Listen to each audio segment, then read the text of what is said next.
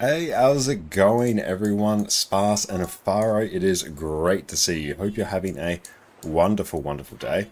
We're back again with some more Guild Wars 2. Where is the music, actually? Hang on. I feel like this is... music volume? I'm going to go to a different map and see if there's music, because I ran into this last night as well, where there was actually no music, so that was an interesting thing. We'll have to pipe in some Guild Wars 2 music in the background. Let's see how this goes.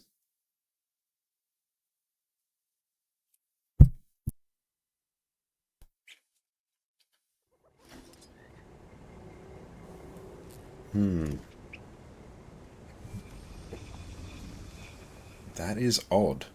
I now have no music. Oh wait, no, there it is.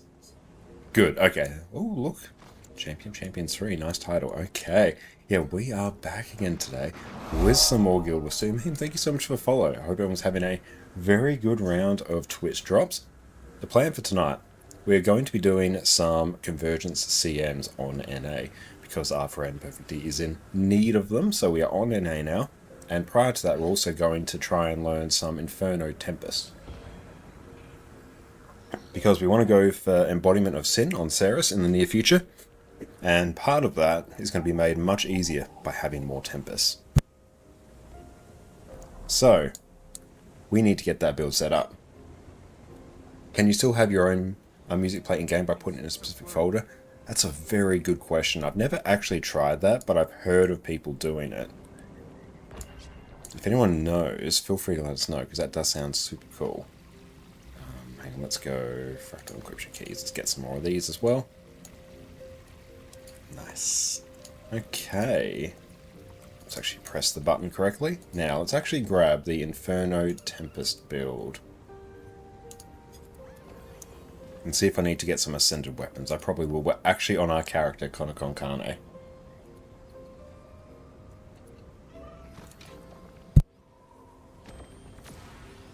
Okay, let's see. We want Tempest. Rolls any required expansions, boons any. So I just want Inferno Tempest with Scepter and Dagger. Did that like 13 years ago. Good old days. Yeah. I feel like I heard stories of people piping in like Skyrim music.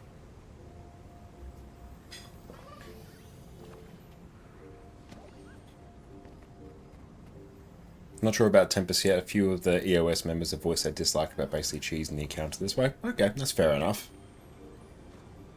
It'll lose us damage on Classic and actually play well. Fair, I can see that. But in the meantime, it would not be a bad thing for us to practice anyway, and it could actually be super helpful for Convergent CMs, and it would be a nice one to actually learn, because I haven't picked up Tempest in a while. Yeah, just go 40 FPS and killing fast. Yeah. Okay, let's go. What do we have here? Oh, sweet. That's literally it. Flame Legion. Oh yeah, 100%. I've got like the right one. Berserkers. All Berserkers. With Smouldering and Accuracy.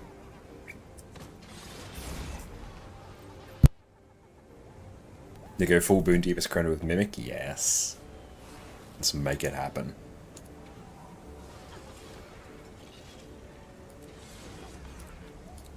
It's going to be a nice one to sort of try anyway. Just all Smouldering, so let's put Accuracy here. Oh, it's 7% crit chance now. I always forget that. Oh, god damn it, this wants... This wants like cursed food. I can buy some. Go with the fireworks. This wants like power and precision, but with precision as the major food, I'm pretty sure. And can I click on that? Maybes? Yes. Okay, yeah, it's power and precision. What even is that? That's probably like butternut squash soup, I'm pretty sure. Do I have another Berserker's dagger floating around? Let's take a look. Got a Viper's one.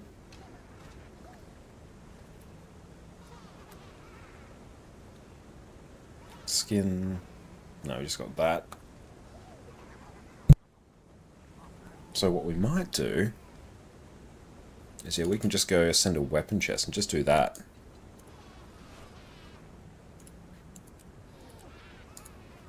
Go customize.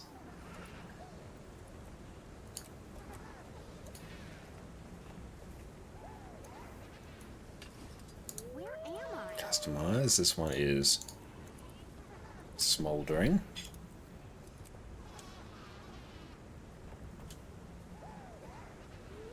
Okay, that's set. And doesn't need any precise infusion, so that is good. We just need to get some food. I should also properly max out Chef as well. Can I just copy the build? Build template and paste. I like having fire up the top. So yeah. While at or above the might threshold, gain increased power. Power bonuses are doubled while tuned to fire. Burning scales off power damage. This has a 46k bench. Let's just get some food from the TP. Oh, more stuff. Nice. Let's actually check. Guild Wars 2 food. Food? Ah, nice. Here we go. Let's bring this up. Okay, so I want level 80. I want power and precision. Oh, it's played a truffle steak. Cool, we can work with that.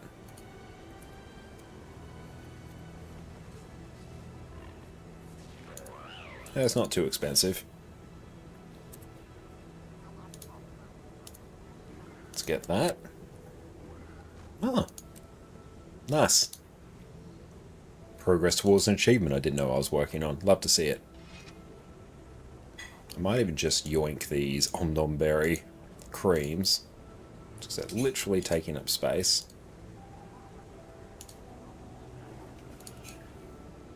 Deposit that.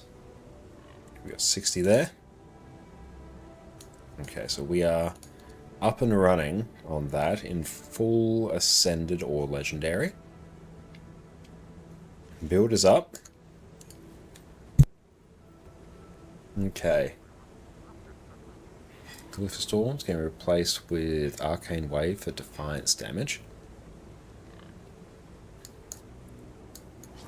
So we're going to Overload Air into Lightning Strike and Ride the Lightning. Earth Attunement into Earthquake and Churning Earth.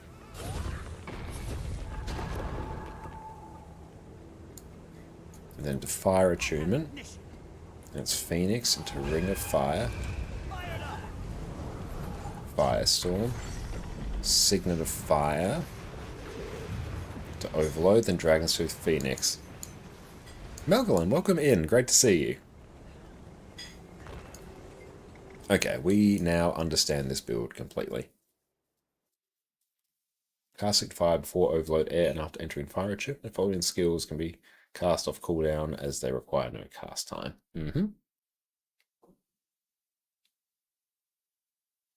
Alright, so let's probably not bother with the Elite, I think. The Elite is... we can just set that to Rebound. And honestly, that would just be a super helpful thing.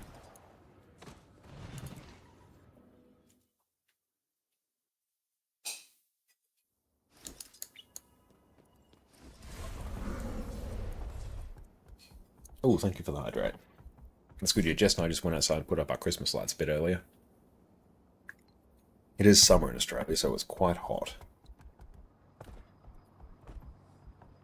Okay, grab that. I wish I could use food from here.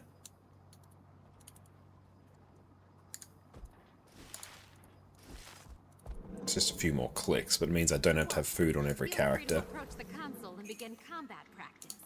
If you have any questions, I'm increasing.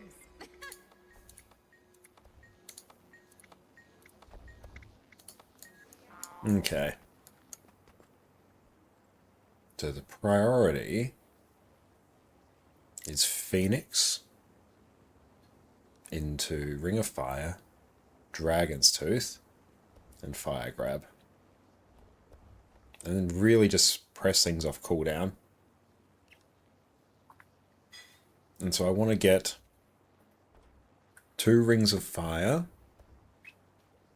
and 3 Dragon's Tooths off. Severe weather warning. Charged up. Lightning bolt.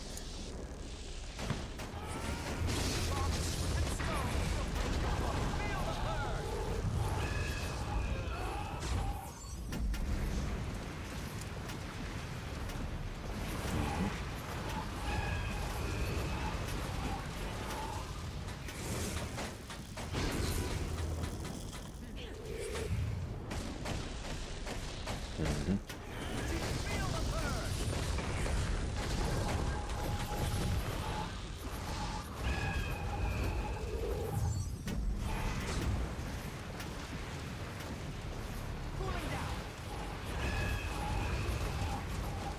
I'm just getting another Dragon's Tooth off.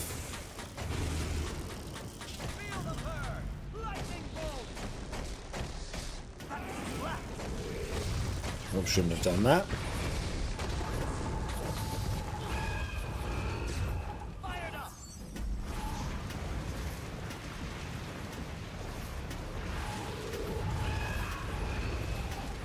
Feel the burn.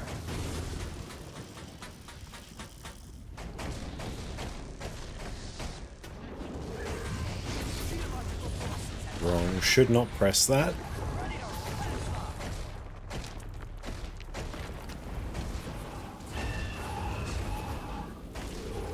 Feel the burn.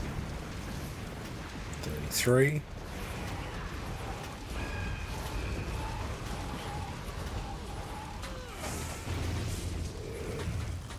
Charged up. Oh, I went to water, damn. But okay, so I was sitting on about 34.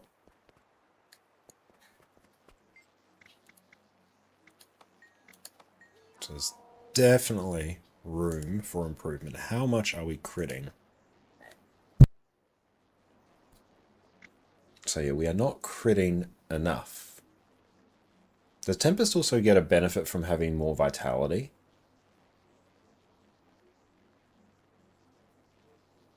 Should check that. I feel like, yeah, we're not critting anywhere near as much as we should be.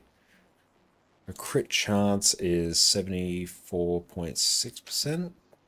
Okay, no, it says that we should have 100% crit. In fact, we're well overcapped, actually. Okay, so what should we do? Loops, air attunement, overload air. So we're going Phoenix into Ring of Fire, Dragon's Tooth, Fire Grab, and Firestorm, Signifier, Overload. With Dragon's Tooth, Phoenix, Fire Grab, and Phoenix should be the last thing that we do. Let's maybe just summon this. Charged up. Refresh everything. Lightning bolt.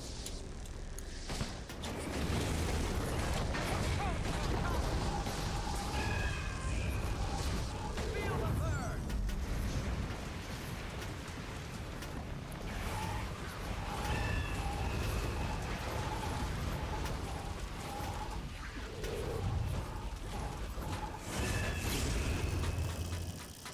Charged up.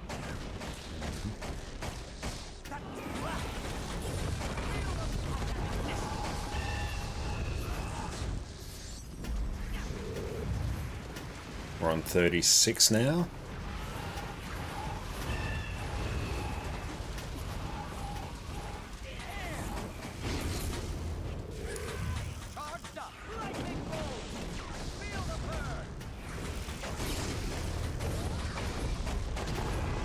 Oh, Fired up. oh, we should have done over fire signal there. Signal of fire.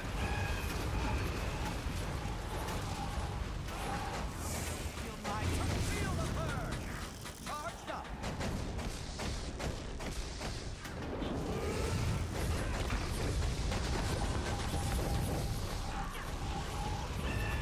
Fired up.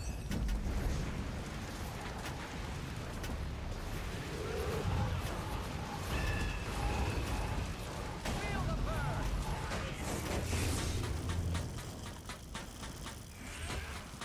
Lightning bolt. So a few things have gotten out of sync.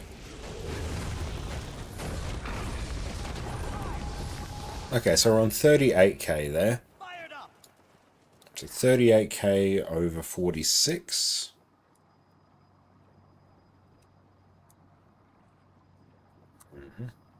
38k divided by 46. I reckon 82%.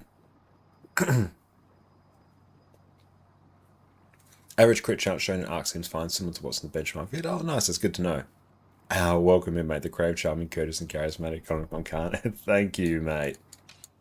Even more pertinent, given we're actually on the character with our namesake. Time to try sources for the first time. Oh, nice, that's some PoE2 action going. Oh, fire signet cast makes you lose crit. Oh, does that give us precision? Ah, okay. That's all good then. So I want to be doing Signet of Fire just before Overload Air, and as soon as I enter... Oh, yeah, Eddie. What's up, Pumpkin? Okay. As soon as I enter... Air. And no name fan, welcome in, our fellow Linux user. Hell yeah, what distro are you rocking? Let's refresh.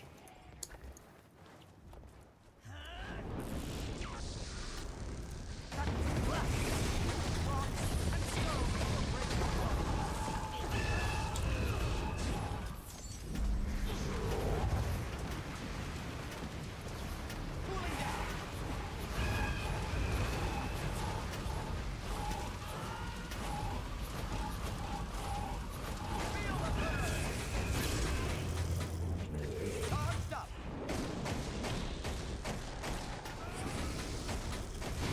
Yep, there we go. Things still aren't in muscle memory yet. Fired up.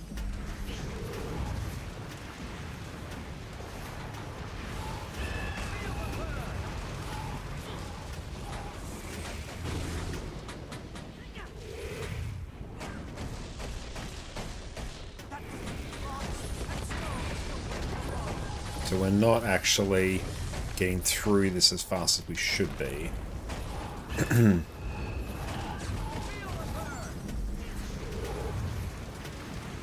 Conceptually, though, it's pretty easy.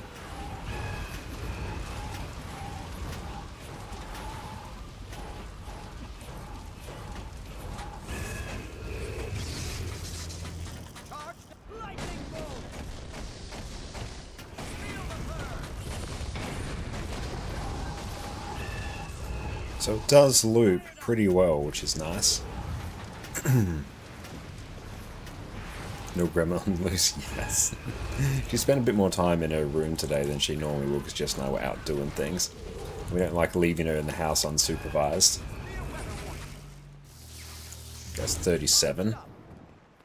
Oh, only since you're 17, now 42. Oh, nice. You just start from base arch installation, then customize as you want. What about you? Nice. Yeah, I'm on Nobara. And yeah, we're rocking Nobara because that was recommended to us by our friend Cowd when we first made the jump to Linux. And yeah, honestly, it's been really, really solid. Let's see if we can pull this up. Okay, so let's take a look now. This is the actual rotation, and that needs to be in something resembling good quality. Best choice for gaming content creation. Perfect choice, thank you. It's been really, really good. And as far as Casio OS over there, as soon as the PC parts finally arrive. Oh, nice. Has there been any update on your PC parts, actually? Let's go full screen. I'll set this on half speed.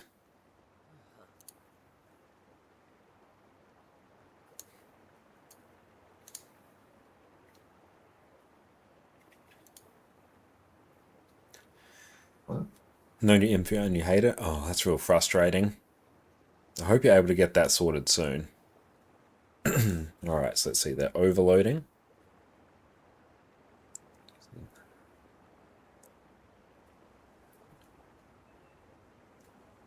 So they're actually using Fire Grab before Dragon's Tooth.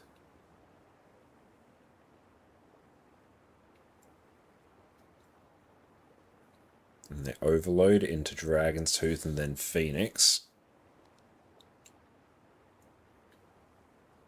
Then they're going to use Ring of Fire into Dragon's Tooth. And they're going to do Phoenix into that. Okay, so they're making sure they get the third Phoenix off. And then we're going to overload. See how long they stay here. Swapping out immediately. And swapping... Going into there. Okay. So we kind of got it down, actually. Really just need to go through it a bit faster. If we can do that...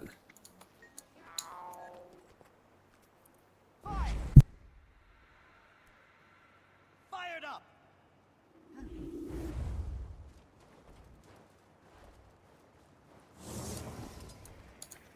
And we don't have any infusions either. Should look at acquiring some, or just transferring some from a different character. Lightning bolt.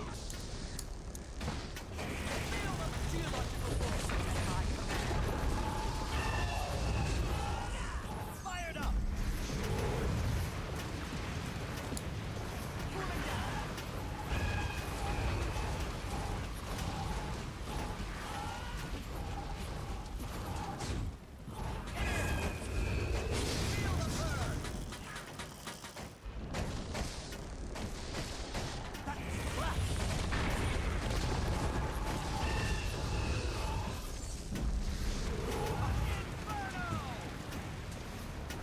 So we're just really making sure we get that third Phoenix off.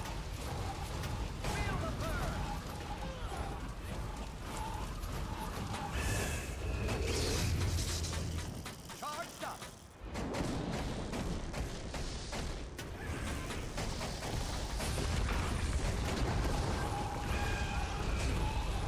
Fired up. Feel the burn. Such synergy.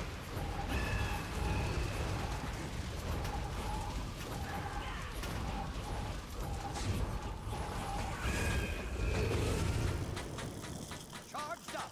Lightning bolt. So we're a little bit slow on some skills there. Fired up.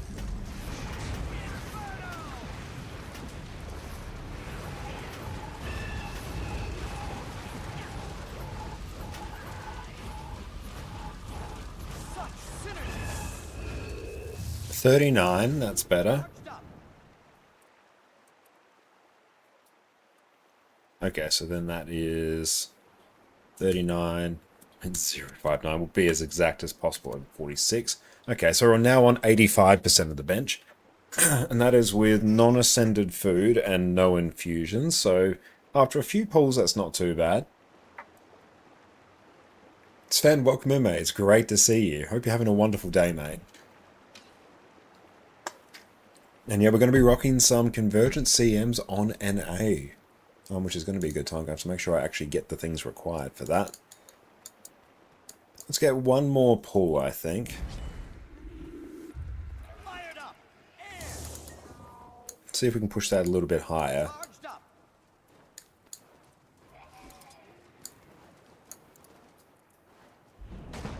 Oh, damn, too close.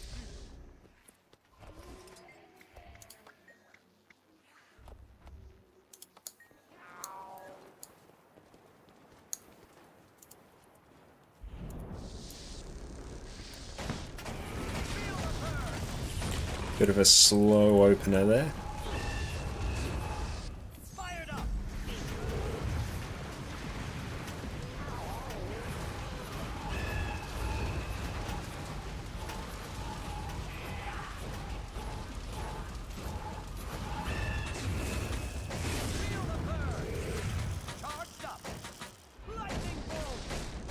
Bit slow on the overload air there, which slows down the time before we can get into fire.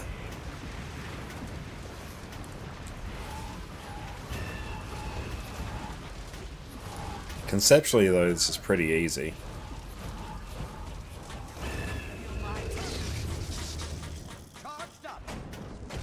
That's a bit better there.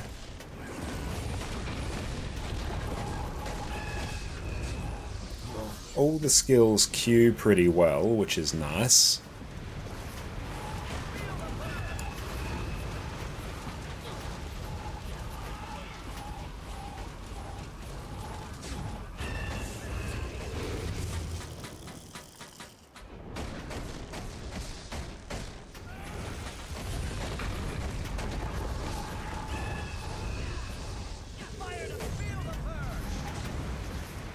A little bit slow before getting into the overload fire there.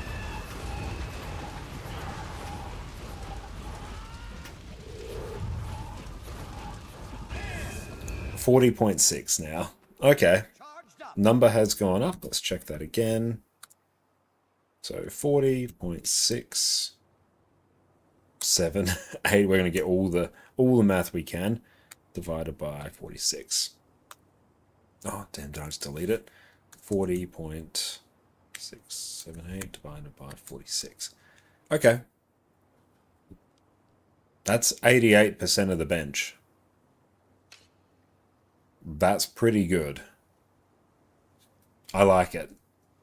That is with not 100% optimal food and no infusions. So that number, I feel like if I find some power infusions, which I might actually check where they are. Or can I drop raid currency on that, actually? That'd actually be pretty fun. Let's take a look. So if we can, that'll be real sweet.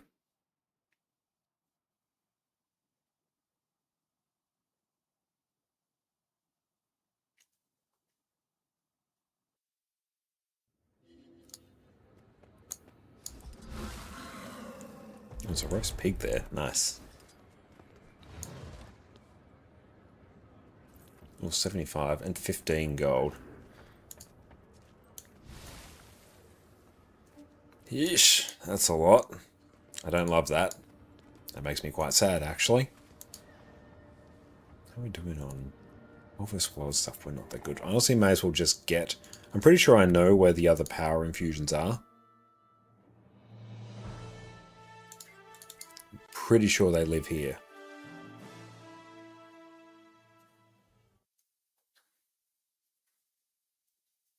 I need a few sets of these, actually. I might work on that at some point.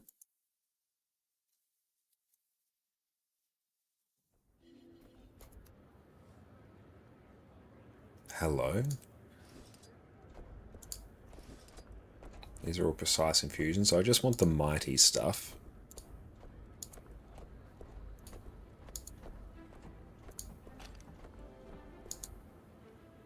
Wish there was a remove all infusions button.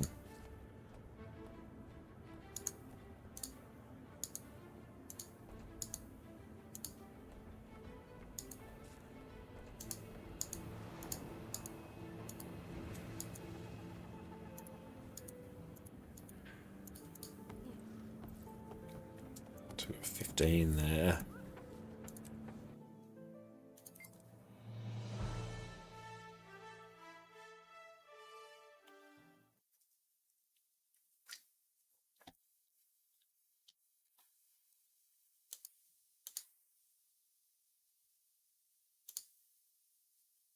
Okay, let's see where we are at.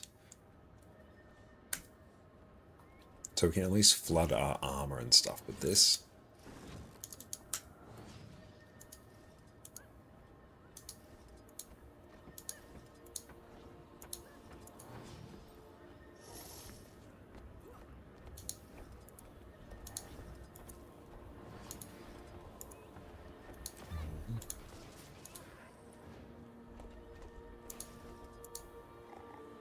Yes, I know you're having issues, it's fine, don't worry about it. Honestly, I might even just put all of them in here. It's easy for me to keep track of. And then yeah, we have those, and then I think I actually just have one more slot where it would be nice to get another. So let's just go get another mighty one.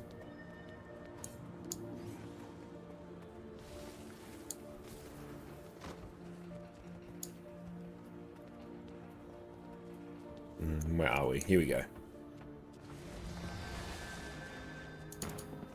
A little bit expensive, but you know, fine in the cosmic scheme of things. Okay. So now, aside from our weapons, we are rocking full mighty infusions.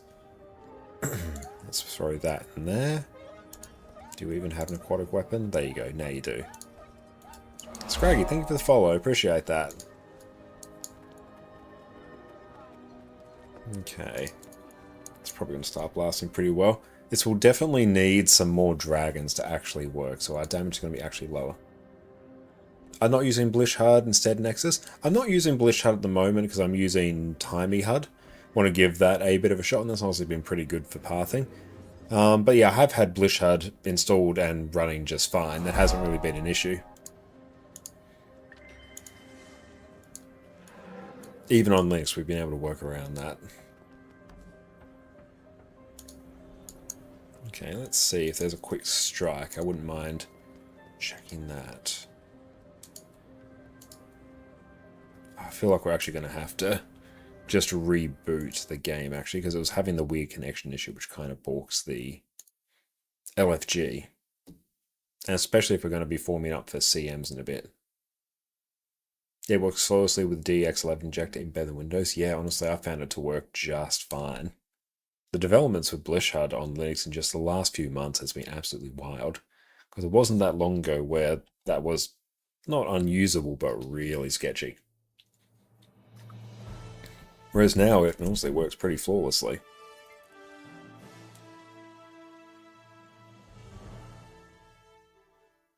I can't believe how quick the development has been. It's like it's really just gone full steam ahead.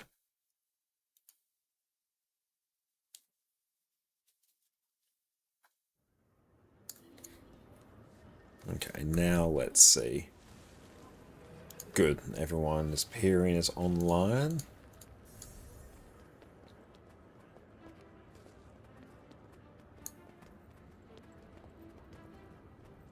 Let's do that. HD, DPS.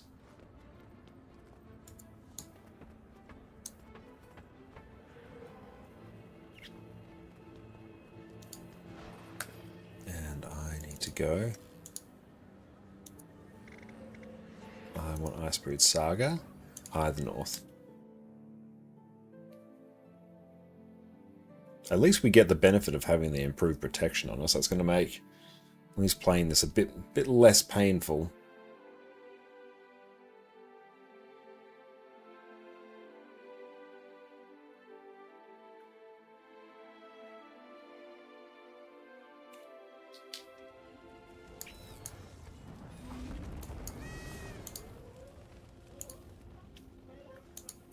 Oh, we're doing a Dragonstorm first, are we? Okay.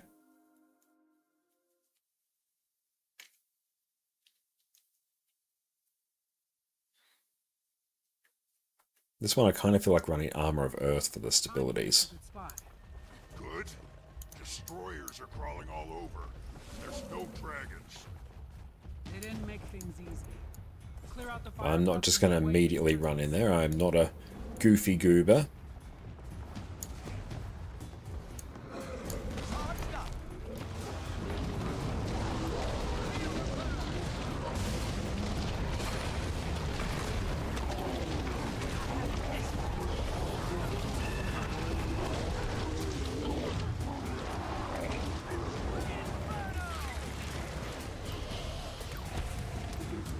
Up to fire, 3 ice. I'm in ice.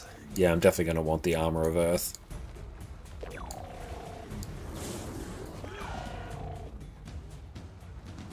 Taro, welcome in. Yes, later on tonight, probably after we do these strikes, we're going to start forming up for some Janthir Convergence CMs on NA. This core Ellie gameplay? No, this is Tempest. We're doing Inferno Tempest. It's like a burning build, but you're burning scales of your power damage. Prison's coming in for a landing, Commander. The area's cleared, Kate. Bring him down. We break the champion's connection to the dragons. Then we use that magic against them. What'll happen to Bram? Too violent. Bram knew the risks. Target Unlike you first said Envoy Armor recently. Oh, nice. You can try and heal him with Ritualist. Oh, I'm yet to try heal Ritualist. I have heard that it's pretty cracked. Nice of you to clear out the trash for me, Commander.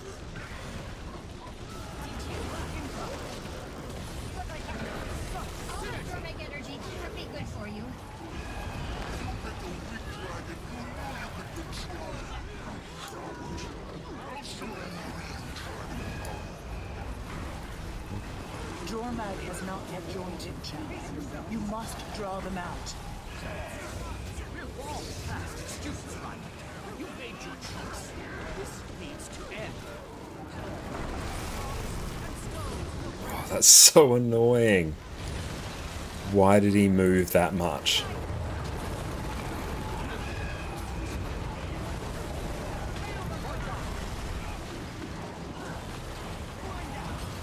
Does have quite a nice looping rotation.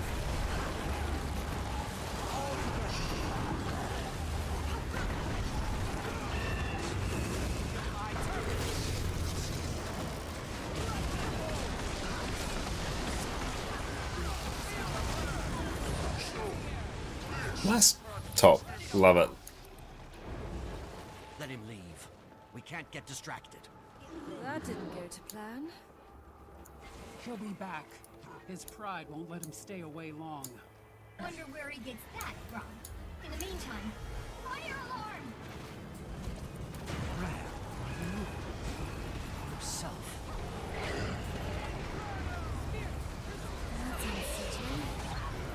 Oh, shouldn't have done that there.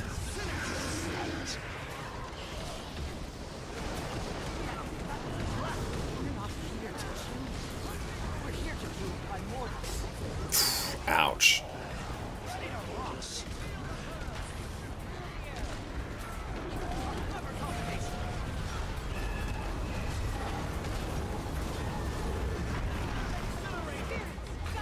Stop moving around, Bram.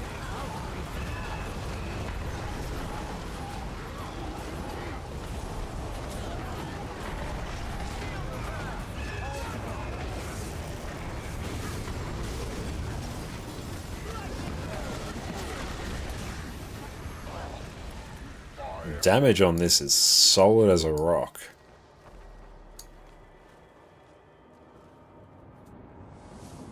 Plus we're in a group that actually has really good boon up time, so that's really nice.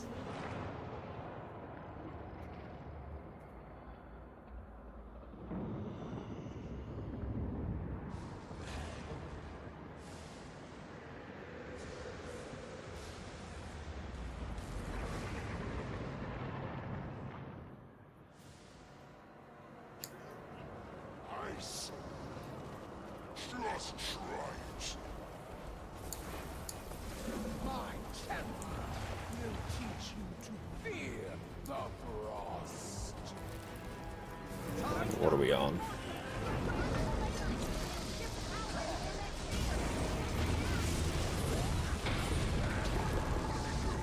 need to destroy the ley line siphons.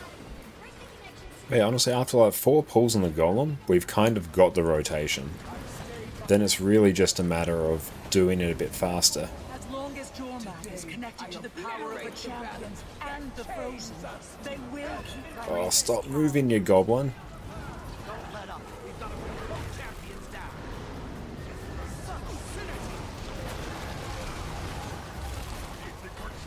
Want to buy a lack. Bram, come on! It's not so far that it hurts you! And I haven't heard it last. Same time. One is not enough. We've got to bring Ryland and Bram down together. Oh well.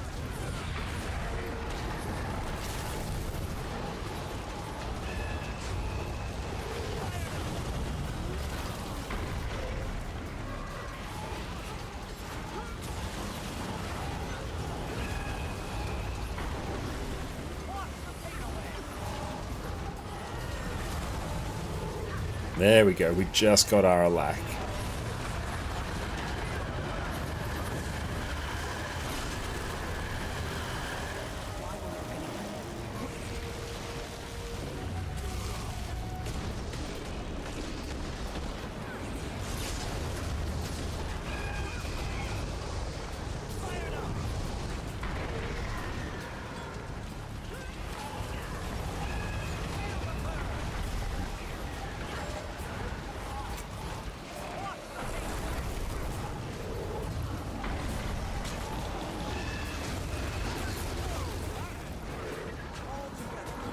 That was rough. As we got there. Use the prisms now.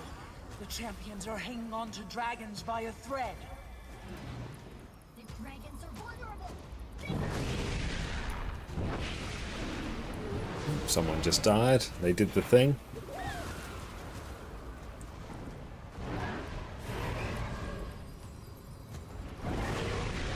No, we did the thing. Never know quite what does that. Oh, we'll just go right here.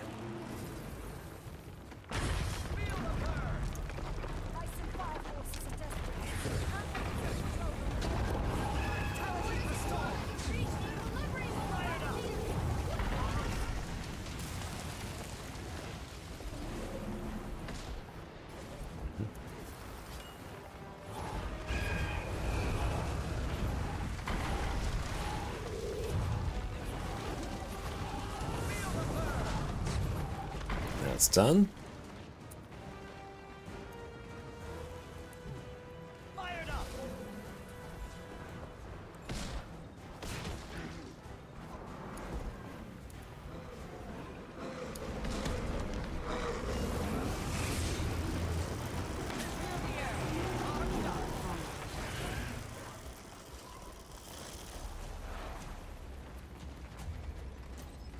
Why would it let us mount? Oh, this was can't yet.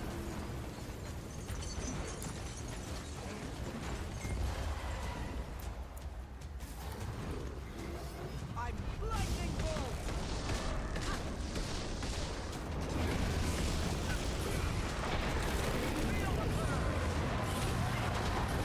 Let's give myself some stability there. This can't be happening. Yeah, man. Yeah, I shouldn't have stood in that.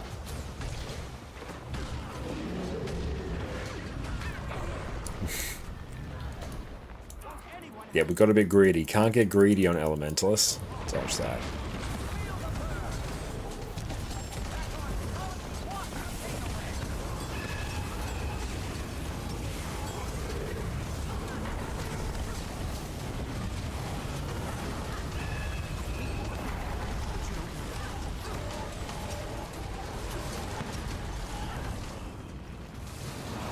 Resmox, thank you for the follow.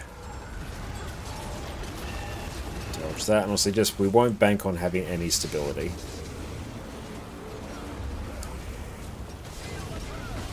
Constant chill here on Ellie is super jank as well. I feel it, champion. The connection's weak. The prisons are ready to launch you closer, Commander. Attack now! 7 up dragon.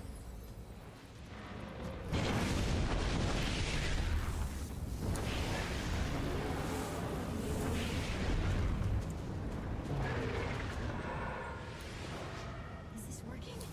Is this genuinely actually working? Stay focused. One last push. For Bram. For all of us. Champion, help me! There's too much. This power. It's so wild. Get to the prisms. Yeah, I definitely should get a tier 10 Jadebot core, I think, for this character. Let's see if I can do that. Do I even have one? Champion. Yeah, we straight up have none.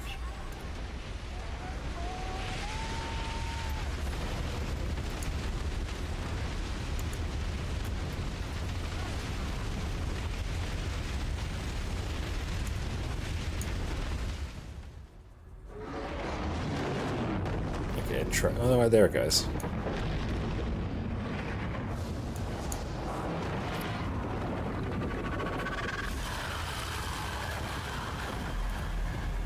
Oh, it's only 33. That's not too bad. It's done, champion.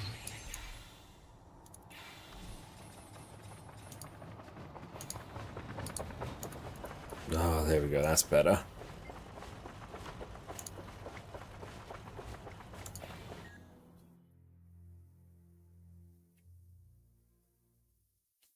Even this next one I might even take. I feel rebound. That's going to be more useful. Damage will be nice. That's not going to be the most useful thing we can do. Use, deposit.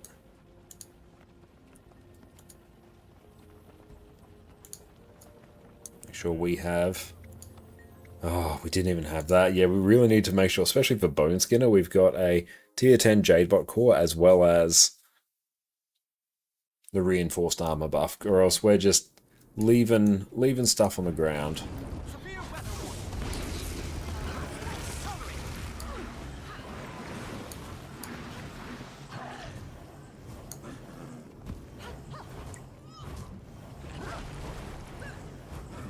Change this back to Glyph of Storms. Increasing.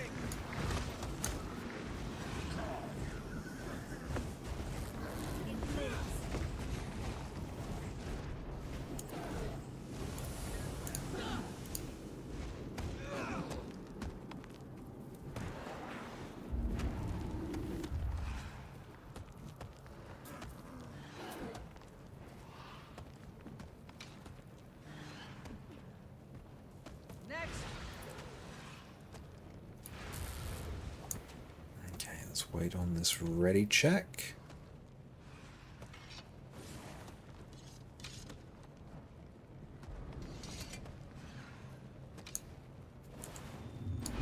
Infuriate.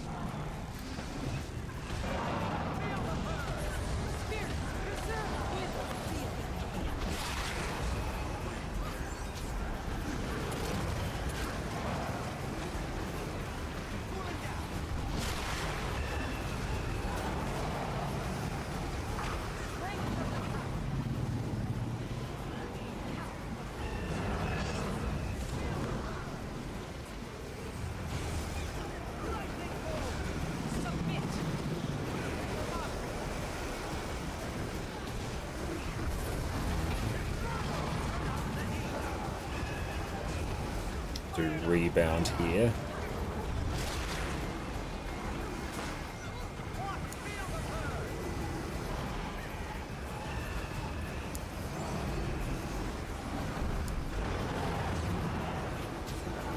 There's nothing to fear.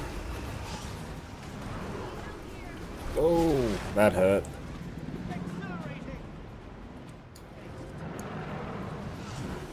Oh, cool. You can actually use that in downstate. Nice. Ruse.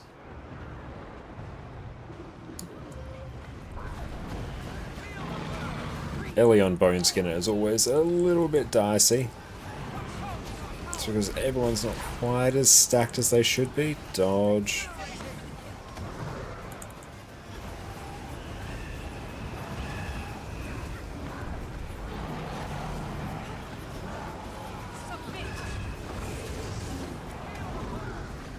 Oh, I have to be careful of... I need to know where the animation locks are, because there's been a few points where we've been bot by it.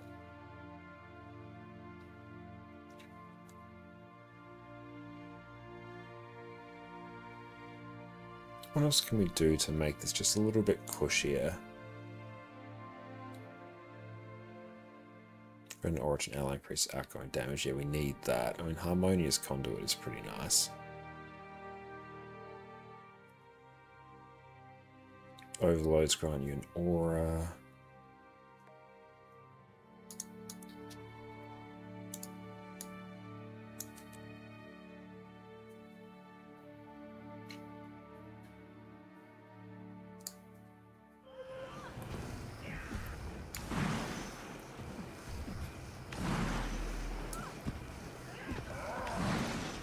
Scourge still seems intimidating to use, less piano than the heal variant. No, if anything, it's a little bit more piano. Scourge itself, you're pressing buttons quite quickly and very regularly because a lot of skills are quite low cooldowns. You're going to want to be trying to use a Shroud skill every second or so to trigger Doomfire. But Scourge operates on a few very simple rules, and once you know those rules, then you're good to go. Like, you basically have a big old priority list. You are going to want to use Blood is Power into Enter Desert Shroud basically whenever you can. It's one of your big money skills, so cast Blood is Power, and while casting it, pop into Desert Shroud. You're going to want to use your Elite off cooldown. You're going to want to use Scepter 2 and 3. They have the same cooldown. Pair them together. Use 4 and 5 on Torch off cooldown. And yeah, once you've used... Well, when you swap to Scepter, once you've used your 2 and 3 twice, you swap back to Pistol. Use Pistol 2 and 3 off cooldown. And yeah, that's kind of just how it works. You're going to be swapping weapons more or less off cooldown, so it will just sort of line up. You use Scepter 2 and 3 twice. Prioritize using your Shroud as a Nefarious Favor in your Sand Cascade, your Shroud 2 and 3 technically, and always summon a Shade. You always want to have at least one up. And once you sort of get those rules internalized and you know what ones you should be doing at any point, then even though you're pressing buttons quickly, it's quite simple to play.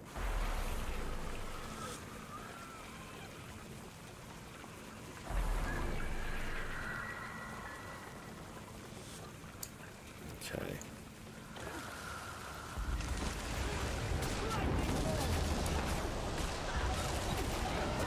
So press everything off cooldown, honestly? Kinda, yeah.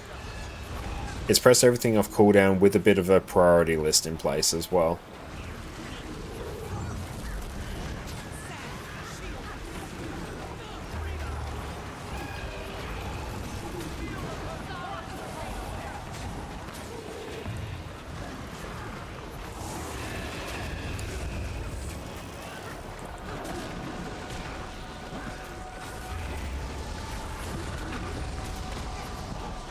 Thank you for the hydrate.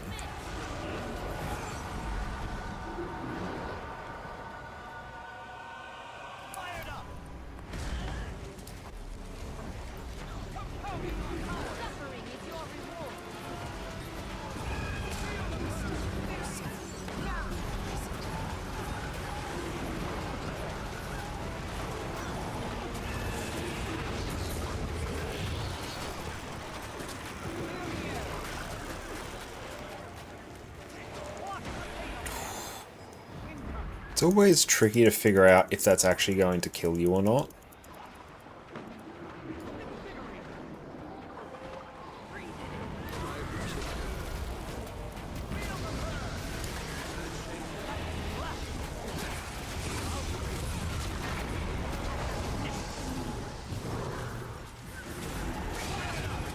So Ellie just kind of assumed that it will kill you. It's probably the safer bet.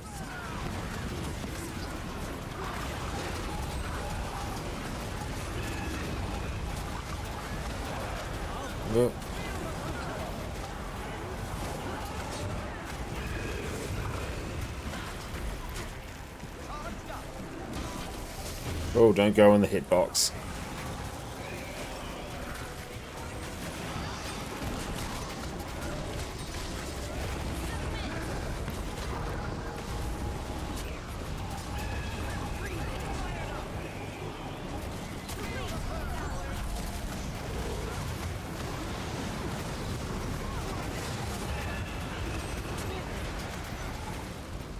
We're doing okay damage here. Got Scourge is absolutely pumping, which is good.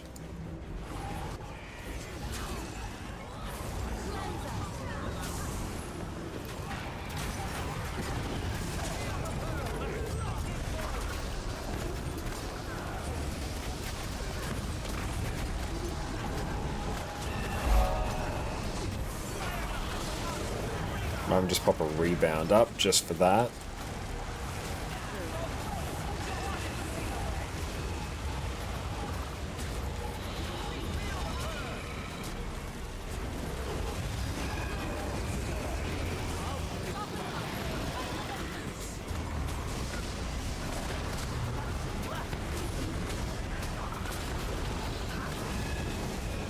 got there. Casey, thank you for the follow. I'll make sure I hydrate now.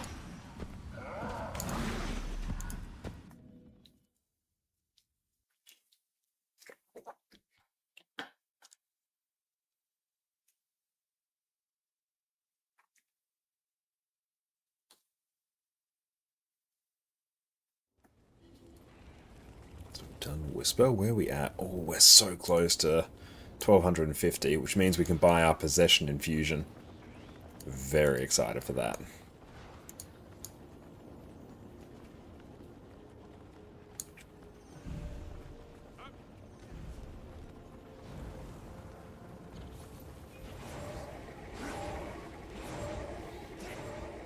We did on Bone Skinner and Whisper. We're going to enter. We're going to do the thing.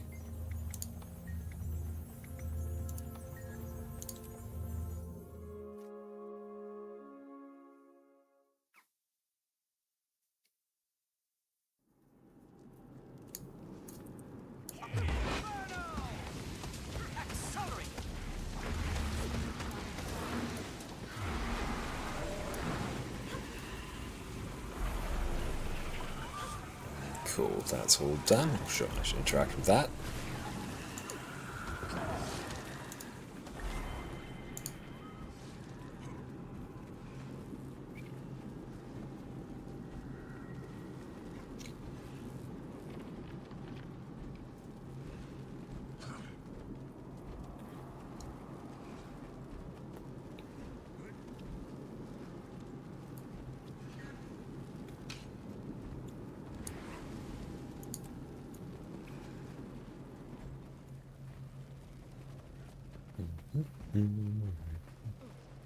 Target identified.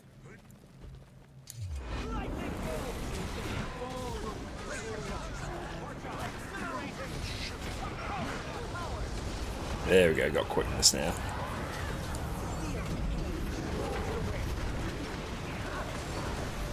Oh, need stabilities.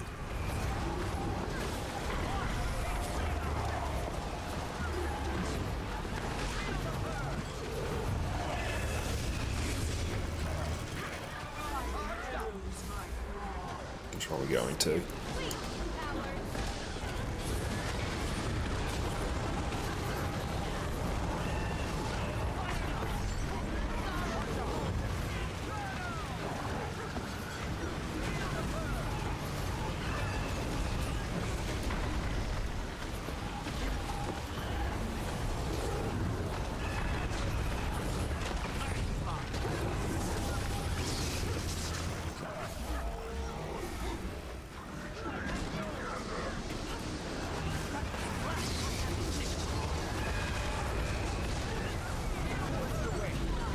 There we go.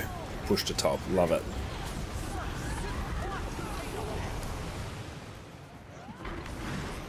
Valuable.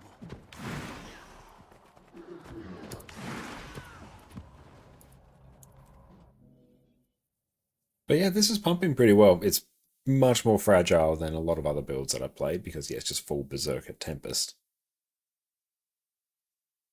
But yeah, we could throw in some Dragon's Gear, just make it a bit cushier. I think it definitely helps that we've got the reinforced armor now. And the Jade bot. So we're on at least 14.6k. Still less than what we would otherwise be on. Oh, we're one short. Let's keep going.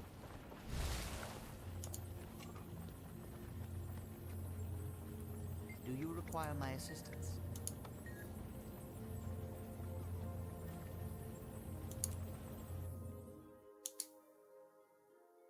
It'd be cool to actually fully upgrade our Eye of the North. That could be a nice little hub. Compounding our powers! Accelerate! Frania. I feel like this is going to be one where we really want some extra stability.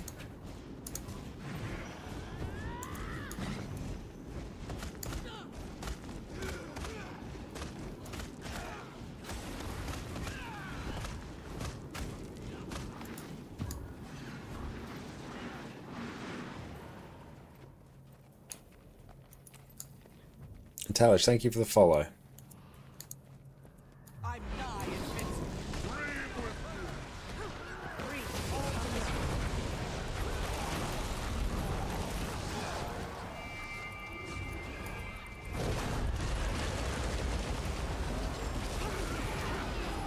Oh, where's our lack and quickness?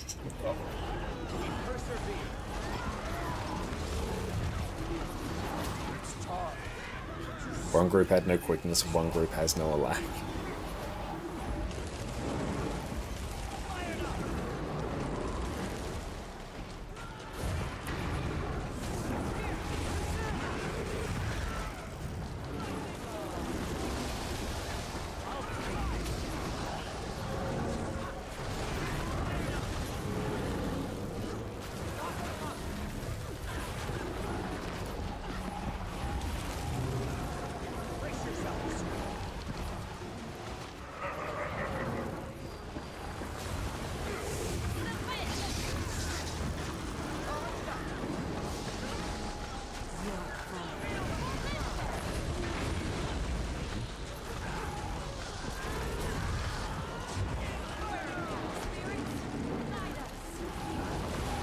There we go, that's a bit better now.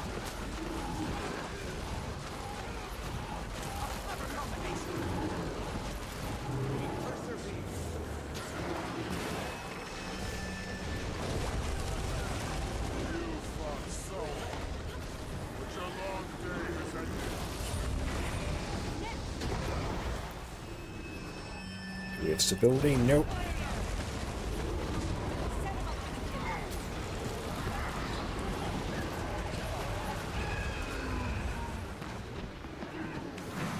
Nice, welcome in. Yes, we do not need a lack. Dolvik, welcome in, fellow Wintersday. Oh, nice.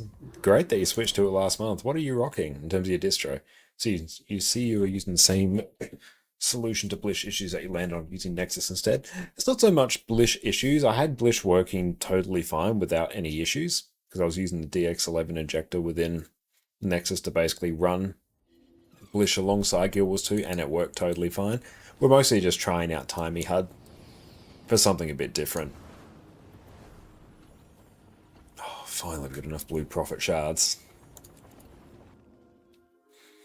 Started with Pop and to try the Cosmic DE, about a week later switched to CashioS. Oh, nice. Now, have you been enjoying CashioS? I thought about trying Casio myself, but yeah, we've been running Nobara and we haven't had like any issues.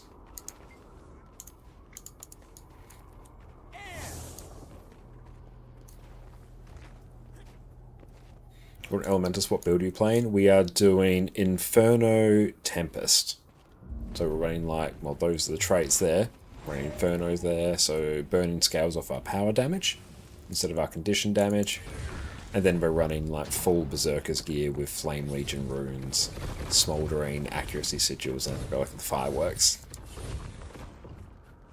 You can never get your mouse to stick inside the game window with Blish and a 2 monitor setup. Okay, that's a bit strange. So you weren't able to fix that, but yeah, if you're able to just get around it by running Nexus, then great. You stay put. Be careful up there. Conditions have gotten worse since Bangar left. You'll have to find another way up. Landslide.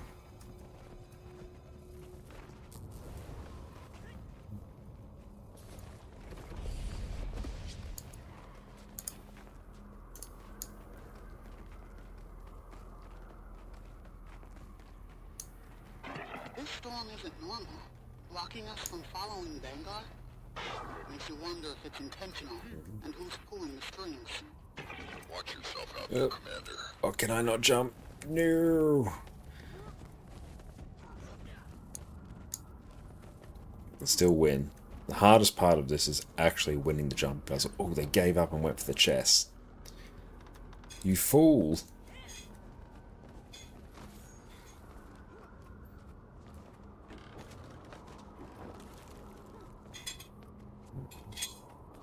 Oh, damn it.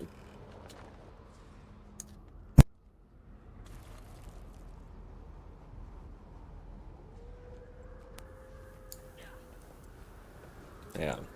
Even with this flub. Yeah, there we go. Hardest jump done. Yeah.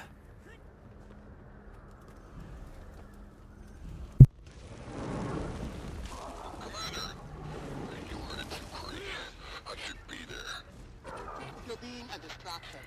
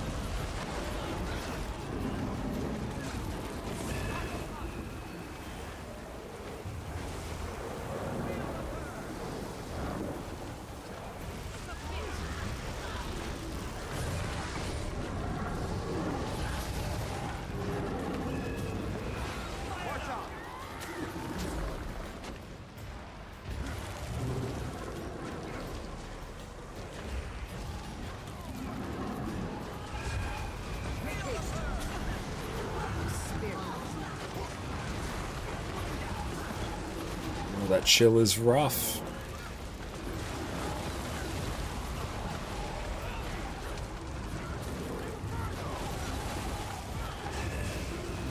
Yeah, copying chill on elementals really hurts.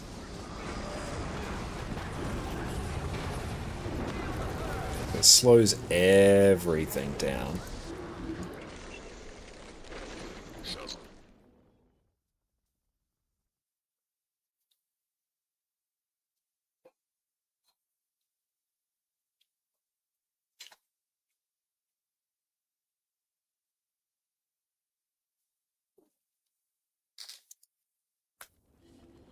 We've done Sugar Peaks now. So we're into Arborstone.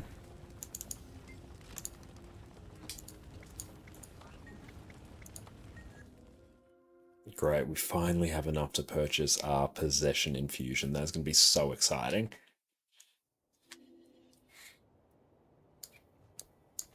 As Engine Main, you got used to permanent scrapper quickness. You hate chill with a passion. Yeah, it's very rough.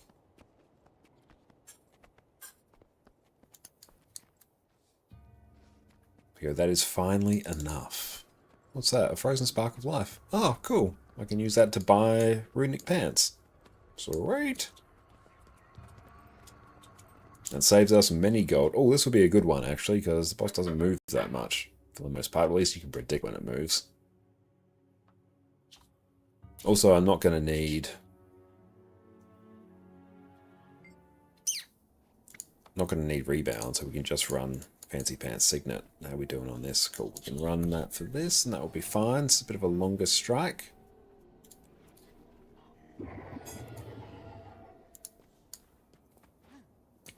If I do end up running this for Ceres, like Ceres challenge mode, I'm definitely going to want a bit more Dragon's Gear so we can get some more HP so we don't instantly get nuked.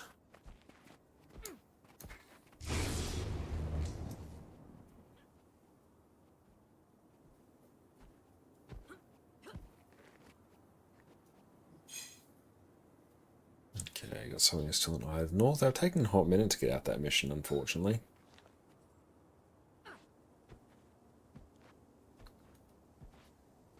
Which expansion is Visions of Eternity? The latest one. So it goes Heart of Thorns, Path of Fire, End of Dragons, Secrets of the Obscure, Janthir Wilds, then Visions of Eternity. Well, thank you so much for that, Jess. Jess is amazing, and it's got us some more quiche. Thank you. Quiche the Rang is peak quiche. Nom nom nom nom nom. Very hot.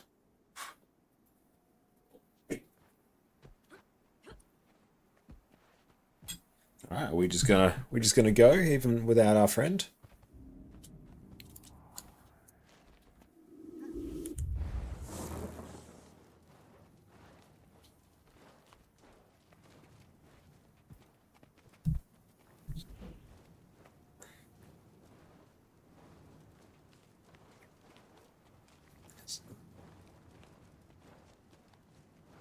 It's always an awkward situation when you don't know if someone has the expansion, because then you're all just standing there awkwardly going, do they actually have it?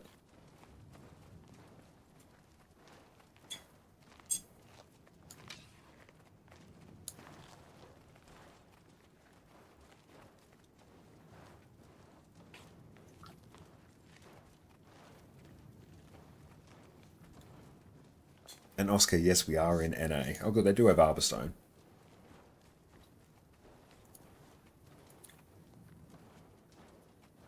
Good, there we go. They were just taking their time.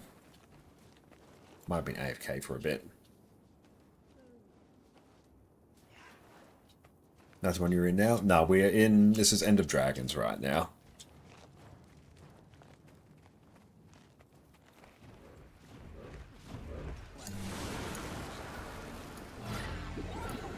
Usually I prefer to handle these matters in private.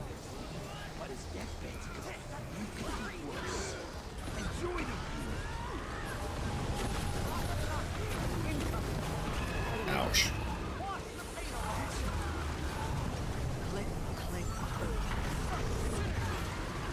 No, we don't have any utility, but you know what? It's fine. I'm not really going to bother.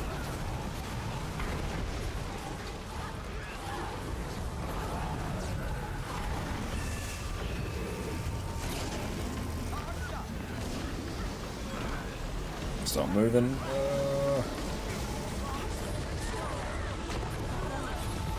Yep, there we go.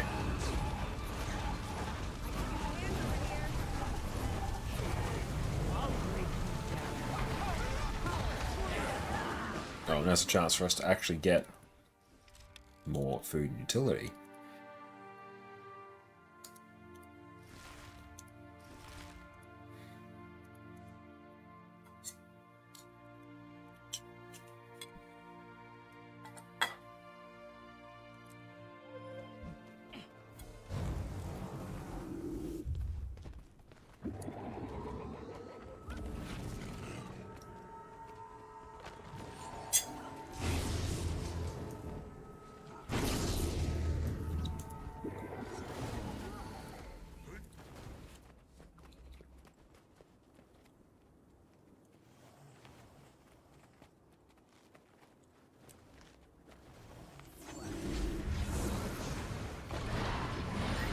Usually I prefer to handle these matters but health increasing. Enjoy the food. Where is he?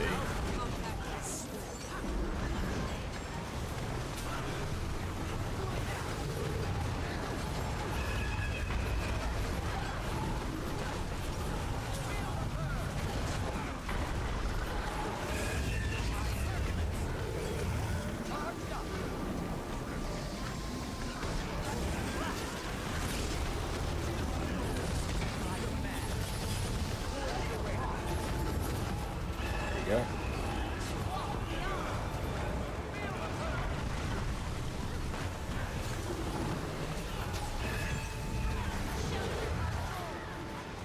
Should not have been standing in front. Now I have just an Omega knockdown.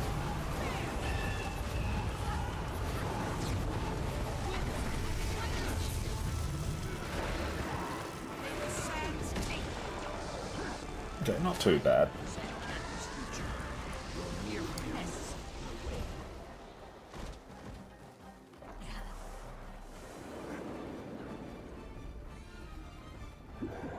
All together. This is the best part of the charged up.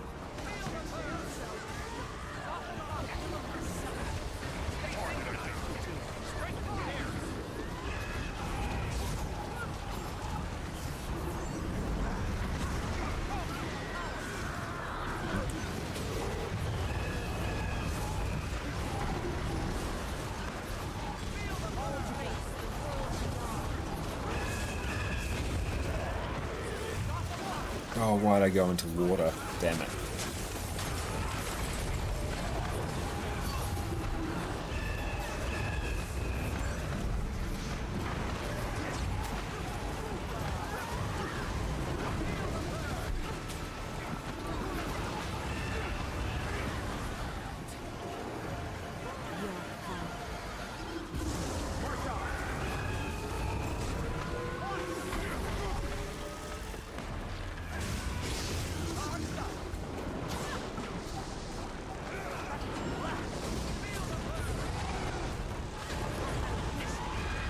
Let's try and actually do the proper rotation now.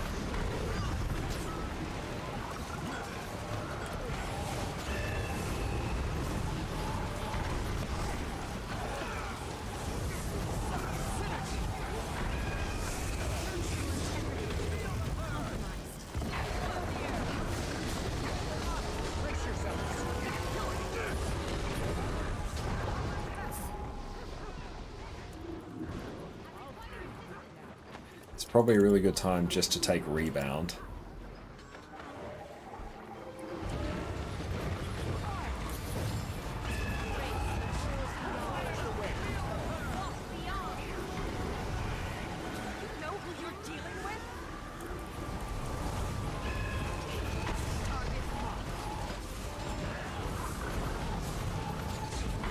No need to be ostentatious now. It's unbecoming.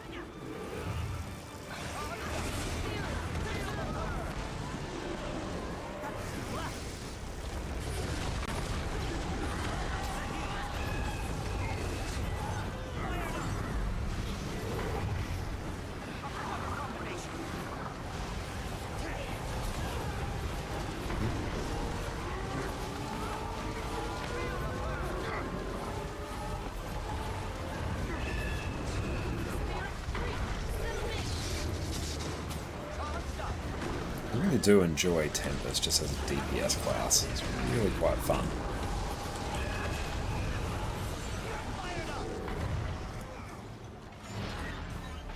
You think you're any match for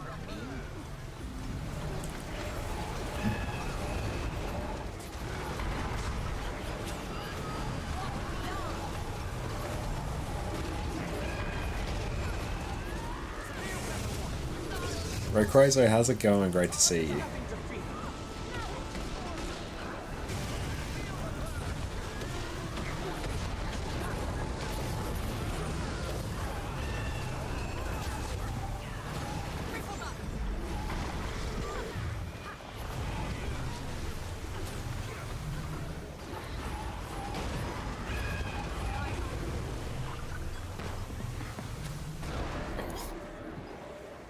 I think that would get us from that region.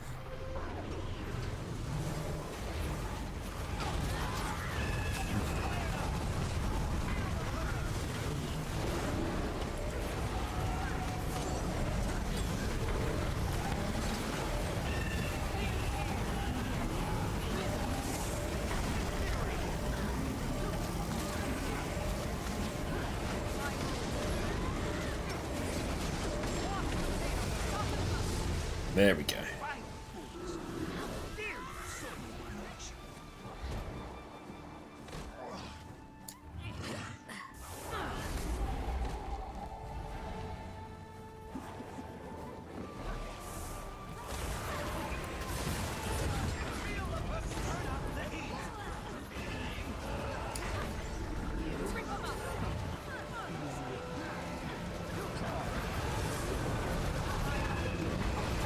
Avoid all those AoEs if we can.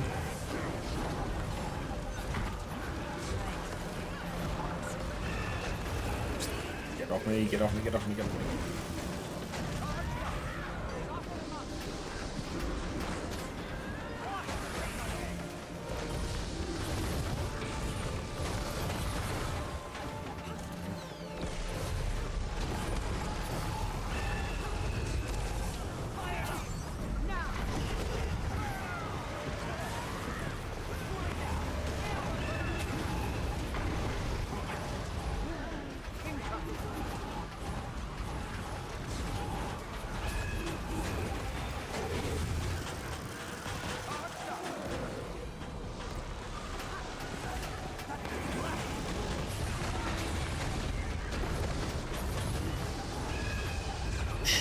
Res.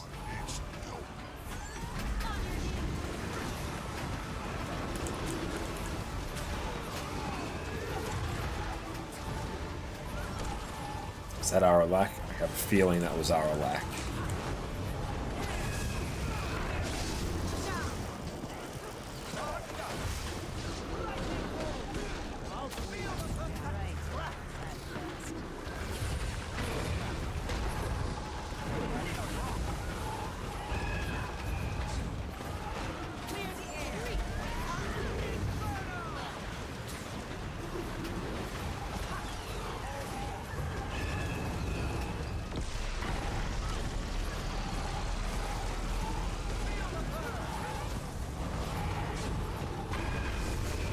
There we go, so slowly getting into muscle memory. Valkyrie, how's it going?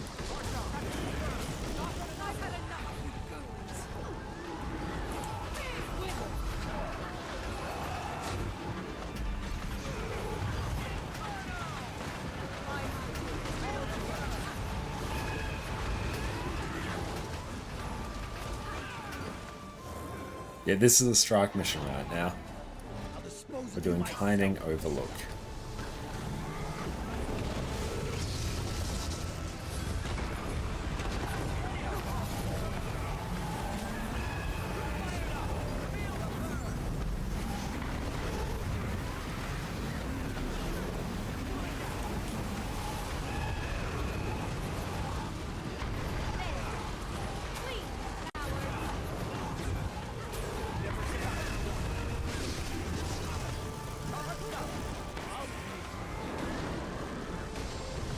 No mechanics for me.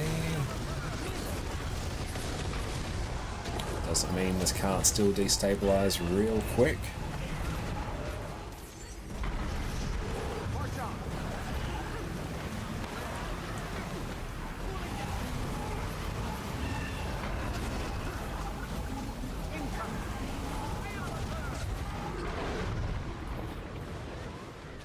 It's too close to it there. Oh well, chance for us to actually eat.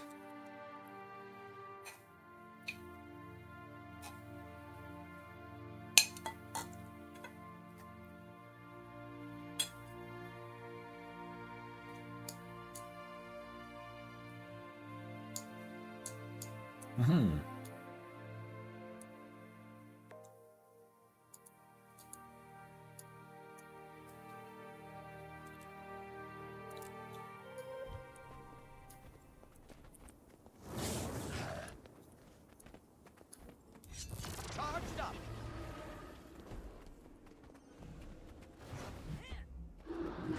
This is a find.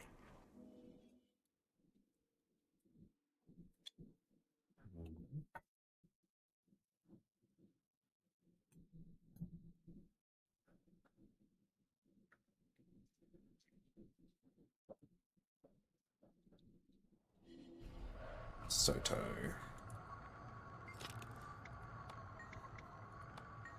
Since where we need to go to buy our possession infusion as well. And Faro, thanks for the hydrate. Very good quiche.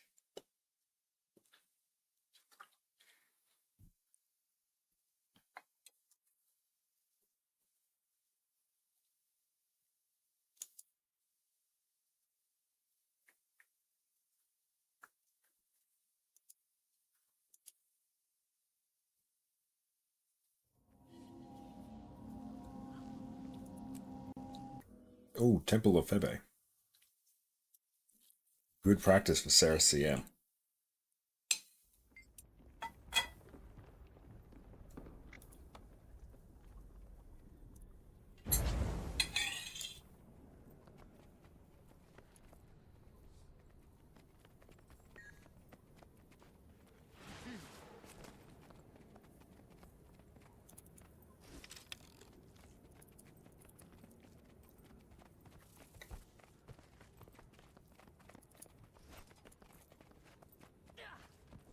Finally have enough Blue Prophet shards. That's really exciting.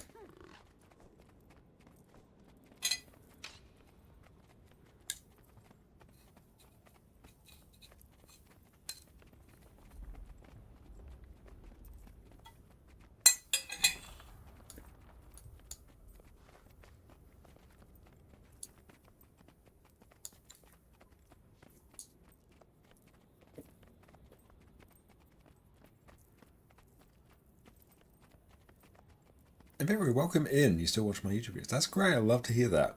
Do you think Deadeye Pistol is still good for PvE? Yes, it's still good. It does exactly what it does at the time that I made that video.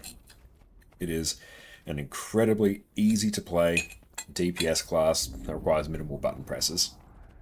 So yeah, it's still good. You're not going to be getting, as much damage as a full DPS build that actually requires you to press buttons. But for what it is, it does the job. And also, if you brought that into a raid or a strike mission, you'd probably end up towards the upper end of DPS for most groups anyway, because of just how easy it is to play.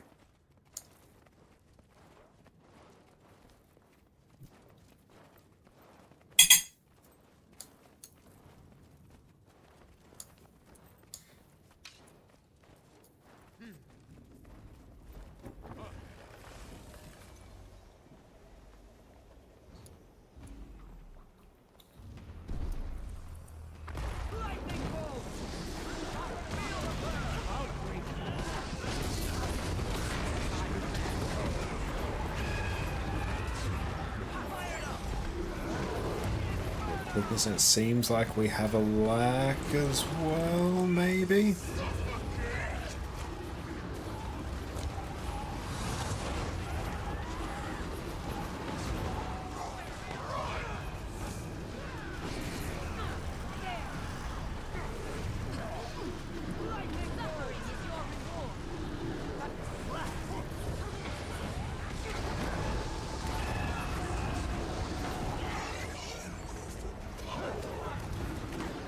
Black is still a little bit dicey.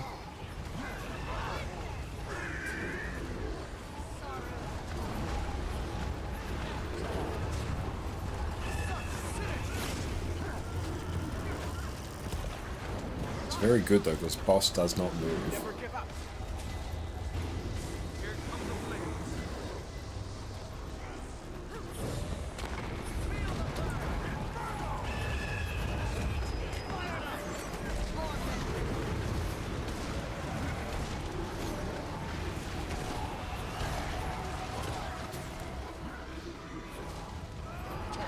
Should not have done that there.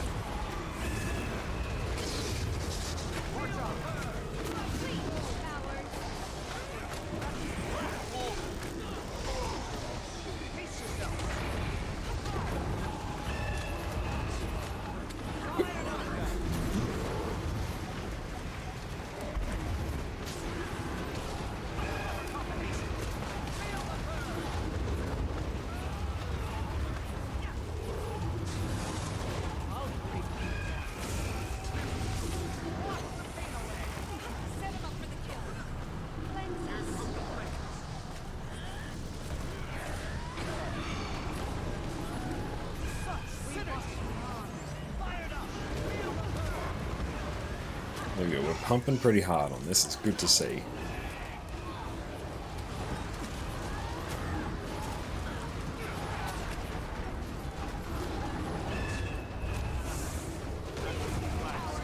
Problem here consumed on the Ashes of Creation train. I've never actually played Ashes of Creation. So what's going on with it at the moment?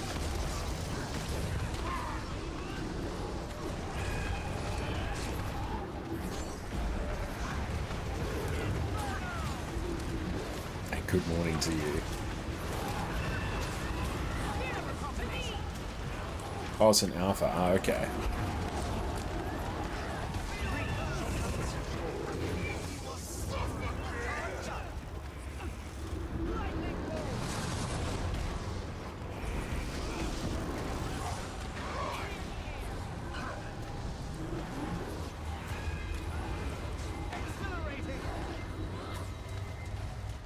Here we go.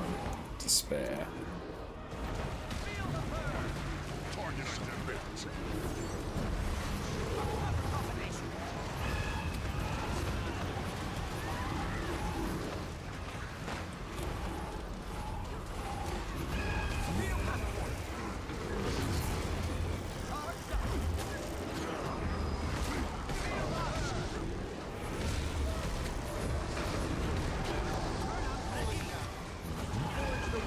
Silence, thank you for the follow.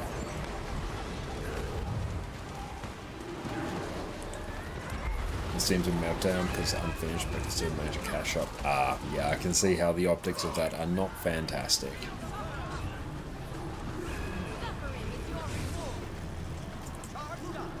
All together. Pace yourself.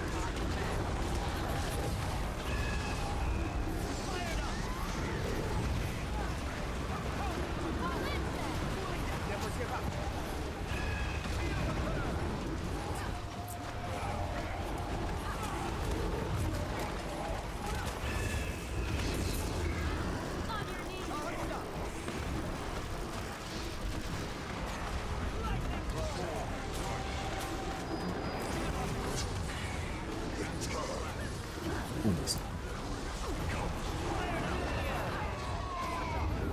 And we've got this mechanic.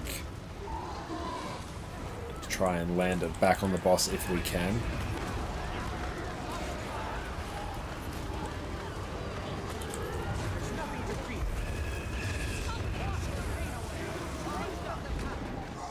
Stand over this side.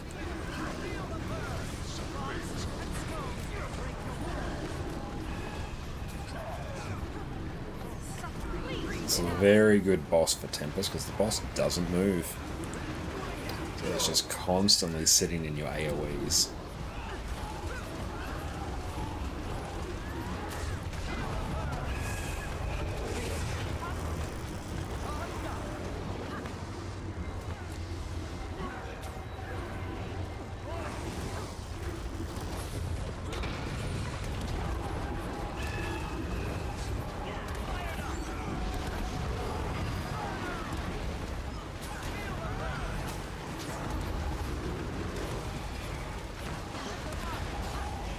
solid DPS.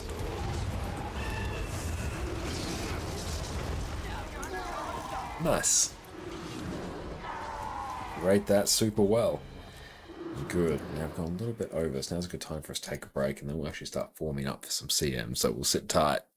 Today, you're going to learn exactly how to gear your character in Guild Wars 2. I've played Guild Wars 2 for 11 years, and one of my favorite features is the lack of gear grind. The gear I got back in 2012 is just as good now as it was back then. But despite how convenient this is in the long term, getting your first set of gear as a new player can seem overwhelming. There's dozens of different stat types, multiple tiers of gear, and so many different ways to obtain the gear that you need. So today I'm taking my 11 years of experience and breaking down exactly how you should be gearing up your characters. Let's dive in.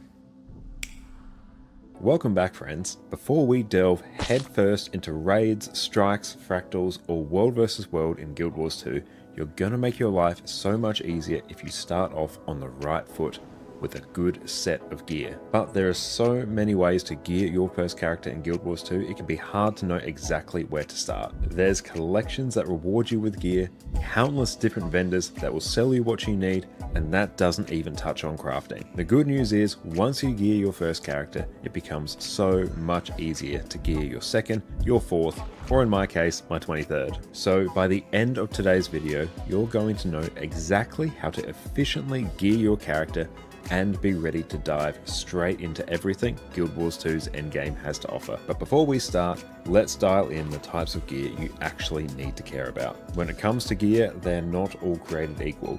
There are 7 different levels of rarity, from basic all the way up to legendary. But once you reach level 80, however, we really only care about the last 3. That being exotic, ascended, and legendary. Ascended and legendary have exactly the same stats. It's just that legendary has a whole bunch of quality of life baked in. You can swap stats anytime while you're out of combat, can remove upgrades freely, you don't need to consume transmutation charges whenever you swap skins, and you can use the legendary item on multiple characters at the same time. Legendary gear is one of the pillars of endgame goals, with everyone deep down wanting every single piece of their gear to be legendary, so you never have to think about gear again. Everybody stay calm! What's the procedure, everyone? What's the procedure? Stay calm! There's no stat increase over Ascended though, so it's all about that quality of life. So then when it comes to getting your first proper set of gear, you only need to worry about exotic and Ascended gear. In terms of the difference between exotic and Ascended gear, exotic gear has slightly lower stats than Ascended. It can only be used on a single character, with the trade-off being it's typically much easier and cheaper to obtain. You can even purchase a full set of exotic gear off the trading post if you have enough gold. Ascended gear, however, is going to give you the best in-slot stats. Ascended gear is also account bound, so you can swap it between characters whenever you want. You also have infusion slots, so you can customize your armor with extra stats and agony resistance, so you can do higher and higher levels of Fractals of the Mist. If you want a breakdown on why you should be doing Fractals, check out my previous video here. For all these extra benefits, the trade-off is that it is much harder to obtain, and it can't be bought straight from the trading post. At the end of the day, you want to keep working towards Ascended gear, but with a full set of exotic gear, you're totally ready to jump into most of Guild Wars 2's endgame. Now, before we delve too deep into gearing our character, you can save yourself a whole lot of time and gold by doing some planning beforehand. If you don't, you could find yourself with the wrong set of gear, and you'll need to start again from scratch, which is a big oof. So before you dive in and drop fat stacks of gold on the wrong gear, let's figure out what build you want to play. As a quick rule of thumb, when thinking about gear, there are a few types of builds that we need to worry about. First up, we have Power DPS, which will typically use Berserkers and Assassins gear. These are core stats available in the base game, and so are relatively easy to obtain. A quick sidebar, a Power DPS build is going to be by far the easiest and cheapest to gear up quickly, with everything you need being available cheaply on the trading post. So if you want a recommendation, start here. it'll be much easier to gear up your next build once you have this one under your belt. But if you want something else, let's crack on. On the flip side, we have condition damage DPS, which will typically use Viper's gear. This stat type is exclusive to Heart of Thorns, so you will need that expansion if you want to play most condition builds effectively. We also have power boon support builds. Nowadays, these types of builds will mostly use Berserker's gear, but you can slot in some Diviner's gear if you need some extra boon duration. For Diviner's gear, we're going to need Path of Fire. For our condition boon support builds, you'll typically be using Ritualist stats, which is an End of Dragons exclusive stat combination. If you're so inclined to carry your team on your broad, muscular shoulders, then you may be interested in playing a healer. For these builds, you're typically going to want Harrier's gear, which is exclusive to Path of Fire. Some alternatives though that will make you more survivable, with the trade-off being you're probably going to have to tank in raids, are Minstrels from Heart of Thorns and Givers from the core game. Once you know roughly what kind of build you want to play, check out some of these websites to find a build that suits you. We have Snowcrows, Hardstuck, Meta Battle, Guild Wars 2 Mist, Guildgen, and your favorite Guild Wars 2 YouTuber. Any build guide or worth its salt that you find out there is going to have the exact type of gear you're going to be aiming for your build. So now that you know what kind of build you want to play and what gear you need, we can properly start gearing your character. Even though you can buy exotic trinkets straight from the trading post, I typically recommend skipping these and going straight to Ascended. Ascended trinkets give you the biggest stat boost compared to exotic gear out of all of your gear slots, with a juicy 9% extra stats. They can also be purchased incredibly cheaply from vendors in the Living World episodes, so no gold required. I will flag that some of these trinkets have the unique quality, meaning that you can't equip two of the exact same trinket. This is the case for more. And we are back. Welcome back, everyone. And we've got a pistachio Dubai chocolate mousse from Audi. So looking forward to diving into that. Okay, let's take a look. So let's go actually buy our possession infusion before we really start diving into the next step of actually getting Janthir Convergence set up on NA. So let's do it. Possession infusion. Very expensive, and all our hard-earned shards are gone. Let's go apply this somewhere. Let's pop it in. Oh, just our headpiece here.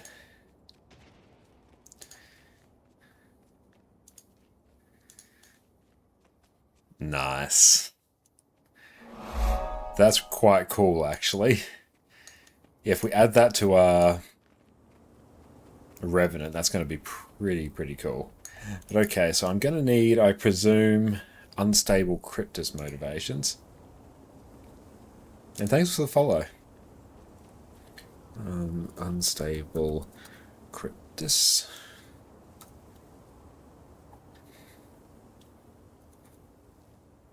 Unstable Rift motivation, so we're going to need 3. And answer the question, why does the TP have legendary as an option, certain tradable materials? Oh, because you can buy certain legendaries in the trading post. Charged up.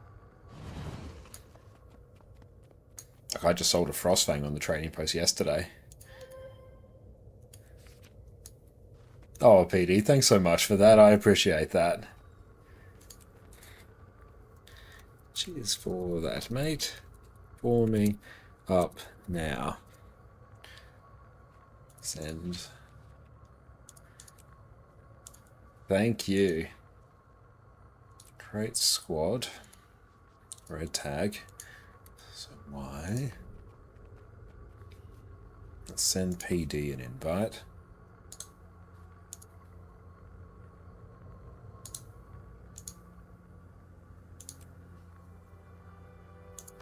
Okay, Janthir.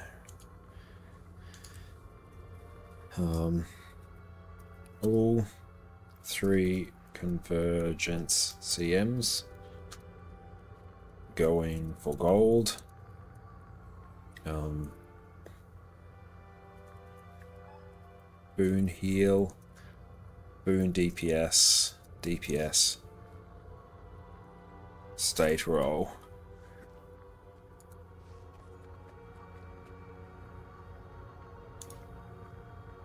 Beautiful. Anyone who wants to join us on NA, for these Convergence CMs. You can join up on us right there. Artie is going to be a Q DPS. Perfect. Let's dive into some of this. I'll make sure we read all the instructions that Cowd wrote.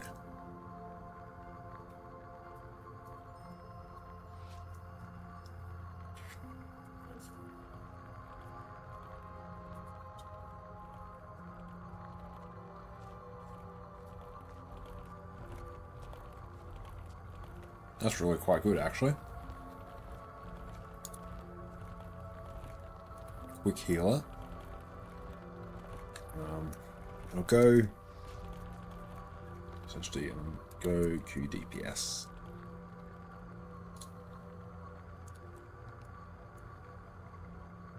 Oh, Cryo, oh, nice, perfect. Yeah, I think go Q DPS. As a general rule, a lack heal is easier to work with. A lack heals just tend to be stronger than most quick heals at the moment.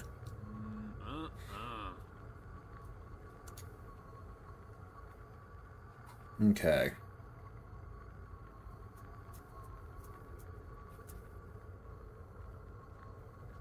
So I might go Sally Scourge, actually. I might do that.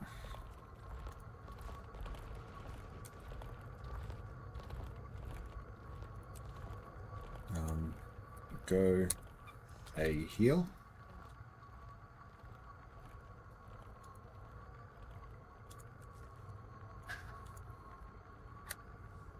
Okay, so I will swap to Scourge.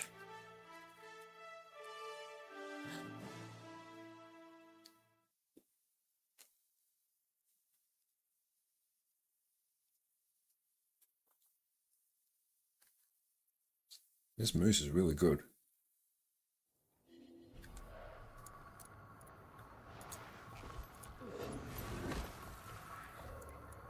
Pleasant greeting.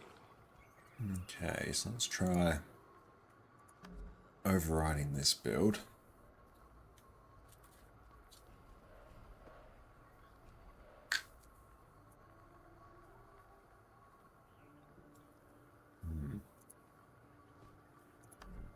That's our Celestial set. So I will be a heal.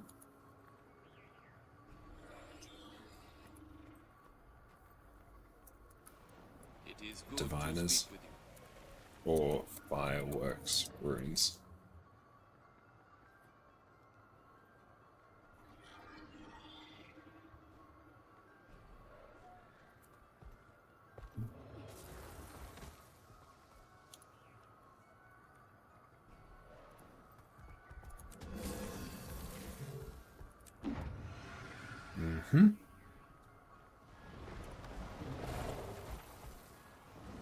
Torment and Demons. I'm not sure about this.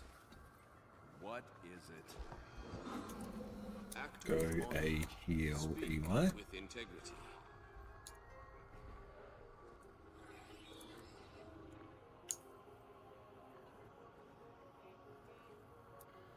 Go DPS Chess. So I will be a healer.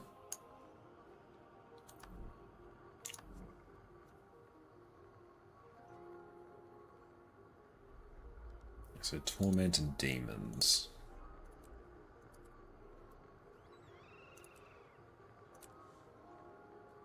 Torment there. And he will take Fractal.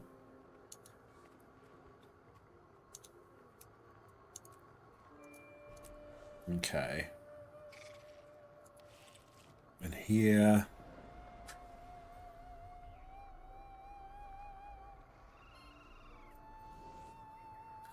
have a think about what we actually need.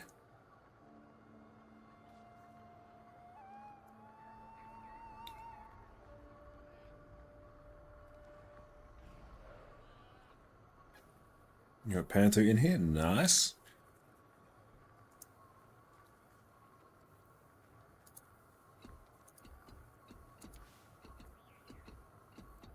No, just that. What That's is fine. it? So we can give some stability.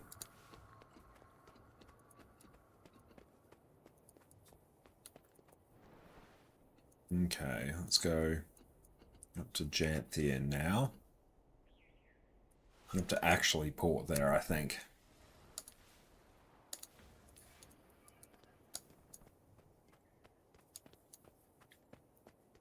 See if anyone's actually in Lowland Shore. Yes, they are.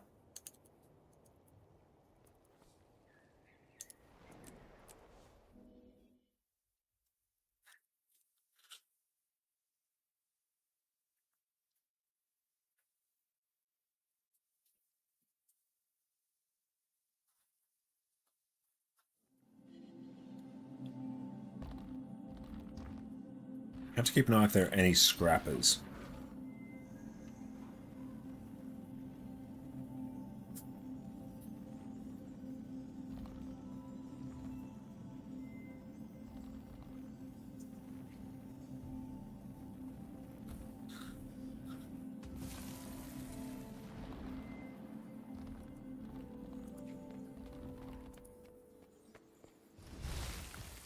Okay, let's see. Main.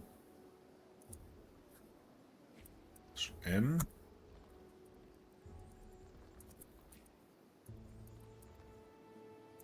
Janthir Convergence CMs.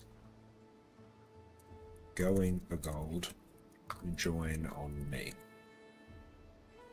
Okay, so let's go edit squad message. State. Role. On join. And if you know where the bumpers are.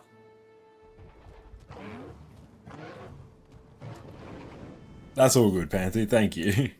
Now just making sure for everyone else who joins, because I've got a bit of admin to get all of this forming up right.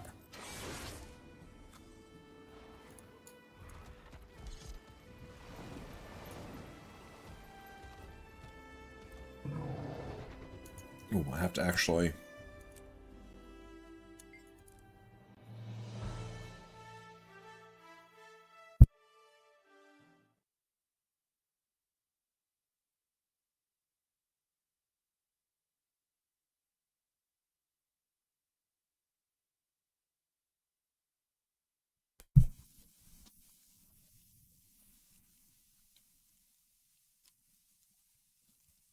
So I might want a Celestial Dagger as well.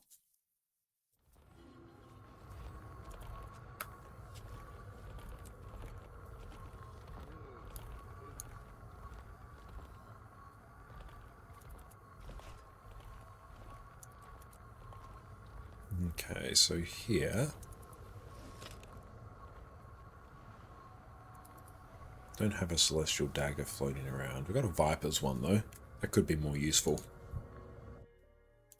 Yeah, we might bring that in.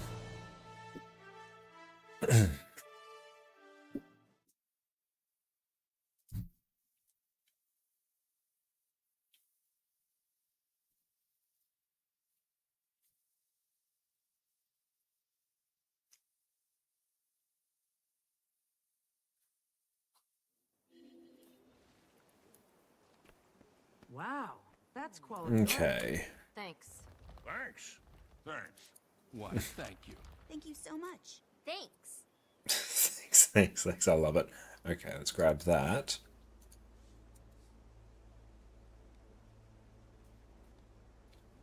So this set will do Pistol, Warhorn,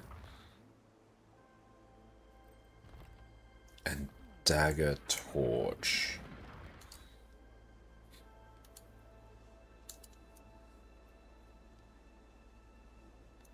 Do I have a Warhorn? Let's just buy Mental Bugle. We do. Okay.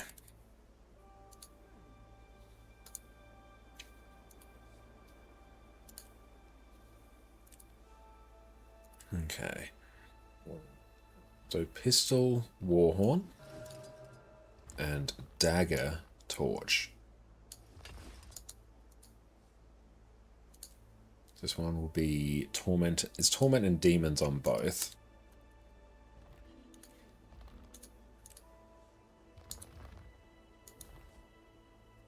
Yep. Torment and demons.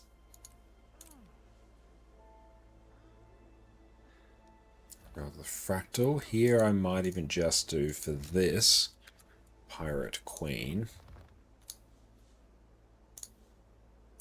And cool. This will probs take a while to fill, because it's very much off-peak on NA, so this is what I was aware of going in. Let's do this. Oh, it's actually... Is there a trading Wow, post here? That's quality armor. Thanks. Thanks. Thanks. Why, thank you. Thank you so much. Thanks. So I want the Gobbler. Oh, cool. We can actually just kind of do that.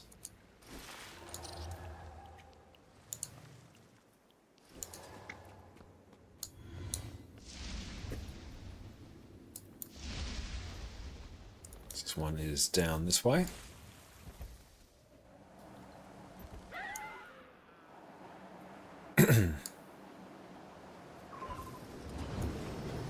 Let's grab this to pull him in.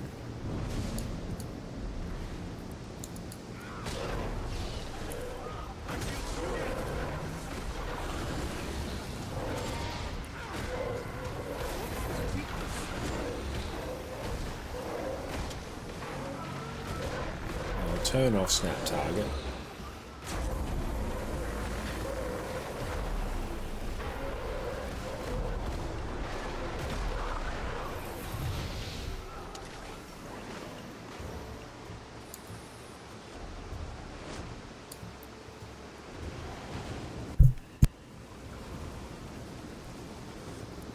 Make sure we are advertising.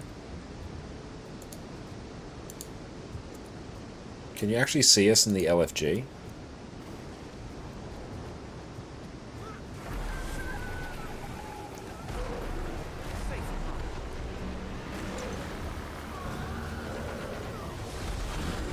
That's Adrian, that's good. Yeah, but I think I've got a bug so it's not showing anymore, which does happen on occasion. There we go.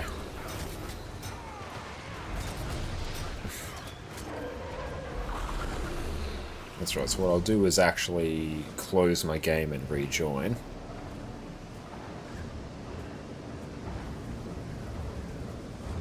It's all still and a little minute. So let's just go back in.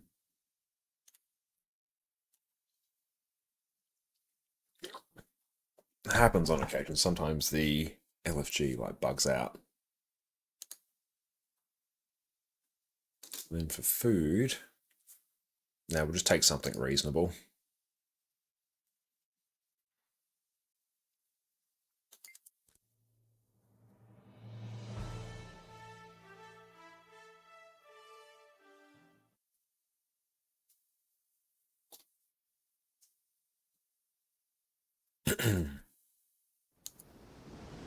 Oh shit, okay, we've got a bunch more people in here. Okay. PD. Okay. HD. TY, go, Alack, heal, scuba. There we go.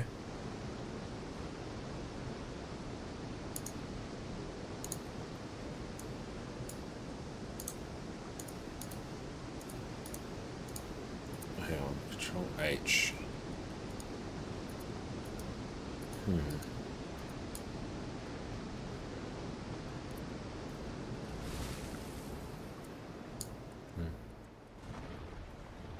Not all who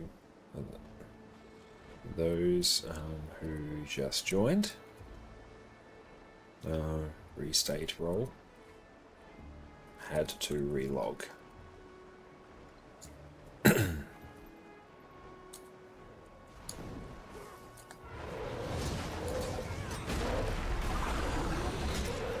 Go DPS. Go Q DPS. Hello.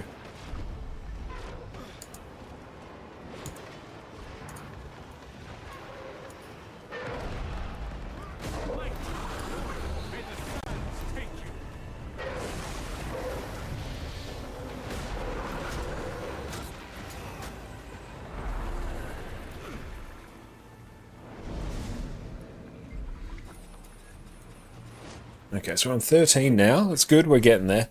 As it fills, it will actually start filling quicker and quicker.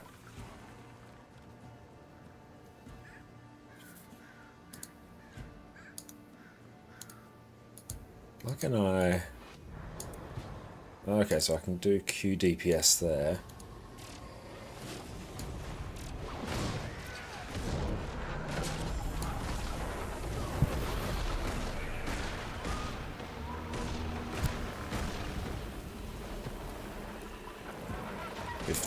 Good. It's filling quicker. So Lilith will be Q DPS.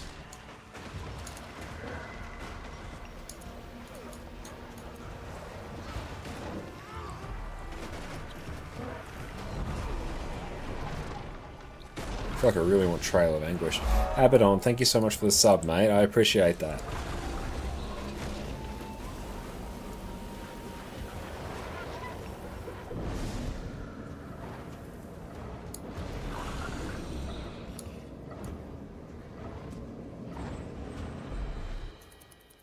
Now we get there, nice.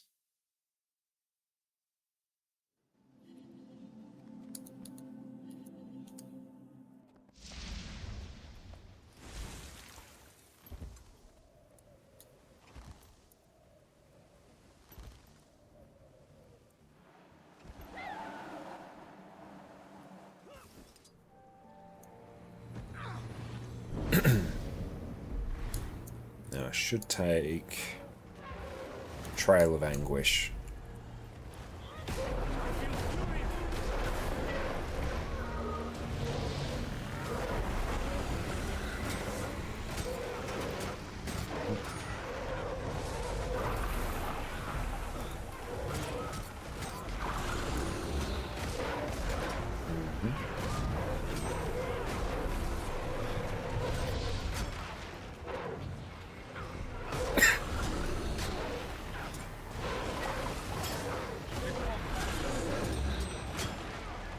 So I can assign roles to new people who join, not the other people, which is annoying.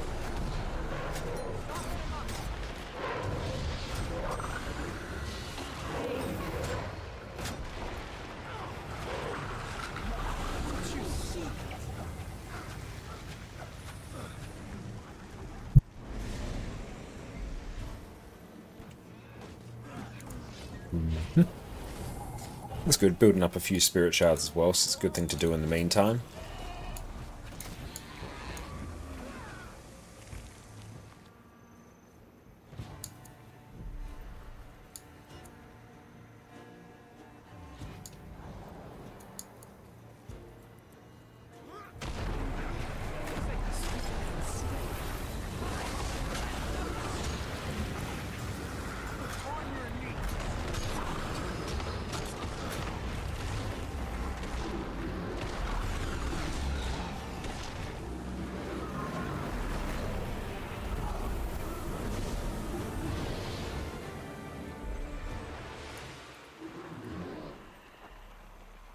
Always good to do these anyway. Spirit shards have been plenty since core and hot masteries are done. Yeah, as soon as you get your masteries done, it definitely does speed up quite a bit.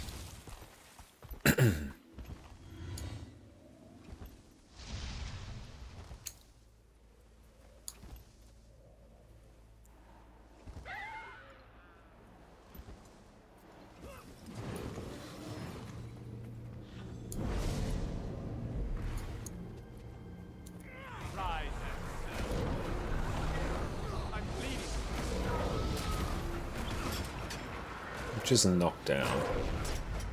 That one.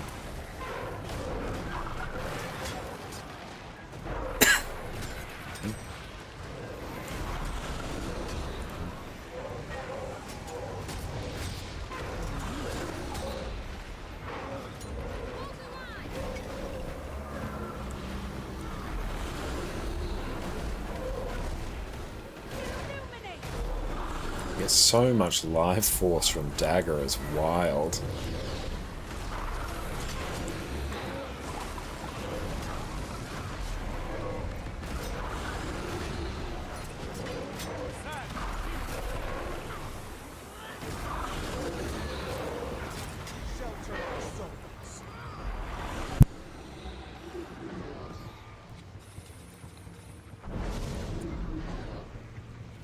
Let's make sure we're in the LFG. We are.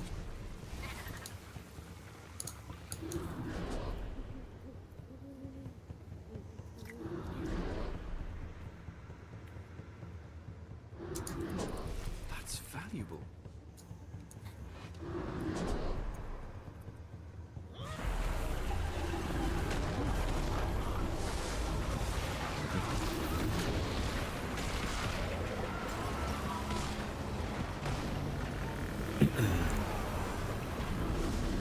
Let's go get some elaborate totems as well. That's satisfying.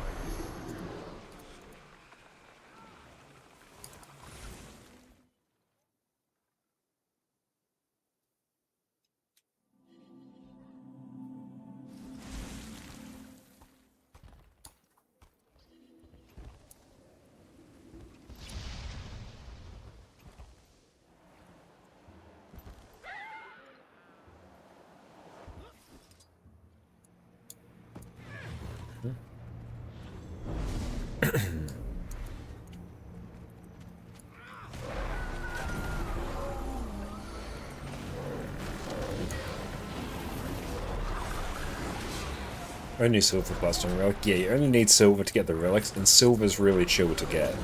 That's fine. Basically, with a semi-coordinated group, which this will be, silver's guaranteed.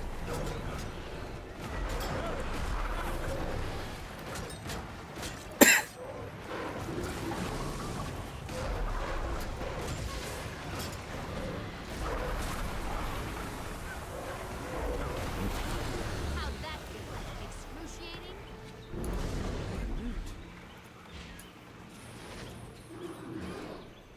So this is taking a little while.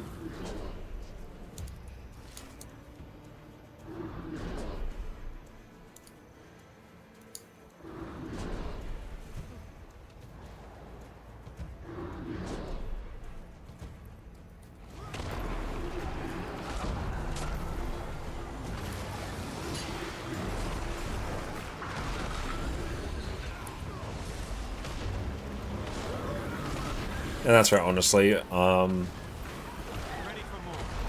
type out instructions in squad chat once we actually get there.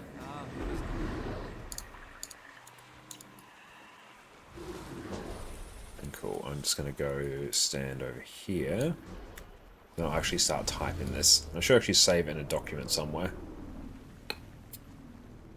There we go.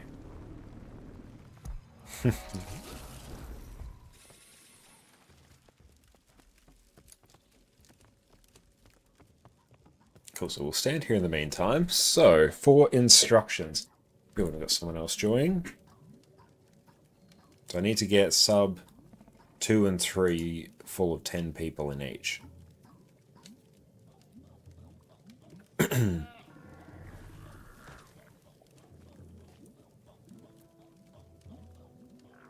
Grizzly Casual, how's it going?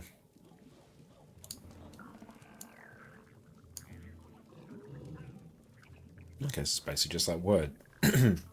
Okay, so let's see. Go to display. So let's see. So sub 1. Yeah, we're going to divide everyone.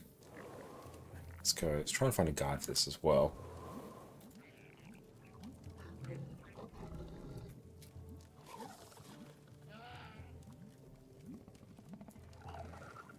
Convergence CMs 10 months ago. No, that's the wrong one. Yeah, it's pretty late NA right now. Yeah, I figured that would be the case. But yeah, it's always a bit tricky trying to get things on NA at this time.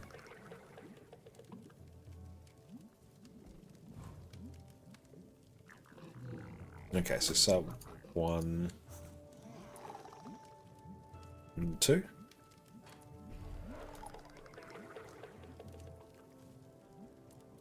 Sub 3 and 4.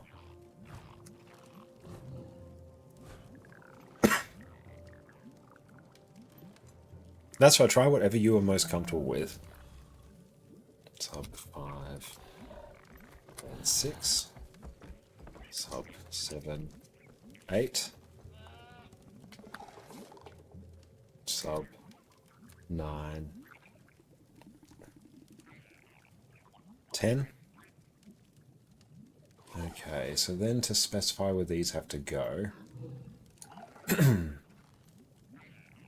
So sub 1 and 2 will be west.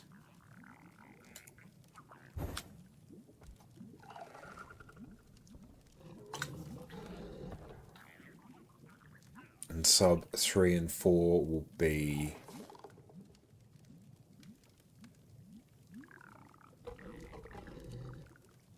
this one's sort of north mid. I would say north. This one will be far north.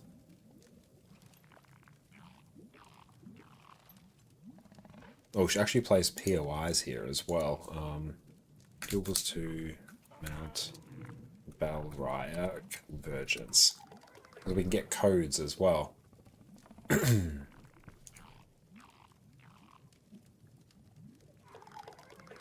Enjoy supporting. Tell me, since you've noticed people prefer lack healers over quick, it's best to build a lack healers and quick DPS then. The main reason is that most lack healers tend to be a little bit stronger than quickness healers. Now, yeah, in terms of lack healers, you'll have Chrono, which can obviously do quickness and lack. You'll have Druid, you'll have Scourge, you'll have Spectre. They're probably the main ones. Heal Ellie's also kind of up there as well, Heal Tempest. So those ones there are really, really solid. In terms of heal quickness, you'll have Heal Firebrand, Heal Herald, and Heal Catalyst will be the main ones. Just a small selection, they're not as strong. So people will tend to build really, really good lack healers, which then means you need QDPS.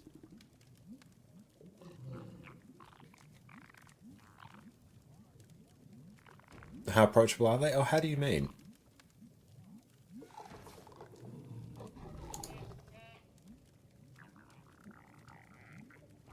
This one will actually be northwest.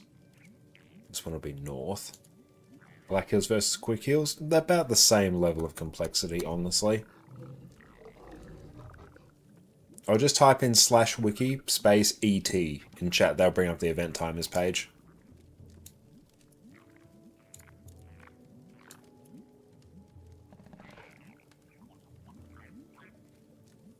And then this one will be northeast, and then this one will be southeast.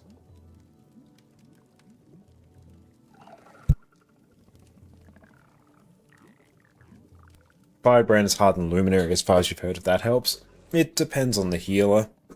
Like Quickness Herald is really, really easy, but it can be a bit tricky if you're trying to actually get specific stability uptime.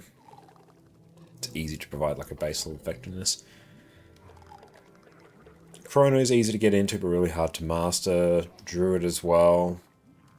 Heal Tempest is really, really easy, as is Heal Catalyst. So it depends on the build. It's not really like a lack healers or quick healers are easier. Flexing title, see? Of course, I've got the title. I'm going to flex that title. They must make Conduit a viable healer. They need to give it a boon. Like, if it doesn't have a boon, there's no point for PvE.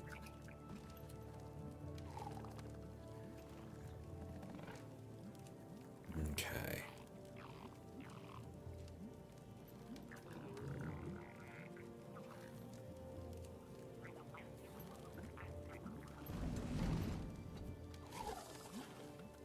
So I've got that now.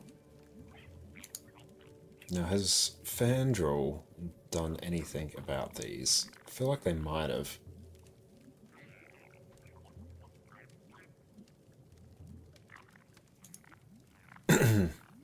Boons seem more important than the actual healing? Yeah, actually they are.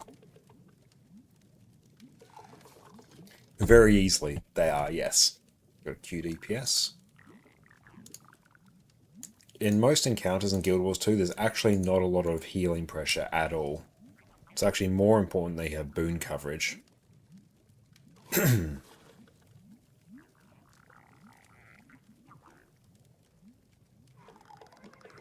Resources, let's see. Okay, we've got DPS joining, starting to fill up a bit now, which is good.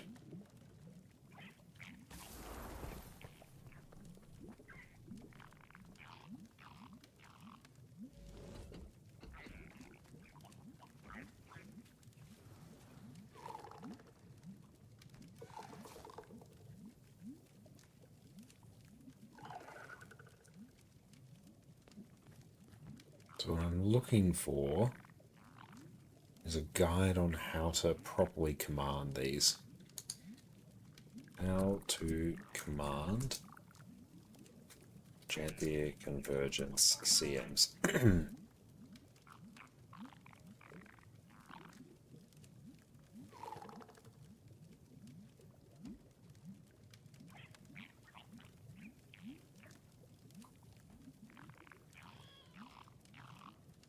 Is Quick Hill Troubadour good now? Yeah, Hill Troubadour is good.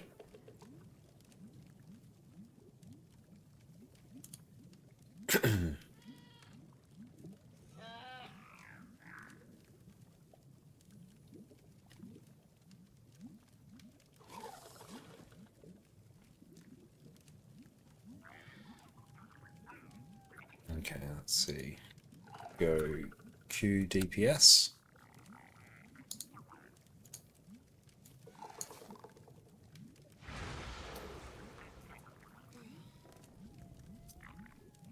Okay.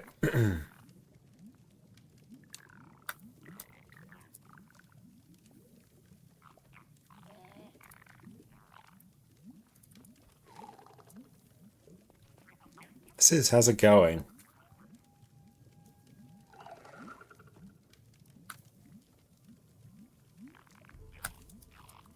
Lieutenants from each sub. Go to your designated go to your designated thumper location and start digging. Everyone else,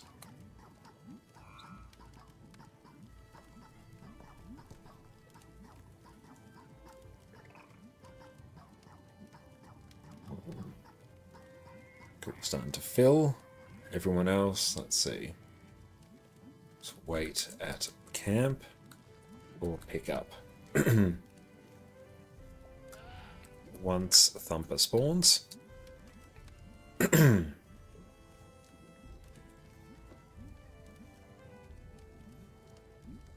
once pickup spawns.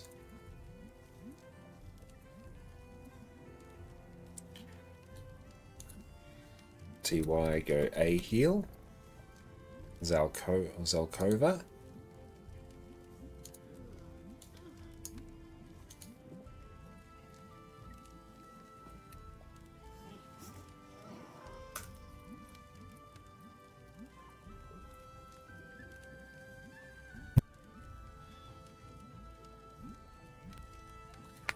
Okay.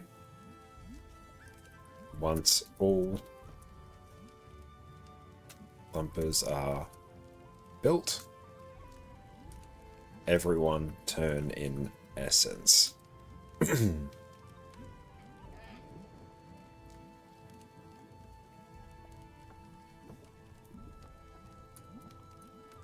Grab more essence.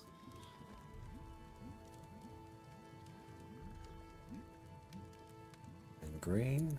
There we go. They are a lack healer. Good, starting to fill.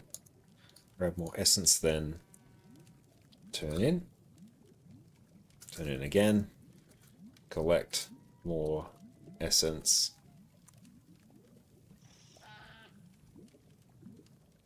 How do you spell essence? Essence to try and get back to 50 for DPS buff. Alright, so that's done.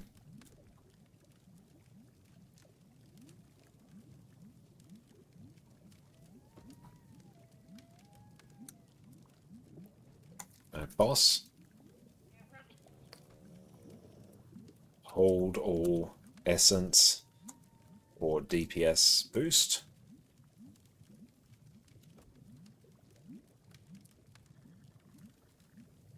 Hey, Astral Legend, welcome in. welcome in, Raiders. My name is ConnorConCarne. You can also check out my YouTube channel there, where we have all sorts of Guild Wars 2 guides. What is up, friends? How are you going? It's so good to see you. Pardon me, I'm just clearing my throat a little bit, just running out the last bit of a cold from a few weeks ago. But yeah, what did you guys get up to on your stream today? Right now, we're in the process of organizing for the Janthir Convergence CMs on NA. We're in the organization phase right now, so you can see I've got a document up here. We are writing out all the instructions so that we can paste it in squad chat and have a good time. Condispector, have checked that out. Oh yeah, Open World Condispector is so good. I see my YouTube before. Oh, thank you. That's so nice of you to say. If you could throw a raid for once since we happen to overlap, that's really, really nice. I really appreciate that. I was way late for you because you raided a bunch. Awesome. Yeah, see, you had a really big stream. That's so good to see. But yeah, I really appreciate you trusting us with your community. And yeah, it's a good thing about, these Twitch drop periods. A bunch of different schedules can start to overlap that wouldn't otherwise happen, because I know I work within the Australian time zone. So it's a very specific time zone. But yeah, what did you guys get up to today? That's good. Well, remember to save this document so we can actually reference this later. Okay. Hold essence for DPS boost. Let's see. Only turn in if a few people have died. And that should be it. Lots of CC.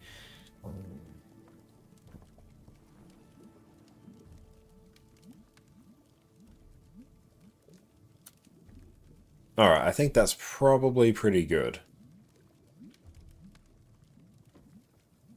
And I mean, Guild Wars 2 mostly. Fractals and Hanging Beard did some Guild Wars 1, Guild Wars 2 lore comparisons. Oh, that's really, really cool. But yeah, how did the Fractals go? Yeah, tonight so far we started learning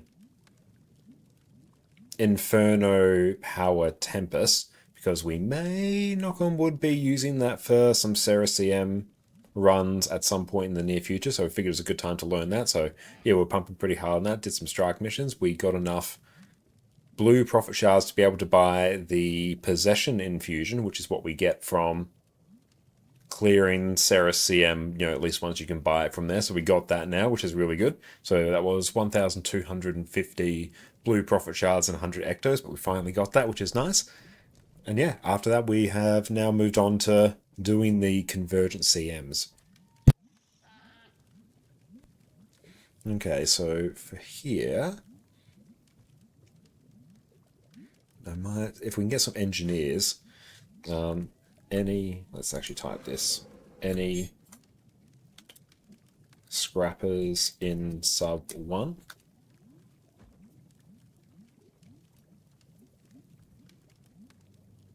So I'll put them in sub 1 and 2. Also, please do. So archers here. So we will have them on utility. So sub 1 and 2.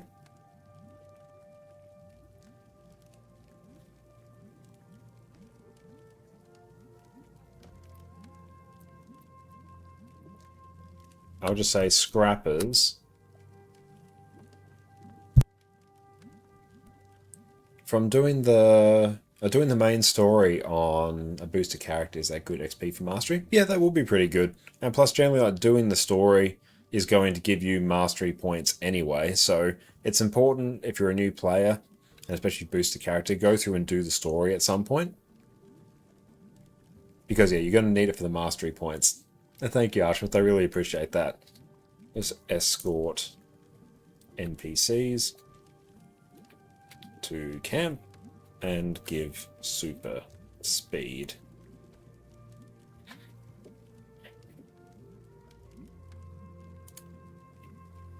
Alright, I feel like that can work. Scrappers escort NPC to camp and give super speed.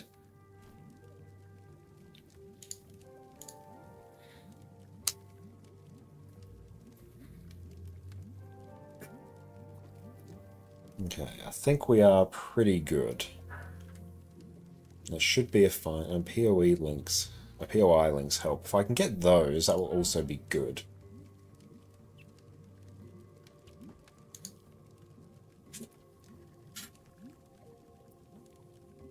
Landing Thumper.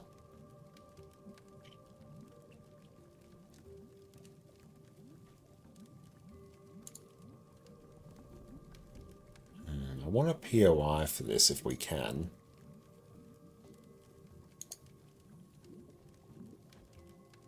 So base camp. Hang on, so let's try a west, and then brackets, this will be west of... Yeah, let's get this. Yeah, okay, cool.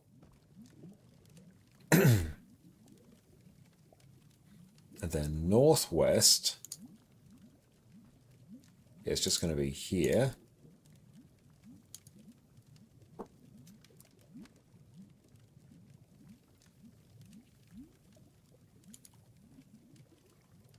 I just realized it's really rough. Okay, and then north.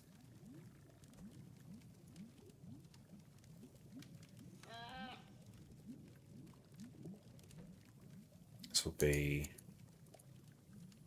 north of...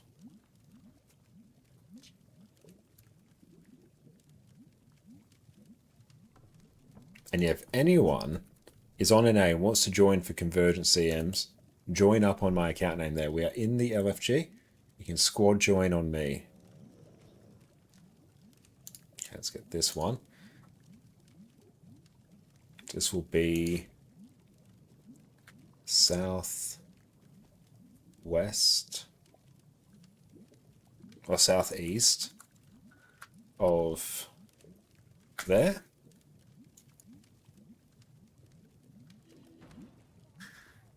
And this will be southeast west of Blightbringer's Court.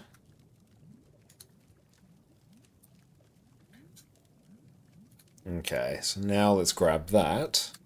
Let's paste that into the squad message.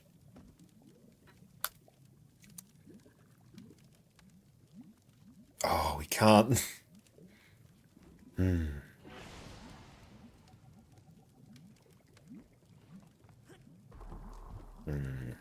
Can't do it all, so we're going to have to copy and paste parts of it. Let's just get this.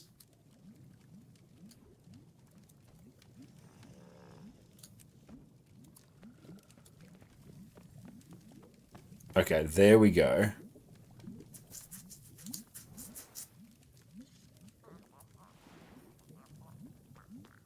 Very nice.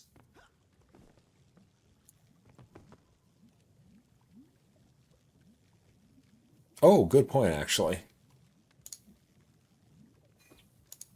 It's a very good idea.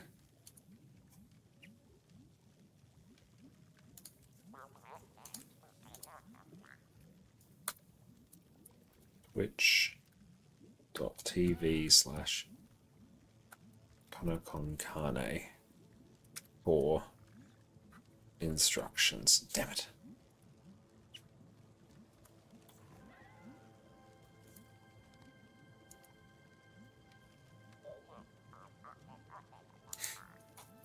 Got to move these spaces.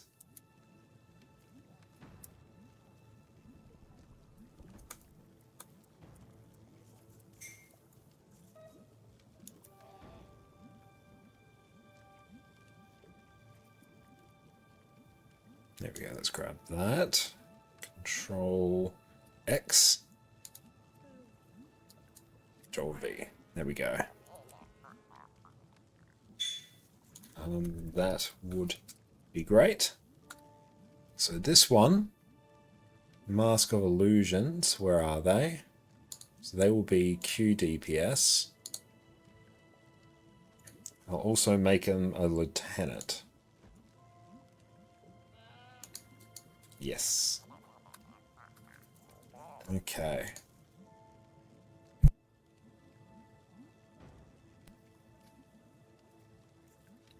And Brobeards, welcome in. Downloading Guild Wars 2 basic game right now. Can you tell me something for new players? It's a great question.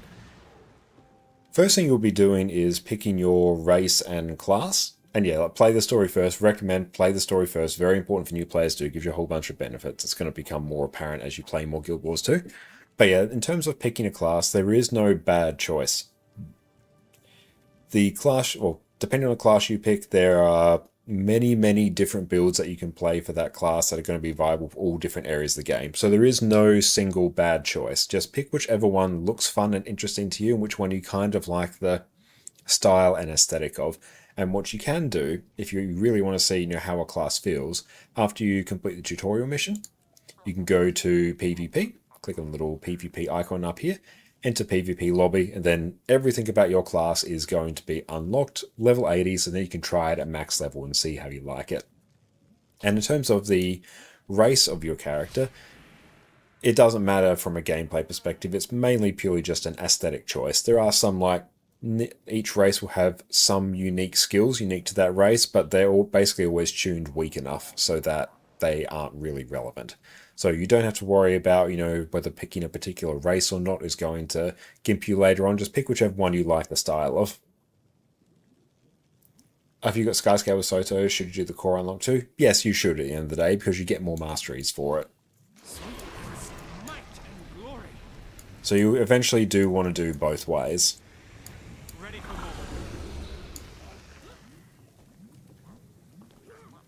But 100% just dive on in. And also, Guild Wars 2 is a game that really encourages you to play multiple characters. So don't worry if you're like, oh, I'm got this character, but I'm not really vibing with it. I want to try something else. That's totally fine.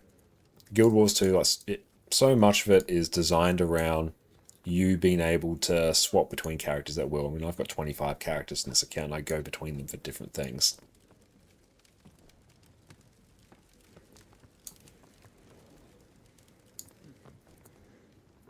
Okay, let's see where we are at now, and we're slowly getting there.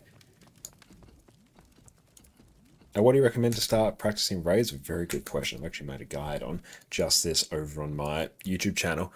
But in terms of getting started for raids, I first recommend grabbing yourself a good build. Make sure your build's, good and coherent.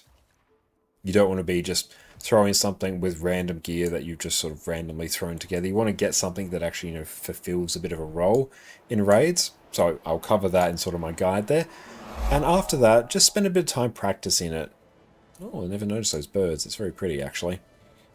You can go into the Special Forces training area in the Lion's Arch Aerodrome, which will give you the DPS column. You can hit and get a good idea of your DPS, but all these build websites that I also link in that video there will describe how you should be playing the class. And then, even if you just spend a little bit of time practicing in there, just so you got a rough idea of what you're meant to be doing, then I think at that point, then just go in and start blasting through strike missions and maybe even some raid missions, and then just periodically maybe come back into the training area with the golem so you can sort of refine things from there. You don't have to spend hours and hours grinding on the golem. Like even today, I spent probably about 20 minutes on the golem practicing a new build that I was learning. And yeah, I was starting to get reasonable numbers of that. I'm like, okay, cool. I know what I should be doing. Let's go take it into things and actually give it a try.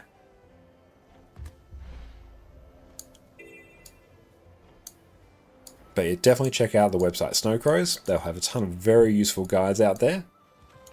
Okay, how are we going now? Because we're almost halfway there. That is good.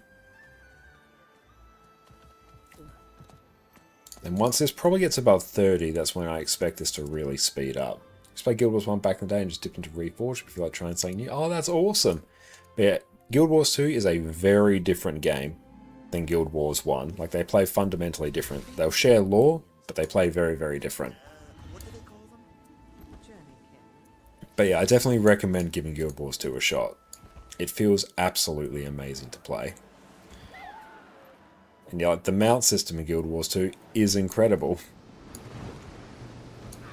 I've even made an entire video of the reasons why I personally play Guild Wars 2.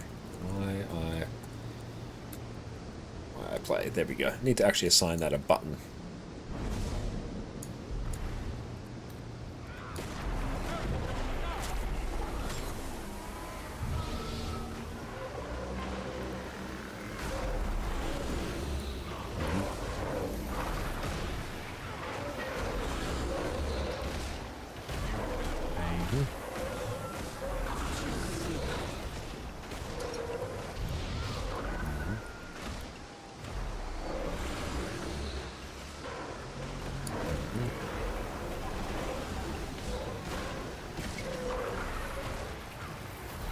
Let's see if we can get this to fill. We're almost halfway there. We'll just blast out some rifts in the meantime.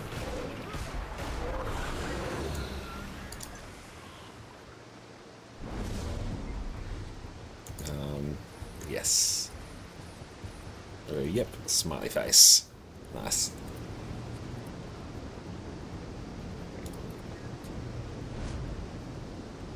You're going to play more Guild Wars 1 after drops? Definitely, yeah. I was originally planning to play some more Guild Wars 1 this weekend, but then drops came up, so I'm like, oh, we're pivoting, changing plans. Do you need to go back to Guild Wars 1 Fish Achievements? Yeah, I'm looking forward to also going back and doing, you know, 30 or 50 at least in the Hall of Monuments. I think that's going to be a good time.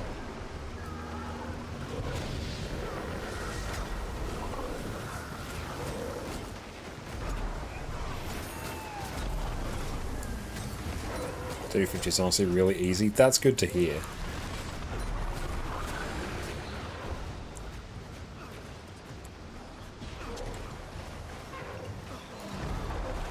But yeah, if anyone at all wants to join, do not need to understand what to do in Convergences. I will type the instructions in chat. 45 is when it starts to feel like a grind. Okay, that's good to know. Yeah, I don't know if I'll go for like 50 of 50. That's a lot. Let me get Origin, thank you for the follow.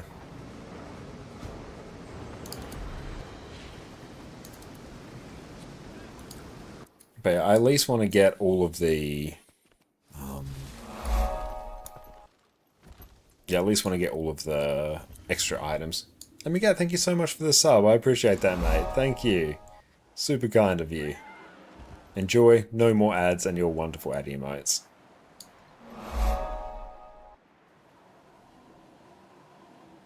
And how is your Guam going?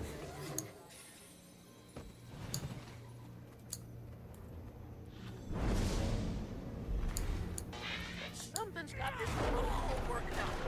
And Chetheridge here turning him like a Oh, from Germany? Nice. Well, hello from Germany. Throw my voice in your ear as you go. 50 for this. Hunter.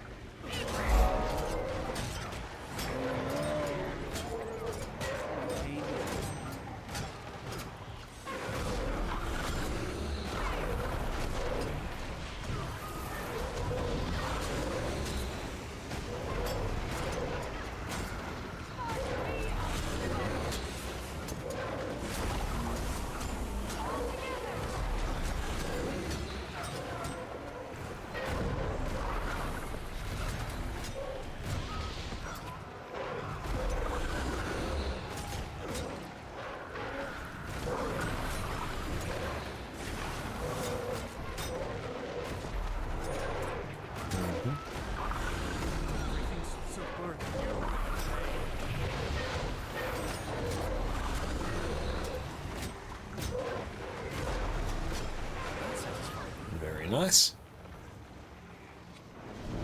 NG. Yeah, trying to be pretty quiet right now.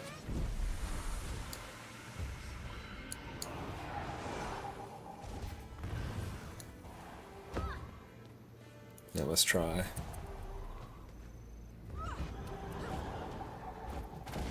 Don't have any messages that I can easily copy.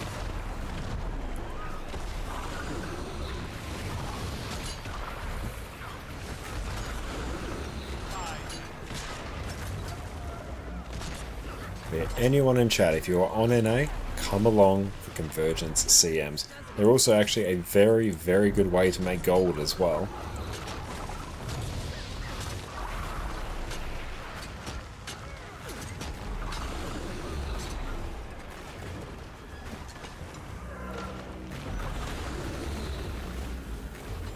How many essence do you get from a Convergence CM roughly? I feel like it's a few hundred at least. Quite a lot. There's tons of different types there as well. It's been a minute since I've done it. But it is a significant amount. Especially if you're doing the CM versions of it, it's even more.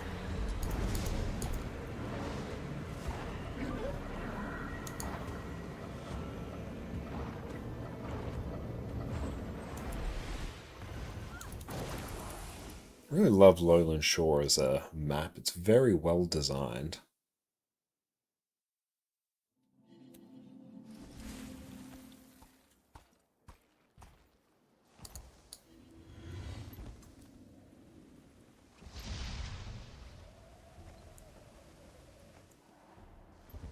Thanks for that, Maximus. I appreciate that. Well, thank you for the hydrate as well. I'm in.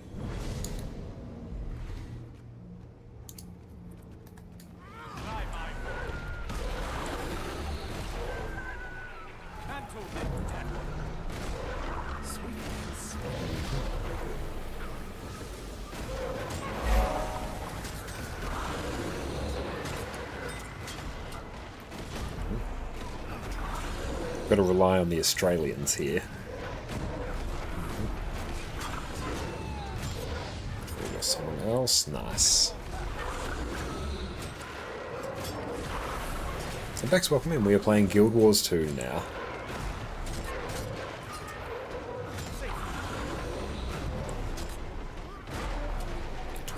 Nice, that's starting to fill. Good. Oh, I still got to clear these.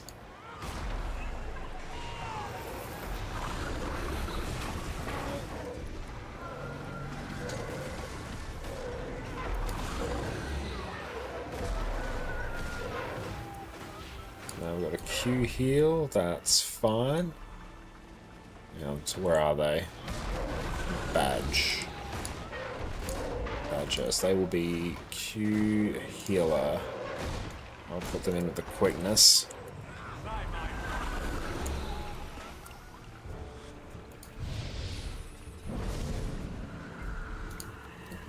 Bobs. Is for a while again. They take a while. Set up.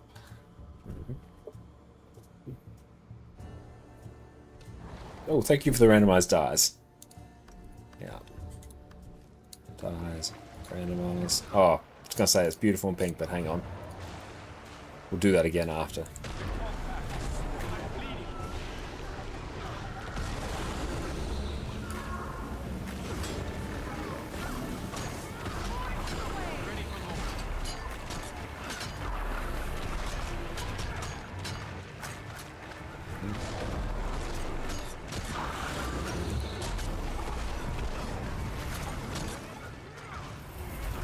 And Laser, thank you for coming as well.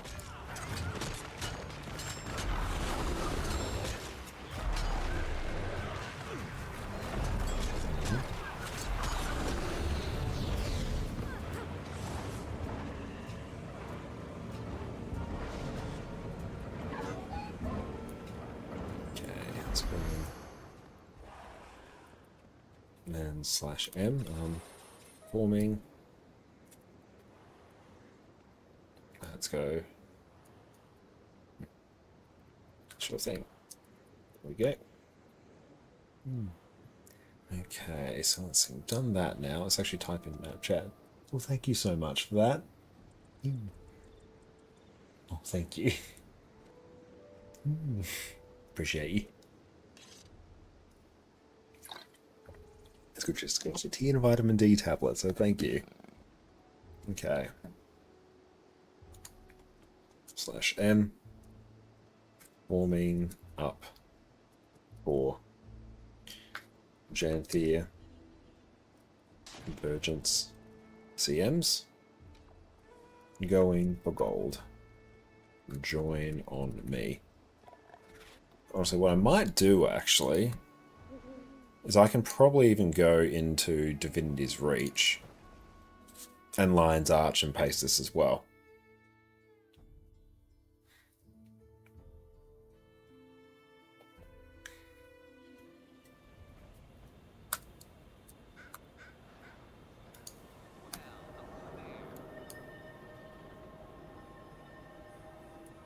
Just need more content today. You're supposed to have an LCOU reprog earlier today, but the raid league got wasted Christmas party apparently. Oh no, that's unfortunate.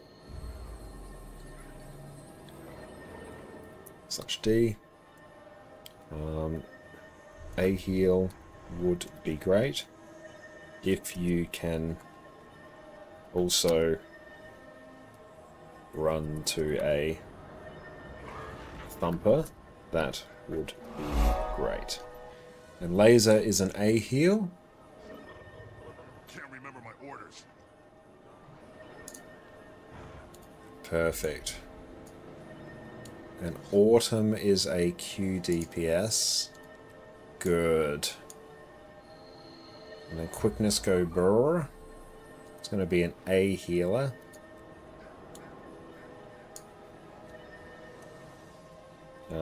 Need A heal or Q DPS. And if you can run to a thumper at the start.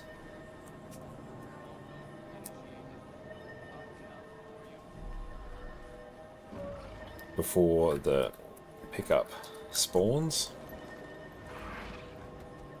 That would be great.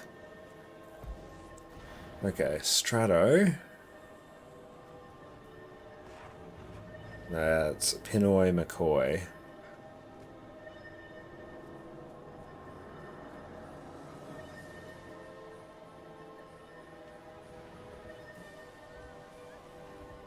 Yeah, can I click on them?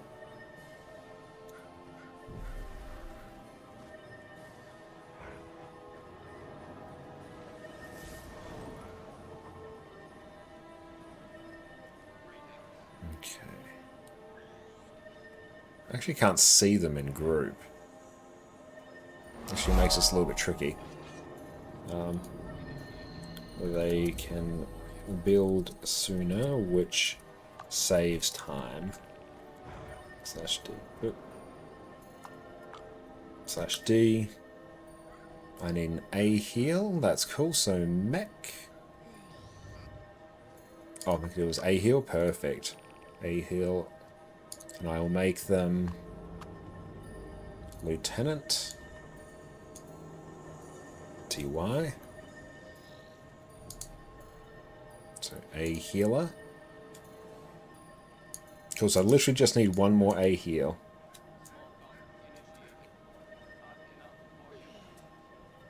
Where am I? Run straight to Thumper. I'll specify groups with scrappers to escort NPCs. /D. Shout out if you can scrapper as well. There we go.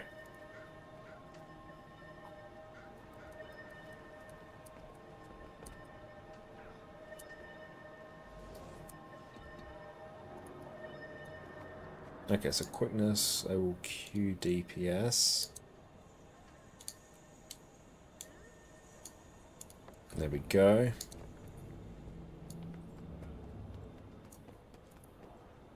Let's go into Lion's Arch as well. Annie, how's it going? Welcome in. It's so good to see you. Hope you're having a great day. Everyone, make sure to go check out the wonderful Fireball Annie over on Twitch. And also, Annie, we are forming up for some Janthir Convergence CMs. We're trying to go for gold. So if you or anyone else you know are interested, feel free to join. It's a bit hot over here. Loving how you're going. Ah, oh, that's good. It's starting to warm up over here as well. Oh, hang on. There we go. Put this in map chat. There we go. Have to go across different areas. Yes, come to Convergence. It's called 32.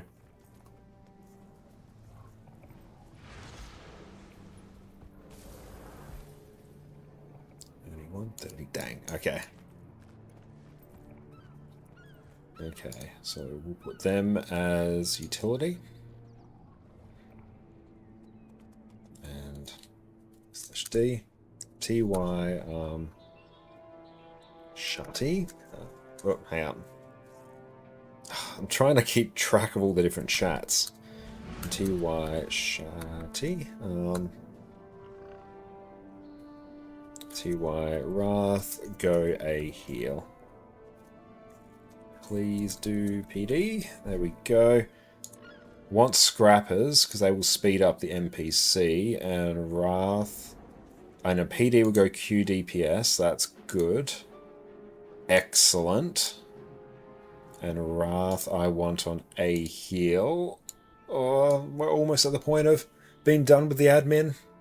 You gonna play Guild Wars 1? Yes, absolutely.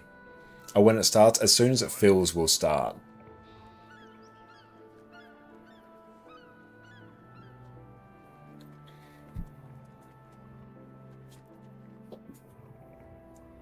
Okay. And then we might do Wizard's Tower.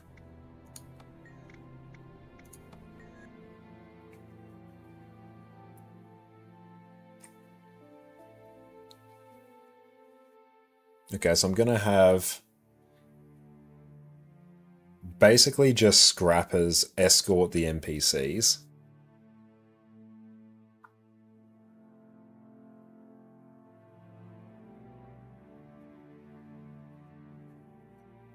Thank you, Annie. I really appreciate that. Okay. /D. Nope. /M.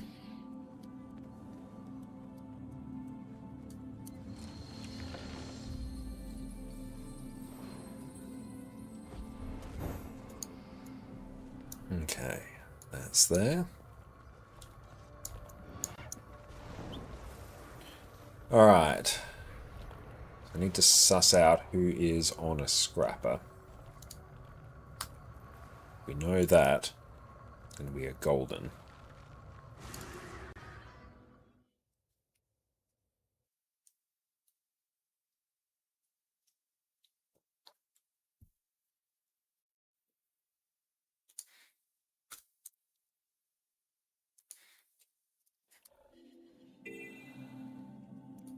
How are drops, actually? I haven't actually checked. Oh no, we're still going to get them. I will work on that. Okay, 31. Nice.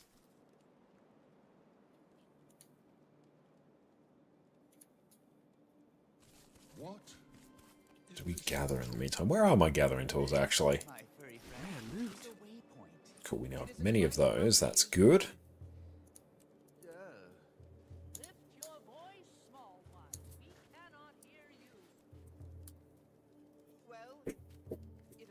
And we should still be sitting in the LFG. Edit would change us to all three. Janthir.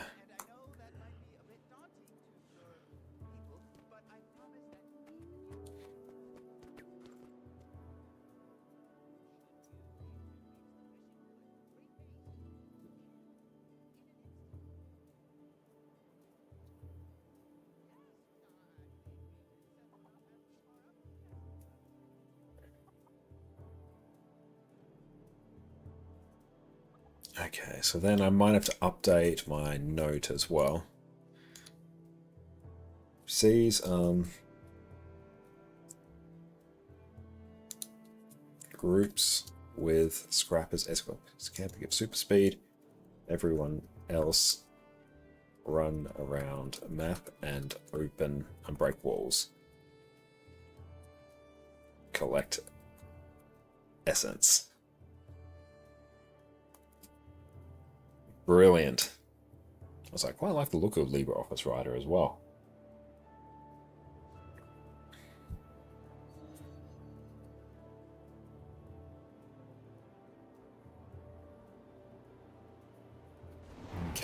think we are Sharp mostly blades. good, and then we can give specific instructions for each boss after that. We've got kind of everything we need. We'll at least get silver on everything, so that's going to be good. We're at least getting that, so everyone's getting their relics. If we can get gold, that will be sweet. That's probably going to come more from actually the pre-event. I think that's going to be the main thing.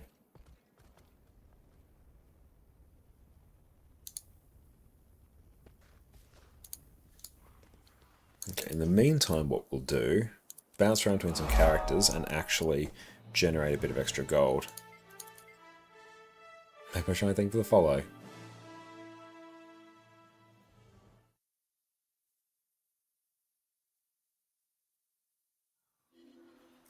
$33. $34. Nice. Ah.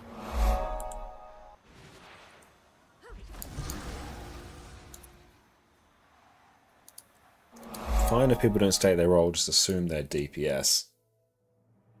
And yeah, the pre-event's huge for time. Yeah, I'm going to try and like streamline that as much as possible.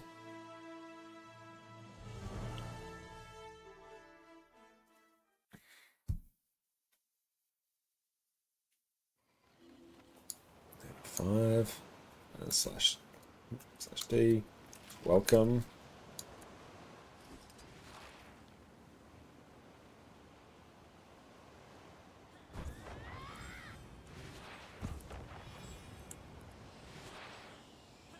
Nice, there we go. So this will just generate some extra unidentified gears for us.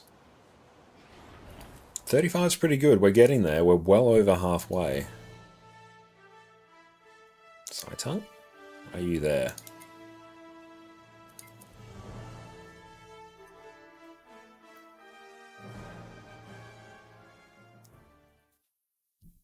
Other than that, lots of people die to Decima one-shotting them with slam or lasers through group.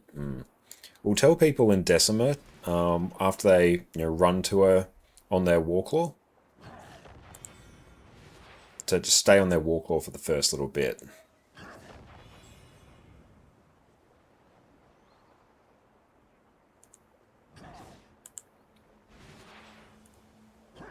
Got him. And Conqueror. And what are they?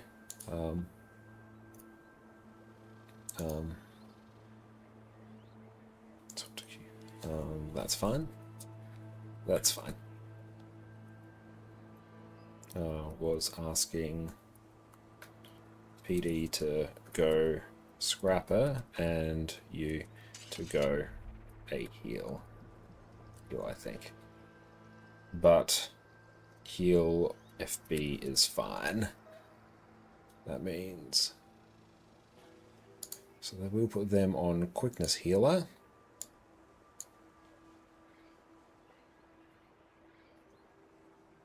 So then I just need another Q DPS. Can anyone in sub 1 Q DPS or a heal? Need 1 Q DPS and 2 a heal.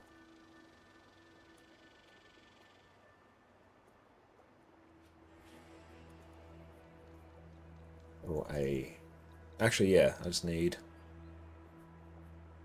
a DPS. Uru's bug then, haven't done the fixed version of the Convergence boss, but back then there were no guides and just AFK'd the fight. Damn, nice. Income with Connie DPS? Absolutely. Come on in. I need to update this. So I actually just straight up need Boon DPS now. I don't need any more healers. And Lillian... Go on Q DPS. Oh, actually, go A DPS Lillian. So they will be on Alack DPS.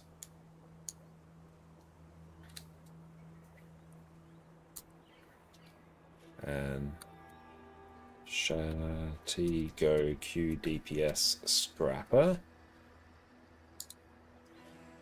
Q DPS Scrapper. Okay, that's music to my ears.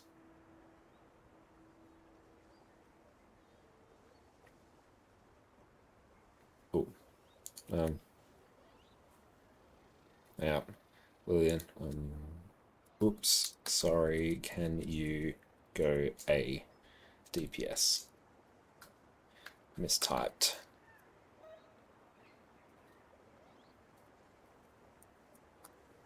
Okay. Yeah, absolutely. You can join. Come on in. We need people. Once we get people, we're going to start blasting.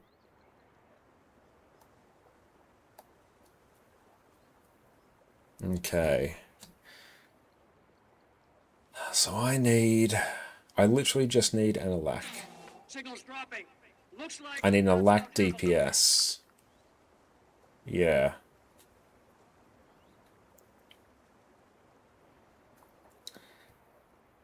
Just need one more ADPS. And any... And Maximus, what are you on? Oh, your Mask of Illusions? Oh, that's all good. No, you stay where you are. I just mainly want people who are not on a boon to do it. Or else I'm just shuffling things around. Whereas I want these slots filled. As soon as they are, I can start actually divvying everyone out.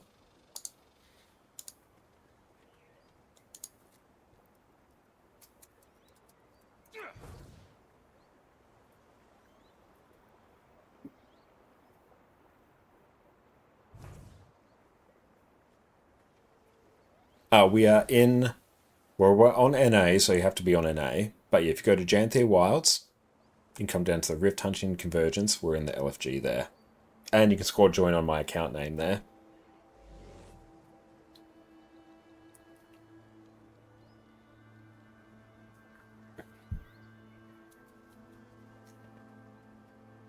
Commander, hey, Westergaard. Got strange reports from Hammerheart territory. Air's crackling, smells like lightning. TY go a DPS Tinker. And a Demon Station would be great. Okay, so Tinker will be a DPS. Oh, there we go. Brilliant. That's it. Oh, hard part is literally done now. Oh, so good. Okay. Now, first things first, I'm going to put the quickness and the Alack DPS in their own groups. I want scrappers. And Jimmy will do whatever she says, long as it involves explosions. Yeah. Careful.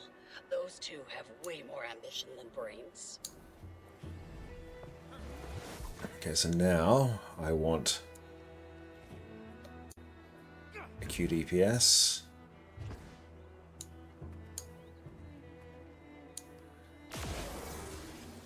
Down.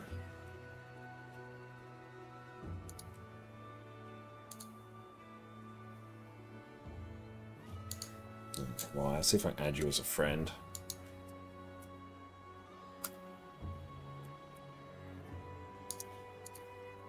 There you go. Okay, now for squads. This part always hurts my head. Okay, let's sort out just the Alack first.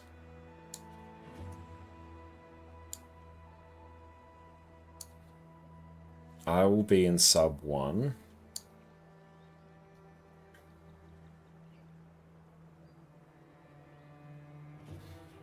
And then Eli, you can be in sub 10. That's how I might remember it. Okay, so we've got QDPS here.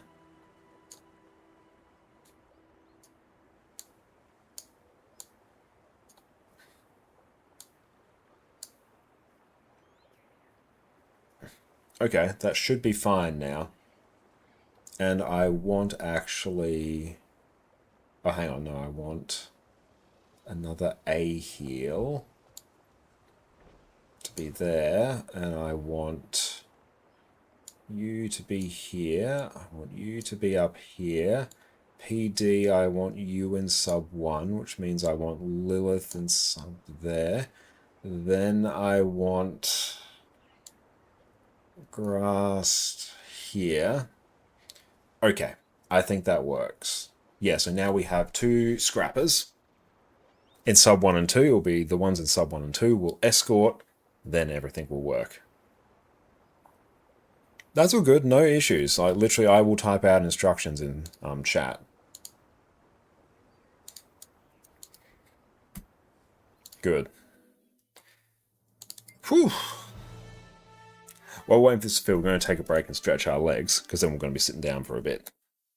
If you're feeling daunted by the thought of sticking your hand up to be the healer because you don't feel up to that responsibility, then I've got the build for you. My opinion is one of the top 3 healers in Guild Wars 2, and it happens to be one of the simplest to play. So let's dive in with what is one of the hardest carrying heal builds in Guild Wars 2, and also one of the simplest to play. Heal Scourge is by far the best healing build that Necromancer has access to, and it's also one of my go-to builds when I'm looking to hard carry in raids and really just ensure that bosses are getting cleared no matter what. Where a lot of healers in Guild Wars 2 are focused on providing direct healing when people take damage, Heal Scourge does it a little bit differently. Here instead you're going to focus on providing a bunch of preemptive healing with barrier, as well as the ability to revive allies from downstate insanely quickly. Like I mentioned before, it's also a build that's very simple to get up and running, and with very minimal knowledge of how the build works, you can get into raids, start healing, and know you're going to at least be doing a halfway decent job. Not only do we have incredible barrier access, we also have access to low cooldown Aegis so we completely mitigate certain attacks, as well as pretty good access to stability as well. Not as good as things like Chronomancer or Heal Firebrand, but we have a workable amount of stability. Another great thing about Heal Scourge is the fact that you can really customize this to suit whatever encounter you want. Most of the value on Heal Scourge actually comes from your Shroud skills, which really leaves your utility skills and your weapons up for grabs so you can customize them to whatever you want. Your weapons and utility skills, while important, aren't critical at all for how Heal Scourge functions. So this means that you can customize basically everything to your preference and playstyle, or slot in different skills depending on the encounter. So you've got a lot of different toys to play with here. Now the main mechanic for Scourge is that instead of having your second health bar in Death Shroud, it's now getting converted to Desert Shroud. So you don't get the second health bar, but you instead get permanent access to your Shroud skills, whether you are in or outside of Shroud. Now your first Shroud skill, Manifest Sandshade, for you as a Heal Scourge is going to deal a little bit of damage, it's going to apply barrier to you and allies, inflict conditions, and it's going to have an important interaction with a few traits to make sure you take reduced damage and have increased boon duration. So generally, if you are playing Heal Scourge, you want to have at least one shade up at all times. Very important. You can also spread them out around the group as well. Quite often on Scourge, a lot of the boons that you apply are applied around you or your shades. So you can be strategic about your shade placement to get the most boon coverage on your team. Super handy. Nefarious Favor is a very low cooldown condition cleanse on your team, because whenever you pop this, one of their conditions is going to be converted to a boon, and this is on just over a 4-second cooldown, which is insanely short. One of the things about Heal Scourge is that you actually have a huge amount of condition cleanse baked into your build for free, so lean into that on condition heavy encounters. Sand Cascade is really just going to apply barrier to you and your team, which is going to be very important in your Alacrity application later, the main point of Heal Scourge. Garish Pillar is going to fear targets around you and your shades, and through interactions with some of your traits, it's actually going to be a huge amount of passive healing as well. So whenever you activate Shroud 4, which in this case is Garish Pillar, you're going to heal around you and your shades.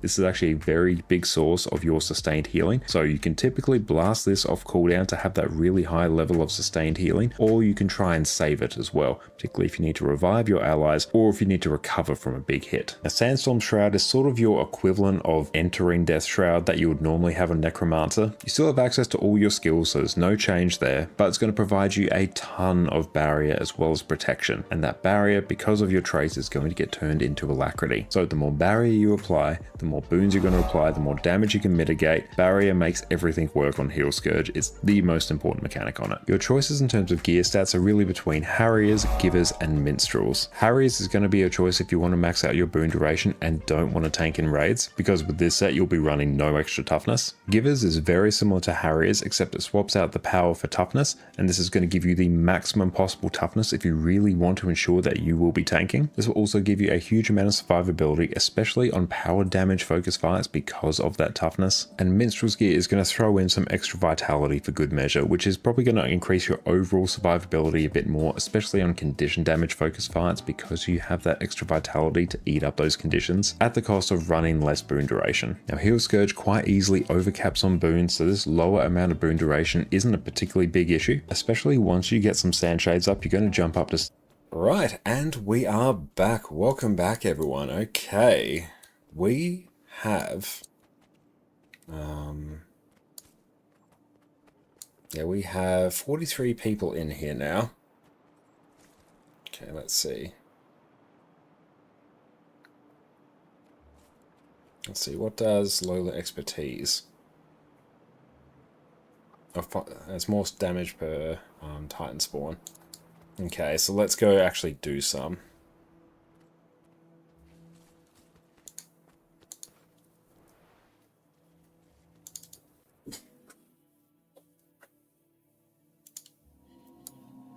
Okay, 5.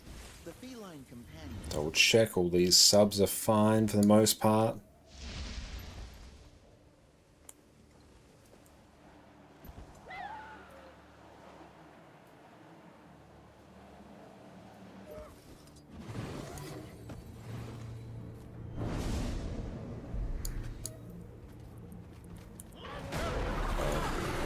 On an A right now.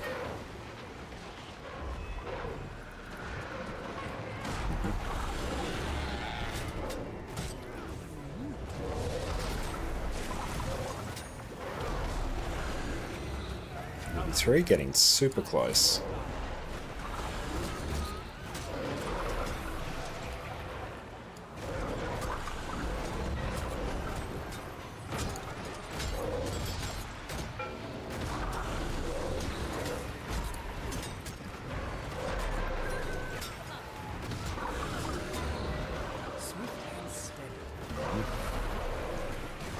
If anyone in A wants to join us for Convergence CMs, come on in.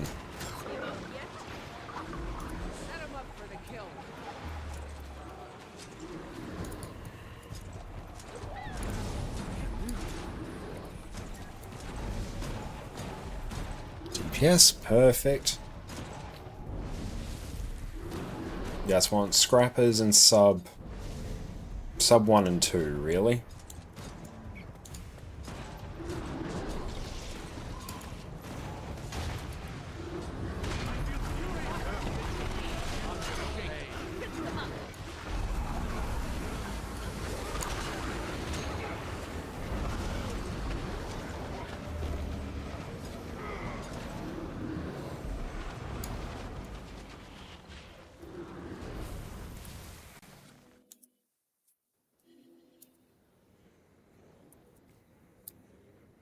Join, hang on, /M, join on me for Convergence CMs.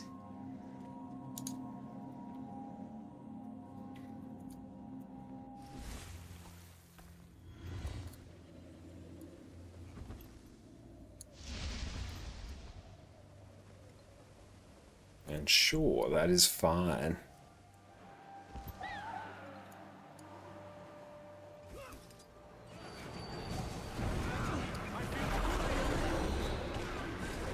Becomes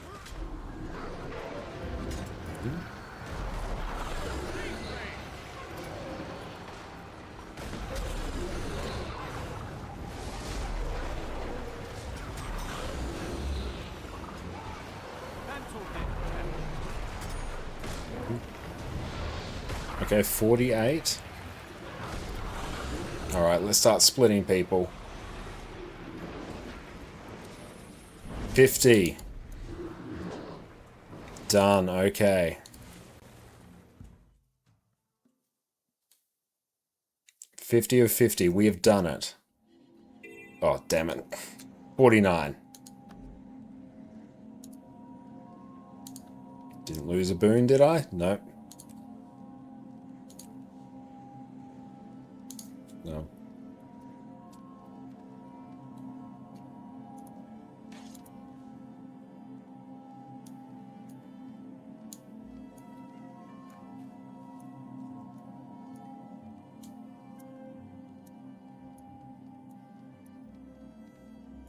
Yeah. No, I'm actually gonna lock subs.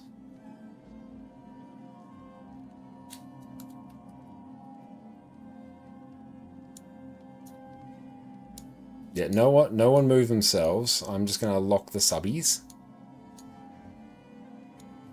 Okay.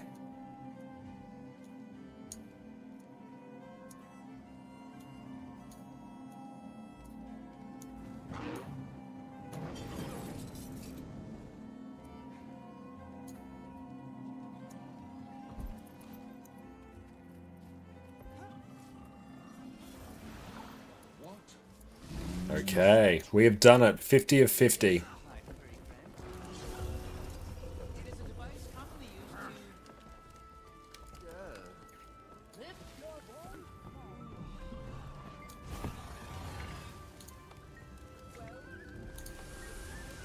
Come here. Enemy, welcome in. It's great to have you here.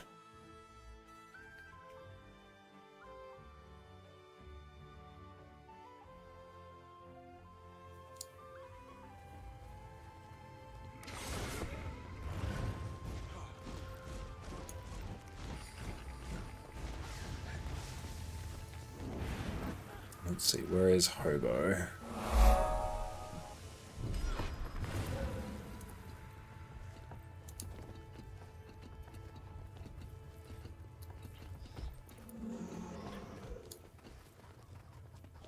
It says, how's it going?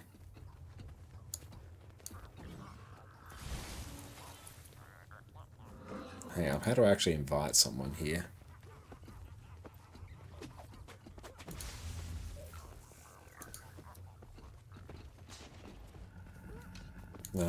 Guild Wars 2, how to invite someone.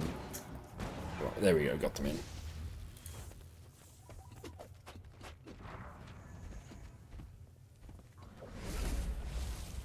Chains in here. Are you on NA or EU?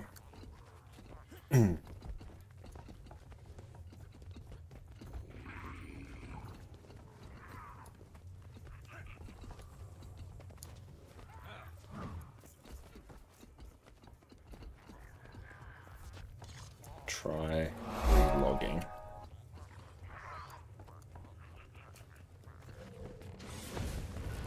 Okay. Everyone come in. We'll do Greer first.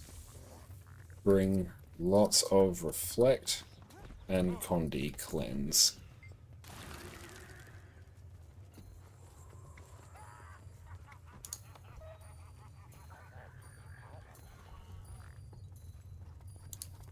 Try and relog.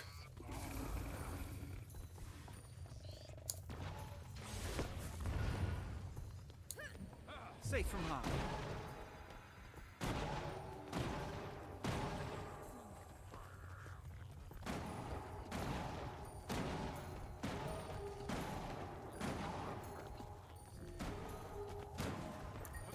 Hang on. /D. Relog if you don't have the prompt. Okay. Sub 1 and 2. Escort NPCs with the super speed. Everyone else, clear walls. And collect. Supply caravan? Boring. Yeah, when do we get to the exciting part? Squad join on Josh.5167 for your wife.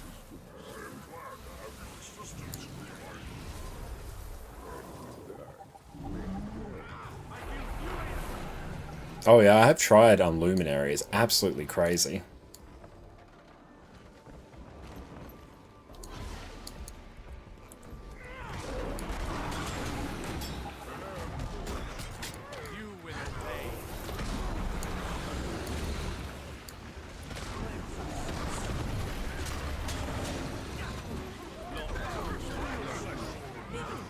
Restart client. What are you guys doing right now? We are doing a Convergence CM. Well, we're going to be doing all 3 Convergence CMs.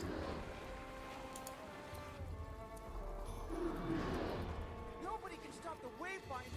They're the strongest.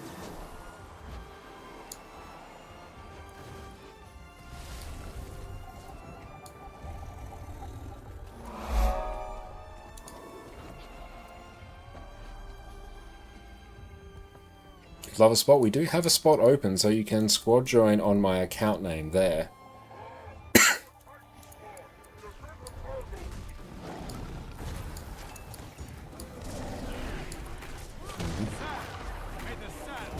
DPS is all we need. Well, actually, a Q DPS would not be the worst, but yeah, if you can just DPS, that's fine. Literally just need bodies.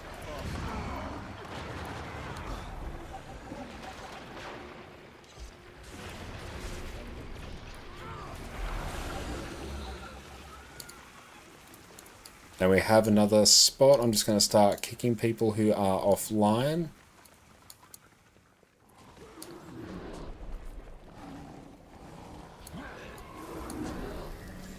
And we're doing Greer first.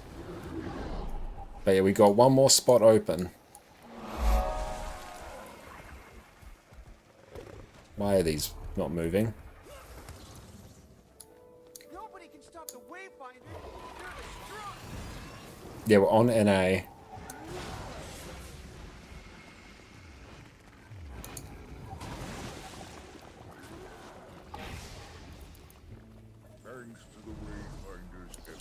A few start digging at your thumper location.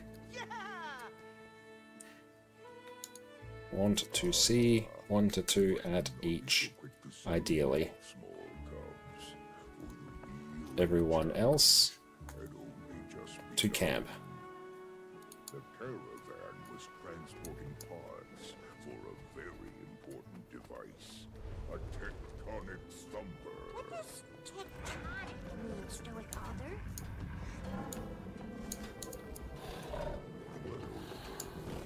You see, it's irrelevant.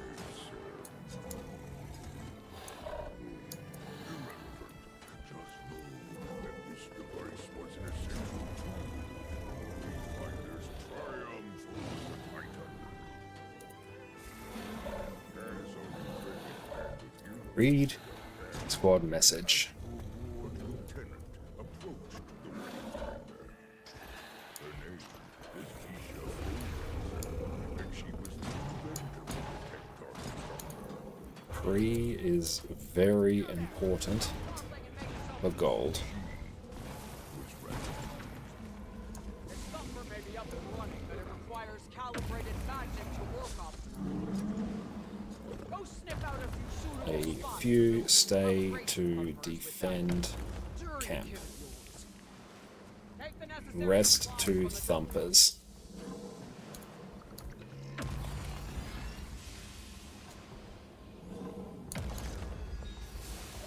The Titan was most displeased with the thumper and sent its underlings to Good. Yeah, let's stay here.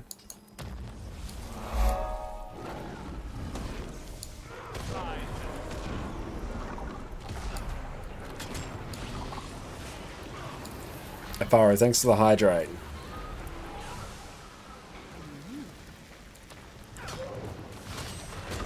Okay, where is my thing? Let's drag this up here.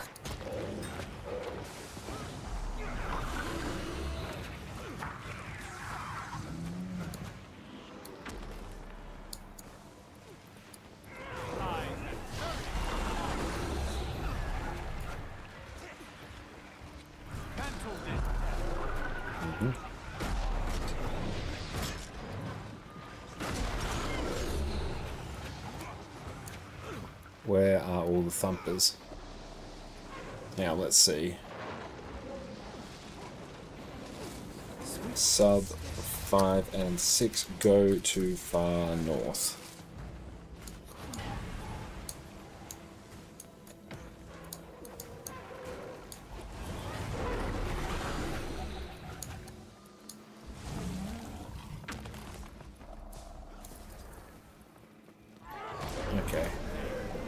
Turn in essence now.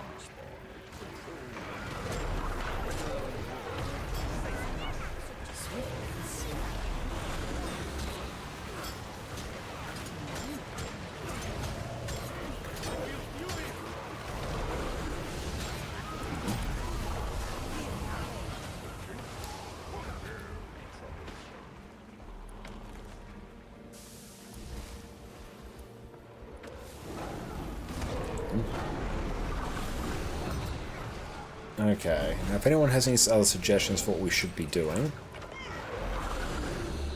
let me know.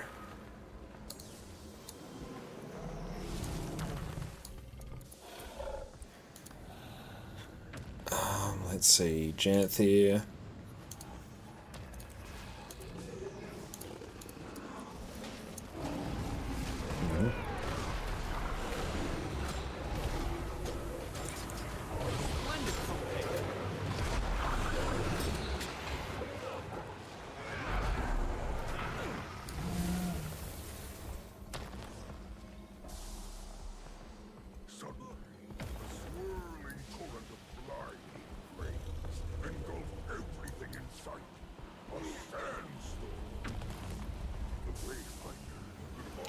Seven, we got one down.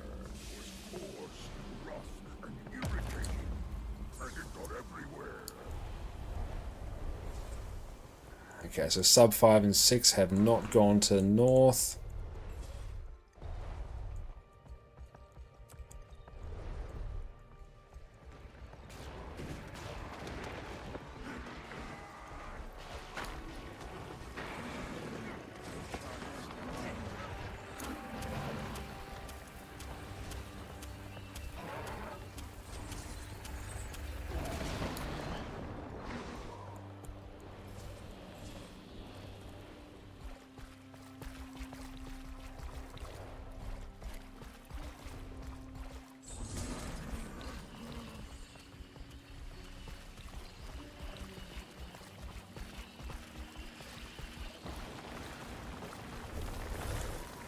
Okay.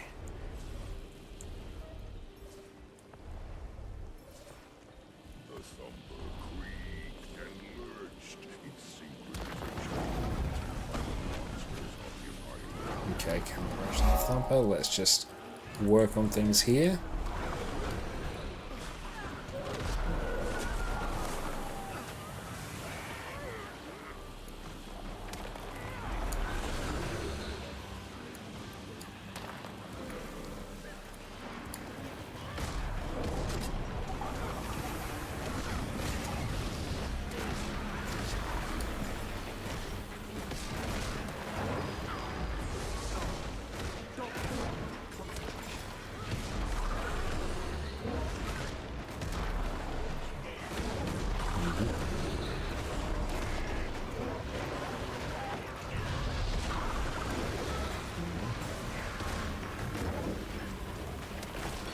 Okay, that's done. You ran the signal. That's projection. Let's turn our stuff in there. DPS, come on in. distant memory channeled. Active essence, where is it? Disabling the magics, preventing the Wayfinder, regaining their feet.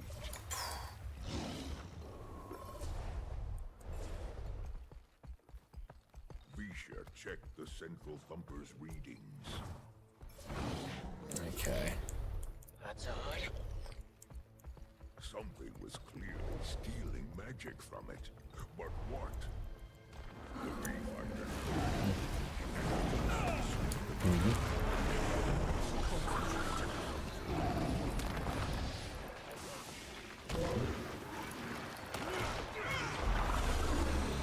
Yeah, we're going to struggle with time on this.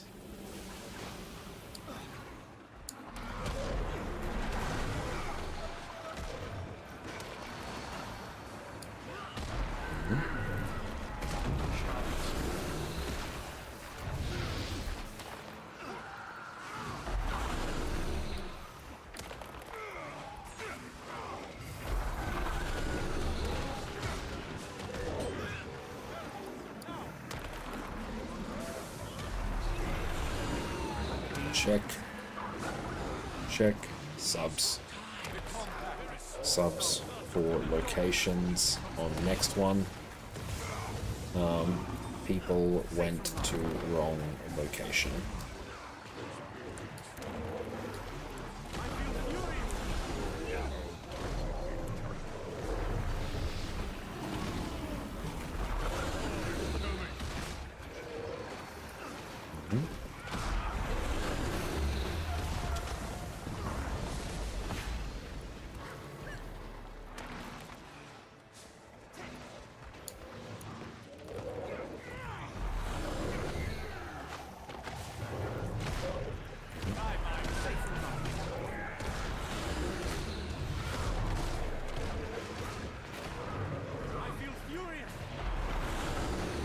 Okay.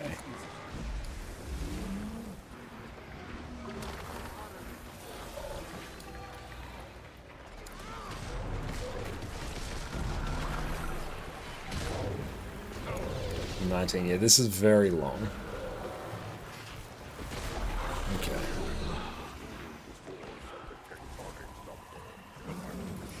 Let's go projectiles. Hold essence for DPS.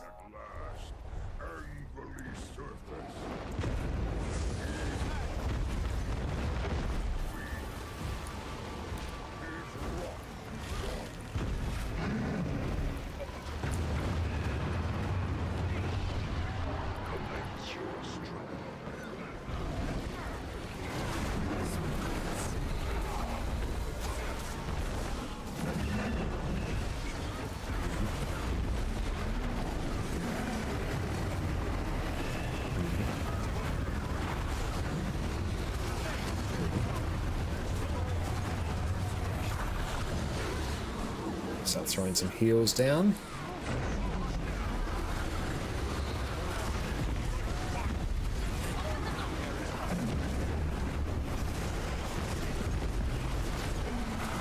There's PD.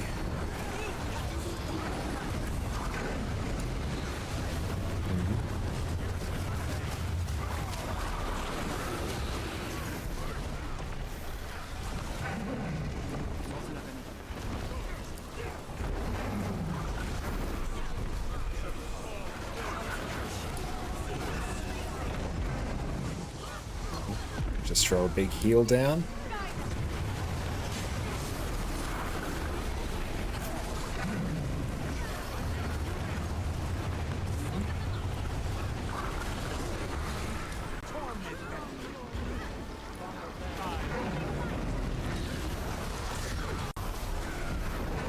So that's set.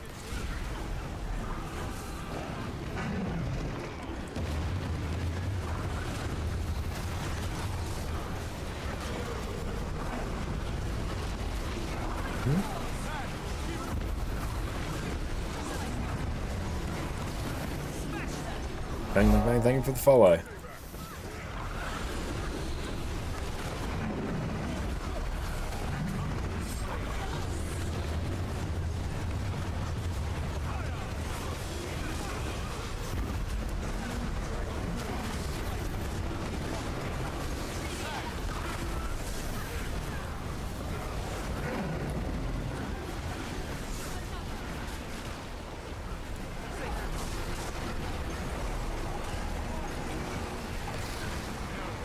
Big CC.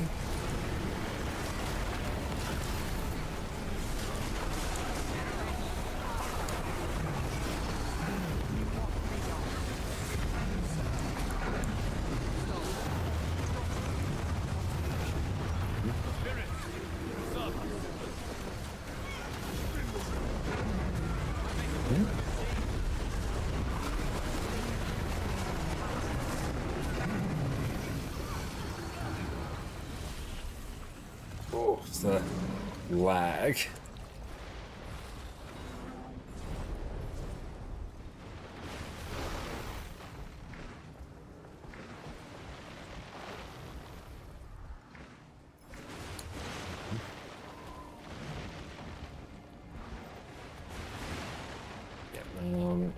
kill mini Greers first. Thank you, Lazy. Feel free to chime in with any and all things that you think I may have missed. This is our first time commanding like CM runs of this.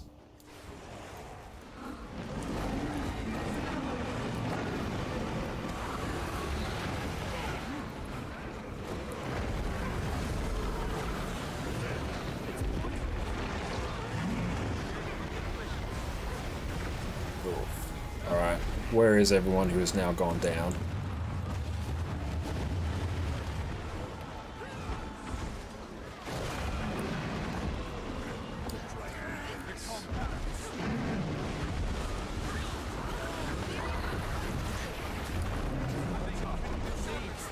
I need stabilities for that.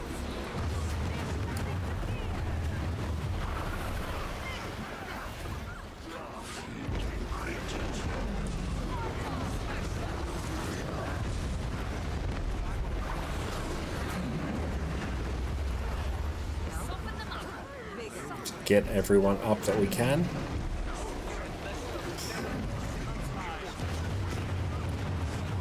Need everyone to stack tight on tag, or else this is going to get really dicey.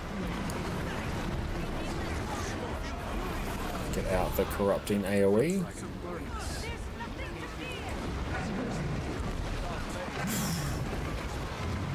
Don't stand in the bad.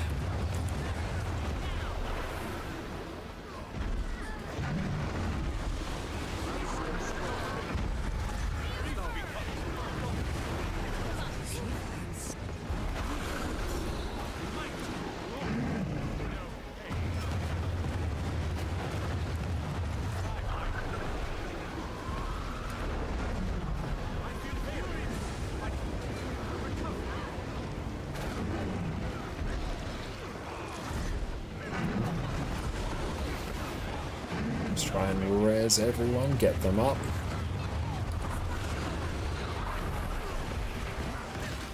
Malcolm, thank you for the follow.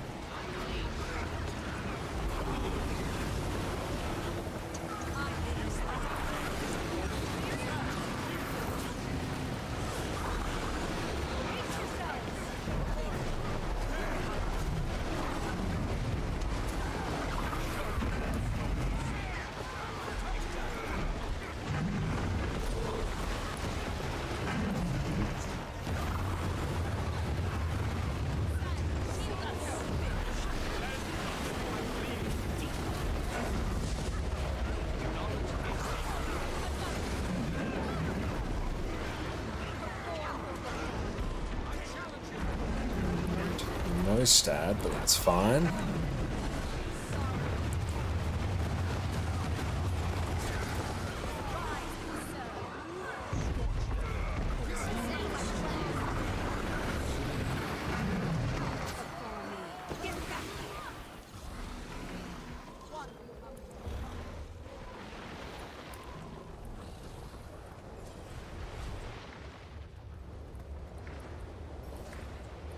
Honestly, like a bunch of scrappers on this is not a bad idea, just in general, because you also give the NPCs super speed, which makes them move quicker.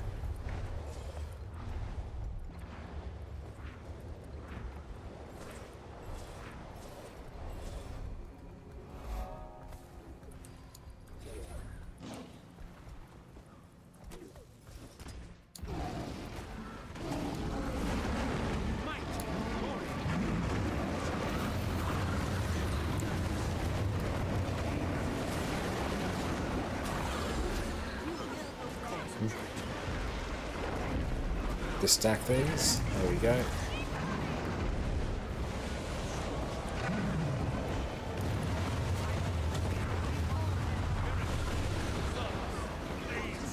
There's a many AoEs.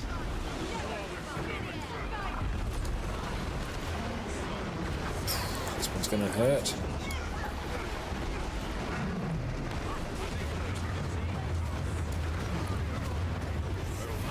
Res everyone. Oh no, why are you over there, friend? That's really not where you want to be.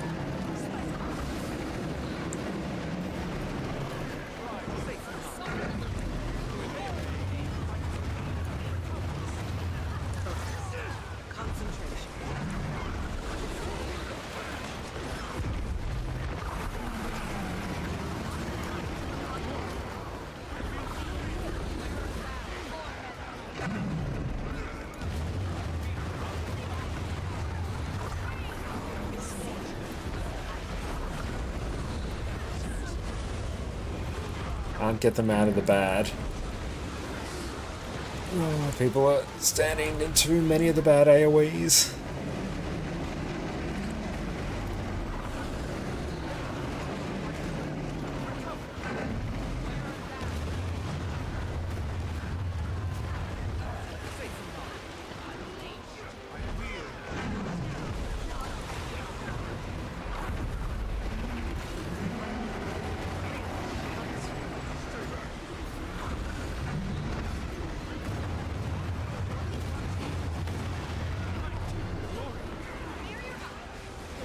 In essence for res.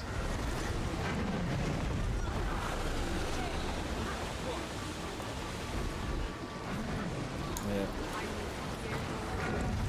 Where is essence NPC? Need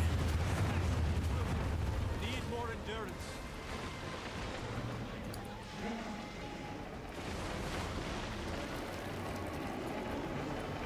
You're on 40 people.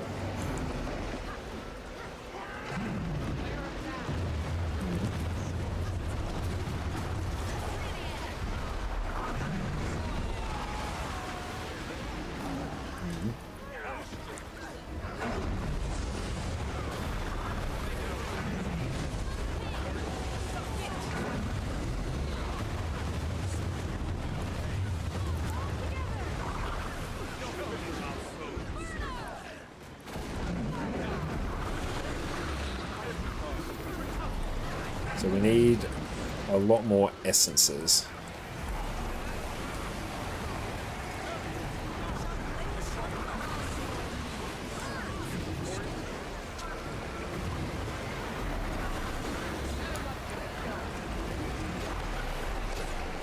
Same for the Hydra. We'll do it as soon as we get a little bit of a break in this fight.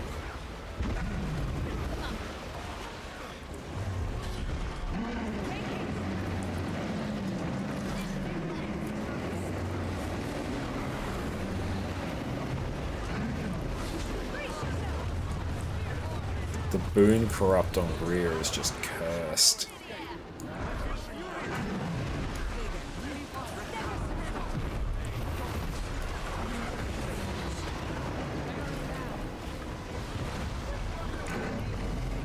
Okay.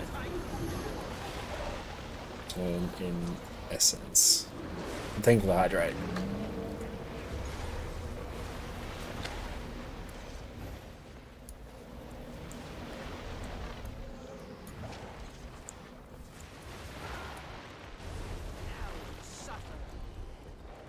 So we've got a bunch of wisps.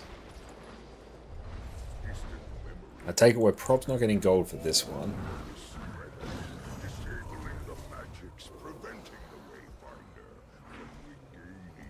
Oh, Umbreal Convergences are fantastic.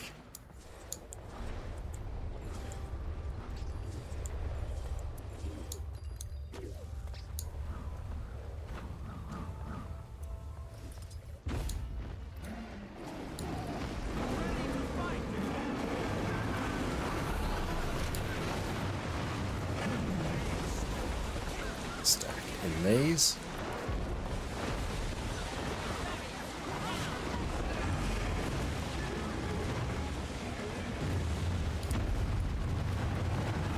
Oh, that's a lot of people dead.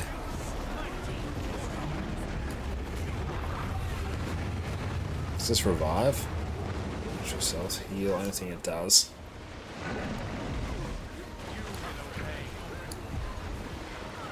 Dodge through that.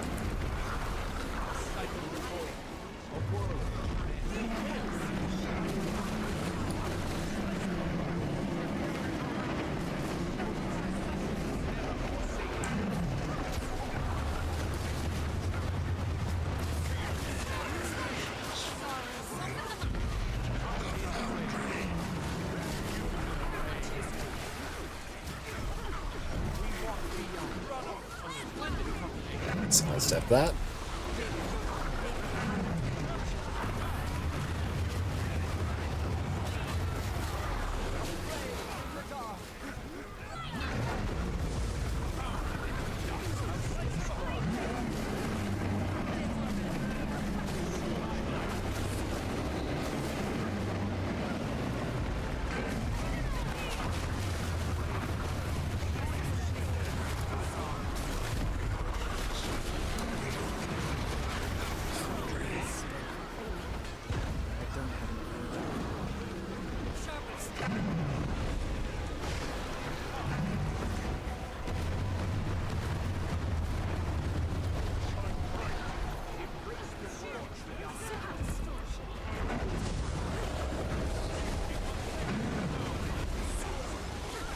Let's move on to the group here.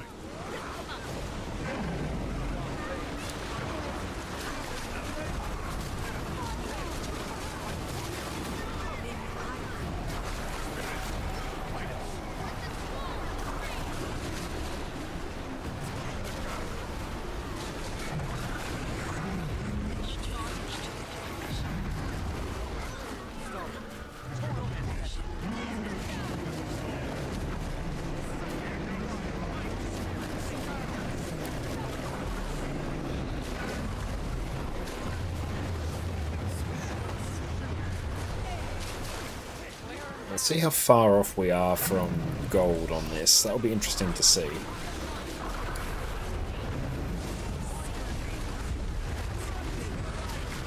And honestly, it's not even people need Valkyrie pieces, they just need to not stand in the bad AoE. Valkyrie won't really help them.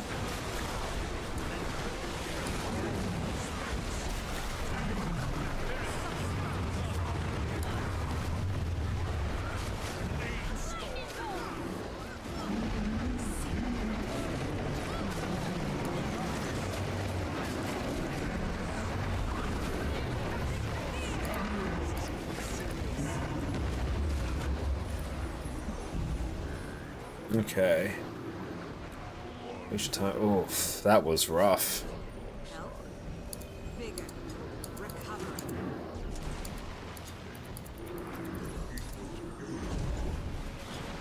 Blood Moon Torch. Oh, nice.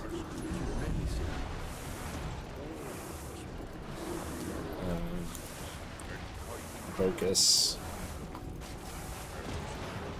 Decima next. Focus on the pre-event. Need that to go fast.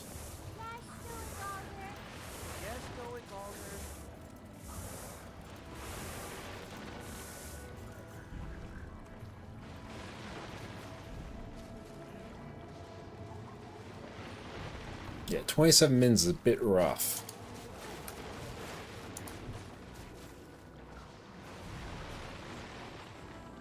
I'm a lack heal here.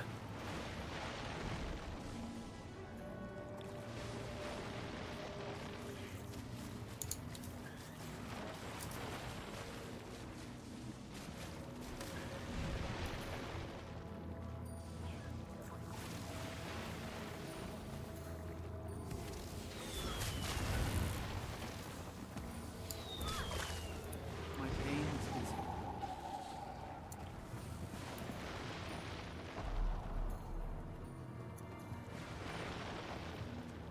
Okay, so Decima.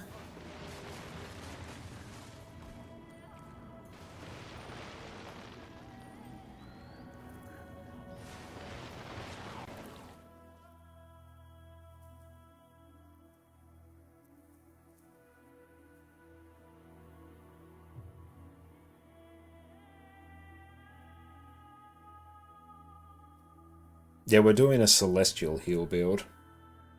So we're trying to pump as much damage as we can as well, because you don't actually need a huge amount of healing for this.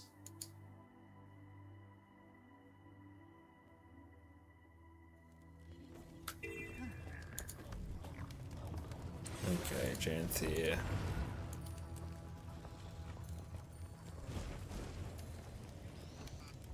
Okay.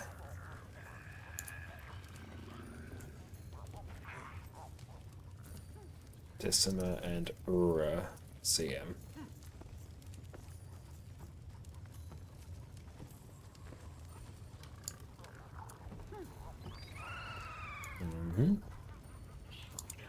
What did these go for? Okay, like a reasonable-ish amount.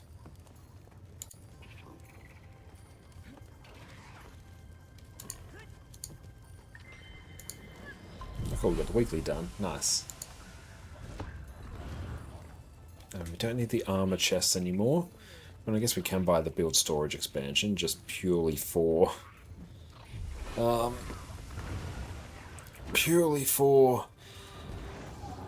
know, the account upgrade, I guess. Or else it's really just going to be how much gold can we get. Which I get 31 gold.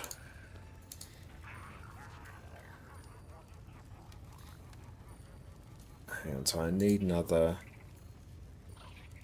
No issues. No issues there. No issues there. It's the pre-event we need faster. Is Druidal Lack DPS viable? Not really, no. Okay. Hang on, let's just go edit. We'll just change this to Decima CM.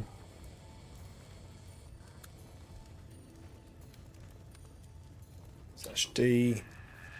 I need...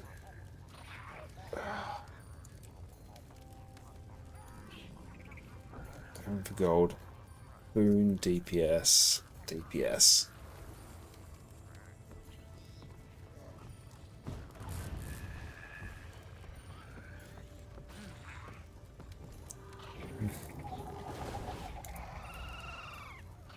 Okay. Preview that.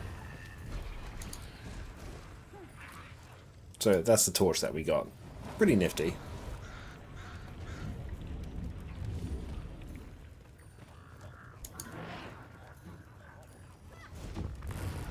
Can you boon DPS at all? Okay. So we are... DPS. Hang on, so it's not even the fight that's gonna... And Shane, we're on NA. Yeah, it's not even the fight that's really the problem. It's entirely just the pre-event.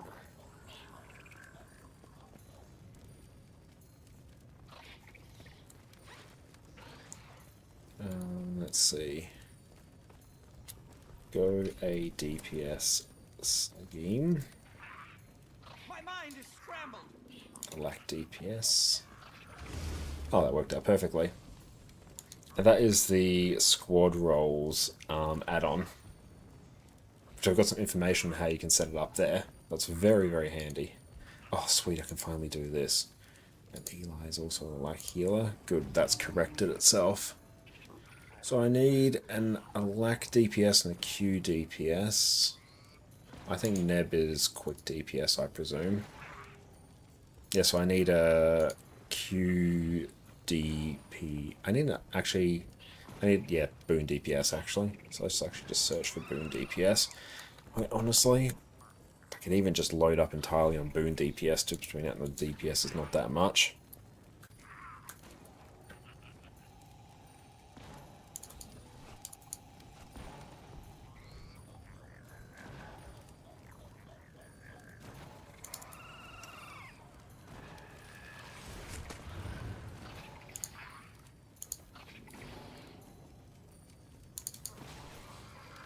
Okay, edit squad message.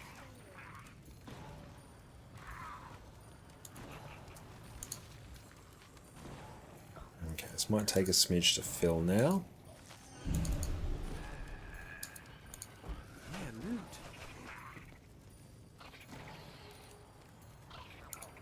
DY. Cool. I've got them marked, so I don't really need to know what boon they are. As soon as I mark them, then it's fine.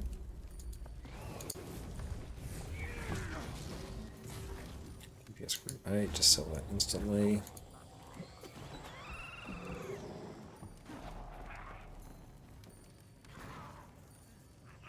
Yeah, I'm literally just going to load up on boon DPS.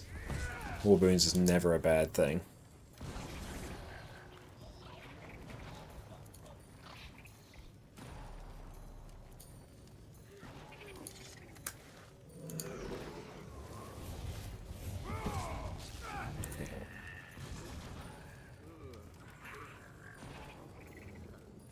Am I in the LFG?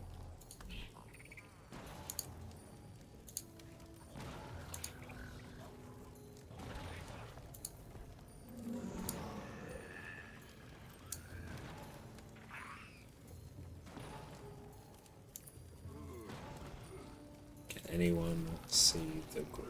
Oh, yeah. See the group in the LFG?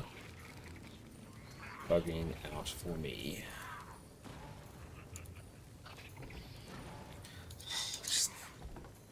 Can't even type in squad chat. Hang on, this is actually going to be a bit jank. This is probably going to break everything. It's going to break the markers, probably.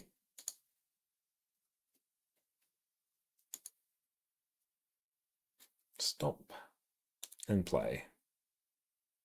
Dornheim, how's it going, mate? It's great to see you. It's going very, very well. We're just in the middle of doing some Janthir Wilds Convergence CMs, and we just finished one. Didn't go as fast as we wanted it to, but we are doing some others now. Those ones should be easier. We're actually in the group organization stage at the moment.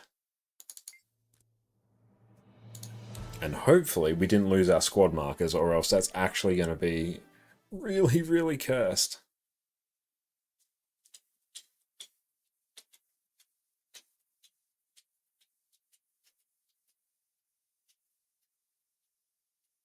Please don't lose them. Please don't lose the markers. Please don't lose the markers.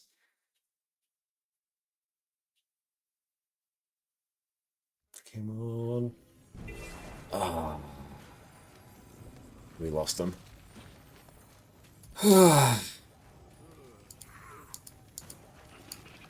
Okay, now I have no idea. Oh, 15 snow dimes, 90 gold popper steep. Yeah, that really is. Okay, let's just start dragging people reasonably. I'm just going to try and guess where QDPS is. I know Luminary can sort of just sit there.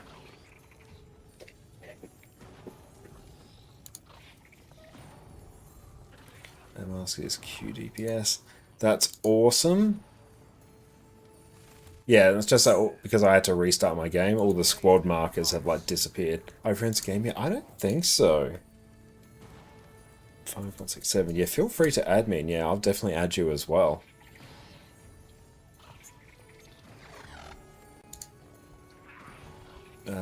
Yuan is QDPS. Let's put them,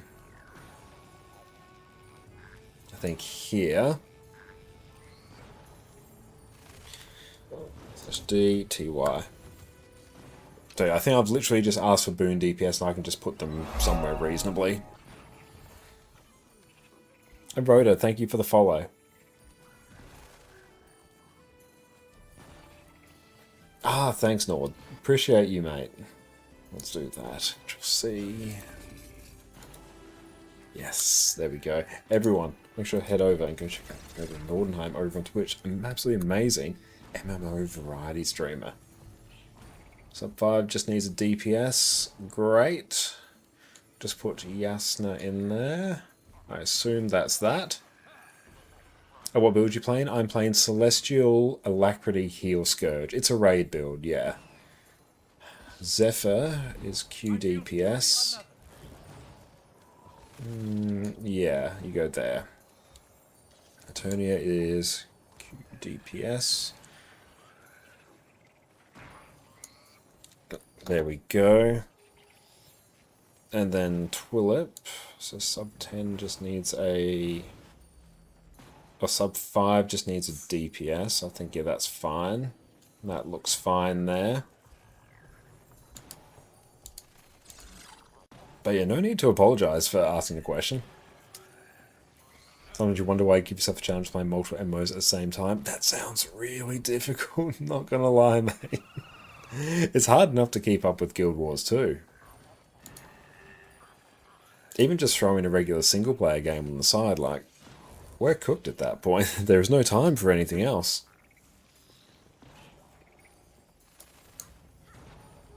No, this character's got gathering tools.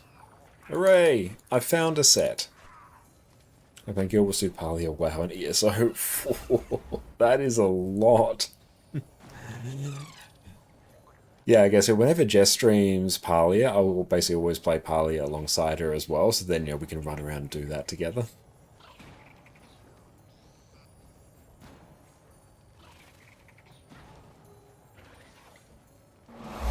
Okay.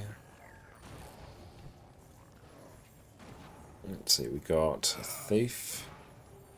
If that'll just be DPS. Yeah, that kind of works. Cater.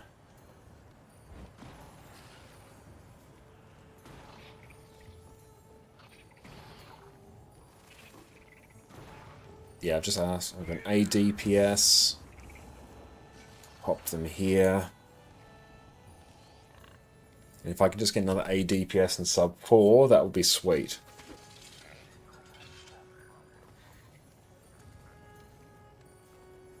And we got scrappers who can escort.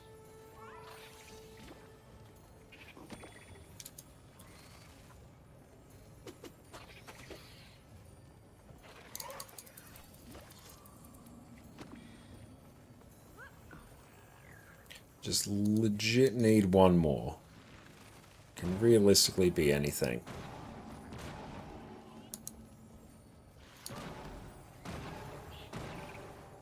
Blood Moon, Tortured Blood's pretty cool. I might even just sell that instantly just to get the gold on hand.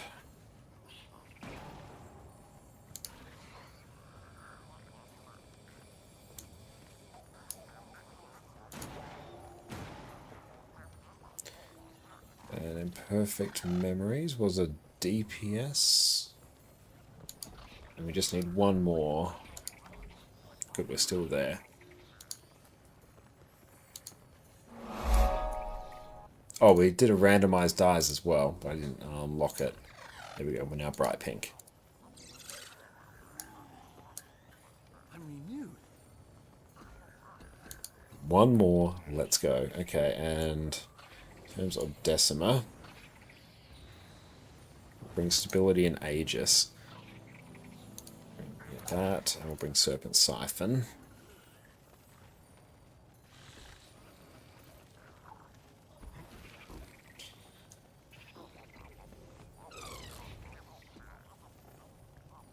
We can probably honestly head in and start running.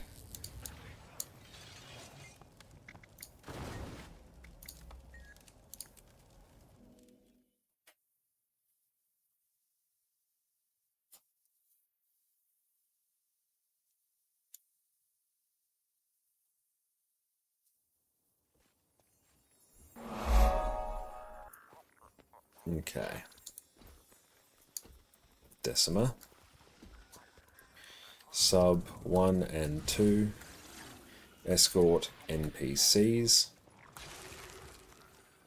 Sharp blades, Oh, sharp mind. sub 1 and 2 SOS. Everyone else clear walls.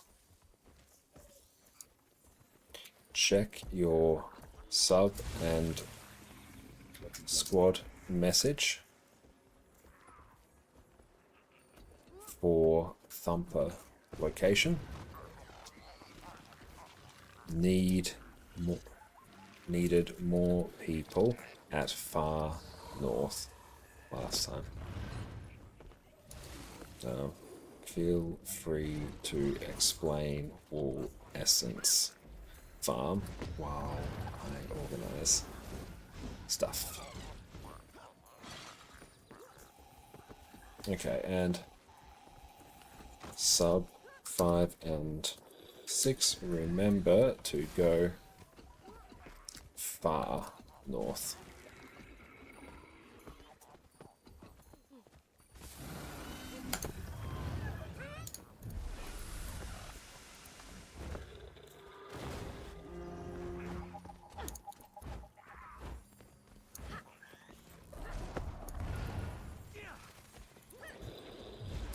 Let's go open some of this.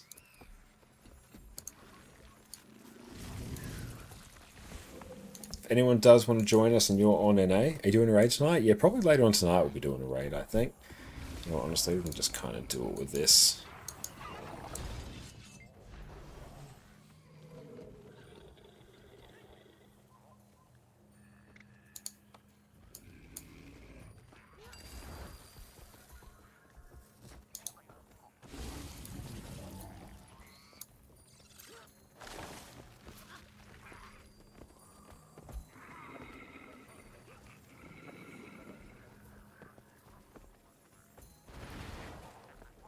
We are doing a Convergence challenge mode right now.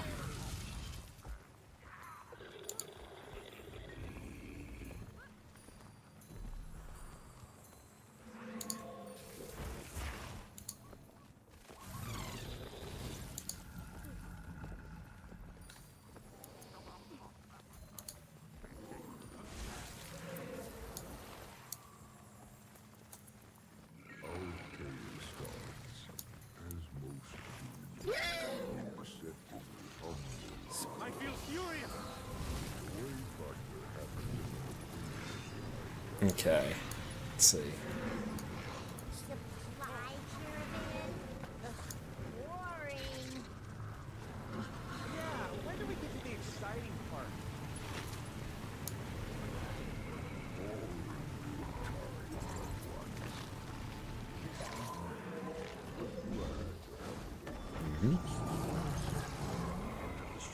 Was a Convergence. Think basically a 50-person raid boss. They're typically tuned to be a bit easier, but we're doing a hard mode version of that because it gives much more rewards.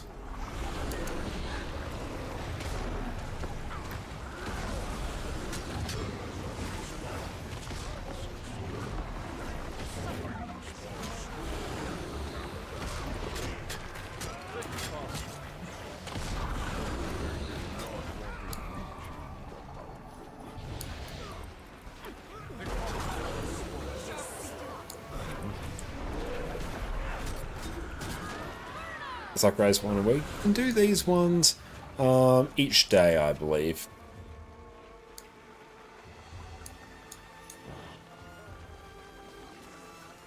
Or each day for the daily rewards, but you can kind of do them, as much as you want at the end of the day. It might just be slightly diminishing rewards. But I'm pretty sure it's once per day.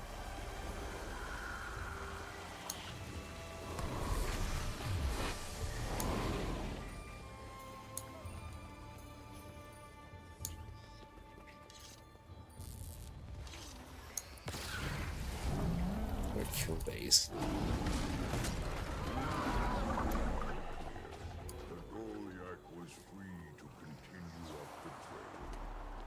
Safe from harm.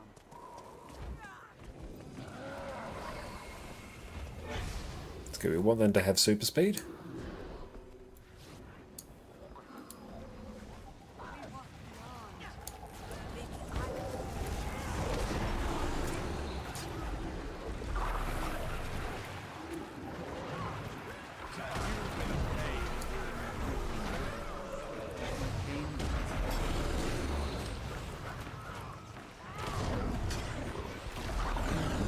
Just group all these up.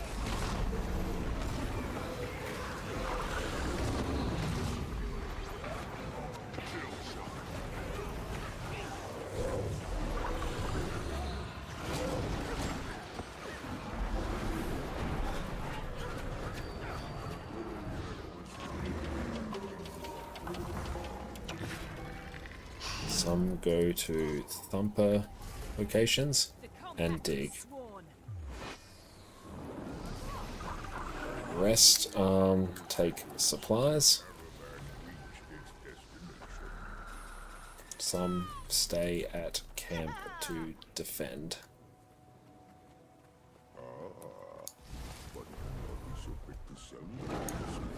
I drag this up there.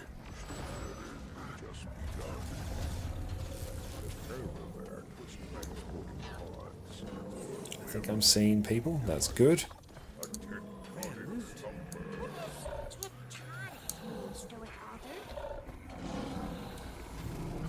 Okay.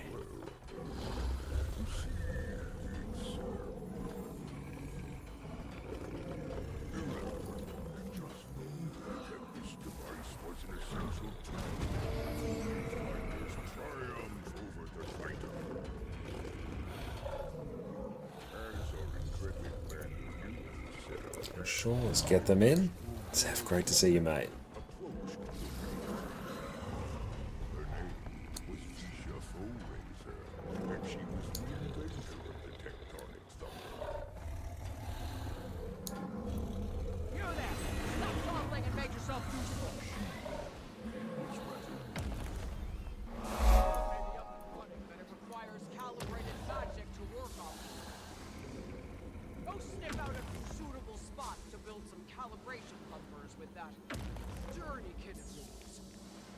Take the necessary supplies from the Doliac.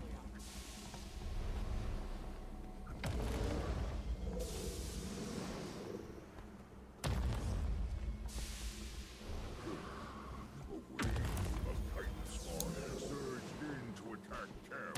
The central thumper Too active.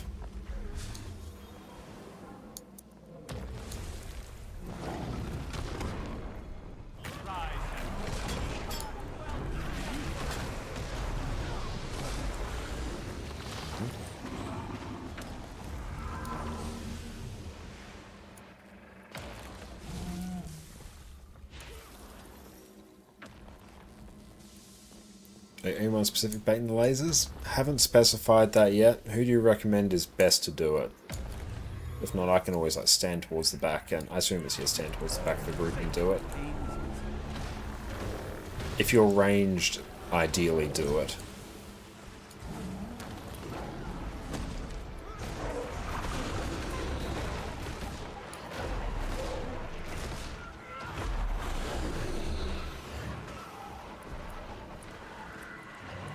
What's your favourite class? My favourite class is Revenant.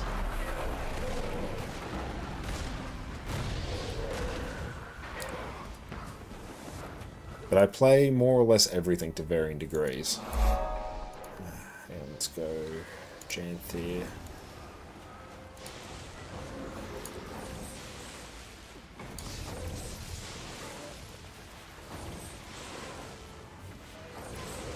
Some healers. Stand away from the boss to bait lasers.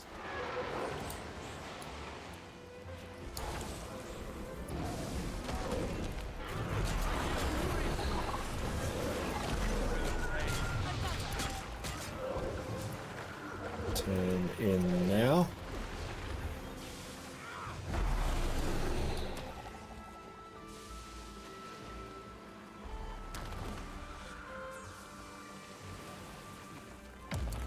Okay, beautiful. Everyone's in. Nice. How'd you rate the new specs? What's best in your opinion? Overall, I think most of the new specs are pretty well designed. My personal favourite that I absolutely love playing is Gale Shot. That one I just really love how it feels. I spent most of my time actually on Conduit because I've done a lot of endgame content with that particular build and Revenant in general. So I've played a fair amount of that. I really enjoy Amalgam as well. Amalgam I think is super fun. Done a bit of Ritualist, but not as much as others. The Troubadour, I've tested more or less everything. I actually quite like Paragon as well. I see it's actually a really, really chill Condi Paragon build that I do want to try at some point.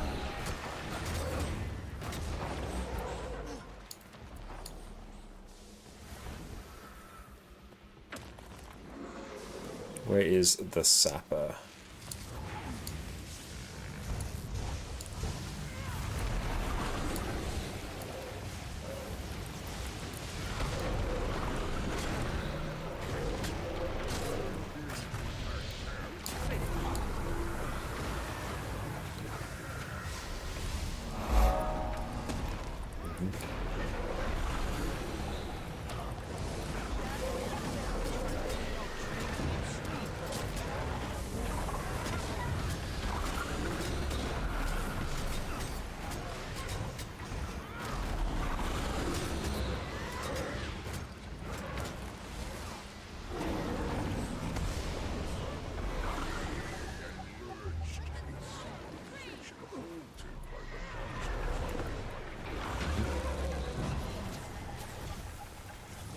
Version Thumper has been fully attuned.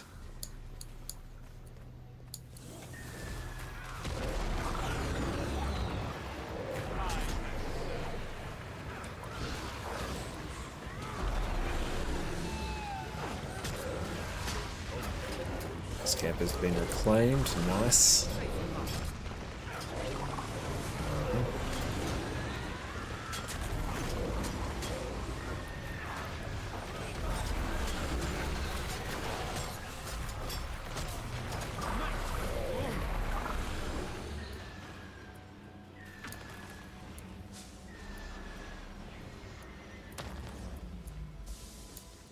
Yeah, I think we're still struggling with time on this. And then the frozen soil falls, allowing the wastefinder to rise once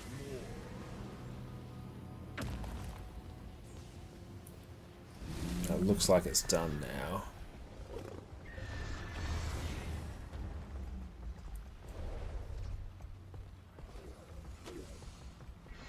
Where are we going?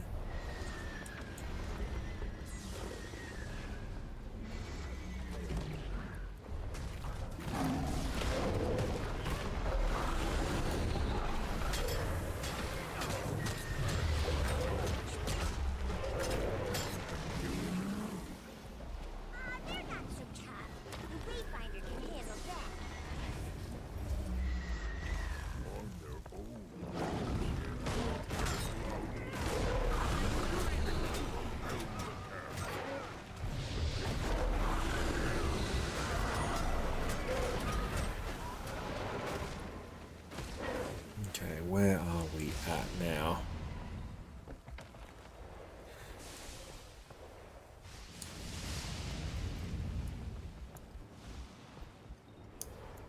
Okay. Some stuff there to go deal with. So what's the main way where we actually can speed this up? Because this is honestly taking too long. What are we doing wrong?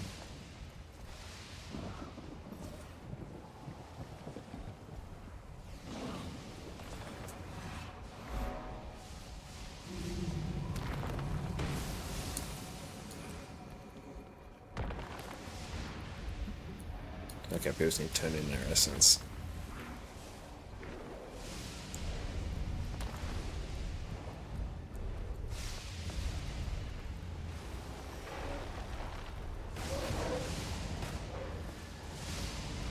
The ground shook under the full force of the tectonic thunder. The mighty machine rattled the mountain's very core. Unable to stand the noise and fury any longer. Yep, so turn in more essence. Angrily surface. Her name was Decima, and she was most displeased.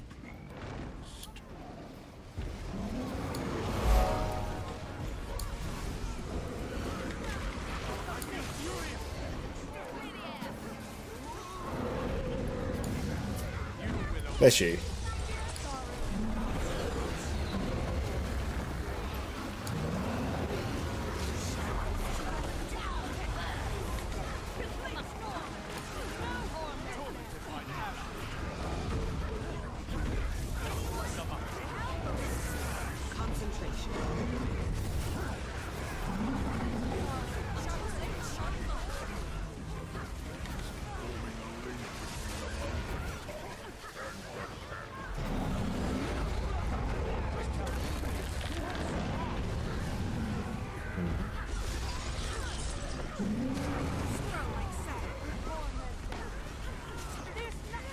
Oh god, it's gonna hurt. Red laser off group.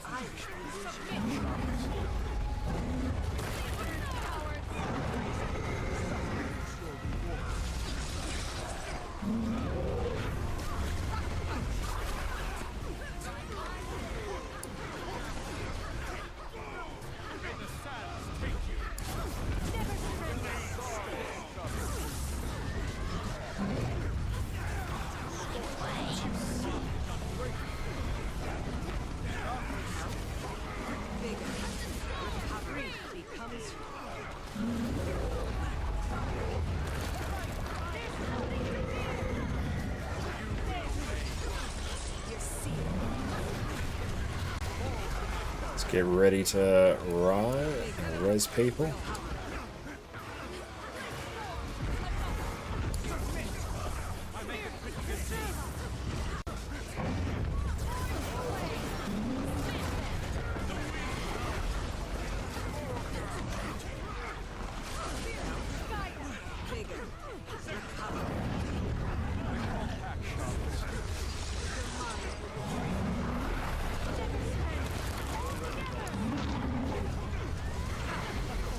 Nope, that's gonna hurt. Everyone spread. Alright.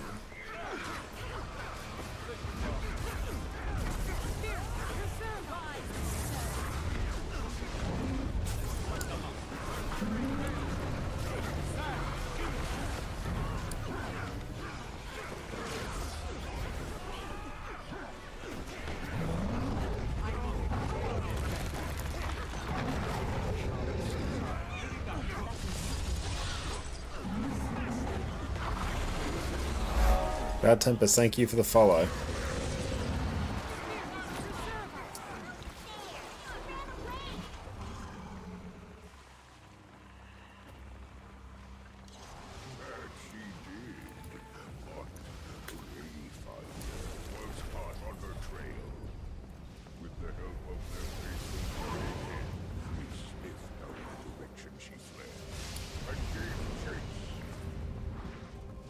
Yeah, that is one thing they really do need to fix. Various mechanics not showing up on low graphics settings, or low model limit in particular.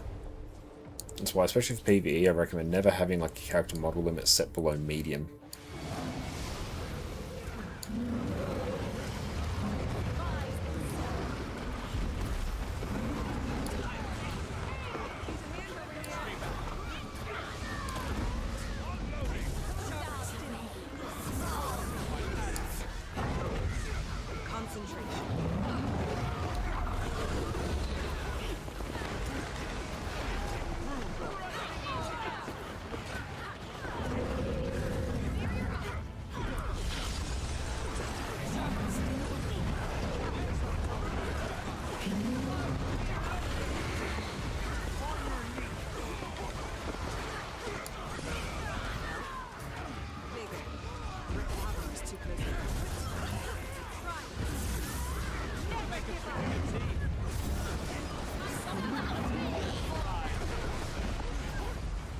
Yeah, just load up on Essence.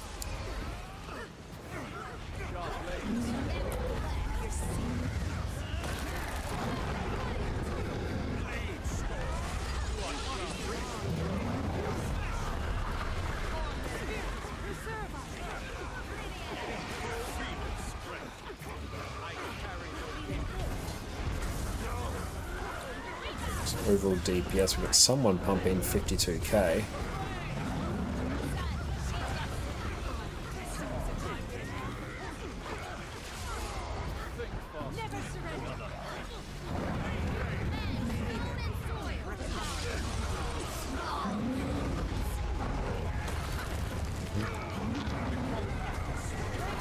I'm gonna get ready to just heal the entire group.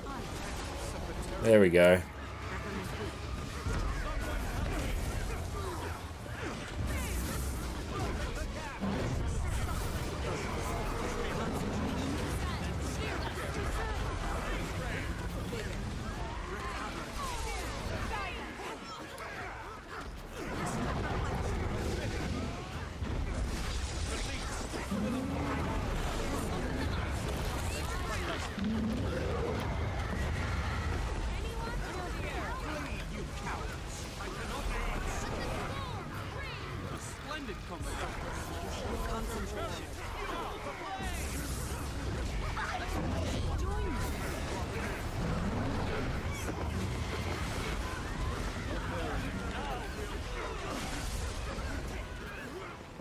Okay, so welcome in. You're a new viewer. I want to try out Guild Wars 2. Any tips and advice? Give you a great question. Well, Guild Wars 2, you can actually play the core game as it released in 2012 as a free-to-play game. The game itself isn't free to play, but think of it as a big, extensive trial of the game. The game has a buy once, play forever kind of model, where it has no sub fee, but there is a fee to purchase the various expansions for the games. But after that, you don't have to worry about a sub fee of any kind. And yeah, when it comes to making your character, if you can just grab the game like free to play and just see if you like it. Just wait until our game catches up. You can just see if you like it, and if you do like it, then you can make the decision of whether or not you want to invest your money into the actual expansions. Coward, welcome. Yeah, this does not look particularly helpful.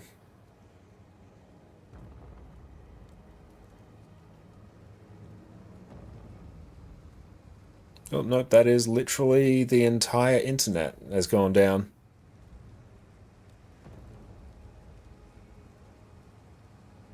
Oh, there we go. Let's see how that went.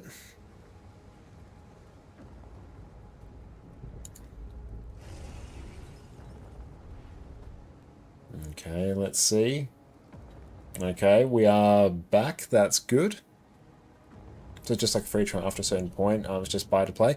You have hundreds of hours of... Hey, let me just restart my game. Game is freaking out a bit.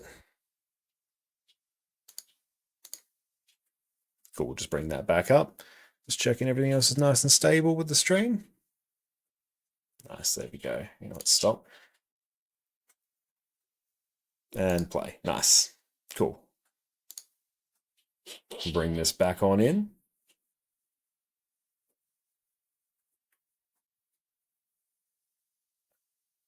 Log in, there we go. But yeah, you can basically play the entire game as it first released in 2012, without any of the expansion as free to play. And as soon as you buy the expansions, you basically get upgraded from, a free to play account to a full account.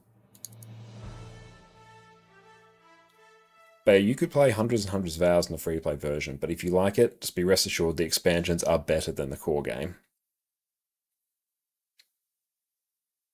I'm glad actually the disconnection protection worked there. So it looks like everything is still up.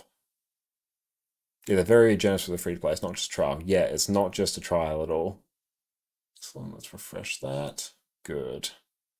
Experience level game. It really, really is. And yeah, once you start playing the game, and if you really enjoy it, you will want to get the expansions. Alright, where are we going? Okay, we've got a long journey. Oh, just nick off.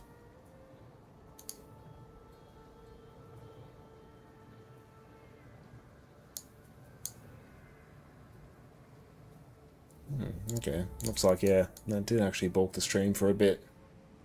See how that goes.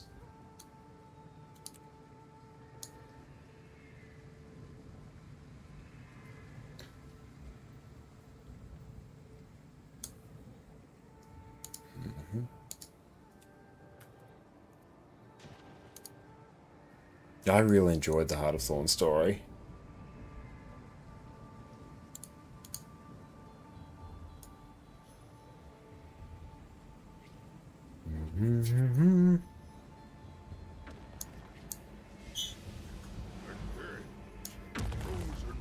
Riding any heroes in Wisp form? Excellent.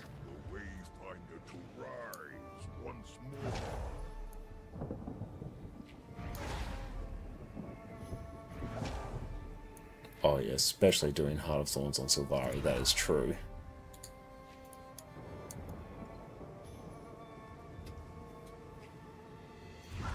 Hey, great dude, welcome in, mate. Great to see you.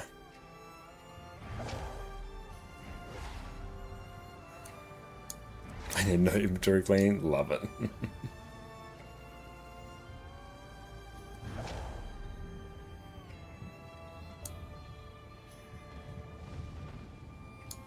Time's drawn to the surface. Can we... Here we go.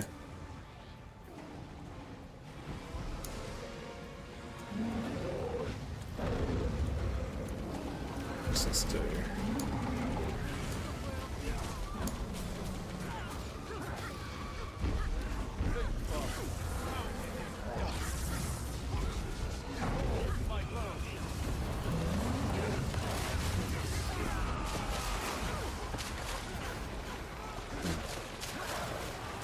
At least we were able to get back in.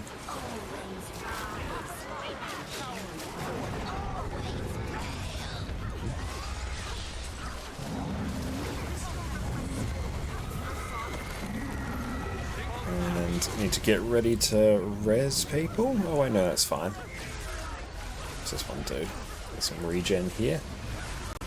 And that's some stability on our 3.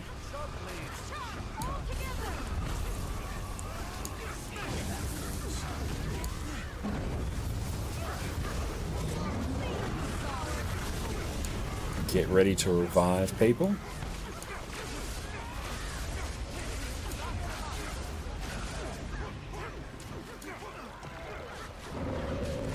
You're most welcome, Cookies. I really appreciate you popping in.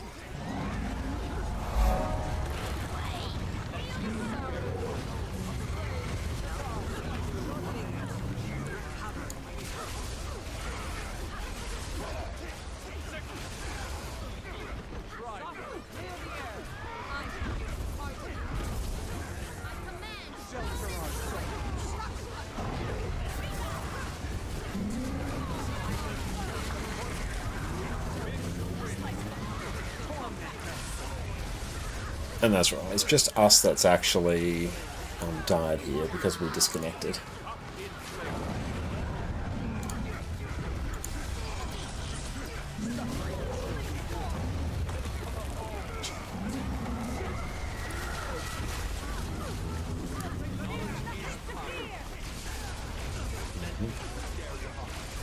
Because that is unfortunate. It did look like we lost the Twitch stream for a moment there. Oh well, we will simply rebuild.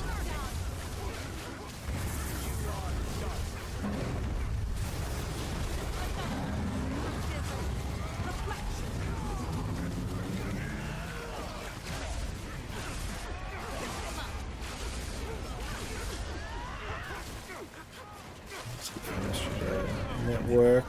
Okay, so I think that is entirely on a Twitch side, unfortunately.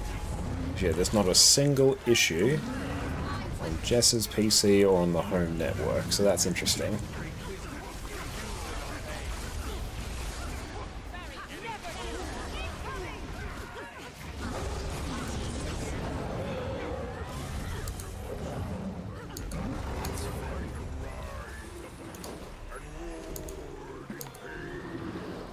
What do we get? Completion time. Damn, we didn't even get silver.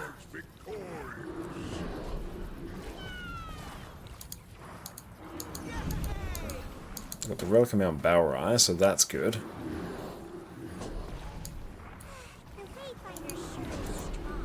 Right, next.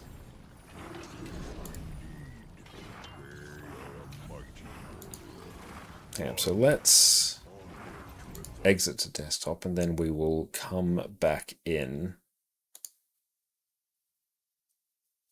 So yeah, we're having some connection issues there, but we will resolve it.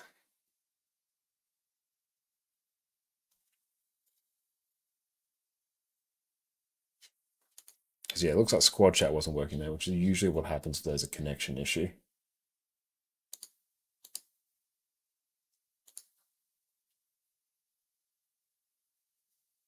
And back we go.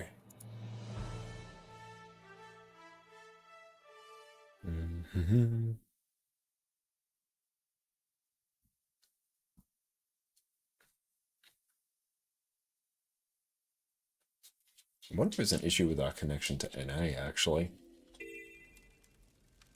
Okay. So let's start hitting up the LFG again. So Janthir, I'm going to go Convergence. I'm just going to change it to CM. Beautiful. I'll just start dropping people in reasonable subs. Beautiful. Now we're going to go stretch our legs for a few minutes and we'll see everyone in a bit. Sit tight. Have you ever woken up in the middle of the night and thought to yourself, I need to know exactly how much gold I have in my material storage right now? Well, I come with a solution to our shared problem. GW2 Efficiency, in my opinion, is the single greatest website to help you when it comes to Guild Wars 2. You have access to so many different tools, bits of information, and quality of life that makes everything related to Guild Wars 2 so much easier. Whether you're trying to find a specific item on your account, seeing how much gold you can make if you dumped your entire material storage on the trading post, or want a complete itemized breakdown of how to craft every single item in the game, you're going to find it here. I, along with literally hundreds of thousands of people, use this every day, and you're making your life in Guild Wars 2 harder than it needs to be if you don't join us. Do it! So today we're going to get you all set up and show you some of the incredibly cool things that Guild Wars 2 Efficiency can do for you. Also, it's completely free. Now to answer the obligatory question, is this safe to use?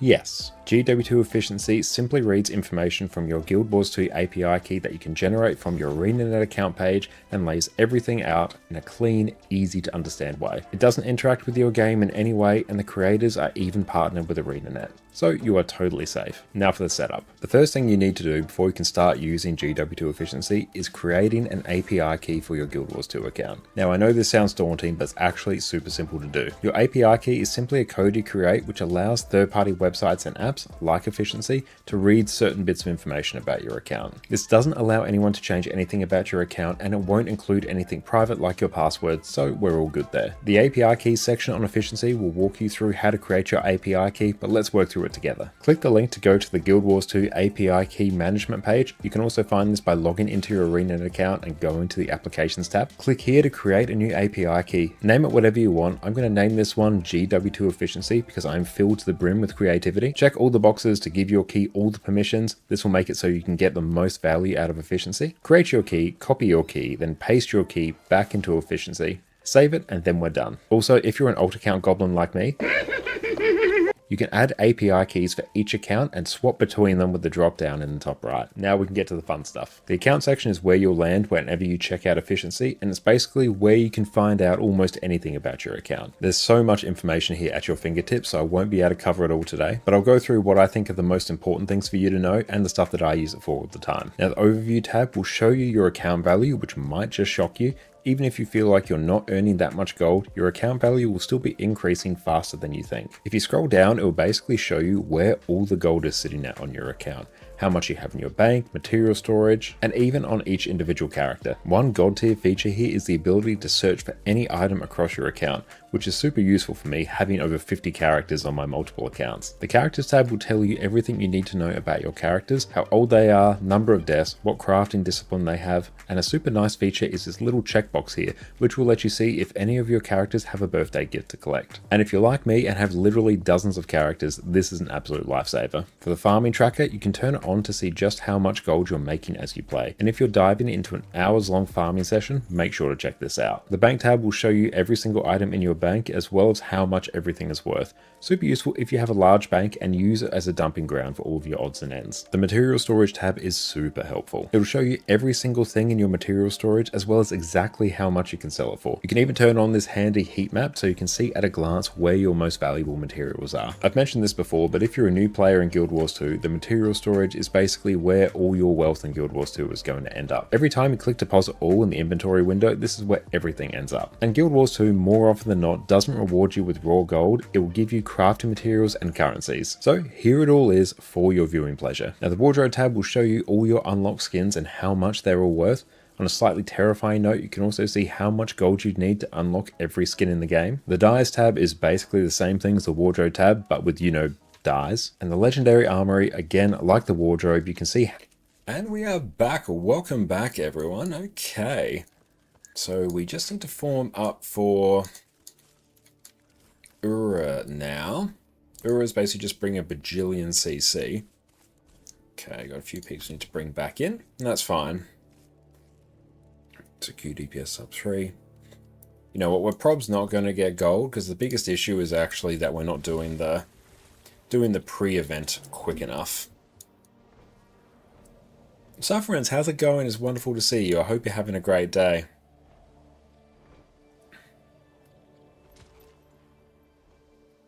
Yeah, I'm just going to search for Boon DPS. Oh, honestly, at this stage, Boon DPS. I'm just going to say Boon DPS and DPS, just to speed it up.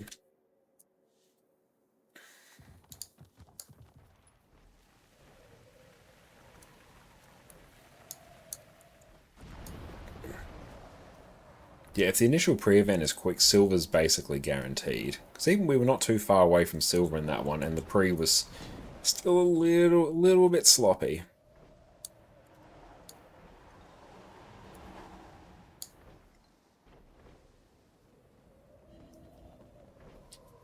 Not 40. And /D, that's the plan. An Archsmith for pre, you'd only have the scrappers near the NPCs and everyone else, and sub 1-2 run forward to kill. That's a good idea. We'll do that instead. Yeah, unfortunate that we lost our connection to Twitch for a moment there. Oh well. Entirely outside our control. Fengo, cool.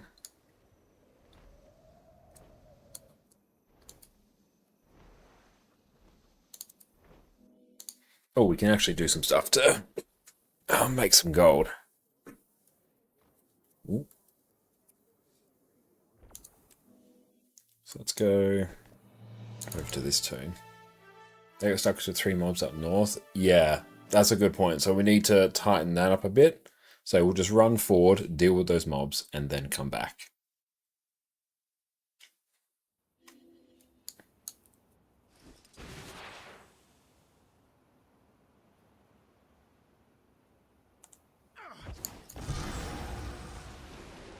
I'm tossing up from the Wizard's Vault whether I buy the build storage expansion because I don't use the build storage expansion. I understand that it's worth a not insignificant number of gems. So in terms of raw gold, or like account value, it actually increases your account value by quite a bit, but it's also a feature I never use.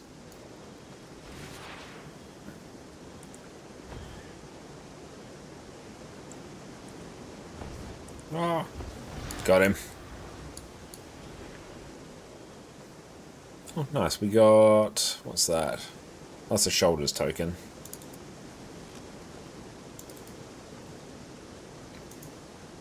So I'm tossing up whether I get that, because I'm at the point where I've kind of got everything else, unless I really just start going for other skins, I think. So that could be the play.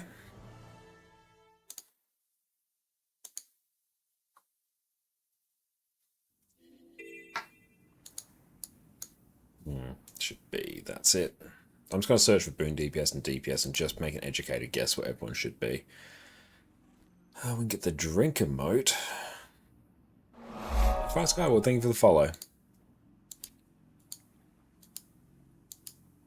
Enchanted Jackal skin could be pretty good.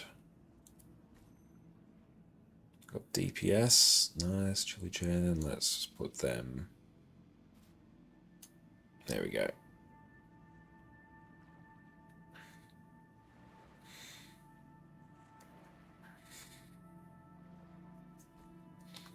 How are you? Got some sleep at least? I am pretty good. We were able to get some sleep. I tell you, it's really weird going to sleep when the sun's coming up.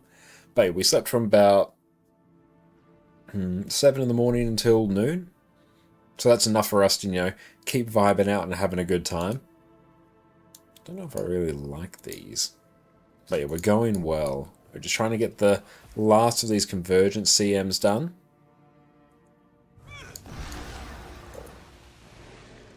Oh, it's got some extra rewards. But yeah, it's been much more difficult to even just get silver on these than I intended. It's also the fact that it's like super late on NA as well. So it's a real tricky time to actually get these ones done.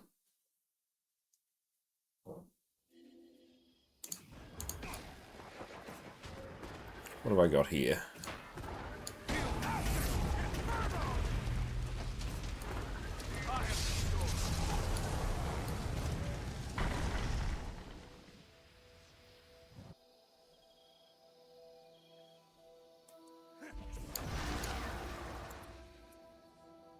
We had a good time as well learning some Power Inferno Tempest.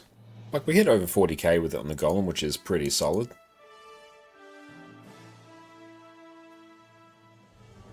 So we cross out some of these things.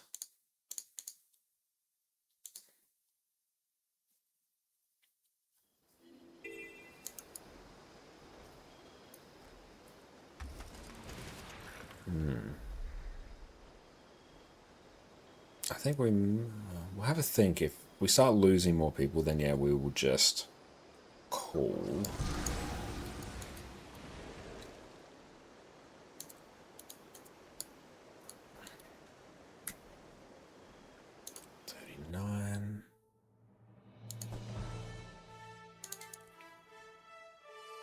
If you leave 4 or 5:24 AM, that's entirely understandable, Laser. You get some sleep, mate. That is definitely a time. But yeah, thank you for coming. I really appreciate that. Oh, 'Tis the birthday.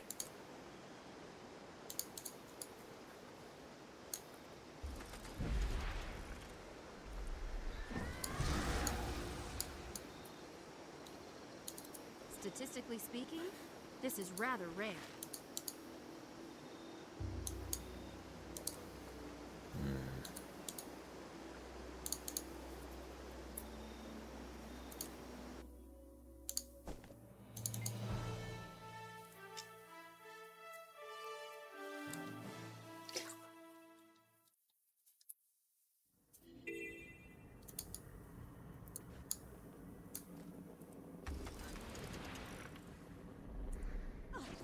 Oh, that doesn't work. There we go.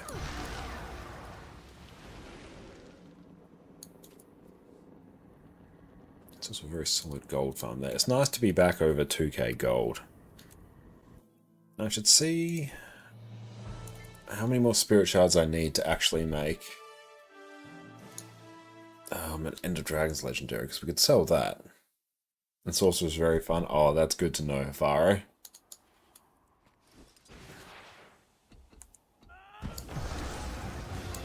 Hey, Quan, how's it going? Welcome, welcome in, Raiders. My name is ConnorConCarne. You can also check out my YouTube channel there, where we do all sorts of Guild Wars 2 guides. Everyone, make sure you go check out Quan over on Twitch. Quan, what's up? What you guys get up to on your stream? Right now, we are forming up for some Convergence CMs. Have I actually done everything that's kind of parked? Let's see. No, I haven't yet. Nice. Thank you for the follow as well. I've returned the favour. But yeah, we are doing some Convergence CMs. We've done quite a few things. So, done some strike missions. Learned ourselves a new build. Yesterday, we crafted a legendary. Experience your first Guild Wars 2 Wintersday. Oh, that's wonderful. Wintersday, I think, is my personal favourite festival as well. We got 38. Nice. Started playing 3 months ago. I was having a blast. Oh, that is great. What class are you playing so far? And what about have you been up to in Guild Wars 2 since you started? And Coffee Fiend, thank you for the follow.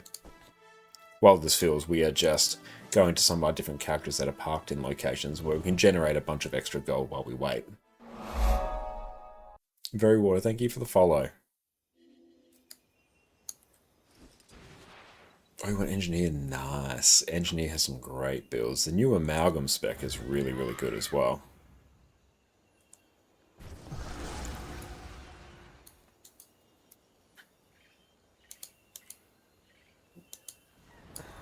Yeah, we're losing quite a few people. That's alright. We have been doing this for quite a while. So looks like guns realize that other classes can also use guns. That's true, actually. Engineer does make really good use out of them. Condi, like dual pistol Engineer, is super fun, and plus the power one rocks rifle as well.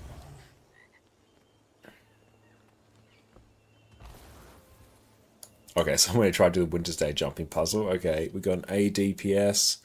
I'm just going to split them reasonably.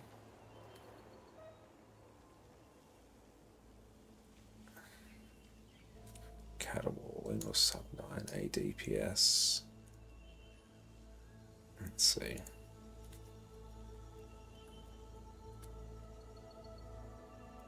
She's going to advertise on some of the Discords like Void Lounge or Sky Game Studios again. I should actually, yeah.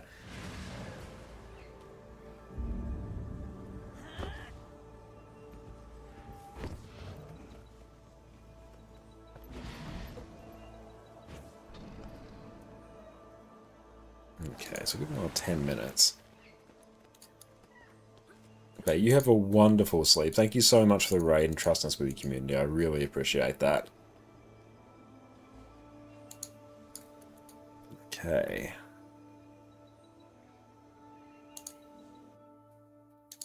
Let's go over here. Love this character. This guy's name Hunter H. Elmsley.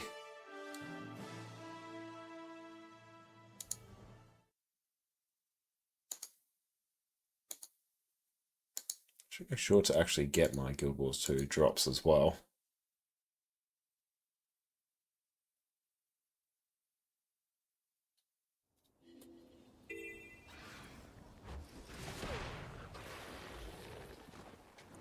Oh, there we go.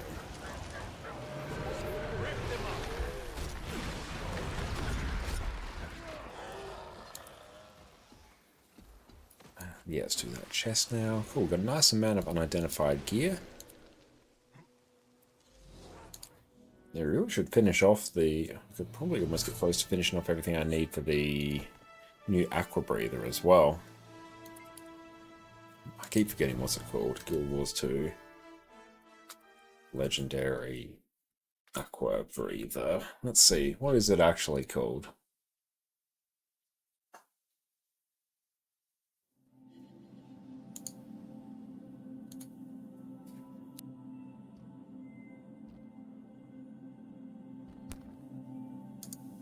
Okay, let's see.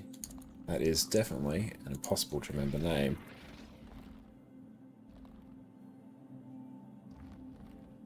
Okay, crafting.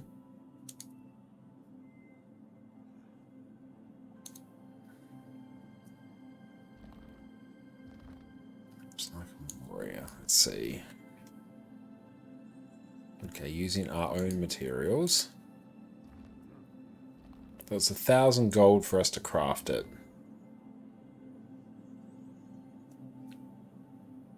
And for it, I only need 18 more spirit shards, so that's good.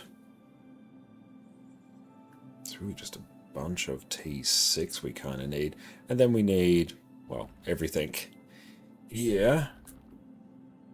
And I think it's 250 gold. That's kind of where all the money is. So is that 500 gold in just items there? Okay, yeah, that kind of checks. It's about 500 gold there.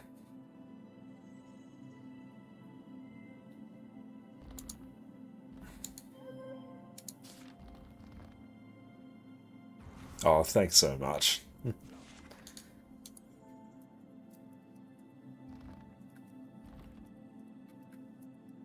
Thanks so much, mate. Super nice. Broken aircraft legendary relic this week. Ooh, nice. Congratulations.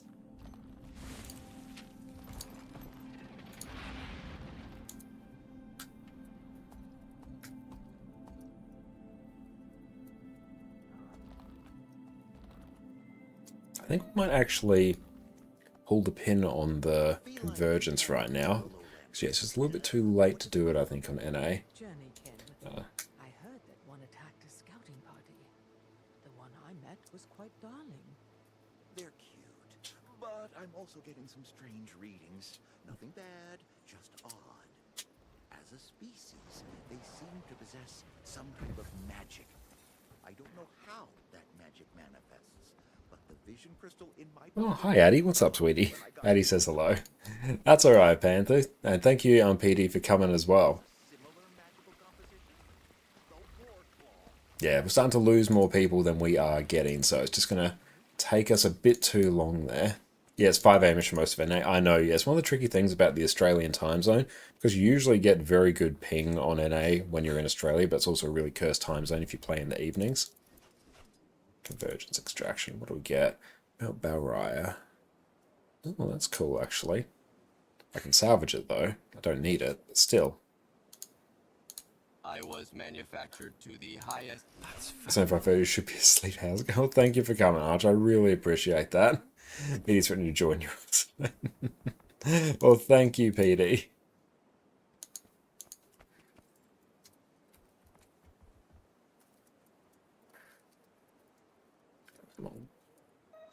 Okay. Let's go tidy some of this now. I might send back the... How much did these go for, actually? Just curious. I'll send it back, but I'm just curious. Demon Slaying Station.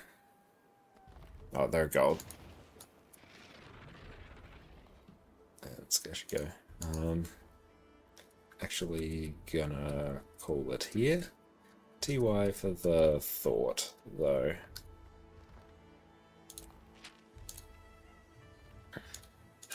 So we can return to sender. Nice. Oh, thank you, PD. We'll take those. Okay, and /D. Now, we won't mind doing... Let's actually see. I do need to finish time sampling. So for that, let's actually just do a few things first. Let's tidy some of this up. So yeah, we actually got a fair amount of loot for that, which was pretty good. And let's add this down here.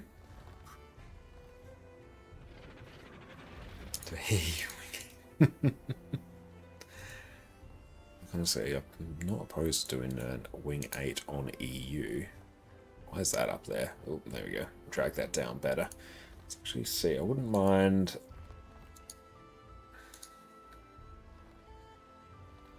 getting this step done as well. I'll just take a look and see what I can do with this. For this, we're going to head over to our conduit. I think a rocking power conduit here. And he's starting to have a snooze.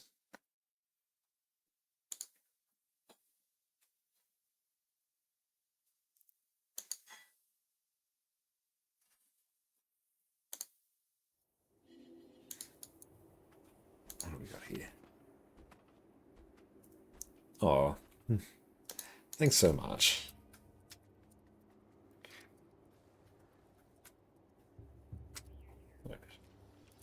That's really nice. Thank you. Thank you, Shal. It's really, really kind. Okay. So we want to hit up Bavanisos here. And Luna, welcome in. I'm due to Convergence frequently. That was fun. We don't do it hugely frequently. Especially doing the CMs. CMs are a bit tricky to organise. But it was very good. What's your ping? On NA, 230, 250. On EU, 250, 260. Okay, so for this, let's go... That's just Australian life. Guild Wars 2, case 362. So we need, for this, looting some organs and making their way to Amnitas.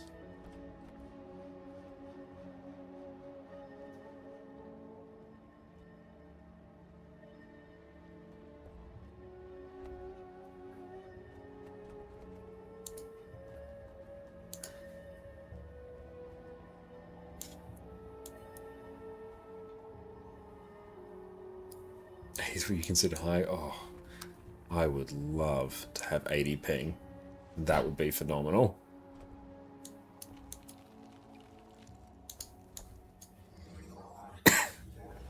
So this might actually be the event we need to do. Yeah, I think this might actually be.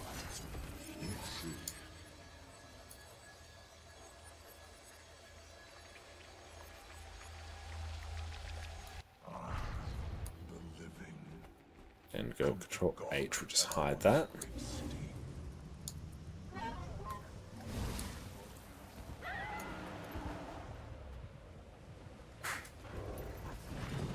Seven. Rampaging Titan spawn, we can just skip that. I think we do need to do some Bavanisos metas as well. To finish off some of these achievements, because then we can actually unlock a relic that we kind of want for World versus World.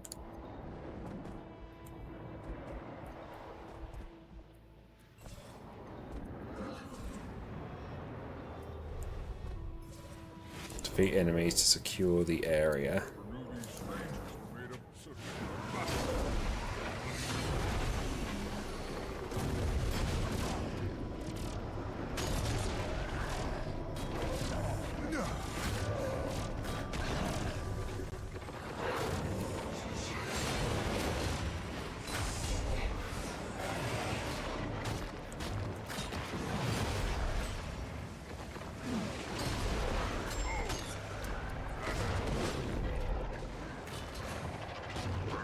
Trying to deal with this elite here.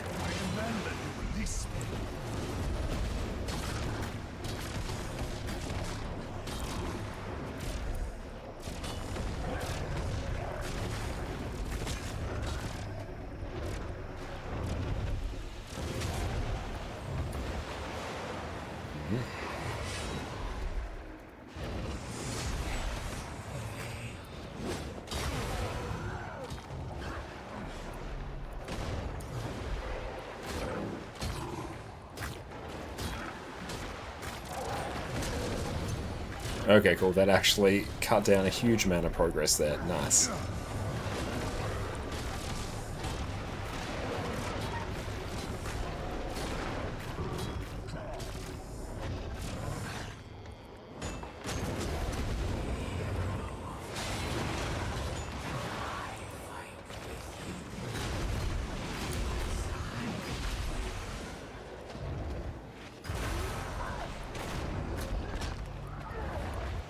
Try and get a res off.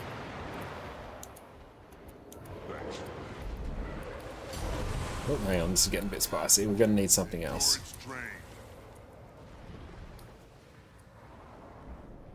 Let's swap out to Celestial Selly Renegade. Oh, are we in the wrong build? Oh, this is a different one. Oh well.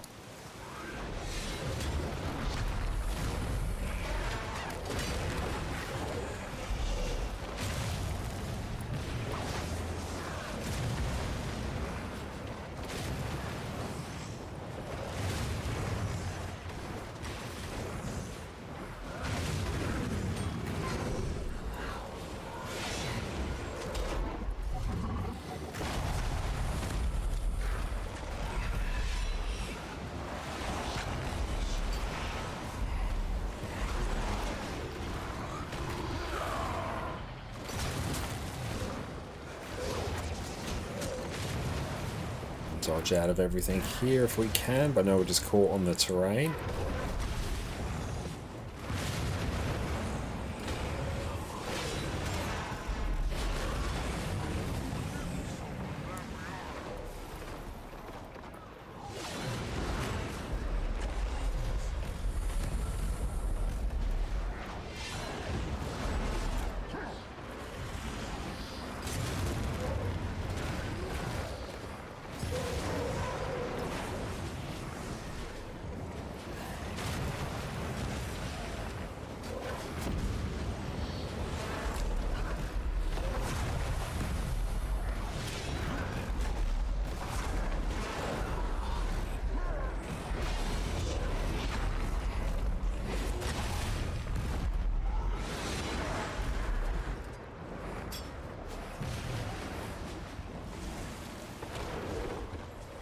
Let's go up a bit more.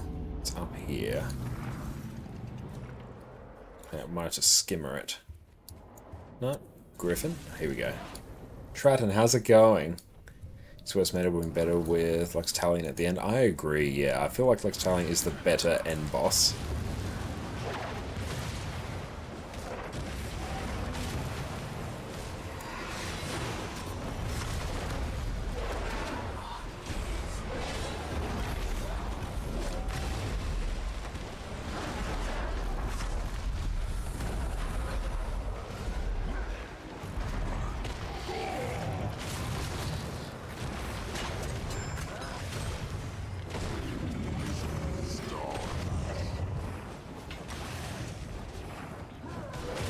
Onyx Lodestone from that is not bad.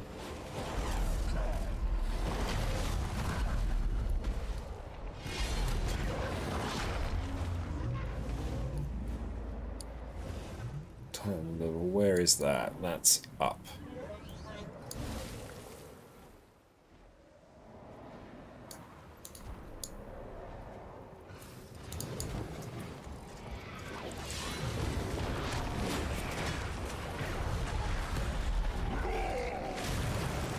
Stratton, it's great to see you. How you been?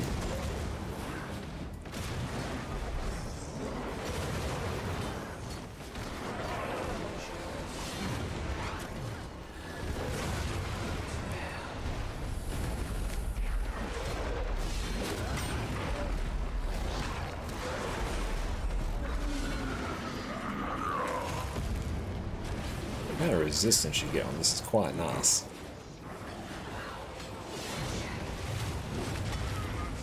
Okay, cool. We've done that. Nice. Submarine Lightborn Warhorn. Cool. Okay, so that step is now done.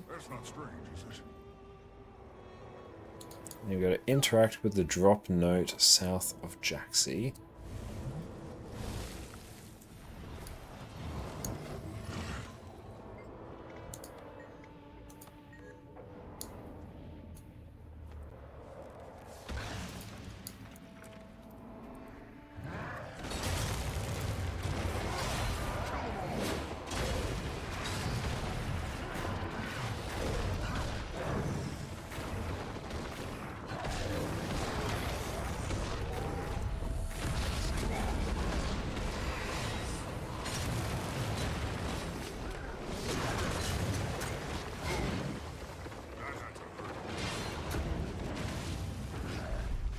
Okay, so I've done everything. Let's just kill these mobs, and I can actually sort of take a look at what we've got.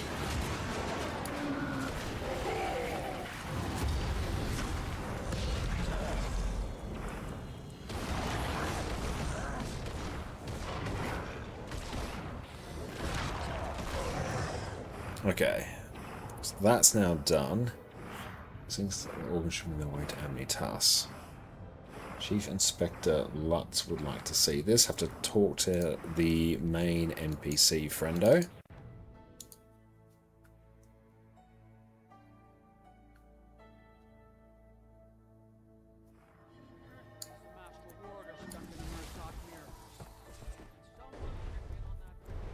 A true warrior needs a weapon for every day of the week.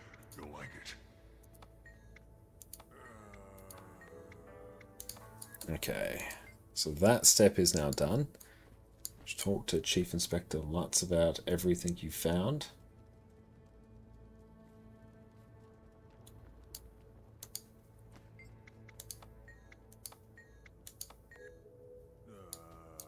Okay, so now it's Twin Spur Haven. No, I've got to put this in Say Chat instead.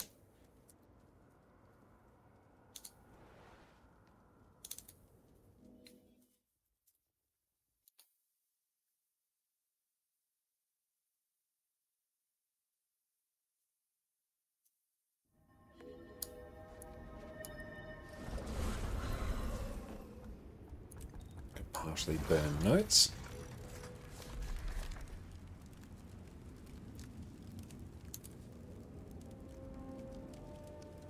Okay, find a clue about what to do with the next one.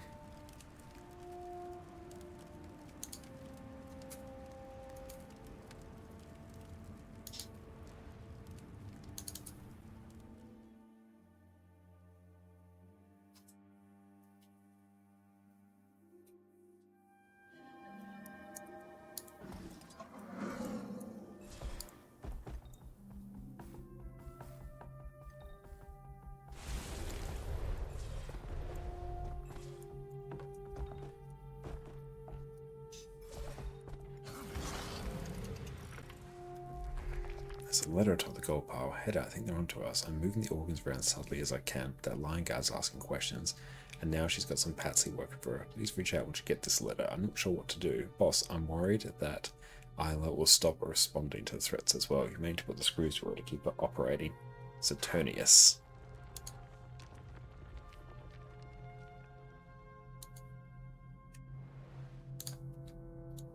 Okay, so I think that is everything we need for that step.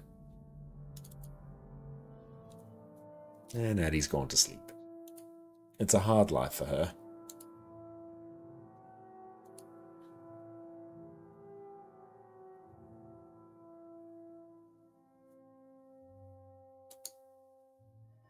Someone get me a report on the Murtaugh Tower situation.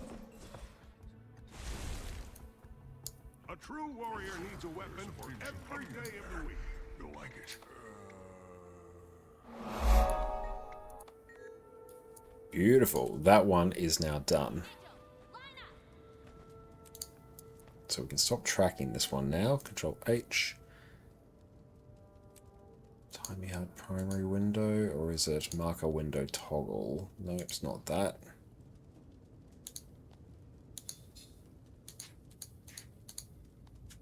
Pathing window toggle, that's it. Okay, so what else do we need for Bava Niso's mastery? And let's just shift that out of the way. Just denied. So I need to get 2 more achievements.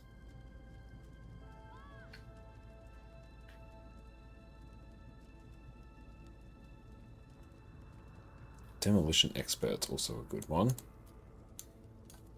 Equals to Demolition Expert.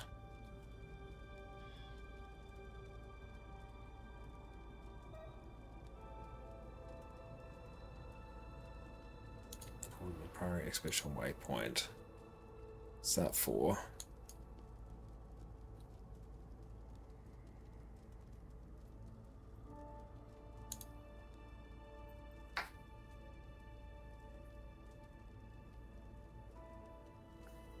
Okay, for demolition expert.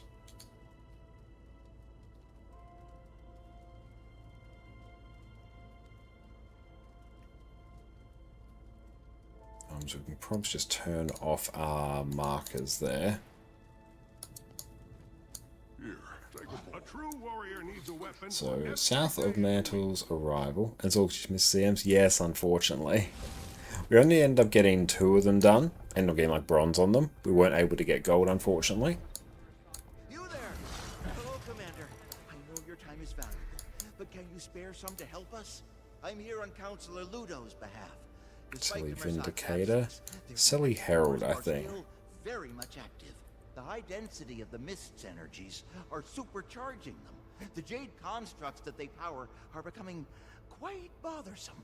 I'm about to guide a small expedition to nullify these towers. Hopefully, I can count on you among our ranks. Power Conduit's addicting to you? Oh, Power Conduit is low-key actually really good. It's super simple to play. Its rotation flows quite well. And yeah, you can just straight up camp sword, and just swap to staff when you need it.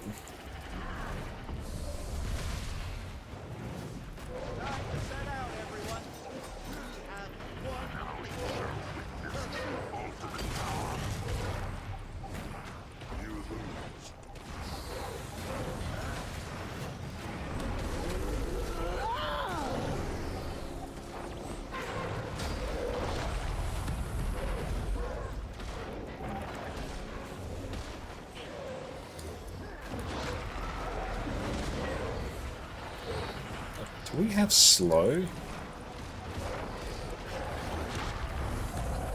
Is Power Conduit still have new pause and possible odds? No, not at all. At least not in the version that I was running.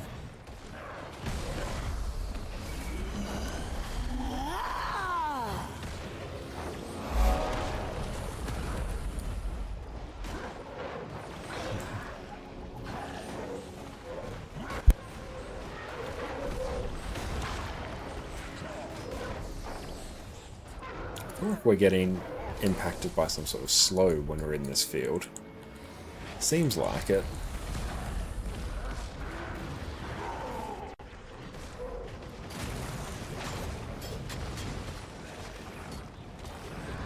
Cool, that's not taken care of.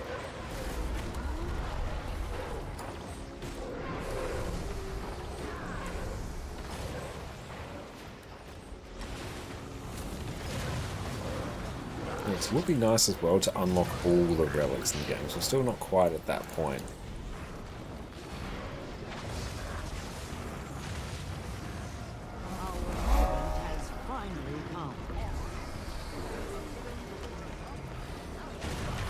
No, have you used Beguiling Haze either with Paether Relic? No, you're not relying on that to trigger the Paether Relic at all.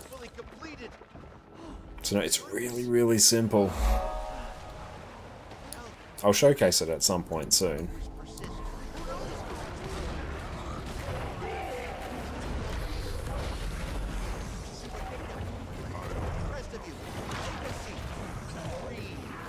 We'll see which other achievement's going to be nice and easy for us to get.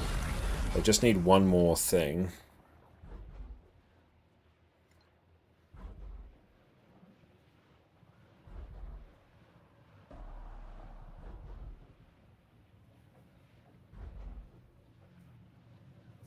You gave it a chance to thought why you played over Vindy or even Power Ren.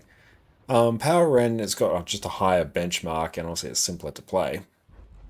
And for Vindy, it sort of competes a bit with Vindy. I think it's really just simpler Vindicator, really. Yeah. I probably wager that Vindicator is a bit more useful because you have like the ability to flip over your alliance skills. If you're playing Mesmer, don't know what to play in open world for completion. If you're playing Mesmer, Chronomancer's a really good one. Yeah, that's it. Power Ren punishes you for dodging. That's true. Conduit doesn't. BK just dodges for damage. So yeah, your dodges are just free reign for actual dodging. Okay.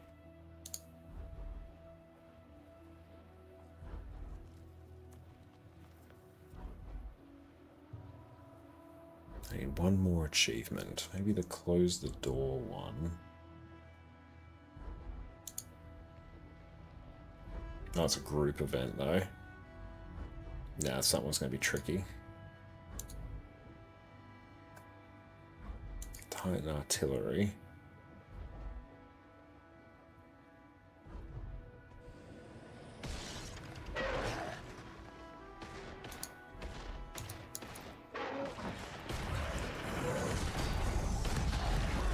The avert's a really good one as well.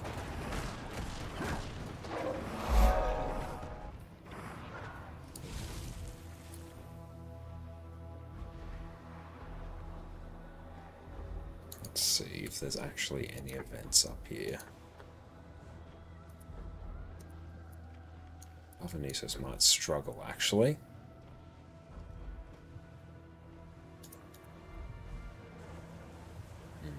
What is another...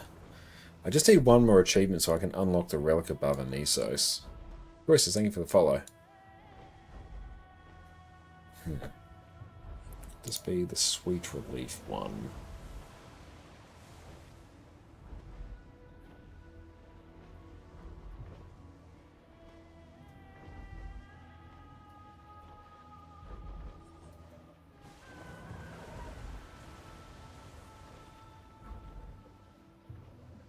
Getting down removes eligibility.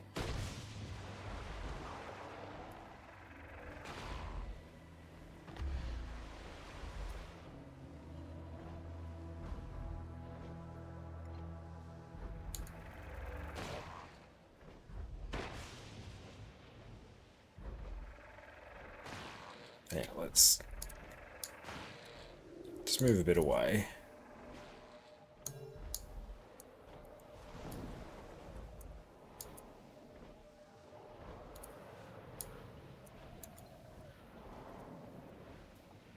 Let's see where we need to go for this one.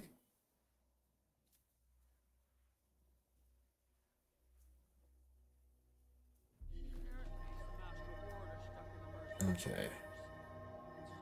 It's a dynamic event.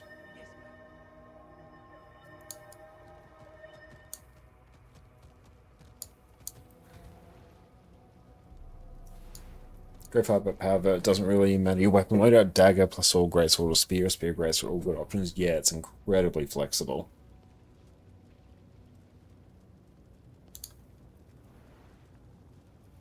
Times vestibule. Let's see. I think we are. Oh, we're actually a bit down this way. So let's go interact with this. Let's go Berserker, and I think I've got a power conduit set up here. Let's see.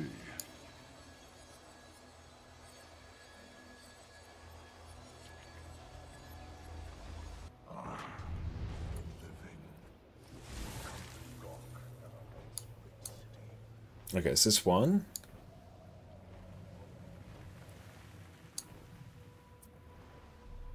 Use the medicine elixir.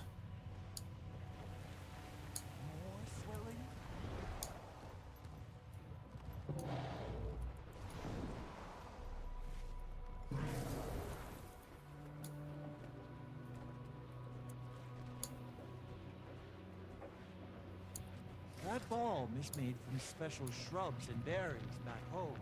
It's a secret lowland remedy.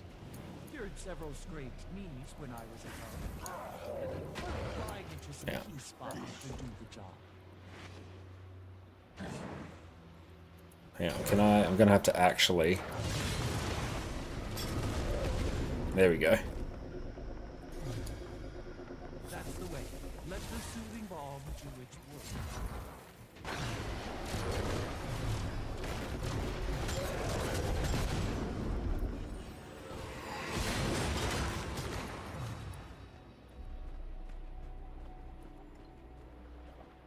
Octo up. Oh nice, thanks for the heads up. That balm is made from special shrubs and berries back home. It's a secret lowland remedy. Cured several scraped knees when I was a cub, that it did. Doesn't update the swords or greatsword build. Maybe that was the build you have to stop impossible odds. That sounds like it, because that build sounds much more greedy in terms of energy.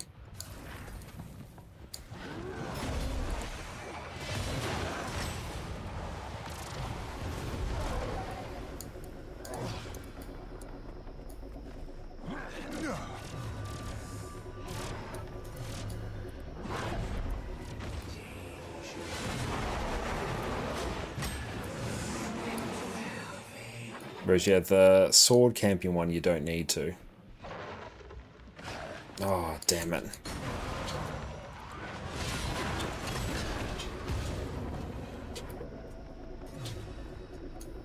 Not only does the ball reduce irritation, Let's kill some things here. surprisingly tasty. Don't ask me how. Strong.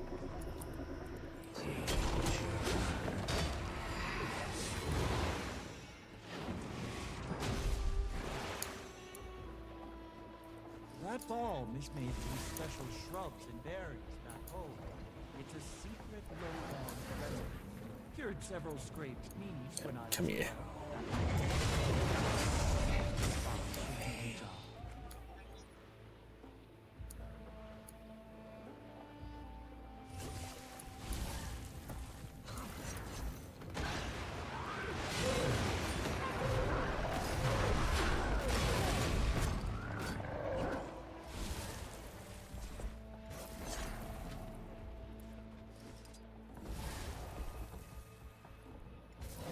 Wish I could stealth here.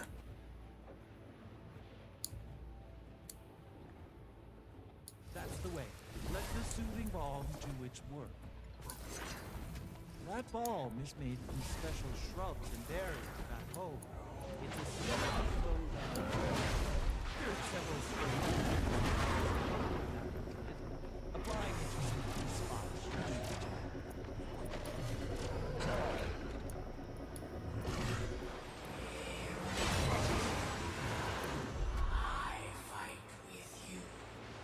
Oh, damn veteran.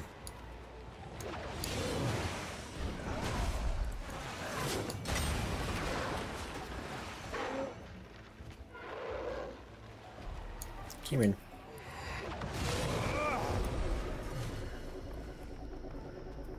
Do you have enough energy companies beguiling haze? No pain, no gains, kind of annoying to deal with if you're on power run. Yes, you basically just won't use your shackling wave and death strike. And part of the rotation is actually sort of adapting. Like if you're, what is it? If your shackling wave and death strike are on too long of a cooldown, like over half, when you swap to entity stance, you won't use them there because you want them to be off cooldown when you're in Shiro. So you'll just use Beguiling Haze, like use it on the mob and then use it 2 more times.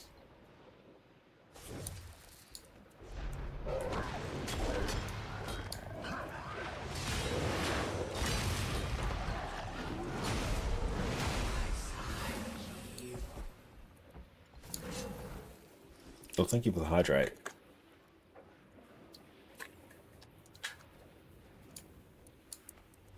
And see, here it's probs just better for me to stay in this stance.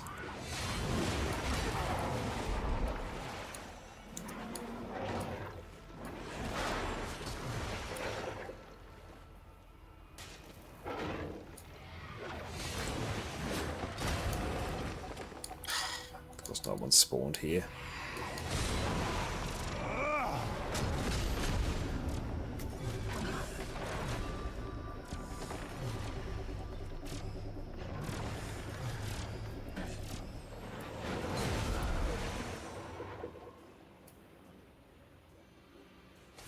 Circular motions. There you go. Not too wrong.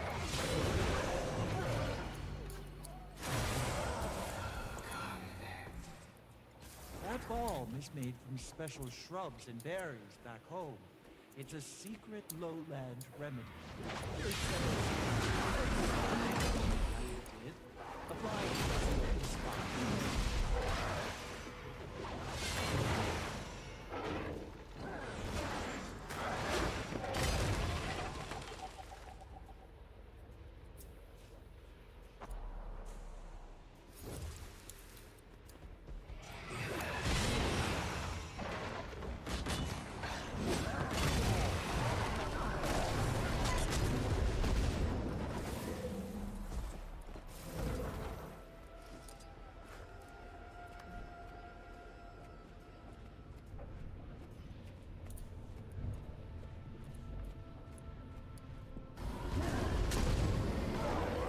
Super annoying.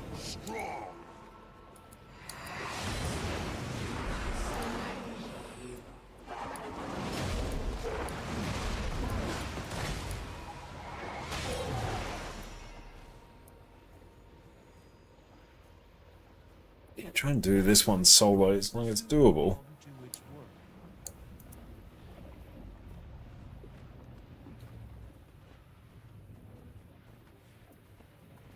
I feel like I should get some more quickness from somewhere. Oh, here I should probably do incense response.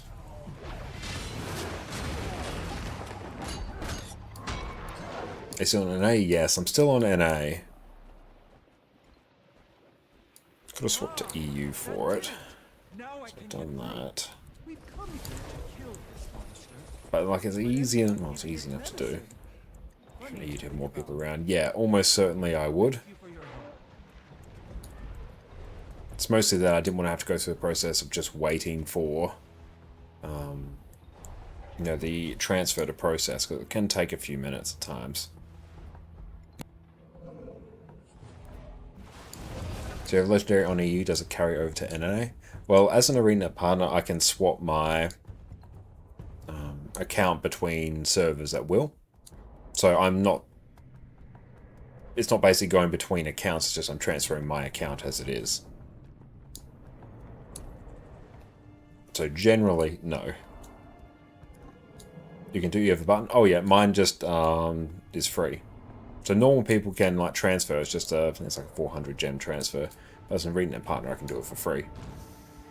No, it's not instant. It's the same time, like same time constraint. So Southern Bronchial Wall. So I think I've actually missed it here.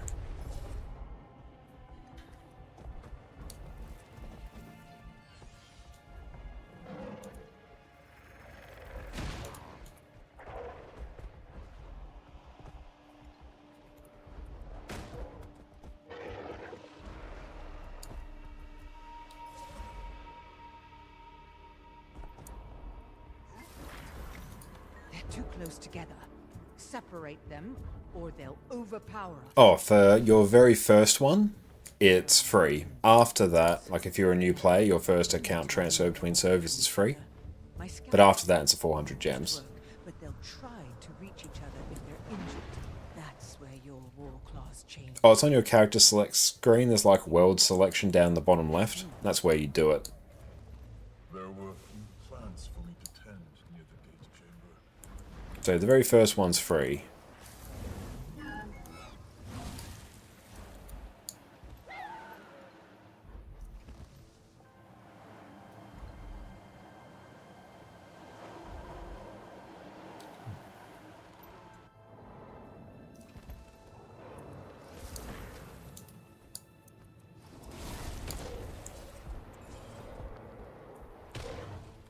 Try using your journeykin to pull down that debris.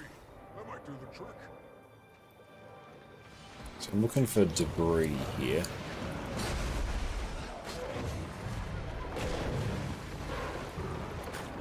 So it's actually needed to do that, because if I can do that here, that will be really nice.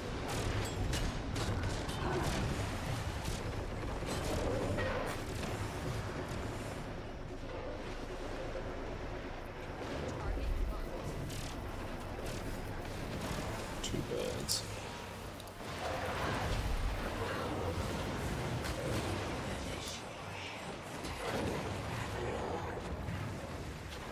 I want the two birds achievement.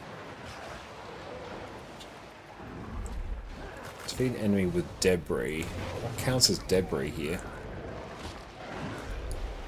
And yeah, anyone can apply to be an arena partner. You don't necessarily have to stream. You can do it like if you have a YouTube channel. You can do it if you are an artist. Really, you can do it if you create any sort of content that aligns with Guild Wars 2. And you submit an application, describe why you think you should be an ArenaNet partner. And then, yeah, if ArenaNet decides, then they let you know. Okay. Let's change this just to Celestial again. Normal attacks don't seem to be doing much. Maybe if we drop something heavy on them? Ah, debris. Here we go. Yes. Come on.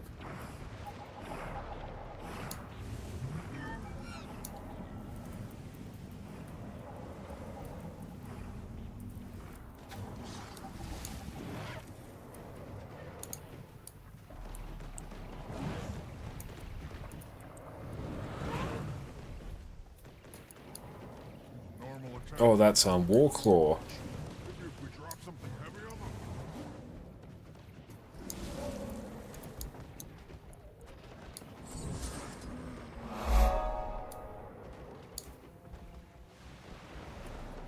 Try using your journeykin to pull down that debris.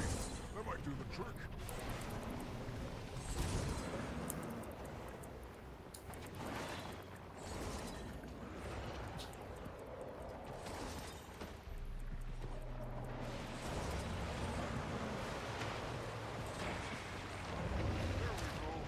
Now we're getting something, that we are.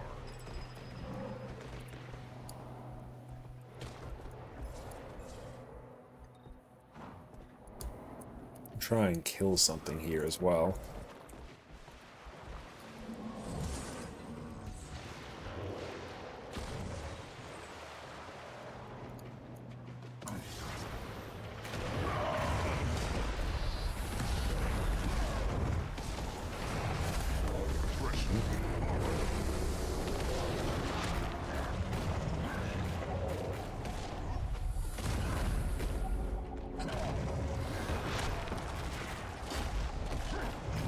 Okay, let's get out of combat. Warclaw.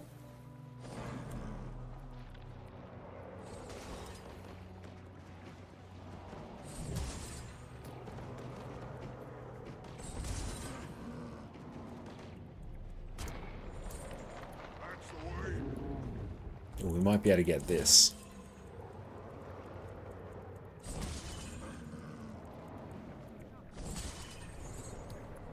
Actually, let's try doing this instead.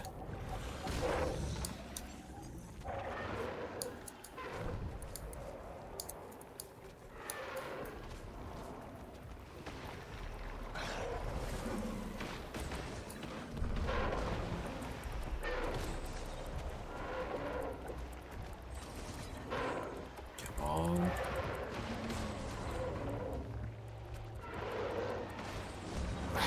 Yeah.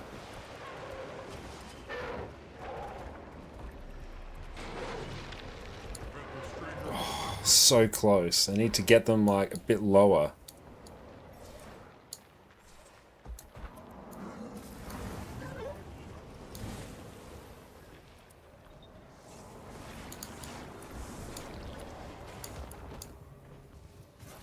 Yeah, let's try this again. It's a super tricky achievement.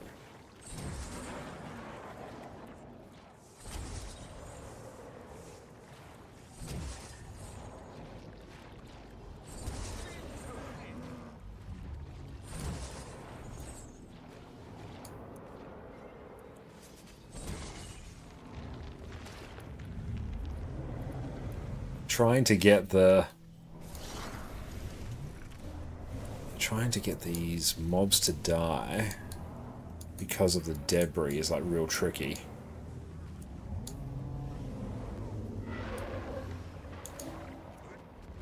I can do it though.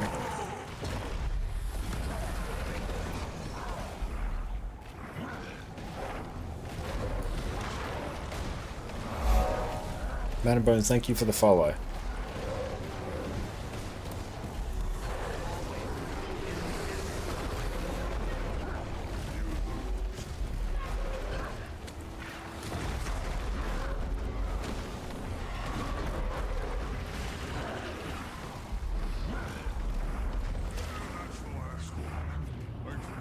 It's been a very long time, Dave. Oh, thanks. No, I've had a fantastic time doing it. Satisfying to me.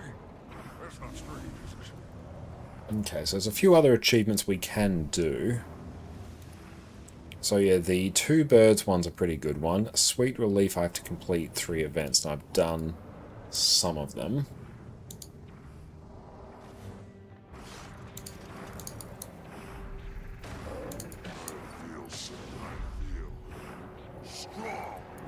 This one, it could be a case of... This might actually be a good time for us to swap to EU. Let's do that. So we'll go down to region selection, change this over to Europe. Give that a minute.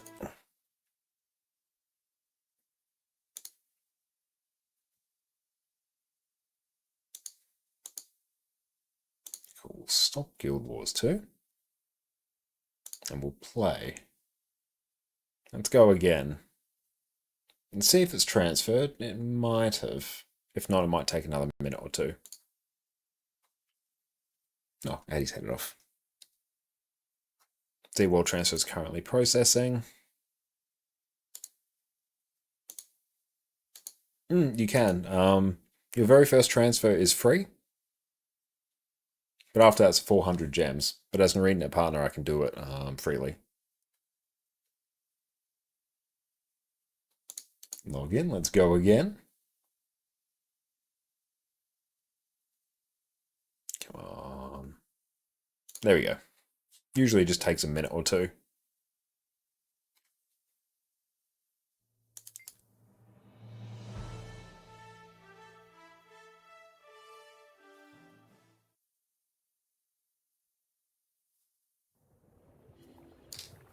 Okay.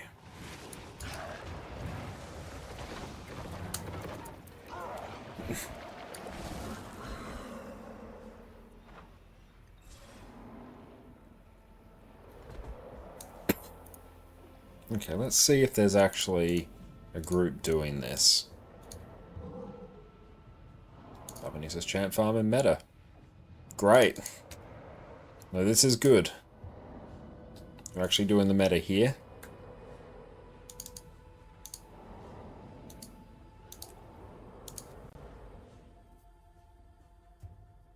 And yeah, like 150 gold for a transfer. Thereabouts, yeah. So it's not insane. No, I might just hide Arc.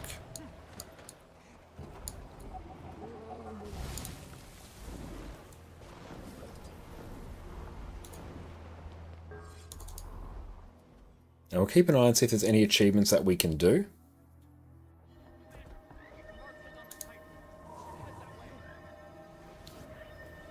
Break his Defiance bar 5 times.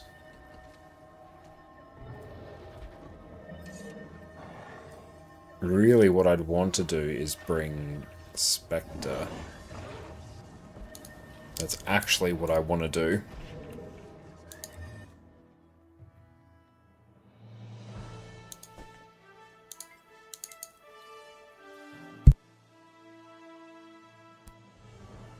Yeah, this way we can bring Spectre and do like a bajillion CC.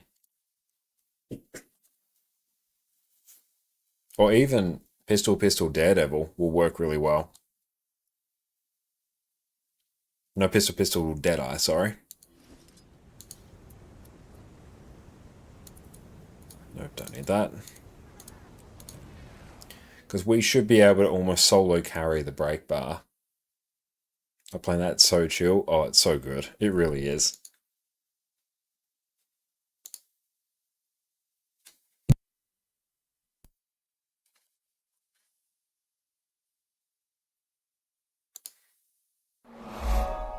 Tazarax, thank you for the follow. Okay, cool. So we are doing the event. So let's just double check. Here I want Spear.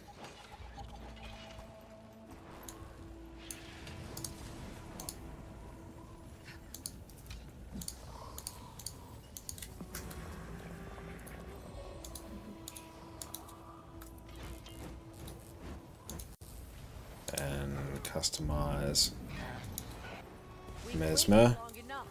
It's time to push in and sever the Titan's hold over this domain.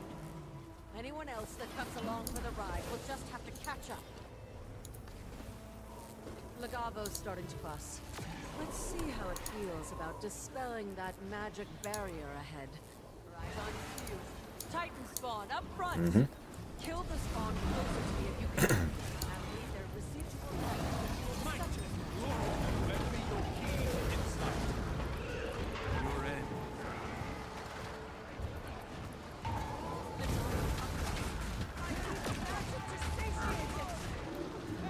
I got the target.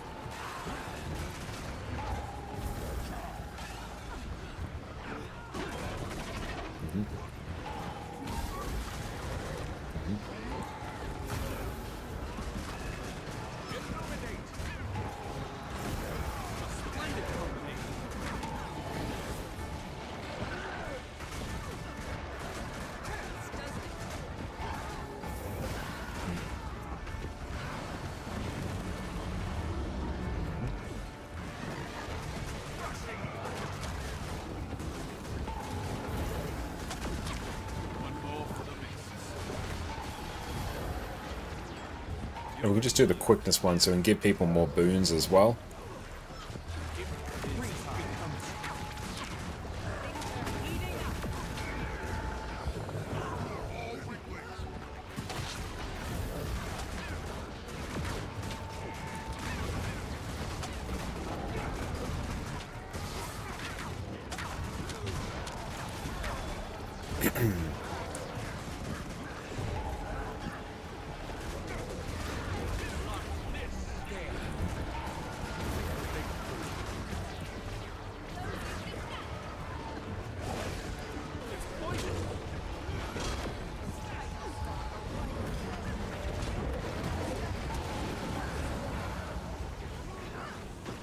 Fame, how's it going?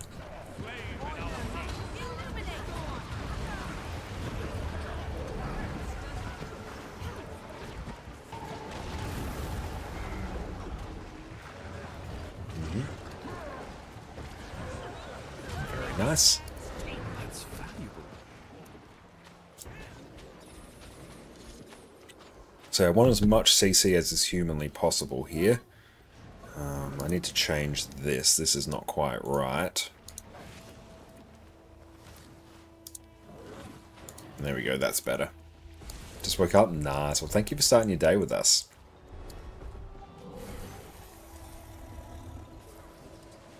Reinforcements after all. Late, but not unwelcome. Lady Lily, as a representative, Alcar, great to see you, mate. How you going? to remind you that I cannot condone any Lost your mechanics on 75, 50, and 25.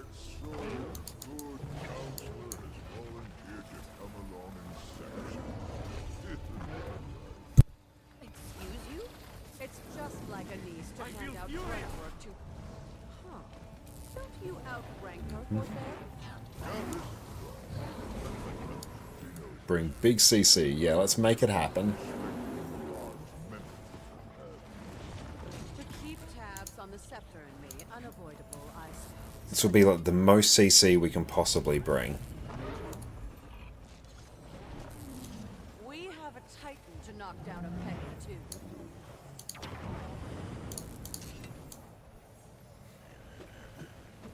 Jose, if you will.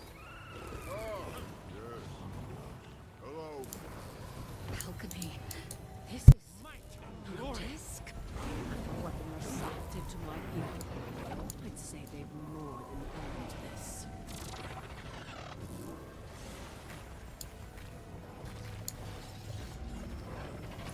Okay. Screams. I need time to calm it.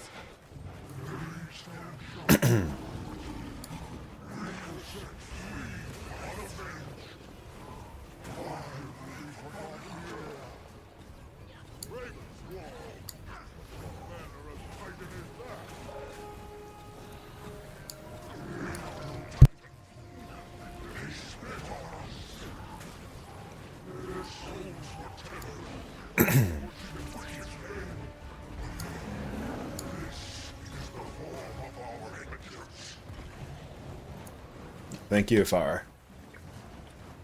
It's just like Gorsable.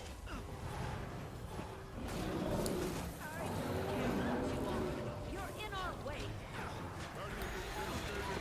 Your spirit is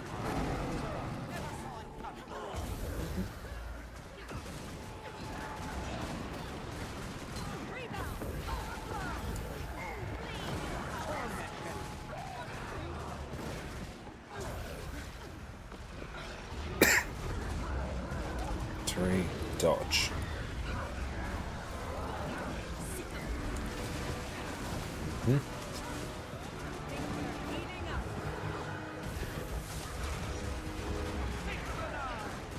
Just don't arrow. It's whatever this cold was. It's just left us with a cough.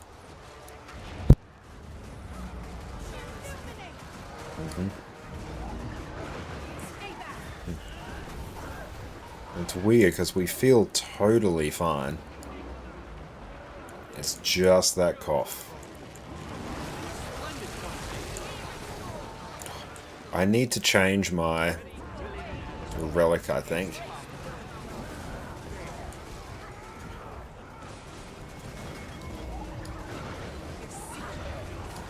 Where is the spirit?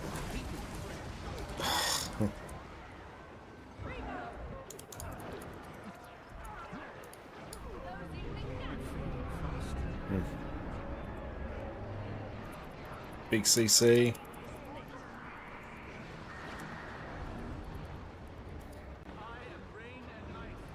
You know what? We will change this as soon as we get the chance. To like Miss Stranger.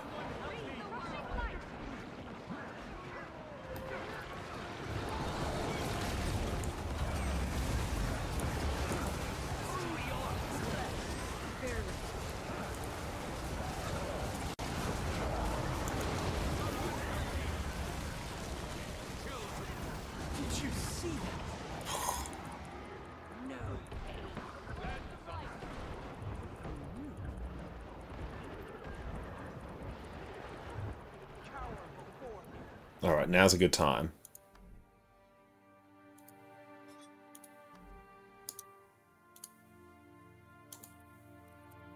Yeah, Miss Stranger.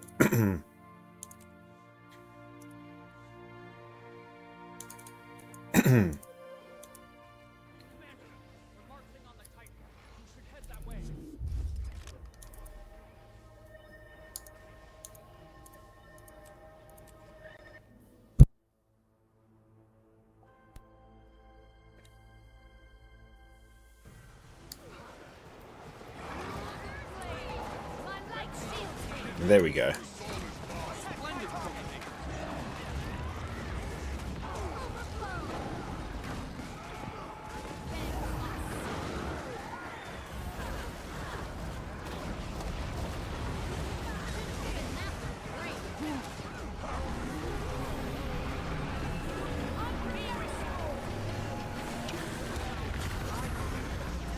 Nice, there we go.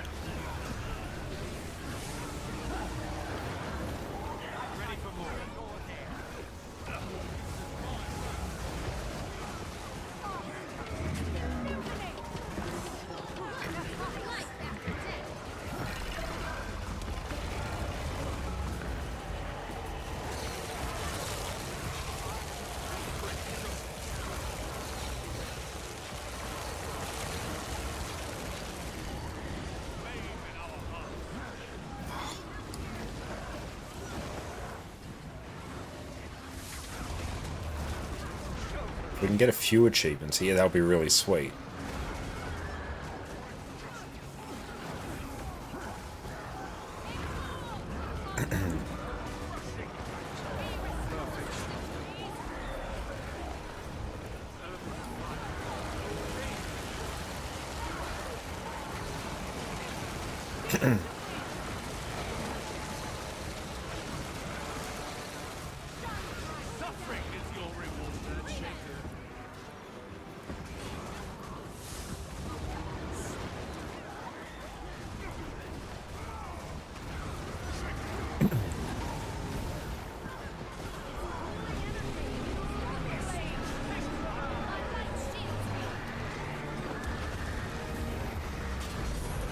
Nice. Bavanisos Mastery.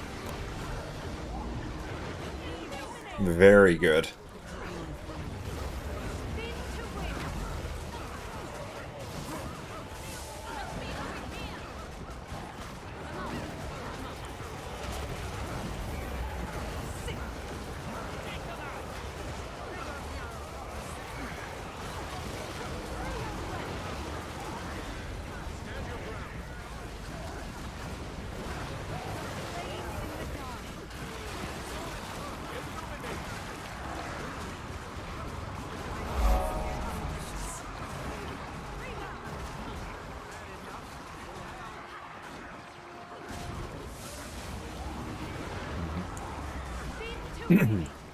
Dodge in.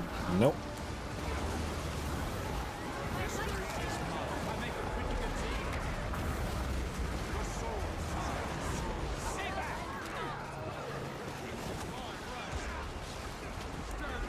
Nice.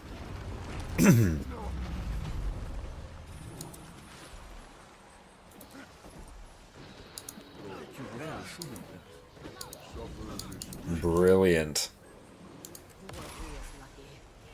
So that got us the Asker Cookout Camp Piece.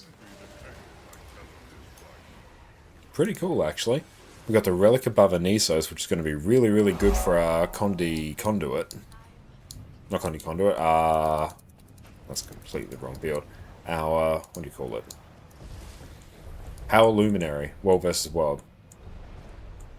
It's going to be really, really good for that. But we're going to take a quick break now to go stretch our legs. So we'll see everyone in a few minutes. Sit tight.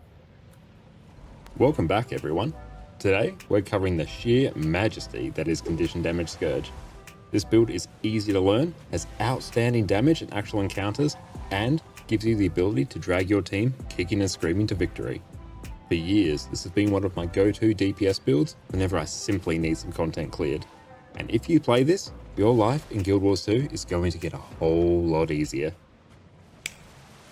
When I sit down and write these build guides, some of the things that I think about are, how does this build make your life easier?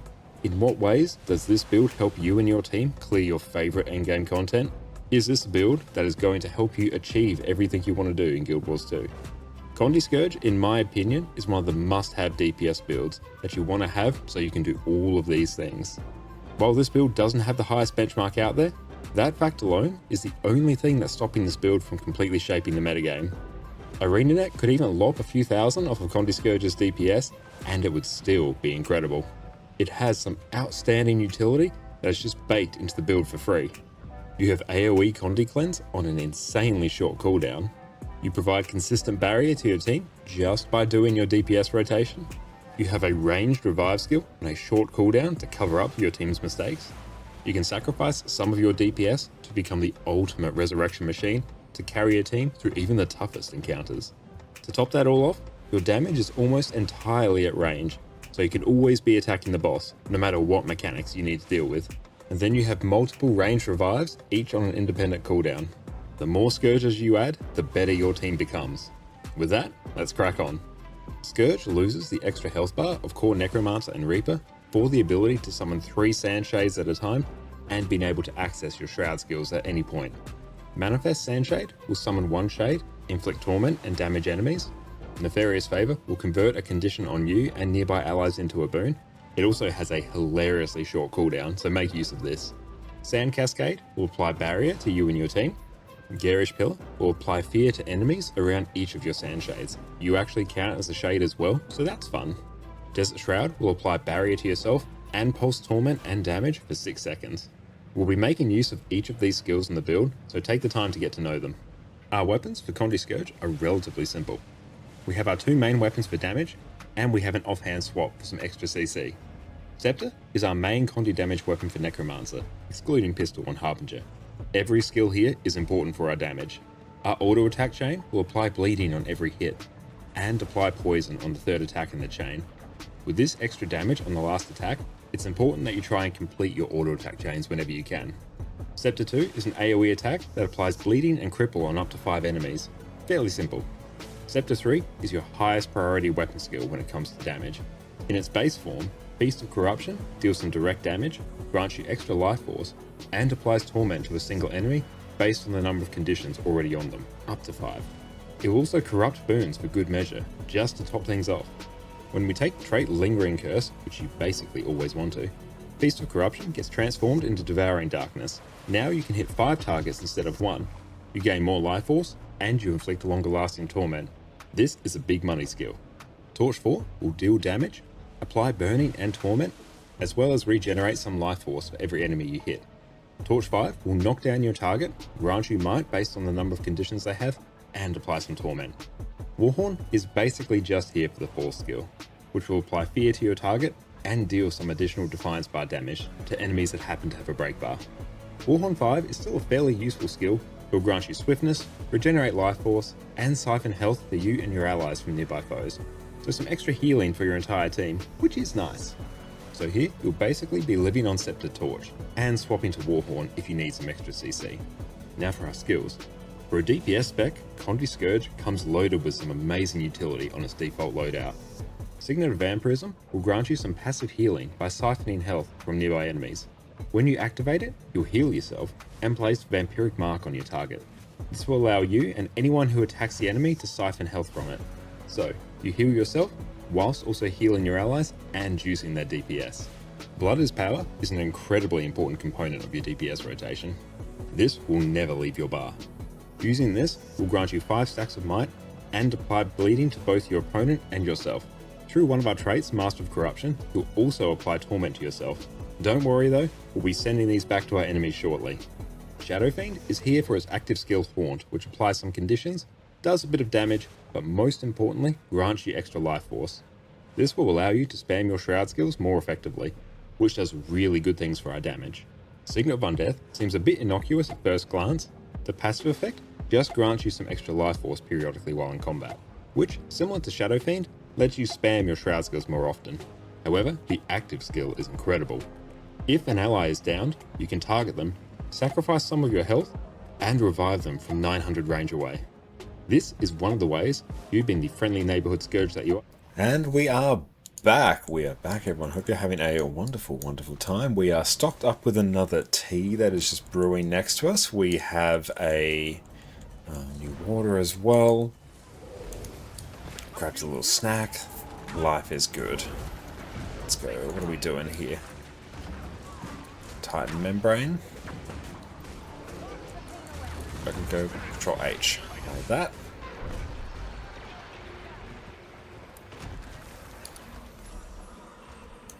Let's Warclaw up here. Oh, that's done.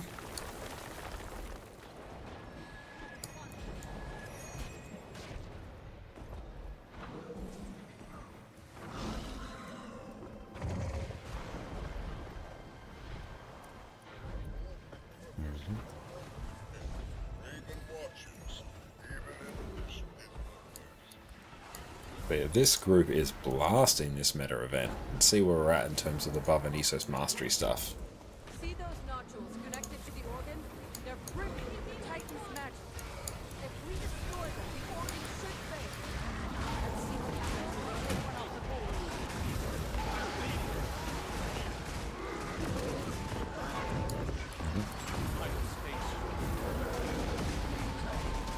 I make a pretty good team.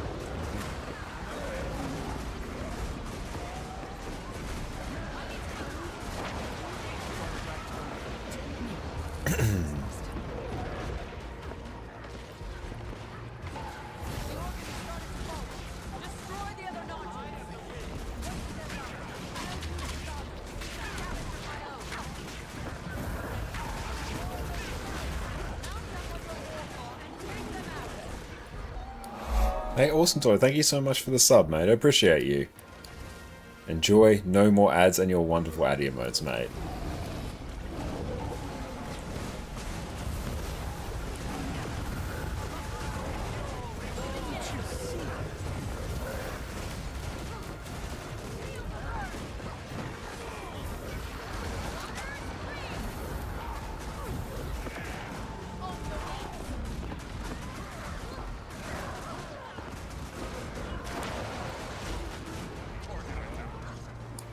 Okay, what do we have here now?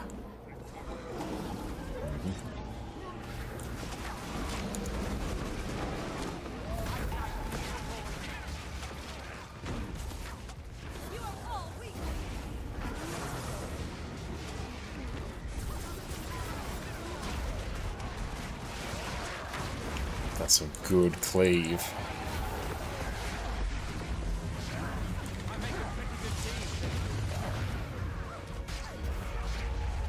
What mode and content? This is an open world meta event. So this is entirely out in just the open world PvE environment. And we've got a squad of almost 50 people here, even more people who aren't in squad, all just blasting this boss or series of bosses.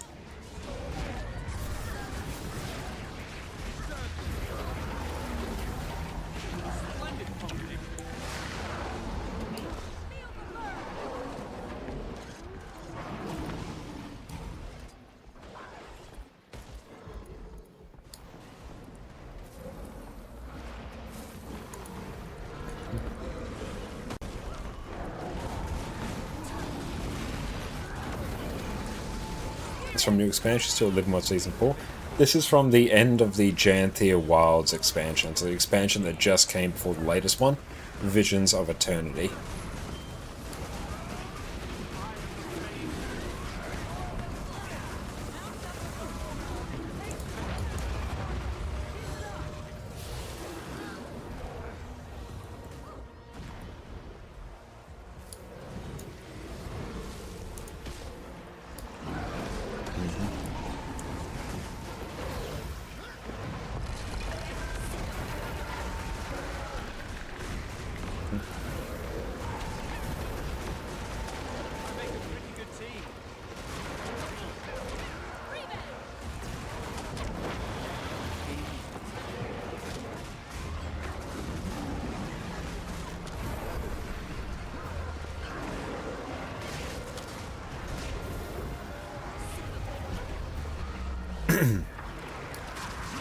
So many AoEs.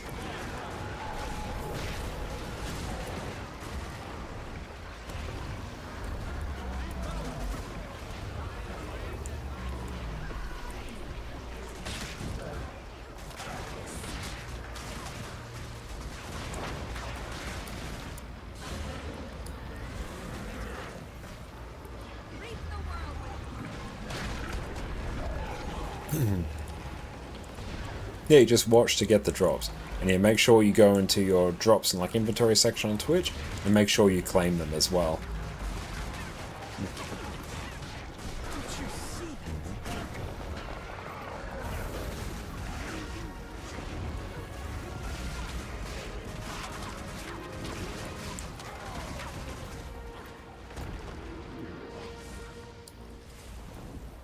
Speaking of, I've had to check that I've actually got mine as well.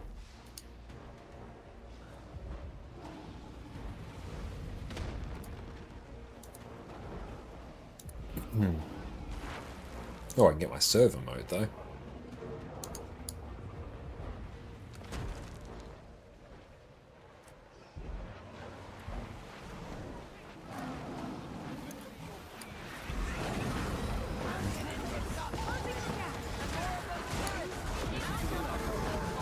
Oh, it's all cumulative, so as long as you're watching someone who's streaming Guild Wars 2 during the drops, it all just builds up.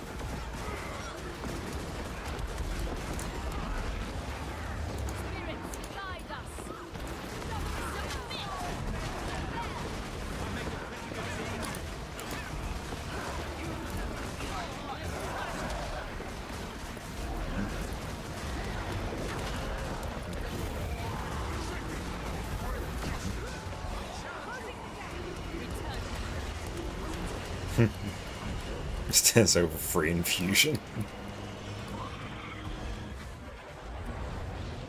Actual mushroom cloud, I love it. That's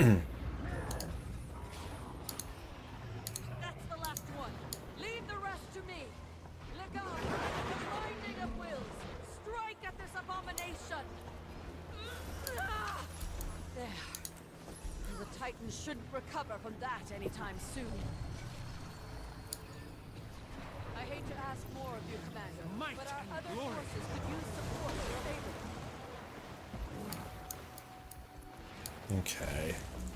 So let's go follow the commander.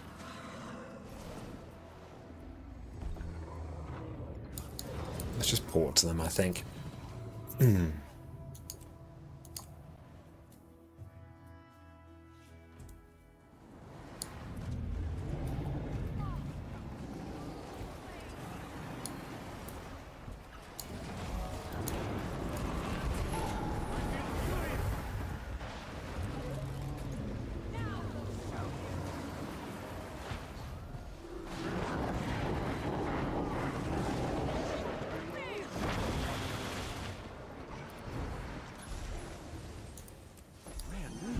Okay, let's see what we got from that.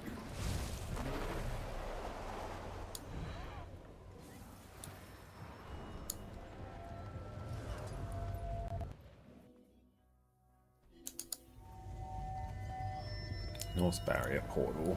Where do we actually go?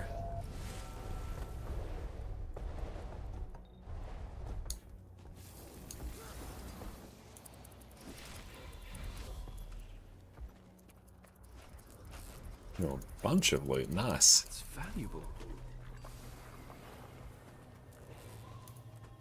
Commander, they're marching on the Titan. What do we get from here? That way. Bavaniso's Commander's Choice chest. Let's check what's on fast farming.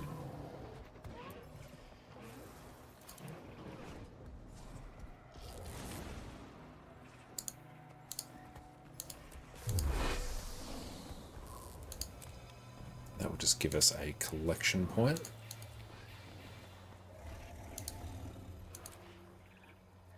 Okay. The rifle, let's see, where would open world farming?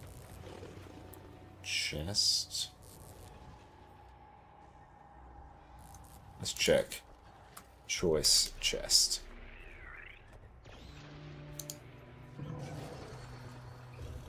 Swift and steady.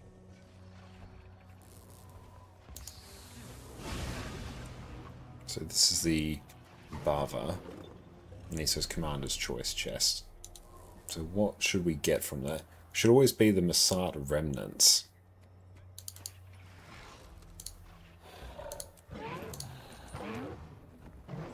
Okay, we'll see what to do with the Masat remnants.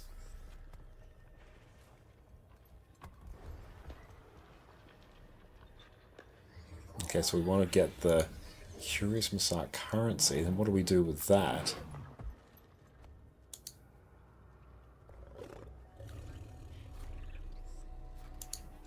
I think the Lightborn weapons will be pretty good.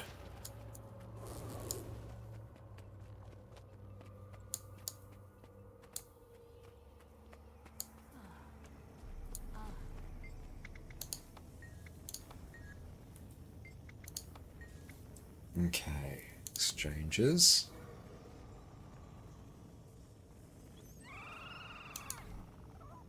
So, Slumbering Lightborn one.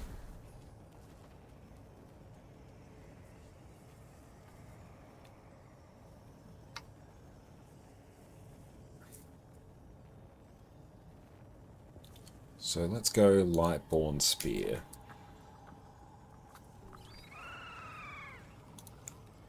Because I think these do actually look pretty sweet. So show base ingredients. How much are these?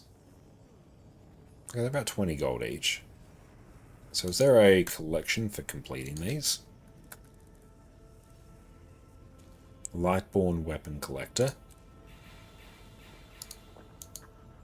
Okay, so there eventually is. Now, I can kind of deal with that later.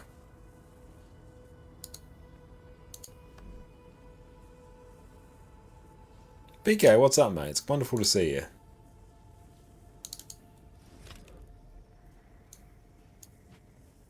But cool, so we can tick off that achievement, which is nice. What's happening today? We've done quite a few things today. Did some strike missions. We got ourselves the Possession Infusion from Ceres, which was very, very sweet. So that's sitting on our Tempest now. We learnt Power Inferno Tempest, which was very, very nice. Hit over 40k with that, so that was a good time. That's in preparation for eventually maybe using it on Ceres. We just did a bunch of achievements here. We did Convergence CMs. We did 2 of the Janthir Convergence CMs. Didn't have time to really get 2 done before people started getting tired because it was super late on NA.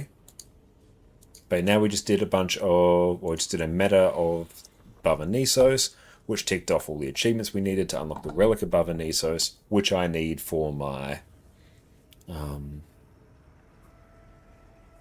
should not have destroyed that back piece. You want to craft Aurorax? Ah, I take it I needed that for Aurorax.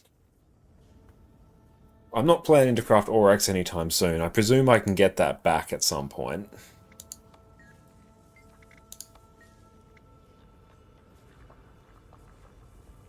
Back piece remnant. Oh yeah, so I can just get it there. That's not too bad. But yeah, it's not going to be anytime soon that I craft Aurorax. Tea is nice. Okay. So take care of yourself. So we need Shipwreck Strand Mastery. Wow, this is actually going to take quite a bit. Classic Josh moment. It's not a stream without a classic Josh moment.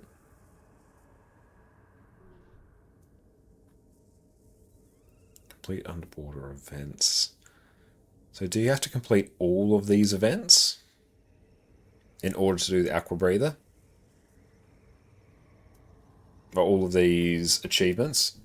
Or is there basically like an excess so you can sort of pick the ones you want to do?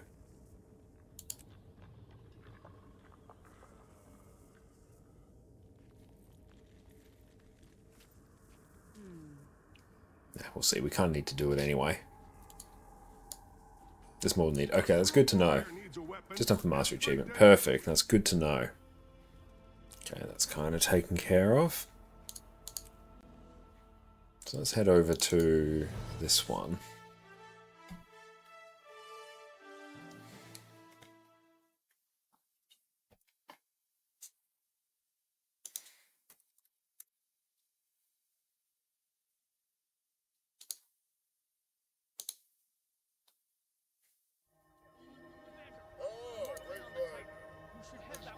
Okay, so let's maybe head down to Shipwreck Strand.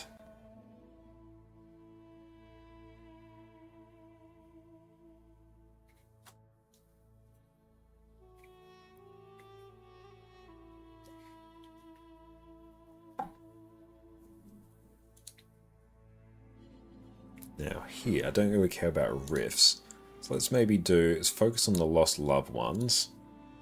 So let's pull up Pathing Window Toggle, Lady Elsa's AP Guides, Visions of Eternity.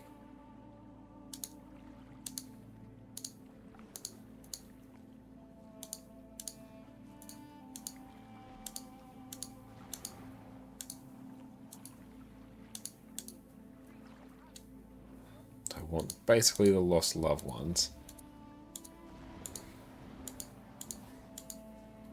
I wish I could just do the Blishard thing, control right click.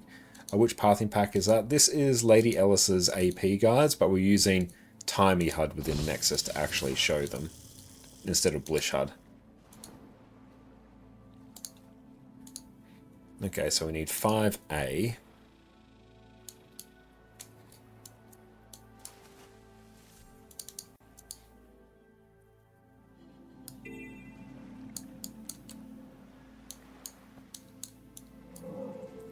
A is down here.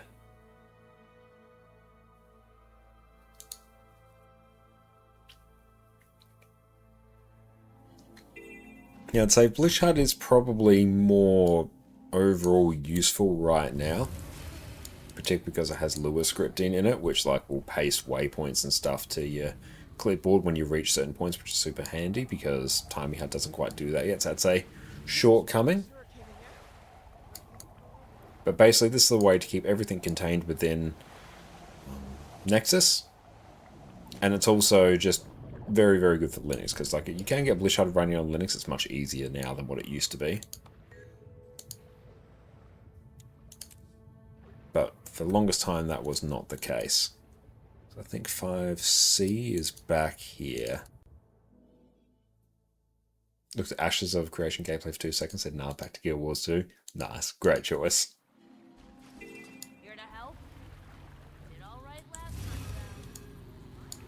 Oh, we got the B. Nice.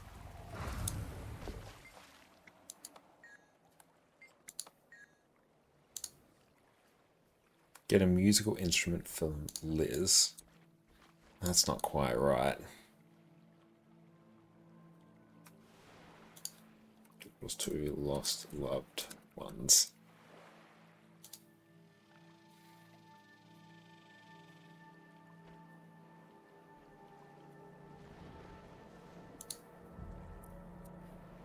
So where is he? He's in Hull Garden. So looking for Castaway Dumpher.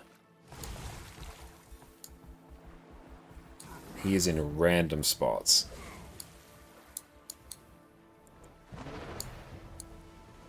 Oh, here he is.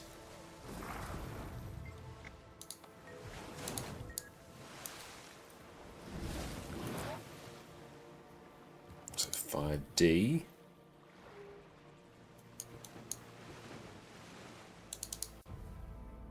Oh, welcome in.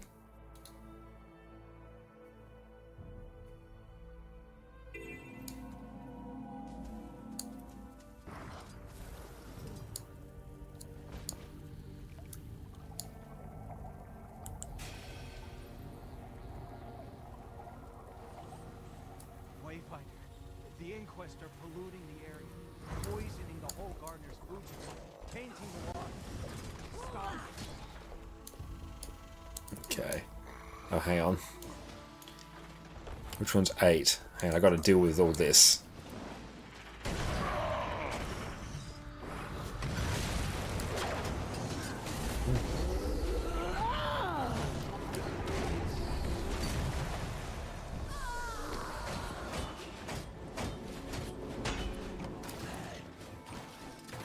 Okay, so it's 5, 6, 7, 8, 9. So 8. So 8, 5, 7, 4, 1, 3, 5, 2. Nice. That was quite fun. So 5F.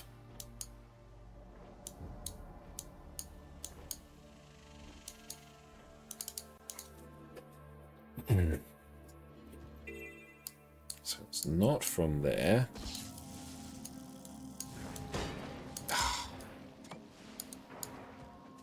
What aggroed us?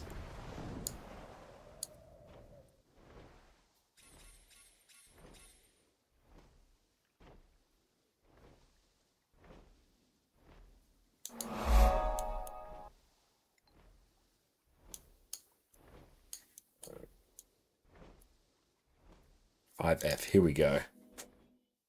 Deadpool, thank you for the follow.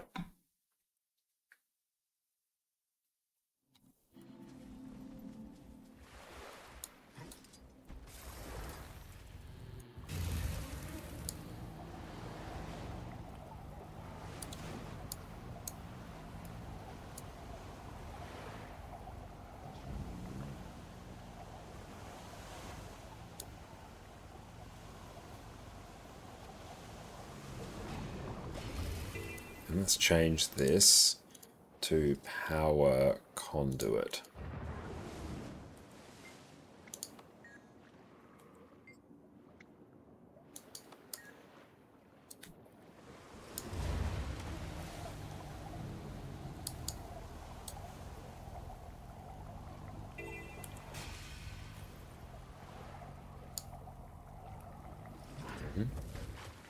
See, Con? It's not so bad out here.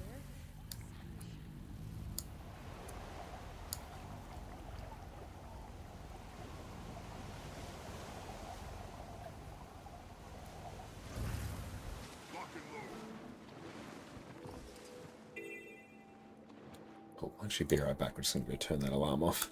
Sit tight. If you're feeling daunted by the thought of sticking your hand up to be the healer because you don't feel up to that responsibility, then I've got the build for you. My opinion is one of the top 3 healers in Guild Wars 2, and it happens to be one of the simplest to play. So let's dive in with what is one of the hardest carrying heal builds in Guild Wars 2, and also one of the simplest to play.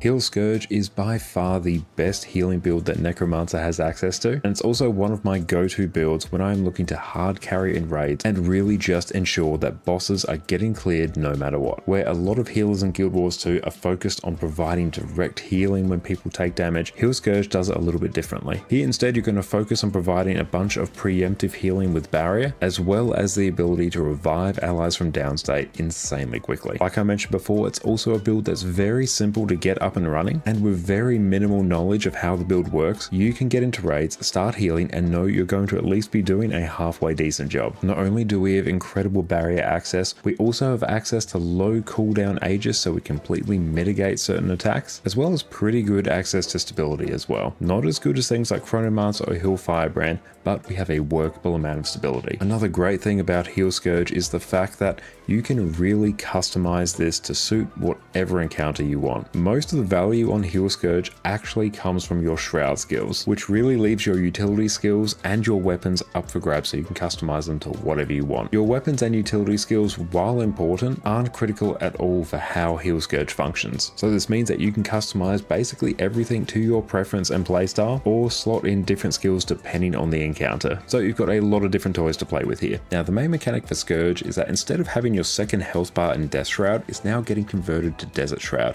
So you don't get the second health bar, but you instead get permanent access to your Shroud skills, whether you are in or outside of Shroud. Now your first Shroud skill, Manifest Sandshade, for you as a Heal Scourge is going to deal a little bit of damage, it's going to apply barrier to you and allies, inflict conditions, and it's going to have an important interaction with a few traits to make sure you take reduced damage and have increased boon duration. So generally, if you are playing Heal Scourge, you want to have at least one shade up at all times. Very important. You can also spread them out around the group as well. Quite often on Scourge, a lot of the boons that you apply are applied around you or your shades. So you can be strategic about your shade placement to get the most boon coverage on your team. Super handy. Nefarious Favor is a very low cooldown condition cleanse on your team, because whenever you pop this, one of their conditions is going to be converted to a boon, and this is on just over a 4-second cooldown, which is insanely short. One of the things about Heal Scourge is that you actually have a huge amount of condition cleanse baked into your build for free, so lean into that on condition heavy encounters. Sand Cascade is really just going to apply barrier to you and your team, which is going to be very important in your Alacrity application later, the main point of Heal Scourge. Garish Pillar is going to fear targets around you and your shades, and through interactions with some of your traits, it's actually going to be a huge amount of passive healing as well. So whenever you activate Shroud 4, which in this case is Garish Pillar, you're going to heal around you and your shades. This is actually a very big source of your sustained healing, so you can typically blast this off cooldown to have that really high level of sustained healing, or you can try and save it as well, particularly if you need to revive your allies or if you need to recover from a big hit. Now Sandstorm Shroud is sort of your equivalent of entering Death Shroud that you would normally have on Necromancer. You still have access to all your skills, so there's no change there, but it's going to provide you a ton of barrier as well as protection, and that barrier, because of your traits, is going to get turned into Alacrity. So the more barrier you apply, the more boons you're going to apply, the more damage you can mitigate. Barrier makes everything work on Heal Scourge. It's the most important mechanic on it. Your choices in terms of gear stats are really between Harriers, Givers, and Minstrels. Harriers is going to be a choice if you want to max out your boon duration and don't want to tank in raids, because with this set you'll be running no extra toughness. Givers is very similar to Harriers, except it swaps out the power for toughness, and this is going to give you the maximum possible toughness if you really want to ensure that you will be tanking. This will also give you a huge amount of survivability, especially on power damage focus fights because of that toughness. And Minstrel's gear is going to throw in some extra vitality for good measure, which is probably going to increase your overall survivability a bit more, especially on condition damage focus fights, because you have that extra vitality to eat up those conditions at the cost of running less boon duration. Now Heal Scourge quite easily overcaps on boons, so this lower amount of boon duration isn't a particularly big issue, especially once you get some Sandshades up. You're going to jump up to 72% boon duration, so about an extra 15% boon duration, and you easily overcap on boons here. However, if you are running a Minstrel set of gear, you might want to add in a Sigil of Concentration to your weapons just to bring your boon duration up a bit. Personally, I'm quite happy to tank in raids. I'll generally be running around with a set of Giver's gear. However, if someone else wants to tank, then I'll usually just swap out a few pieces of Giver's gear for Harriers to make sure that they tank, or in the worst case, swap everything out for Harriers. It's going to be fine either way. Key point is, it's fairly flexible in terms of what gear you want to run. Just make sure you're getting a good amount of boon duration and keep an eye on your toughness for different raid encounters. For our rune, we're going to be running Rune of the Monk for the extra healing and boon duration. It's a very standard rune for basically every healing build out there. And for our sigils, our typical loadout is going to be the Sigil of Transference for an extra 10% healing to allies, as well as the Sigil of Water just for a bit of extra healing around us. One of the weaknesses on Scourge is that it doesn't typically offer a huge amount of burst healing compared to other healers. There's a lot of really good sustained healing and barrier application, not to mention the revive potential. And we are back. Welcome back, everyone. Okay, let's see what else we are at for the Lost Loved Ones. Let's go to 5G now. I wish it was a little bit easier on time we had to read this.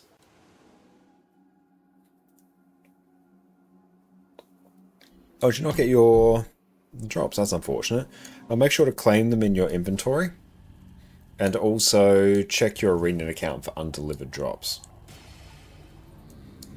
You can go log into your arena account page. Oh, there's not elephant, it's a whale.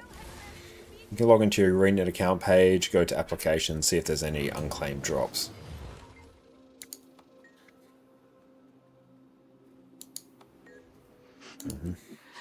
Always love hearing the latest scuttlebutt.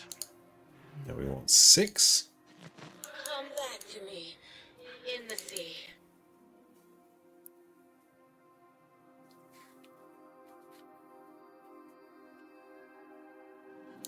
6 is out this way. What do you prefer, Condi or Power Conduit? Condi, I think, feels a bit smoother to play. Power Conduit is very simple to play, which is great. Has a lower DPS benchmark, but it actually has what I consider to be just a... It's a good DPS benchmark. Condi Conduit is massively overperforming right now. So yeah, I expect that will just be nerfed down at some point. I turn to Castaway Lila. Where is that? But yeah, Power Conduit. It does 43k, you camp sword, you have staff on swap for when you need it. It's just good. Switch Conduit could fill the healer role. That would be nice. I would quite enjoy that. We are using Timey HUD, which exists within Nexus. And we're using Lady Ellis's guides. It's basically a Blish HUD replacement. Just testing it.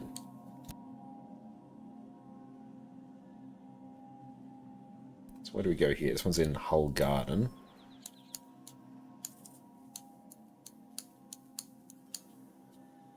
Hull Garden. I should also do the same. I'm actually missing some drops as well. What do you think in comparison to Blish? Blish is more developed and just more user-friendly, I think. Whereas this one is a bit fiddly to get going, but the fact it can entirely be managed within Nexus is very, very nice. So you're not having to run a separate add-on. That can actually have a little bit of a performance hit. Lila, she is so close. Bring me to her, please. She needs me. One last time. Karina, how are you here? Oh, love, I only have a minute. Listen to me. Truly listen. I chose my path. This isn't your burden to carry. This grief is favorite heal in the game. that I'm at peace. Enjoy life. Probably Chronomancer, I think. It's just too good. Find happiness. I've been enjoying some Luminary lately. I love you. Historically, really enjoyed Druid. Oh, I like Hill Spectre. Hill Spectre's really, really good. Hill Scourge is great as well. I can't make any promises, okay? But I'm happy you're at peace. I love you, Rena. Goodbye. Well, that is Dunskies.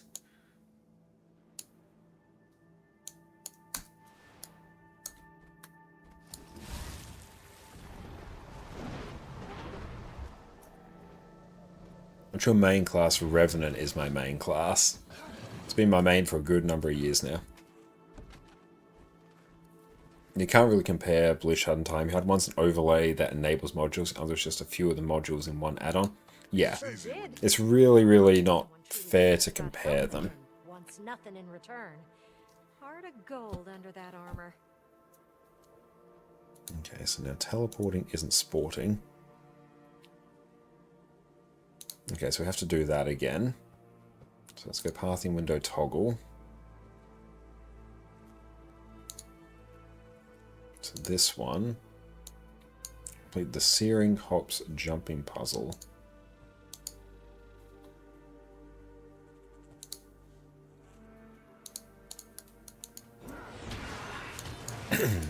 Where is this? Oh, what's annoyed me there? Oh, hang on. What makes Rev for you your favourite class? Overall, I like how relatively simple Rev is to play. It's very durable. I find once you get used to energy management, it's quite user-friendly. It's fun being able to swap between your different legends to get an entirely new set of skills. That to me is just fun. But the thing that really drew me to Revenant years ago was actually a Lord Hyzen build. This was back when the old runes of tormenting were in the game, whenever you'd inflict torment, you'd heal yourself. So basically, compared to, you know, best in slot DPS, you know, Condi runes, if you did a bunch of Torment, you could just eat a very small DPS slot and you'd be functionally immortal. So basically combining those with Condi Herald back in the day was absolutely cracked, and I started playing that, just fell in love with it. Hey mate, using Vulcan, you're pretty new to Guild Wars 2 and need help installing it. I won't be much help there. We're playing Guild Wars 2 on Linux, and I'm pretty sure PK, you'll be better position than me to answer it, but I hazard a guess to say that Guild Wars 2 just sort of naturally works with Vulkan on Linux. But I won't be able to help you install it, unfortunately.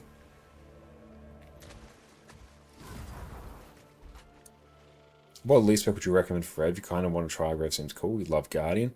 Oh, there's so many good ones. You can elaborate, do you mean DXVK? Yeah, that's probably more helpful.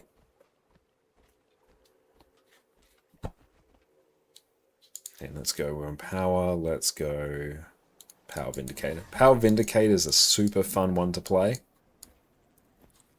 because your dodge basically forms part of your DPS rotation. And yeah, if you equip it with a Stamina Sigil in open world, you can basically dodge infinitely, because every time you kill a mob, your endurance is going to refill. Condi Conduit is probably one of the most broken DPS builds in the game right now, so Conduit's really, really fun. But a really just good, reliable one.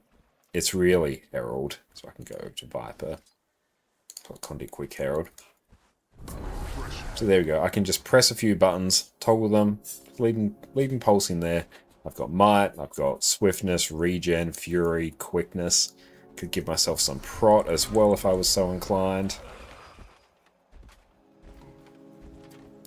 Herald is just insanely useful to pick up. But I'd probably say pick either Vindicate if you want a good power DPS build, or Herald if you want a good boon DPS build. If you want a Condi DPS build, pick up Conduit now. Renegade's still really good, but it's just Conduit is just better Renegade for now. Also being able to give yourself Swiftness. Very good for jumping puzzles.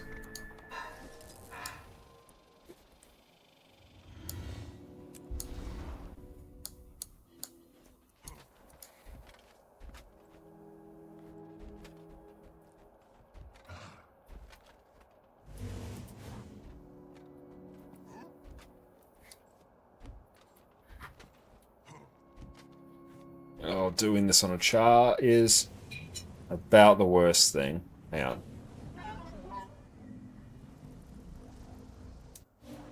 Oh, damn it.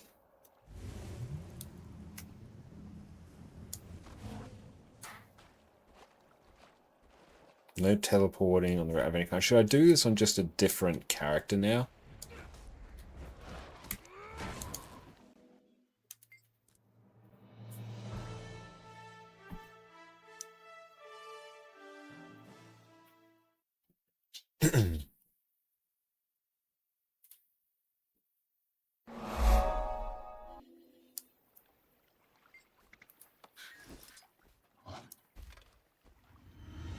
Okay, we've got no teleporting here. Nice.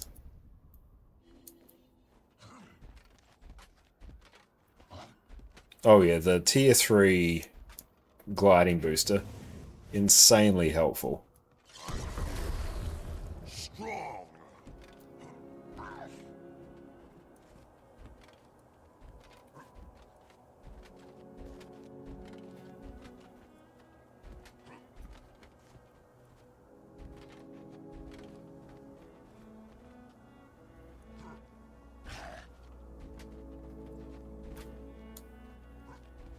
Oh, that's not helpful. Hang on.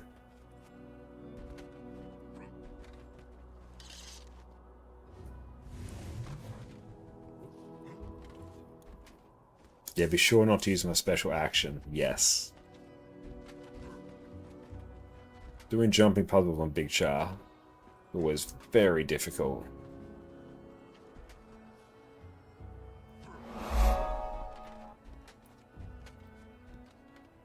Thank you, Power Pete, for the follow. I appreciate you.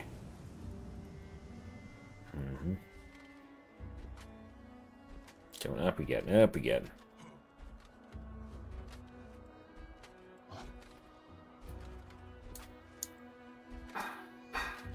I've got a few different Revenants. I think there's like 3 on this account. There might be like 3 on another one.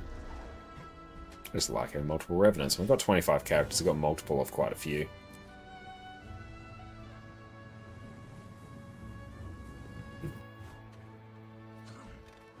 Ah, wait. Salvage. Oh, shit. Character select. Back in.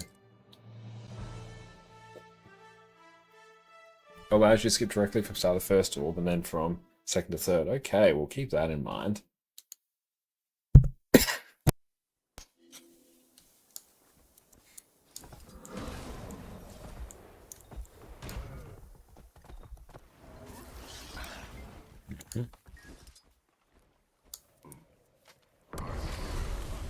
Strong.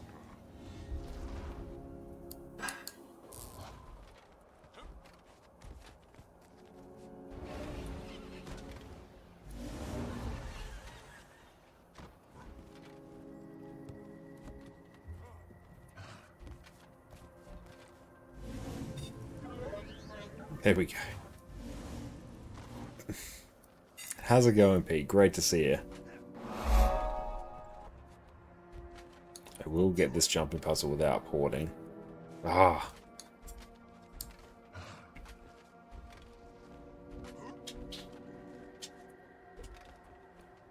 Oh, thank you so much, Jess. Just absolutely wonderful. That's made us half of a butter chicken sandwich. Thank you. Just broke the mic. Thanks so much for that. Butter chicken sandwich. Thank you. Oh, hi, Addie. What's up, sweetie? There she is. I don't think there's a time limit on this one. Let's hope not.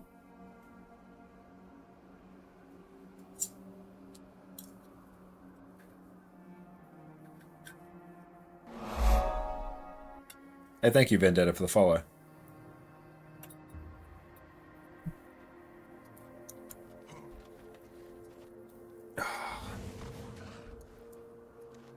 What would be better solo hard monsters, Revenant or Guardian? I'd say Revenant.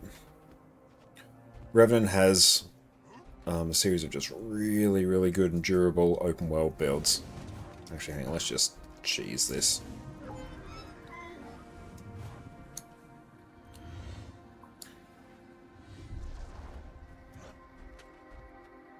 Yeah, Herald's fantastic, Renegade's fantastic.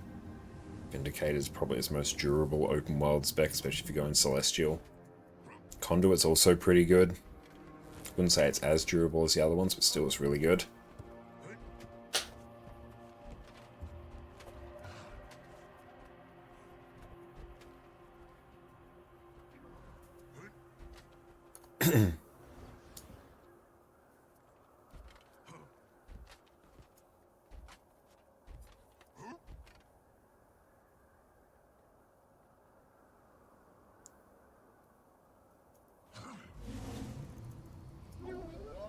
Yeah.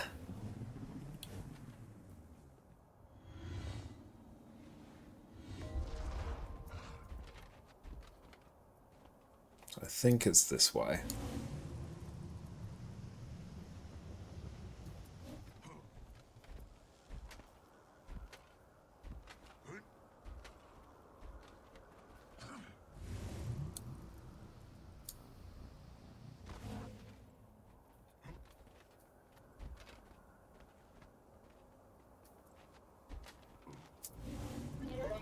E.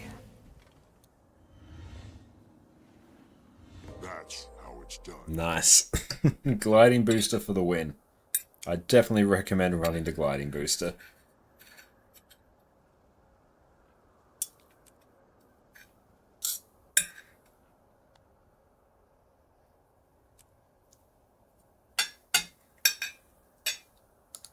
Okay, what do we get? We got 2 mastery points for that. So that's going to be useful for future mastery lines. Okay. What relic are you using? Relic of the Fractal on Condi. Relic of the Thief on Power. And on Celestial I'm running Dark the Pirate Queen, so I can just give myself easier access to quickness. On the Celestial one, I'll change the relic around much more frequently, depending on what I need. Thank you just for some amazing nom.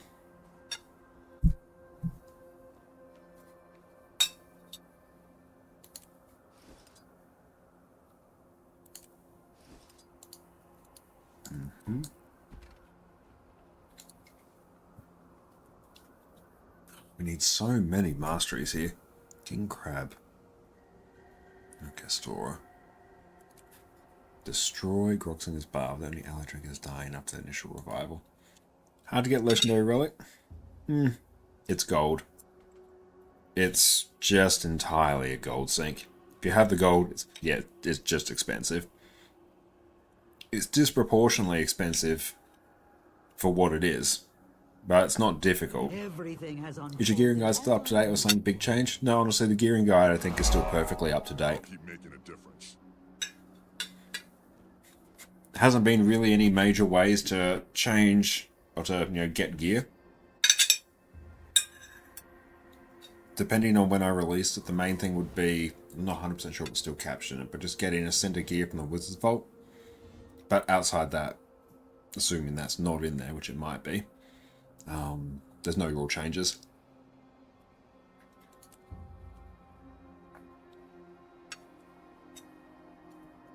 Vegas 9, which is amazing.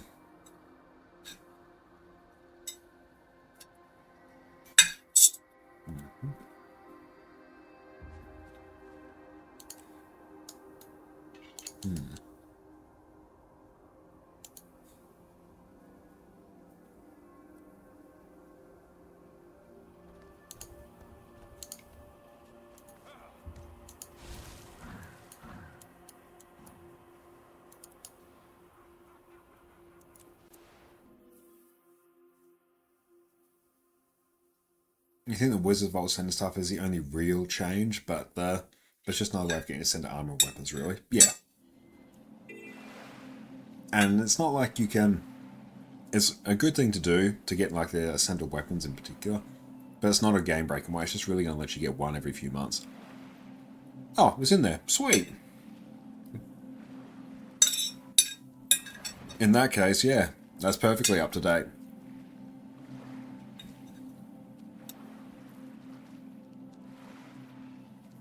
You started playing... Oh, you paused Guild Wars 2 for a few years and gold got so much inflated though. I think Guild Wars 2 actually deals with inflation better than most other MMOs out there, actually. Yeah, there's like a bit of inflation, but I think it's entirely manageable. I just started Path of Fire story, so it's kind of a long way until Relic. I mean, you could craft that right now. It's entirely just gold. So it's going to be, the question is just going to be how quickly can you farm gold? Let's take a look. In terms of how much it is for Legendary Relic.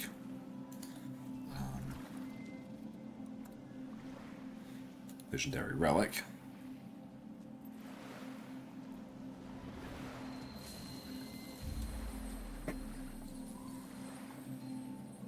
Yeah, it's 2,500 gold. So yeah, Mystic Facets. That's where all the gold is. Goddamn Mystic Facets. But yeah, nothing here is particularly difficult to get money to get some provisions tokens, but honestly you can get those very quickly.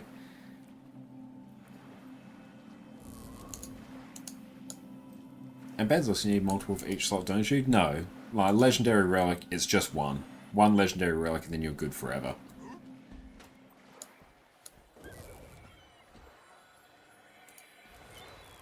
So let's go Guild Wars 2, Shipwreck Strand.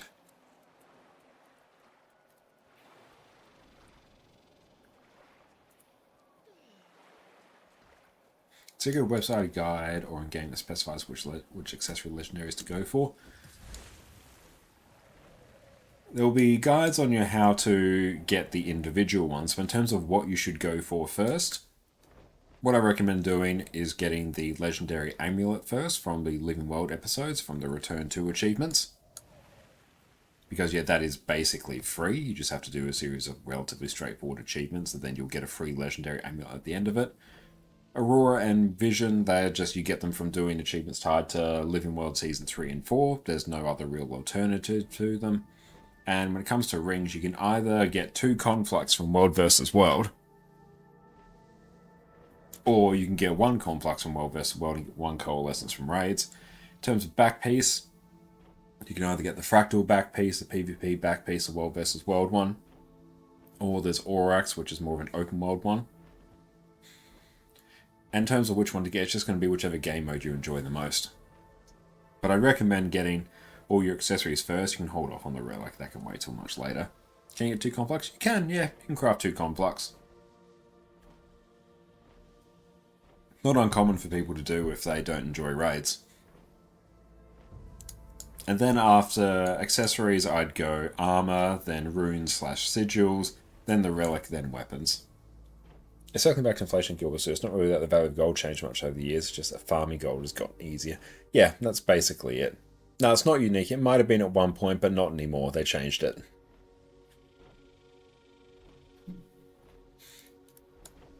But yeah, compared to, launching Guild Wars 2, yeah, gold is, well, things are more expensive and gold is worth less than what it was. That is inflation, but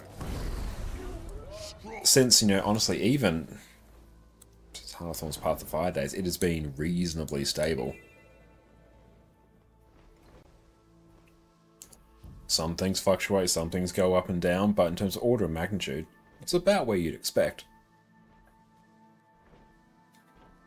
And that's a good point, Panther. There is a new legendary ring coming in the next X-Pack as well. Very true. Okay, so I'm just looking to get other achievements done here. Hobbies of the Hull Gardeners. Their conflux was unique when there were 2 variants, Slumber and Normal Conflux. Then they rolled over to Legendary Armory, Slumber Conflux got retired, and Conflux made non-unique. Accessory or just ring? I think it's just ring, and I think there's another accessory coming at some point later. I'm not quite sure. Okay. Yeah, later patch? Awesome. So where am I going? Down... Whole garden? Waddling down here.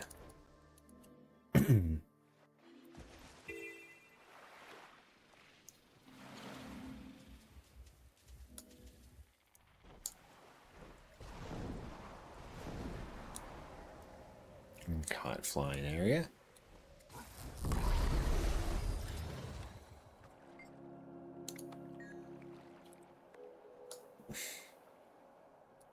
Nice. And this one, near Soaring Sands, lives about over here.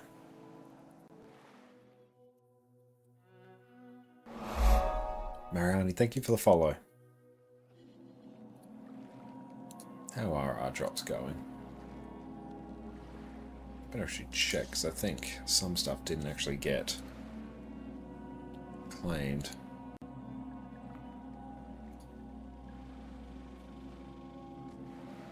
Applications, check undelivered drops. I think I shuffled around which accounts were linked to my Twitch account. I changed it so instead of my NA account being linked to my Twitch account, it was my sort of partnered EU one.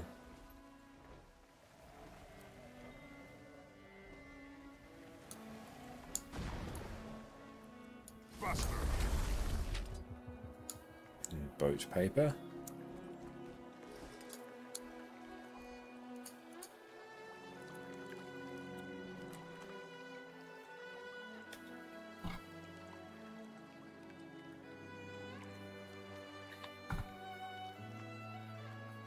Let's actually see applications. This one is down south near here.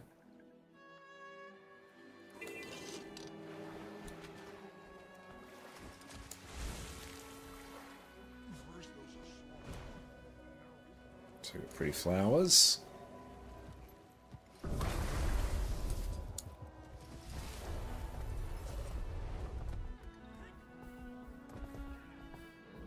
You think the rat problem is getting worse? Kind of fine area. So where's it want us to deliver these? We're more secure. Yeah, Conflux does require 5 gifts of battle. It does.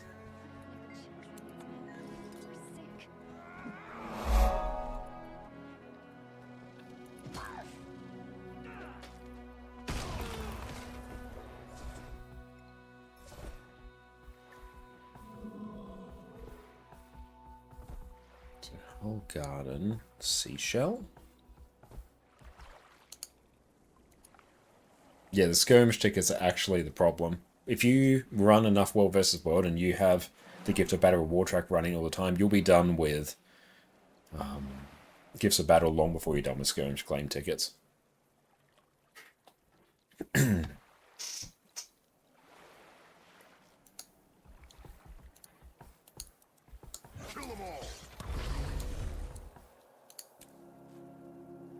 Give them to Sheldon. Where is Sheldon? Oh, here we go. Cool, no achievement done. You had 10 gifts for your tickets. That sounds about right. That was my experience as well.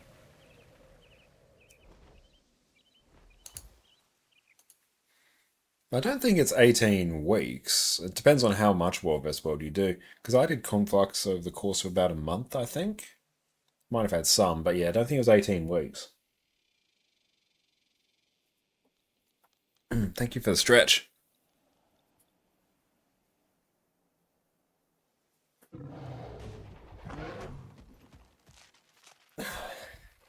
Yeah, if you start from 0, the skirmish claim tickets are the most important thing.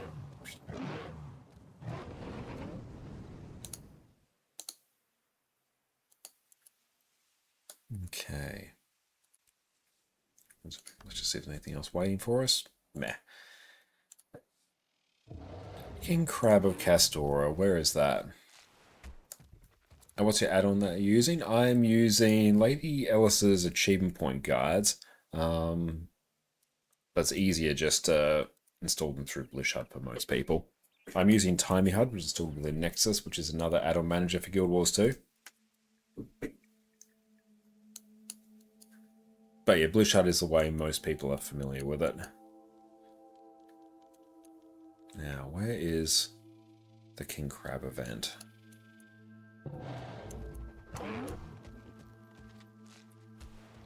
Let's see. King Crab of Castora.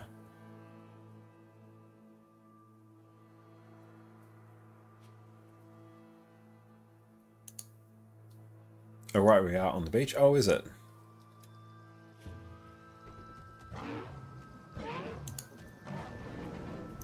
Welcome in, May. Great to see you.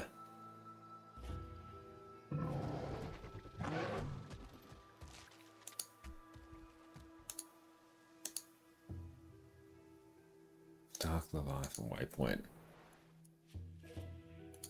No, it pops a huge shield bubble. Ah, okay. I think that's down this way. Buster.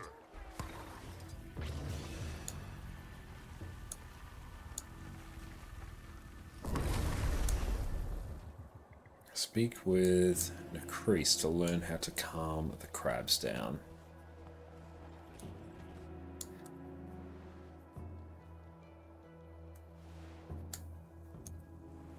Oh, further up here.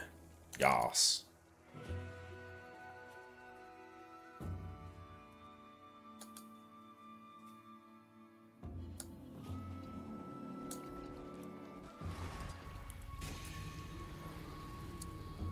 There it is.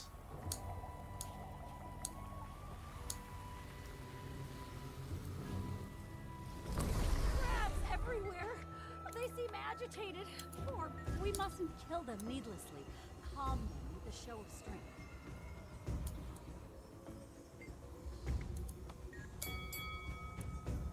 Okay.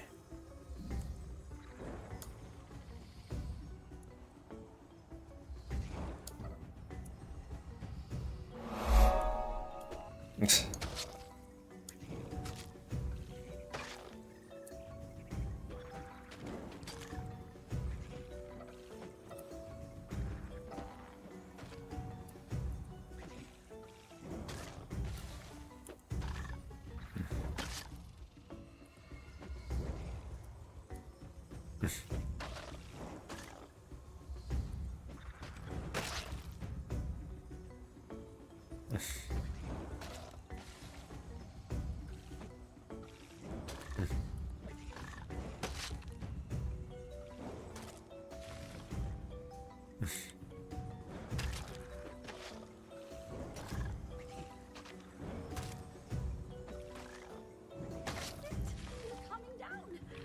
Cool, we can revive doing that.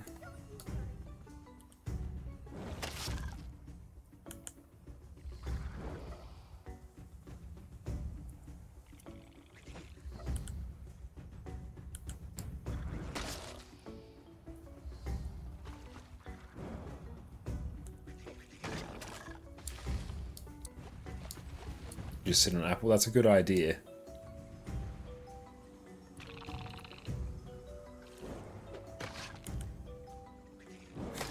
It's very soothing.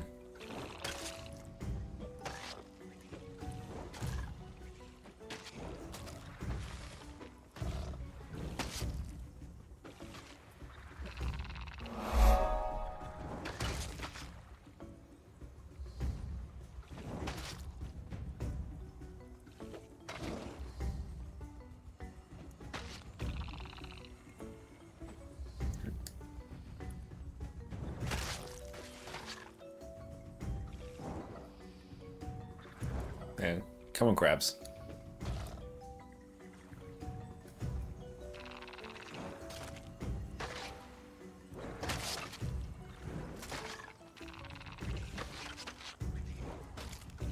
Yeah, I did know that owl card. That's amazing.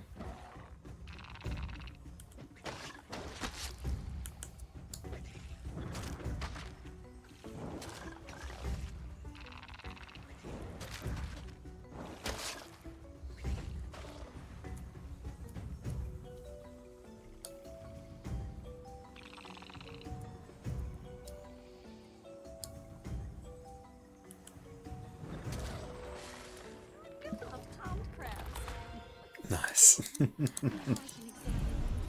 Oh, that's a lot of loot. All worked out.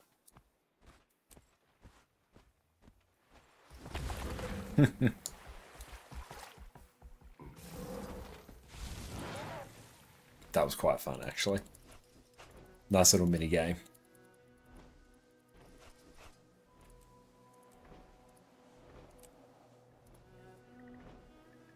You now have the king crab title.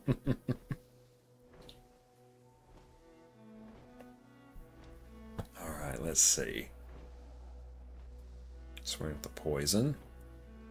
It's great, we kind of just work our way through these achievements. Destroy Grogslinger's bar without any ally drinkers dying after that initial revival.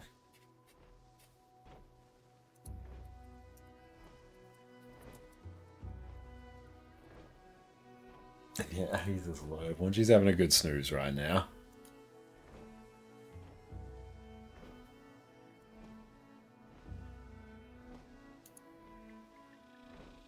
Sorry, poison. I guess we just have to do the event.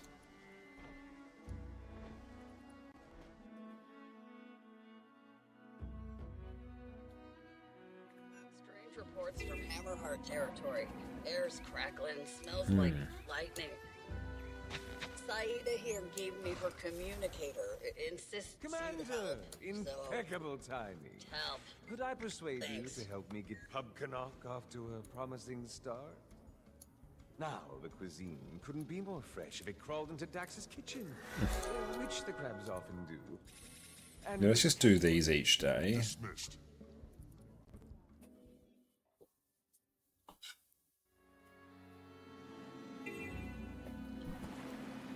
Here to help? Did all right last time around, but as my old gran used to say, can't chew the same supper twice. That's how it's done. So we have to complete all that, I presume, at some point. Okay, so other things we can do.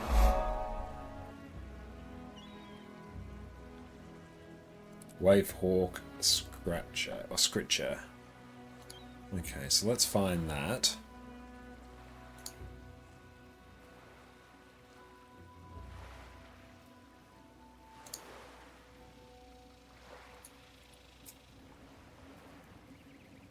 Oh, we have the meta event going.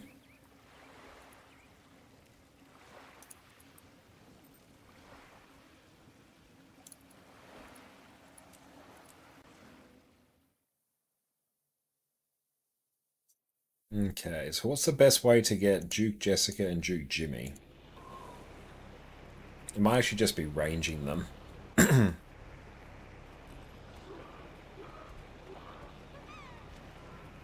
Yeah, we'll just straight up range them. Yeah, just stay at range. Cool. Do I have a... Well, I will have a short bow.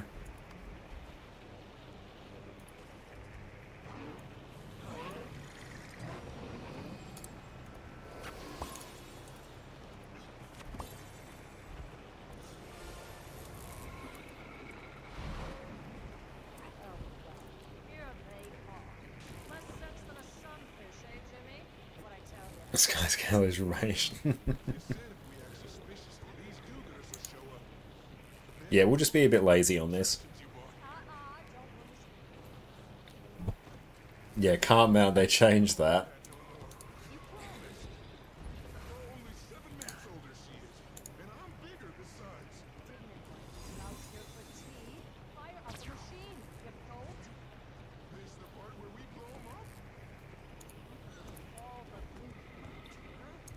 Yeah, good change. Yeah, discourages just absolute leeching, which is good.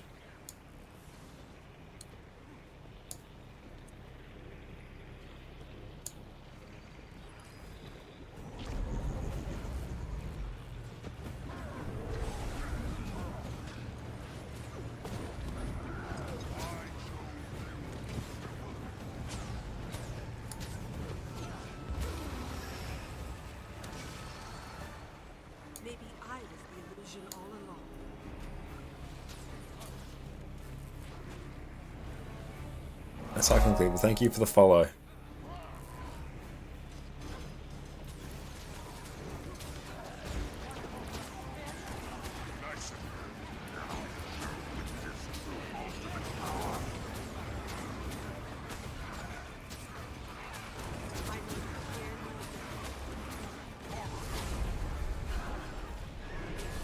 There we will be giving people boons as well. A bit closer there than I'd like.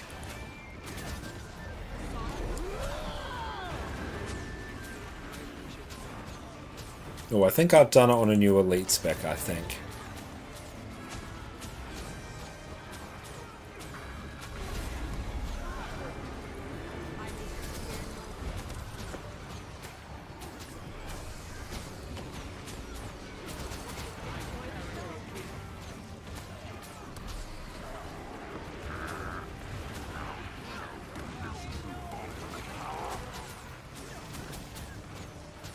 And John Sally, enjoy your drops, mate. I appreciate you.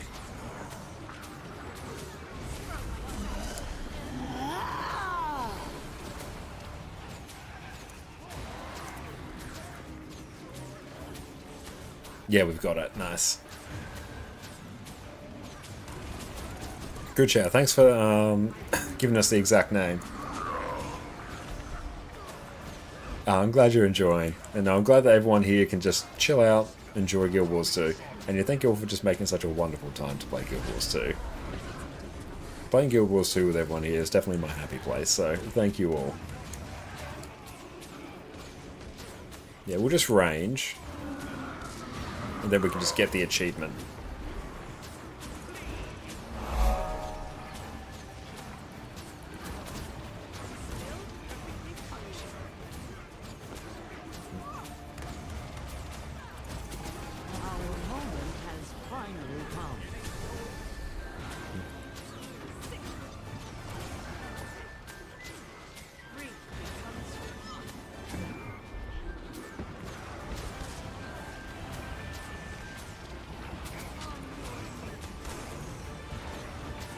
Yeah, the 20 stack buff, just make sure it doesn't get to 0. Okay, I think we can do that.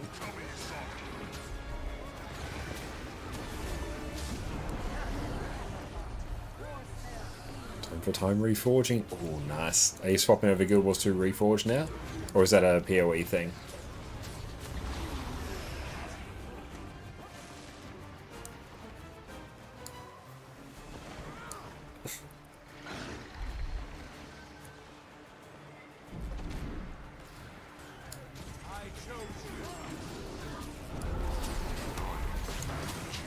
Guild Wars 1, nice. I'm looking forward to playing some more Guild Wars 1 Reforged soon. But yeah, we'll do that after... Oh, damn. We'll do that after drops are done.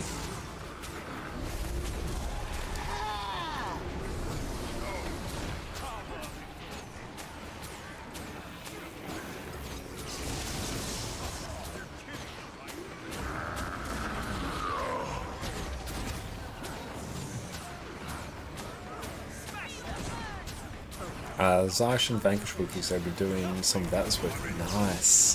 They should make the time, honestly, just to duck in and... Yeah, I should make the time to get in and just do the Vanquish stuff as well, because it's going to be like super valuable for us. I should really actually customize this char a bit more as well. See if we can actually do something with our various infusions. Especially the possession infusion that we now have. Scorchan, thanks for the follow.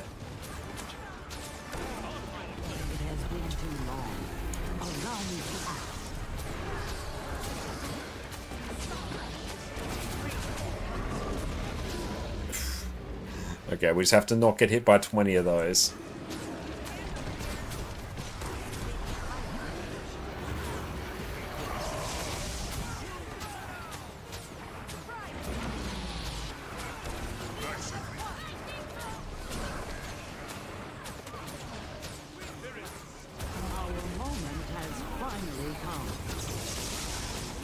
I think there's only 6 of them. Nice.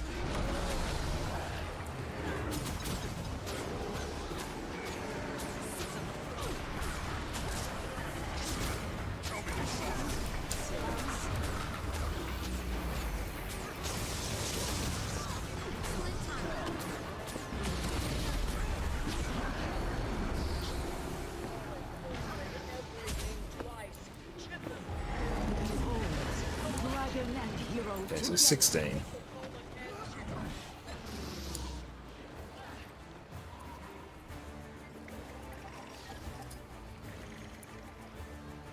I like this system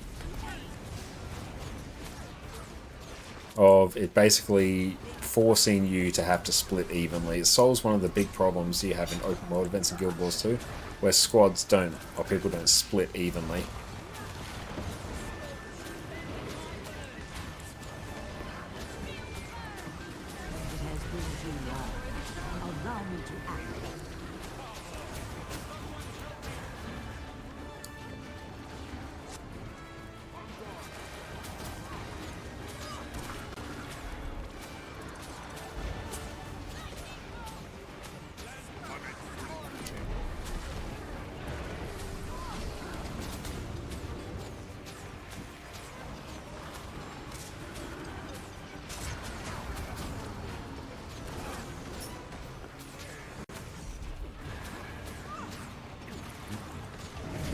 It's good. We're still giving people quickness.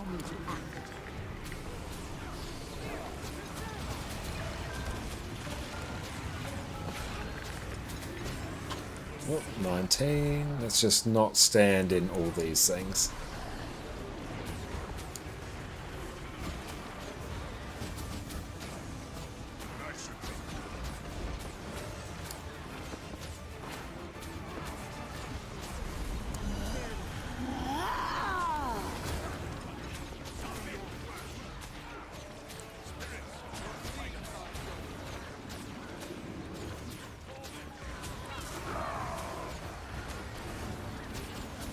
Sidestep there.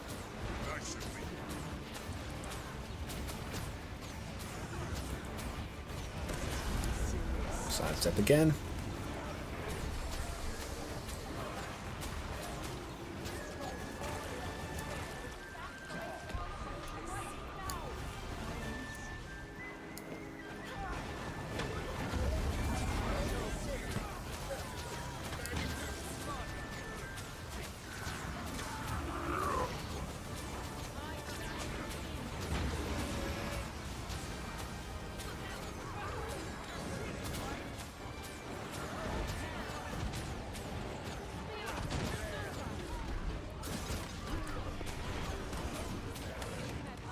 Okay, got bought by something.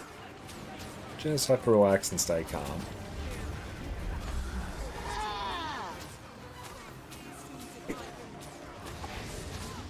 Dodge.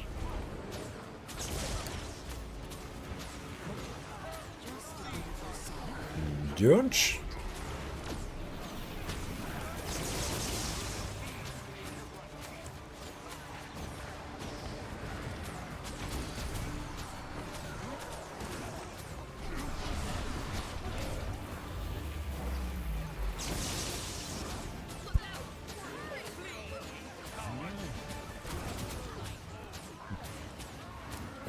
Just a bit.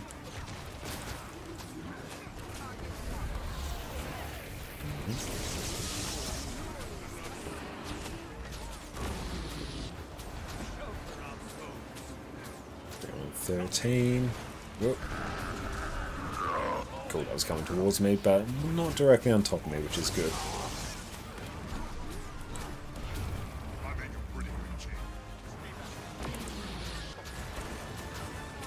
Yeah, I think we've got a few people here also doing the same achievement.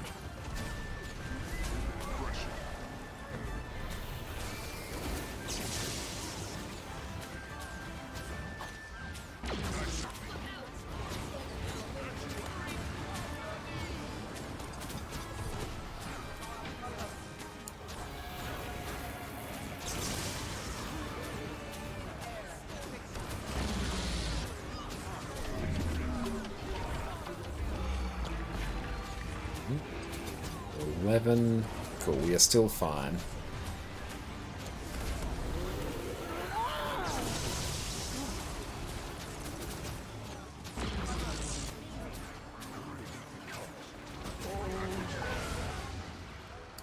Nice, we got both of the achievements. Are dead. Are you? No. Well, I assume that's the job. Horde. Cash of riches. Oh, 2 ghosts. Okay, I thought I had those from somewhere, but no, I must have pulled them out of my weapons. Good. I was going to say that would be very weird. Squad, nice. So we've now done 22 or 27, so need another 14 achievos.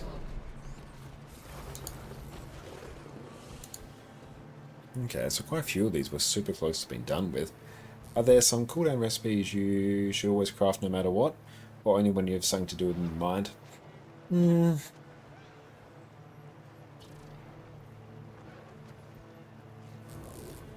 Less. There used to be, particularly you want to do your ectoplasm refinement, you create your lumps of mithrilium, globs of elder wood, spools, silkweed, and thread, whatever they are. You make them from like silk, elder wood, mithril, and look, there's one more. Leather, that's it.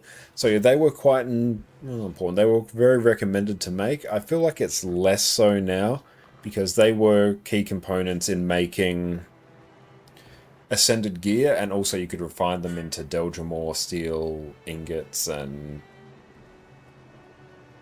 basically they're proper crafting component, and you could make a good amount of gold that way. I feel like it's less so now because the supply of those materials has increased so much that there's not that much profit in making them anymore. So I wouldn't really worry too much about it. Like, you can probably make a little bit of gold from them, but it's not really too much to get out of, to get out of bed over. Key things I do weekly. Honestly, the most important thing to do weekly is just straight up to do your Wizard's Vault weekly. That's easily the most valuable thing you could do daily. So the astral claim you get, the free gold that you get, the incredibly jacked rewards. The Wizard's Vault is such a good source of gold for basically any player out there. Like, just the astral claim I got now, I could just convert that into 32 gold right there. That will just eclipse anything there. And buy antique summoning stones from Arborstone. Even that now, I think, is a bit tricky because I feel like the blue shards is generally better to buy the mystic coins. Converting the karma, that's a good one to get. There's one you buy for a gold, but they're honestly not even that valuable anymore, so spending a gold, it'll save you a bit of gold, but it's not going to be that much. The Imperial Favor transaction, the Imperial Favor is actually worth more than the... it's worth more than the Antique Summoning Stone. So there's some that are worth it, but even it used to be really, really good and like a critical thing that you should do because they were worth like 4 or 5 gold each, so you were just making bank on every one. Whereas now when they're a bit over a gold each, that's less of a concern. Increasing gold fine for Astral isn't worth it. No, that is a trap. Do not, under any circumstance, spend 1,000 gold to increase your Lesser Essence of Gold. Do not do that. This is a lie. A 1% increase to gold fine, that is the random little bits of gold that drop from mobs, and that is a pittance compared to how you actually make gold in Guild Wars 2. So just, no, I've never once bought this. Do not do it. Straight up, I could just spend all the Astral Claim, make 32 gold there, and that would be more gold than what will drop in probably my entire life playing Guild Wars 2. So do not do that. And Al has Mrs. Handsome Young Summer. Well, thank you. She's going very, very well. Yeah, she's feeling much better nowadays, especially after we came back from a trip and her thyroid's a bit more in check. We're still going to have to deal with that in the new year. But yeah, she's feeling pretty good right now, which is great. And yeah, her muscles are coming back after, yeah, her thyroid levels were so high that her muscles were actually like atrophying because of it. Because yeah, her body was just consuming her muscles. So that stopped, which is good. So she's feeling a lot better now. You kind of miss passively increasing gold fine just by logging in. That was quite nice. But also, we're going to go park this character somewhere, then take a break to go stretch our legs. So we'll see everyone in just a hot minute, so sit tight.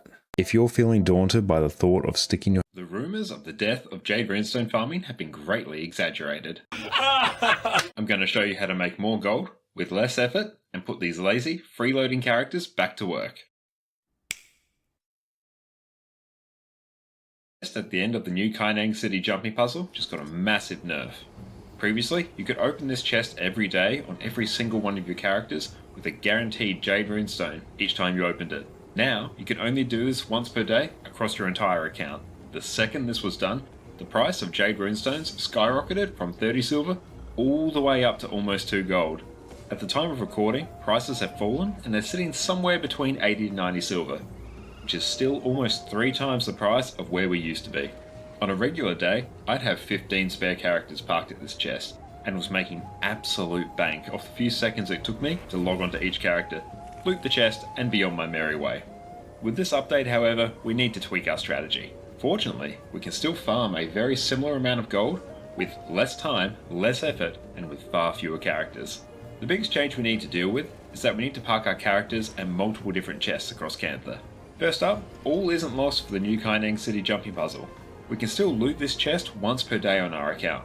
So go ahead and leave your least favourite character here.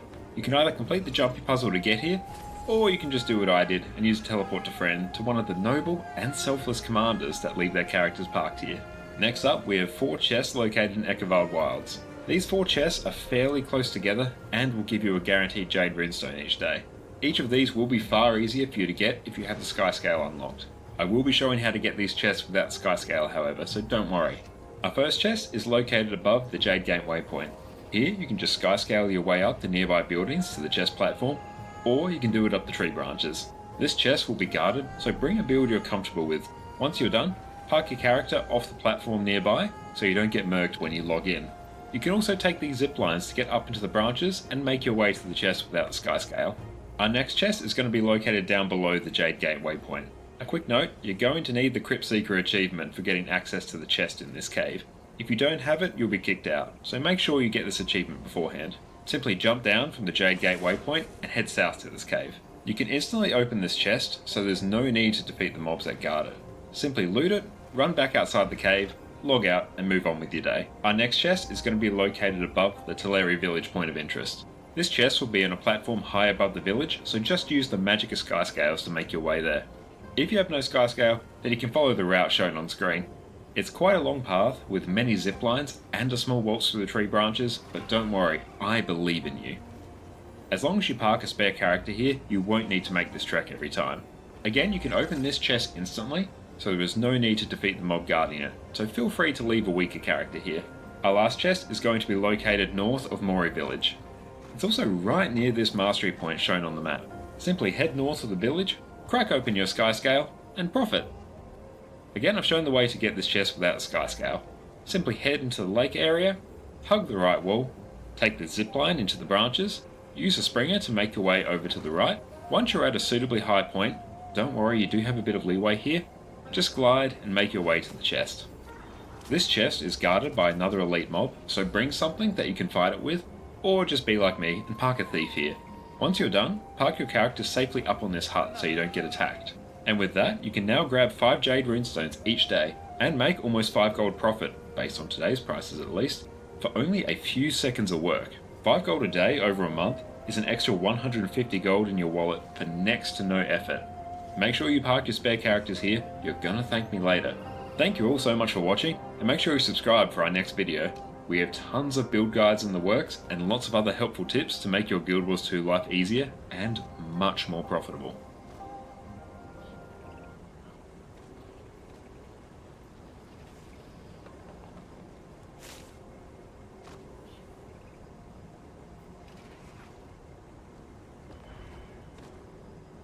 The rumours of the death of jade runestone farming have been greatly exaggerated. I'm going to show you how to make more gold with less effort and put these lazy, freeloading characters back to work. Just at the end of the new Kaineng City jumping puzzle just got a massive nerf.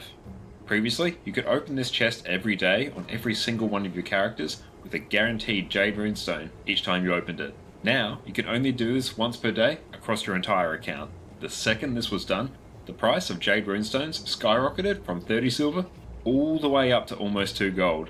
At the time of recording, prices have fallen and they're sitting somewhere between 80 to 90 silver, which is still almost 3 times the price of where we used to be. On a regular day, I'd have 15 spare characters parked at this chest, and was making absolute bank off the few seconds it took me to log onto each character, loot the chest, and be on my merry way. With this update, however, we need to tweak our strategy. Fortunately, we can still farm a very similar amount of gold with less time, less effort, and with far fewer characters. The biggest change we need to deal with is that we need to park our characters in multiple different chests across Janthir. First up, all isn't lost for the new Kaineng City jumping puzzle. We can still loot this chest once per day on our account, so go ahead and leave your least favourite character here. You can either complete the jumping puzzle to get here, or you can just do what I did and use a teleport to friend to one of the noble and selfless commanders that leave their characters parked here. Next up, we have 4 chests located in Eckervald Wilds. These 4 chests are fairly close together and will give you a guaranteed jade runestone each day. Each of these will be far easier for you to get if you have the sky scale unlocked. I will be showing how to get these chests without sky scale, however, so don't worry. Our first chest is located above the Jade Gate waypoint. Here you can just sky scale your way up the nearby buildings to the chest platform, or you can do it up the tree branches. This chest will be guarded, so bring a build you're comfortable with. Once you're done, park your character off the platform nearby so you don't get murked when you log in. You can also take these zip lines to get up into the branches and make your way to the chest without the sky scale. Our next chest is going to be located down below the Jade. And we are back. Welcome back, everyone. Okay, let's see where we are at. Let's go pick up some stuff, I think. Made very good progress in the Shipwreck Strand masteries right there. That was so loud. Why was that so loud?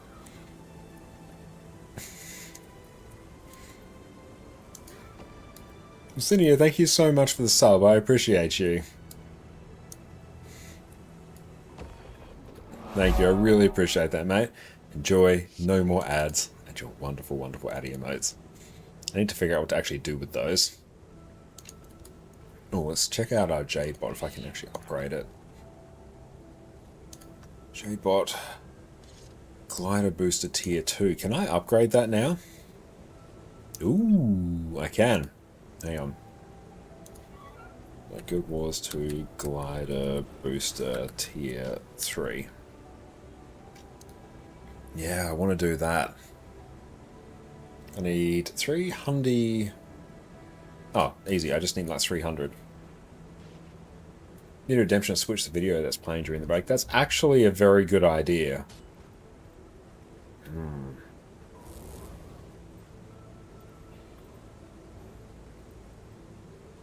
That could work. Because, yeah, I can just set it to... Yeah, I could set it to trigger the hotkey that actually refreshes the video.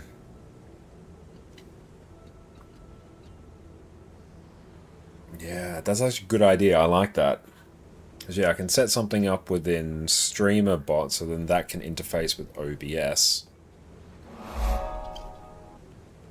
And then that can press Alt/backwards square bracket, whatever that one's called. And then, yeah, that should do it. That is possible.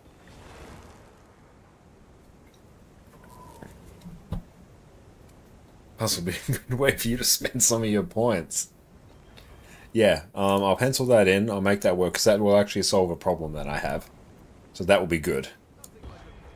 Okay, Jade Bot Merchant. Okay, Jade Bot Merchant. Module upgrades. Gliding Booster Tier 3.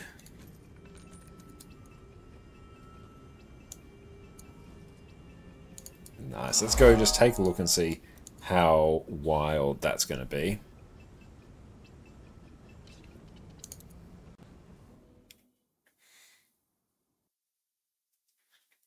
Yeah, let's actually see.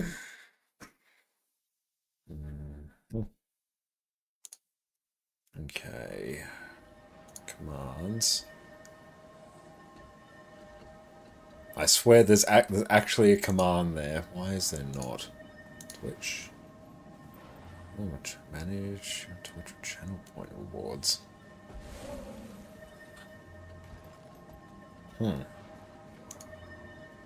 Actions?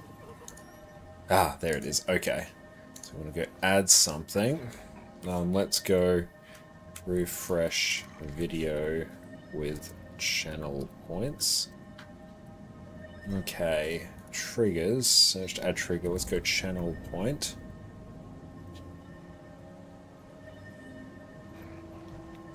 Channel reward.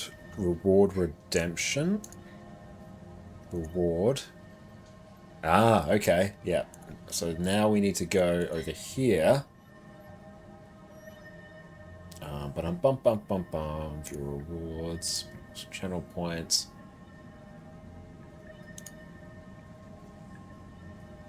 Let's go away. Default rewards, custom rewards. Add new custom reward. Refresh.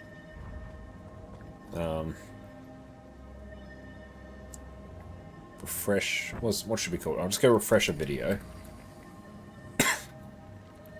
Refresh the video that plays on the right back screen.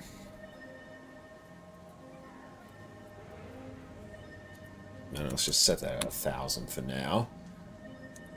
Okay. So let's go channel. There's channel reward redemption. This is a new thing. I think that needs to refresh. So let's exit that. Go away. Ah. Cancel.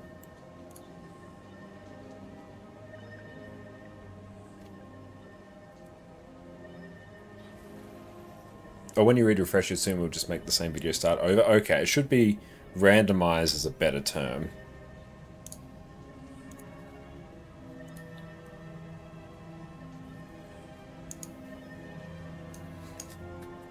Randomize.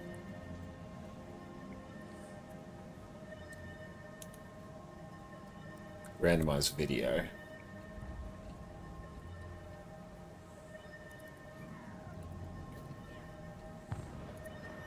Okay. So actions.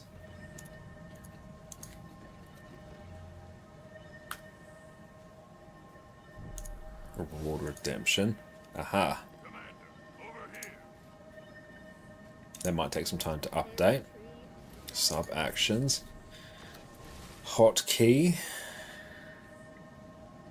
Integrations. No, what would it be called? Core, delay, all commands.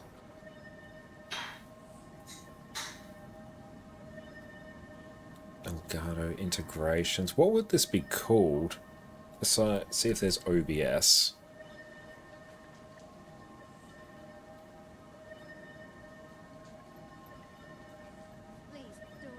So, no, I don't need any of that. I need it to send a hotkey. Throwing system, what's that? Core system keyboard press. Okay, so then I need settings. I need the actual hotkey for this, which is Alt plus back. So the key is going to be that. I can't see any of that. Just go OK. And Alt.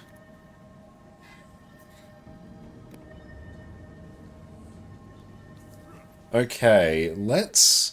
That should work. Actually, let's just exit out of that once more. And let's go again.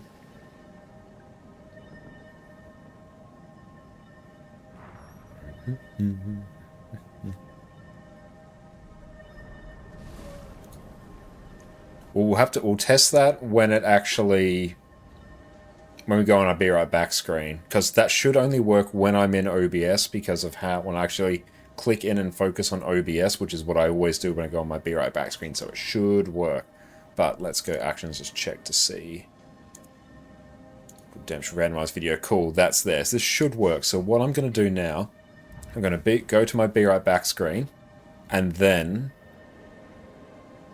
You should be able to redeem that and the video should change. So let's try. The rumours of the death of Jade Runestone farming have been greatly exaggerated.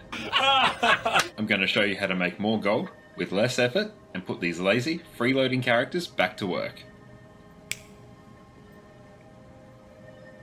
Just at the end of the new Kaineng City jumping puzzle just got a massive nerf. Previously, you could open this chest every day on every single one of your characters with a guaranteed Jade Runestone each time you opened it. Now, you can only do this once per day across your entire account.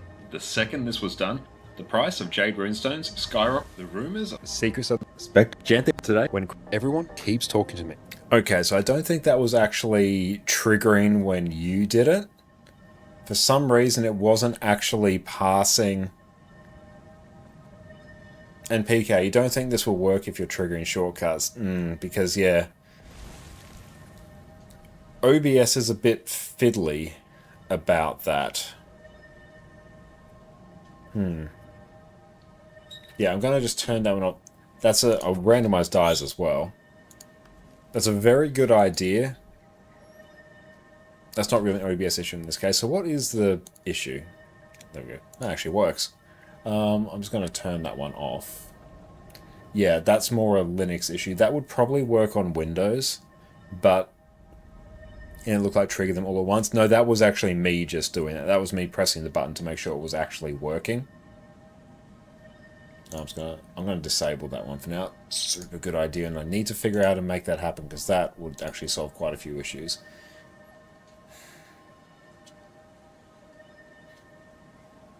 Can I test it?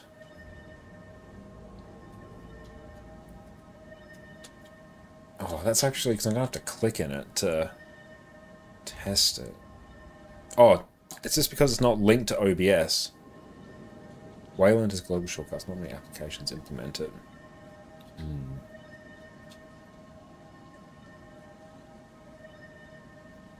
Maybe I need to actually link. Yeah, I might need to actually link this. Let's go integrations, stream apps, OBS Studio, add. I'm obviously just doing this off screen. Tools, WebSocket service settings, show connect info, that's fine. Let's go paste that there.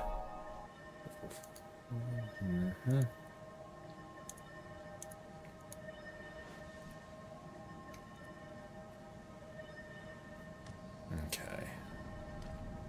Let's see if that connects. Please, don't hurt me.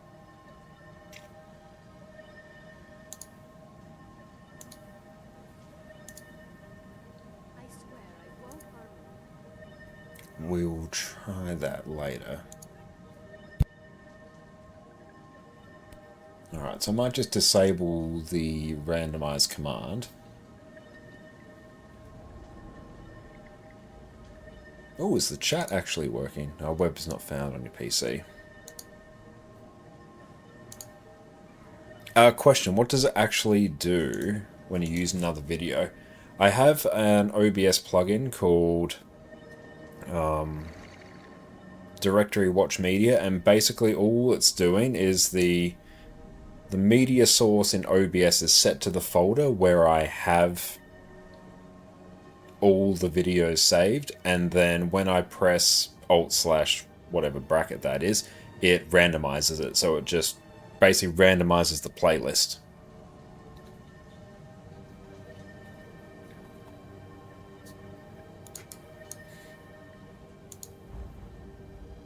So that's what's actually happening there.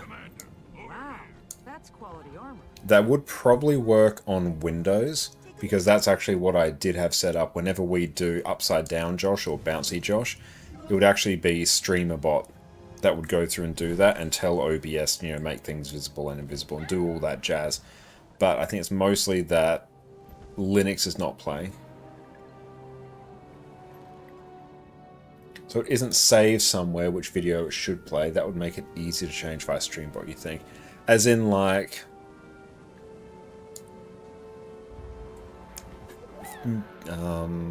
changing, basically having a folder's got a video in it, and then StreamerBot changes what video is in that folder, like moves them around or something.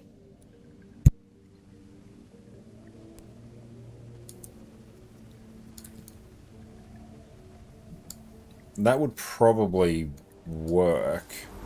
Because right now we've just got a folder that has all of them, and it's just randomizing them.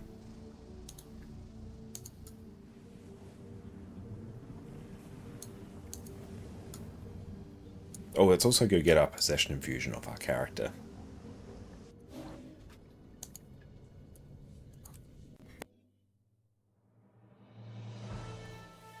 Okay. I had also an idea of mountain race around Maguma. That would be so much fun.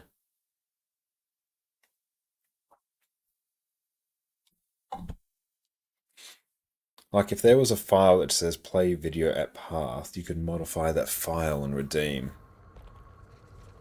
That's a solid idea.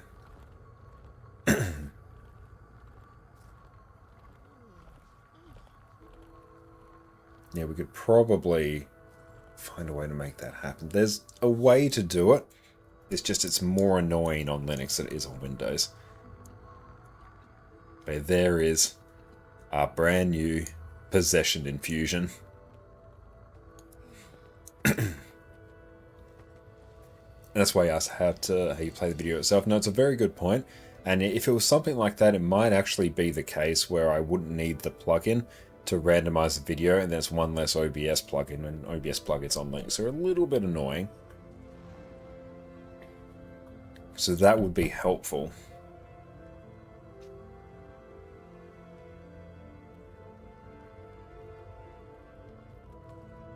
Just contemplating.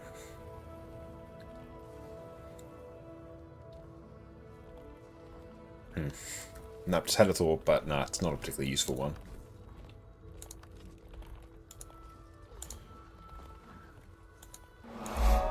Midoncha, thank you for the follow. I appreciate you.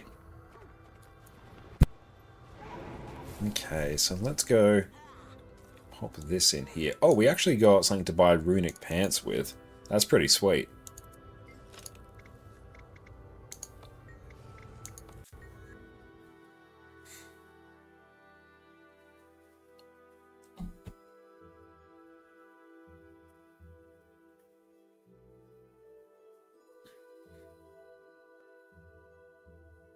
Could work if there was a... I don't know, maybe there was a Linux native client to stream a bot. What was it doing? Ah, we're going to Berghold. Charged up.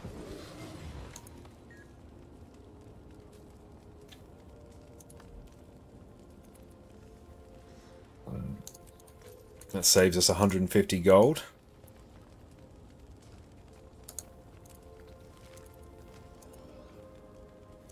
You're too much for a program minus it though. I think it's too much pain to get it working. It sounds like OBS plugin doesn't really work flawlessly itself, seeing as it doesn't always randomize. Yeah, I have been wondering if it is actually randomizing, because there's not that many videos in the folder. There's probably about 20 or so. So there's probably enough times where it will just loop back on a couple of them. Hey Starkles, thank you so much for the raid. Welcome, welcome in Raiders. My name is Connor, or ConnorConCarne. You can also check me out on my YouTube channel there, where we do all sorts of different Guild Wars 2 guides. What is up? It's so good to see you. Everyone go check out the wonderful Starkles on Twitch. What do you guys get up to on your stream? Thank you for trusting us with your community. Super appreciate you. DeBear, hope you're having a good day, mate. Thanks for popping back in. But yes, how are you going, Starkles? Hope you're having a wonderful day. It's been a good one here so far. We did some Convergence CMs earlier. We learnt Power Inferno Tempest. Done a bunch of achievements. Got a brand new infusion, the Possession Infusion, which we get from... Hey, PK, nice. Ooh, like your character there. That is a solid look. I love that Char arm piece. That is solid. I can see what you're saying about your Frost Legion look there. That is very good. Oh, with Aurochs as well. Yeah, that is great. I love it. I actually need to give this character a bit of a look, given it is the ConnorConCarne character. But yeah, that looks solid. I'm jealous of that Aurochs, actually. Aurochs is such a cool back piece, especially on Char. The fact it just goes with the tail. Very nice. Oh, good sky scale as well. Oh, yeah. That's a cool glider. Compared to my literally stock glider that I have here. Hang on, let's actually pick one. Where is it? Glider skins. What do we have? Clone Silk one. Oh, I always like the Wild Magic one. That one's good. But yeah, that looks very nice. It's worth it to be very broke. I mean, that's a reasonable use of your gold there, I think. Did some PvE stuff, Wintersday's dailies, and new hero achievements. Nice. I should also actually do the new hero achievements as well. I've completely forgotten about them. I've enjoyed a little bit of Wintersday as well. Wintersday is actually my favourite festival. I always have a very good time with that. Oh, Aurochs works with Salakimorpha. I think that's how you pronounce it. Assuming I'm reading that phonetically. Let's just go pick up some super useful stuff here. Boop. Curious stones from afar, misspawn motes, drag it to the sky. There we go. Consume them all. How are we doing? Oh, we've actually got some volatile magic. That's pretty sweet. Portal to Wintersday. Oh, actually. I'm curious. Mechanist Nin. So we can get a whole bunch of gates here. Got the home. That's your home. Sun's refuge. So this requires resonating lodestone. And master tuning crystals. This is pretty sweet, actually. Good Wars 2 resonating lodestones. Let's see how expensive these are, because if these aren't expensive, this could actually be really fun. Always be loyal to your crew. Oh, it's a scribe thing. Oh, wait, you can just straight up buy these from the trading post. Oh. Screw it, do we just literally get all these?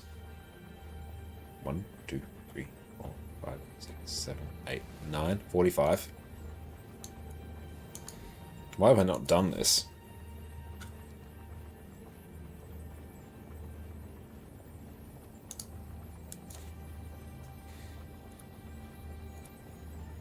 $45 or 40. I need master tuning crystals.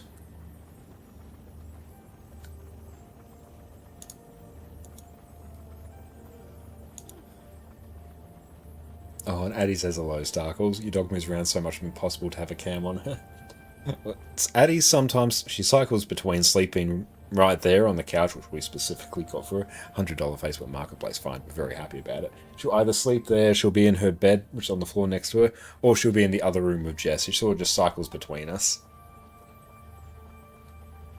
As soon as she tires of us and wants to go find Jess, she'll head out. And Queen, how's it going? Great to see you. Hope you're having a good one.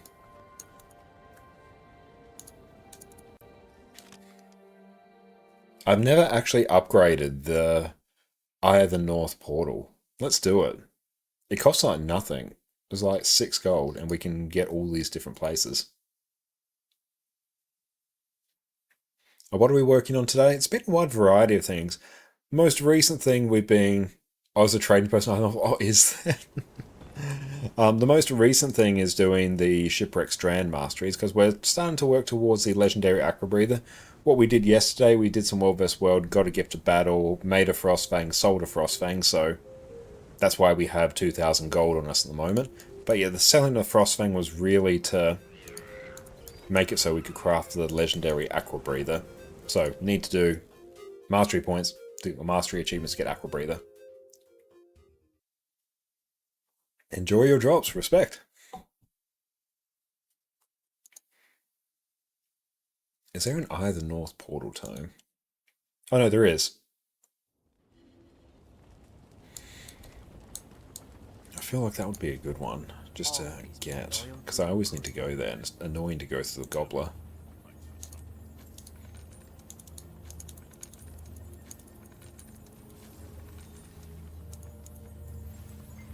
What's on brew today? We have Russian Caravan tea with some honey.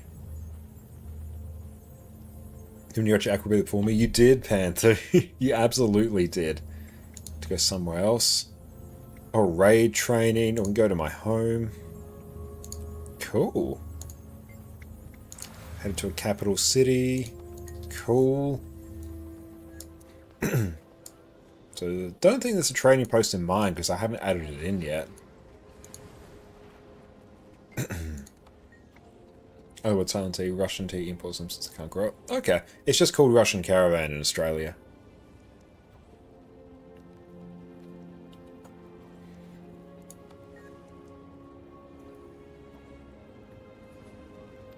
Unlock specialist vendors? Unlock bank. I don't need a bank. Or trading post rep.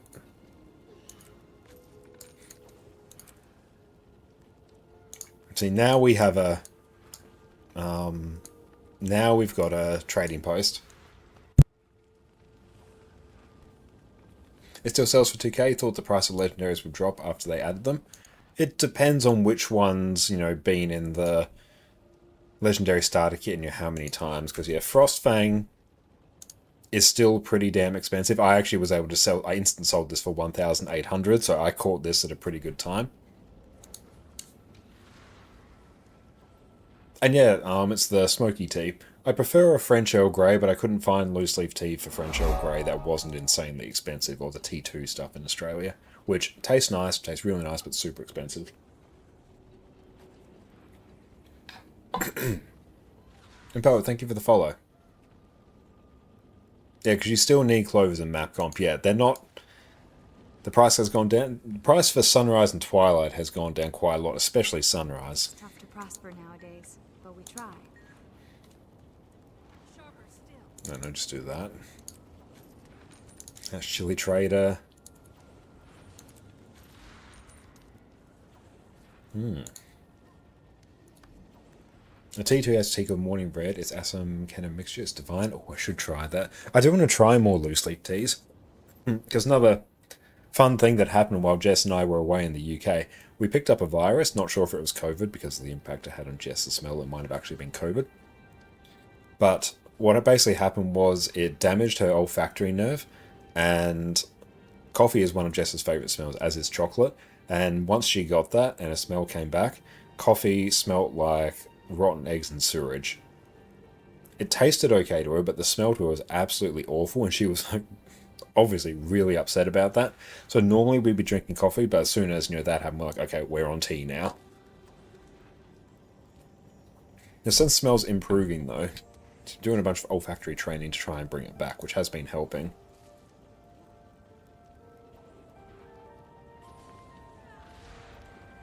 Let's do all these.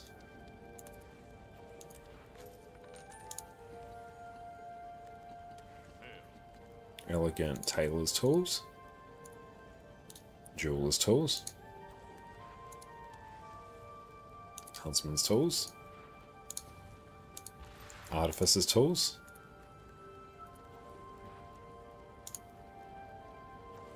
Okay, let's check what I've got. Huntsman's, Artificers, let's do... No, I did Artificers. Armorsmith. Weaponsmith. Leatherworker.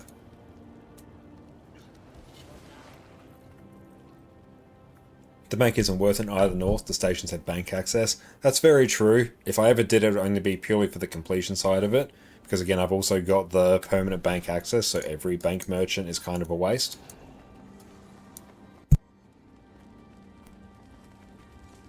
And probably better for you guys, but can you, or have you tried to change it with vanilla or any other additives to make the coffee smell change? We haven't tried that, no.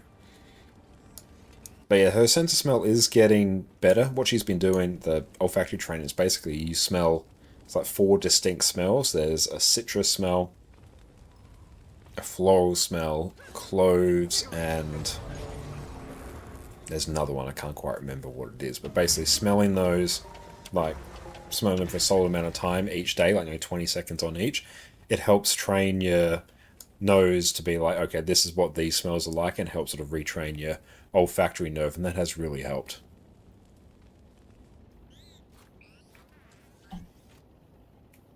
But that's a good idea, but sense of smell with coffee has been getting better since doing that. But yeah, even anything that was, we found anything that had like a hint of coffee in there, that sense of smell just really was overpowering. It's a good suggestion. Yeah, olfactory every time.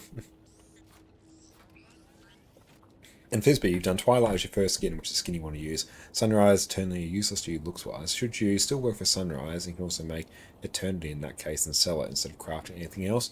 It's a totally valid thing to go through and do. Because yeah, I made Sunrise and Twilight, I got the skins for them, then I made Eternity and sold it. I did that on my NA account years and years ago. And yeah, that really sort of allowed me to do a bunch of things. That's a totally good thing to do. Rare and valuable.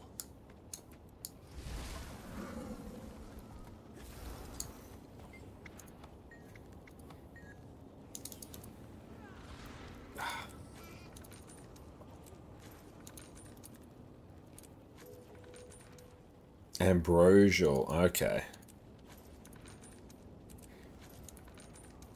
Ah, recognition.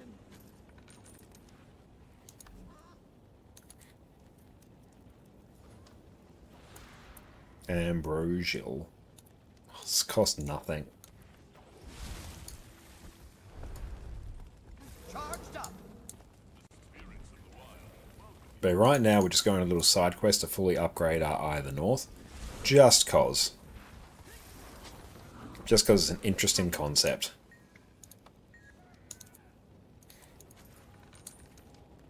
Okay, so we now have all the crafting stations here.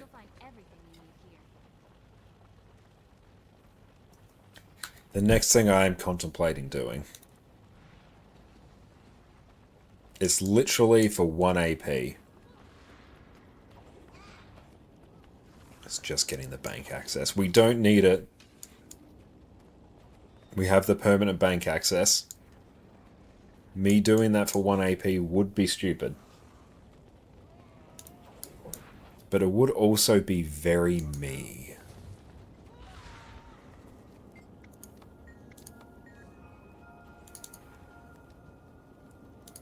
I knew I'd achieve this. Yep. Very me. Where even is the bank? I'll never use the bank. I will in fact walk right up to the bank,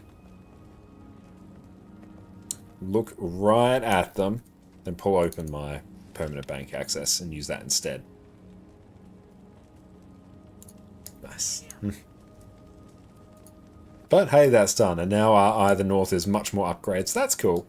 So yeah, we now have all of the extra ports here. We can go to raid training, Sun's Refuge. That's pretty sweet. How interesting. So we can't do any more destinations there. Still pretty cool. I'm a long way from PD in terms of achievement points. Okay, glad for the north. We have to do that. What do we get? It's literally just transportation charges. It's such an expensive achievement. Although the runic armor does look really sweet. Okay, let's see what else is on. /wiki et.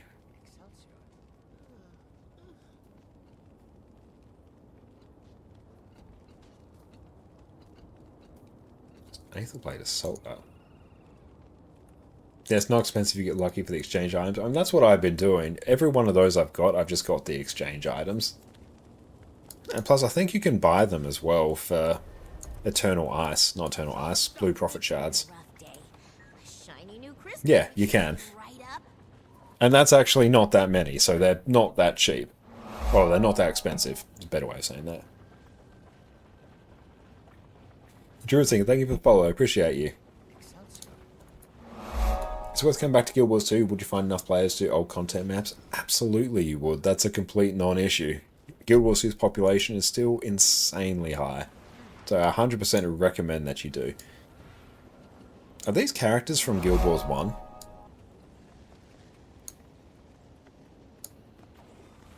Or references to Guild Wars 1 at all, or are they just randos? Let's just see what's on this character, actually.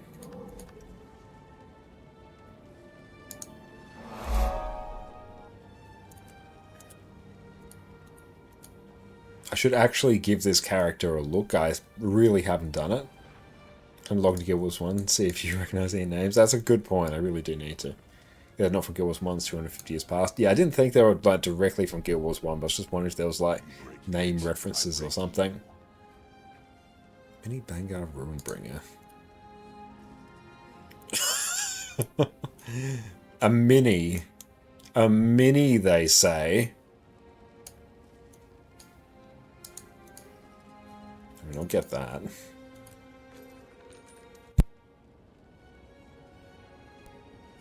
Yeah, I'm the mini.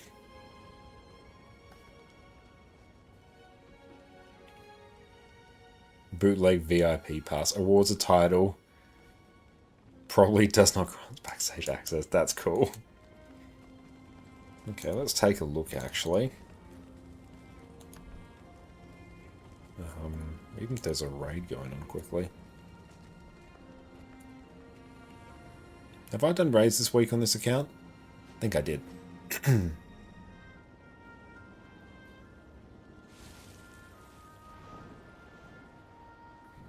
Yeah, 7.5 KP. I love it. I think I have done Wing 4. Yeah, I did that with PD earlier this week. Yeah, Bangar in the beginning of IBS was such a great character. He really was. I did him dirty towards the end. Sharper still.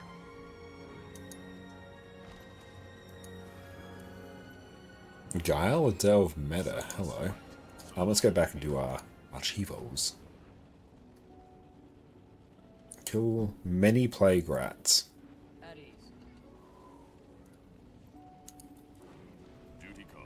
I haven't actually played the tunnel. I still have no idea what the issue with the tunnel is because I've never actually played it. I just did not hear good things. It's contemplating. It's not fun. I did hear that it was not fun. Oh, if there's a fractal going. Bum, ba-dum, bum, bum, bum, bum, bum, bum. Actually, that's probably a good thing to do after our next break. CMs, T4, Rage.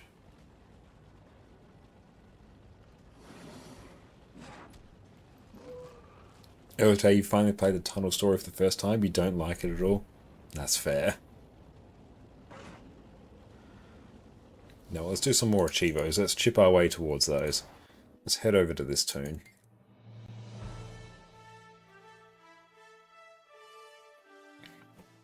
And we'll see if we're doing Ceres tomorrow as well. That'll be quite fun.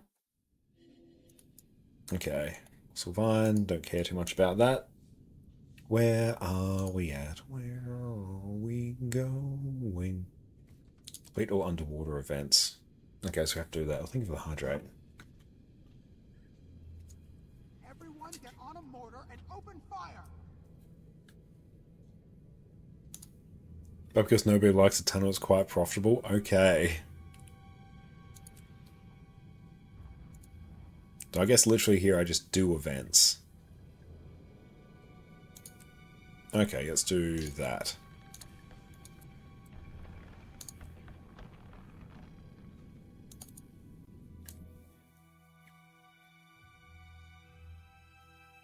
$100 gold from a single tunnel, you say? You piqued my interest.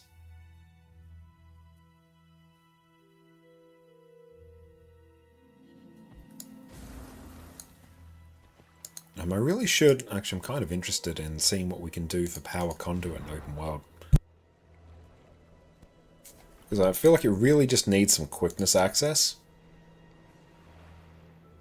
Lux and caches, energized Lux and caches are 5 and 10 gold each and drop quite often, actually. Okay, that's interesting. We'll keep that in mind in the future. What can we do here to just make this a little bit better for open world? Does brutality trigger on legend swap?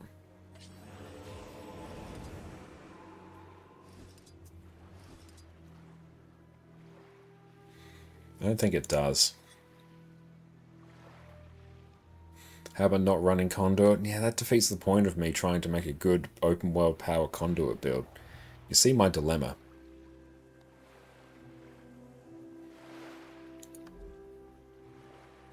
And plus then we don't get to use these amazing swords.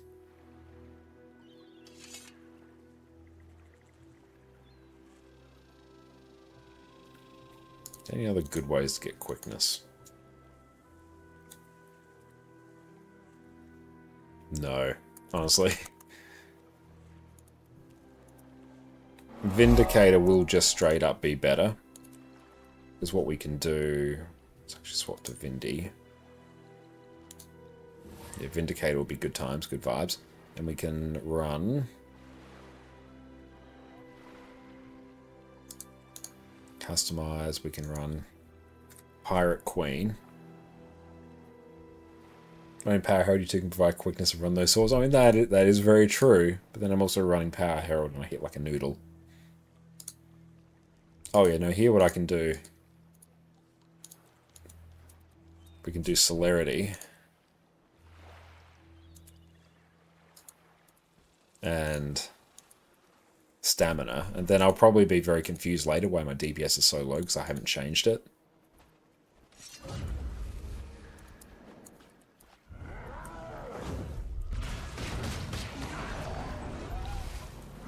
Yes.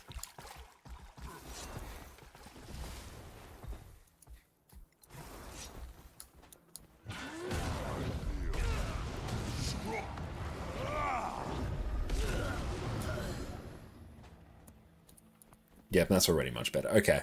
What was I doing? Freshest water. So, for that. No, but... which button is it? This one.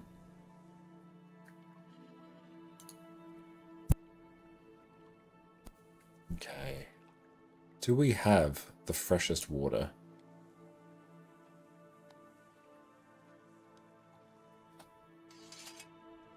Chip Strand achievements.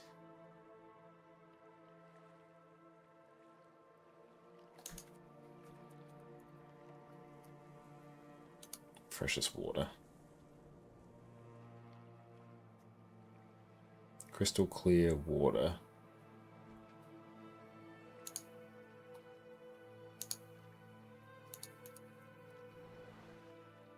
Okay, so this one lives like here.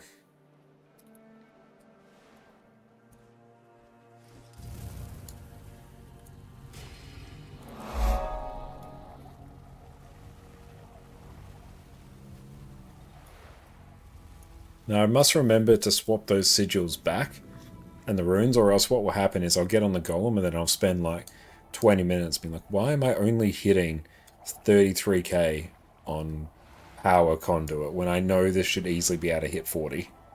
I hunt minerals inland. A mission of great import. You want to take part? I can see it. Join me. But in saying that, I will probably forget to do it, and it will probably be that way for a few weeks.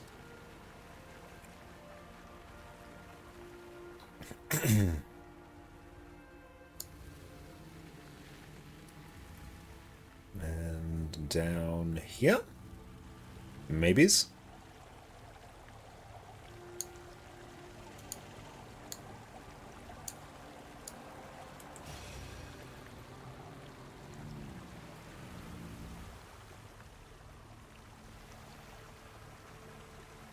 Yep, come on. Out the way.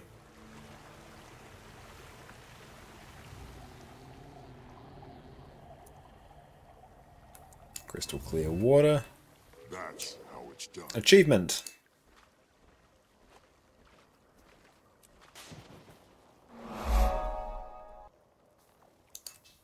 So let's do In Loving Memory. Hey, thank you all for the follow.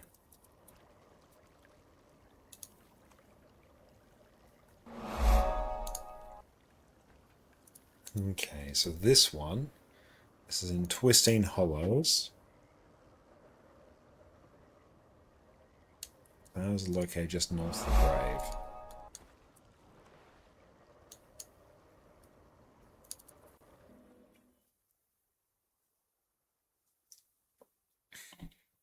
And thank you all for the follows.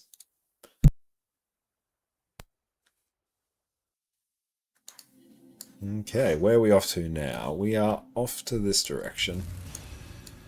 Darth, welcome in, mate. What gathering tools do we have? The answer is none, actually, so that's good. We can actually pop them on.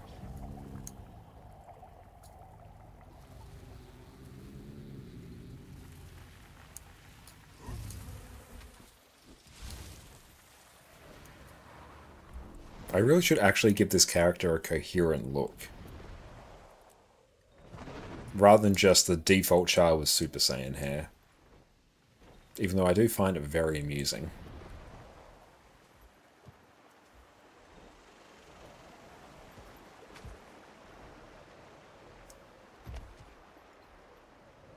I said like 3 times time to do it. Well, it's going to take me saying it at least 10 times for me to eventually get around to it. You know what? Maybe we do. Maybe we do. Also, then we have to find something to do with the infusions. That's the tricky part. You gotta start with fashion game in general. Yeah, definitely. My fashion game is not on point. Let's do it after this achievement. He says as he probably forgets to do it again. Someone please remind me if I forget.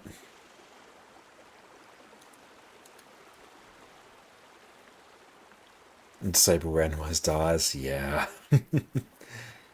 That, if I do step up my fashion game, that I will need to do.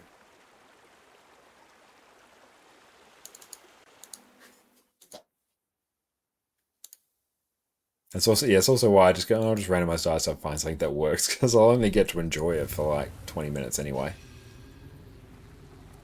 Kids, come on. Come eat dinner. Come eat dinner now. Please, please, come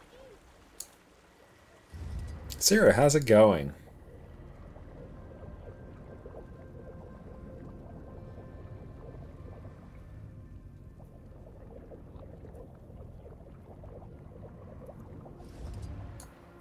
Yeah, just stop it.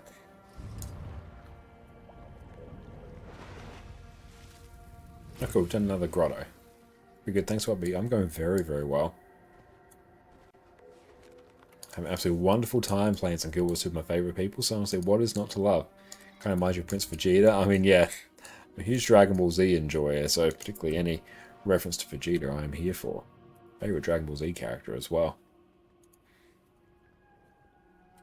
That's where we go. Oh, did we do the achievement? Did we?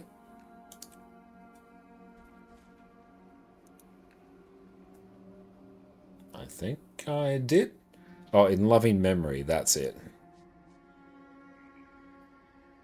Oh no, I'm not done.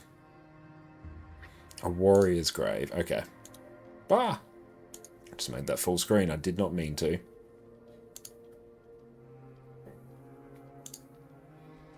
Okay, so this one lives right here.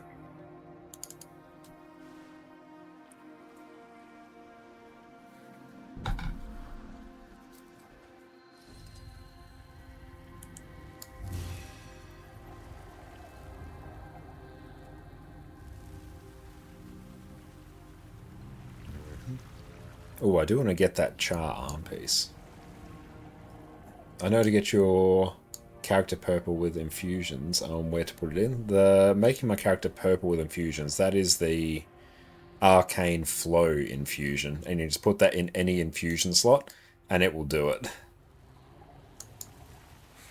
Makes fashion a nightmare though. But we're all about those incremental stat gains. It's easy when you know. So we've done in loving memory now. 24, so we need like another 12. So Grotto Aficionado, we'll track that.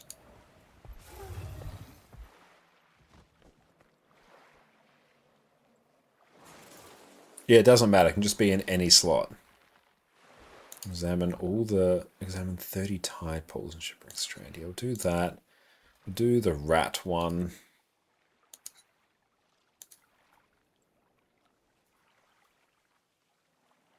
Oh yeah, tropical tomes will do.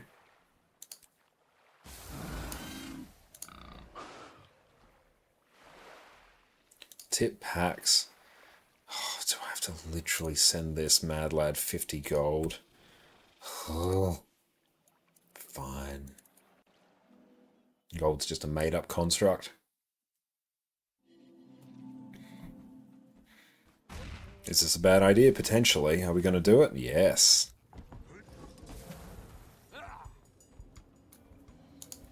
There you are. Where is the tip jar? Chicken revenue during your last shift.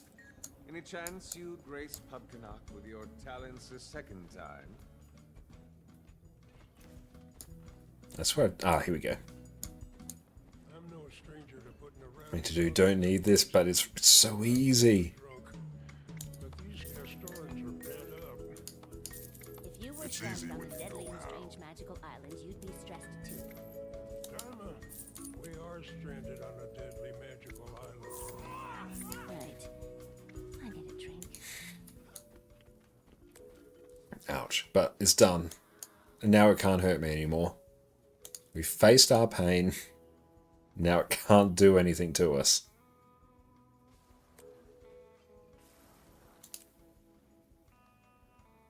Oh, we can do that. That's like super chill. Calm rowdy patrons. That's a good one. But you know what? Hey, let's actually do the making the character look good.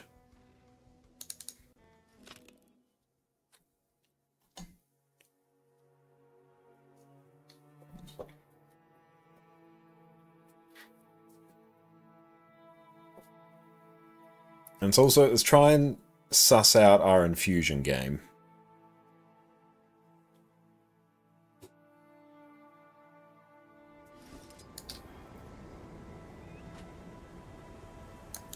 Okay, let's remove any infusions that are causing problems. Forest Whisper's fine. Chak's fine. Yeah.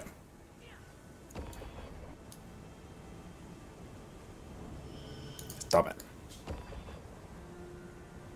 Can't remember my orders. Okay.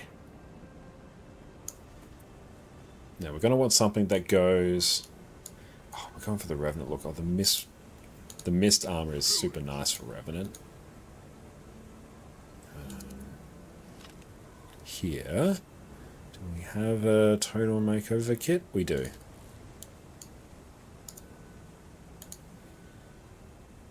Hide armor. Okay. The hair is cool, but we've had it for a while. Oh, that's so bad. Okay. Let's try and get something that resonates. Char hair's always real tricky.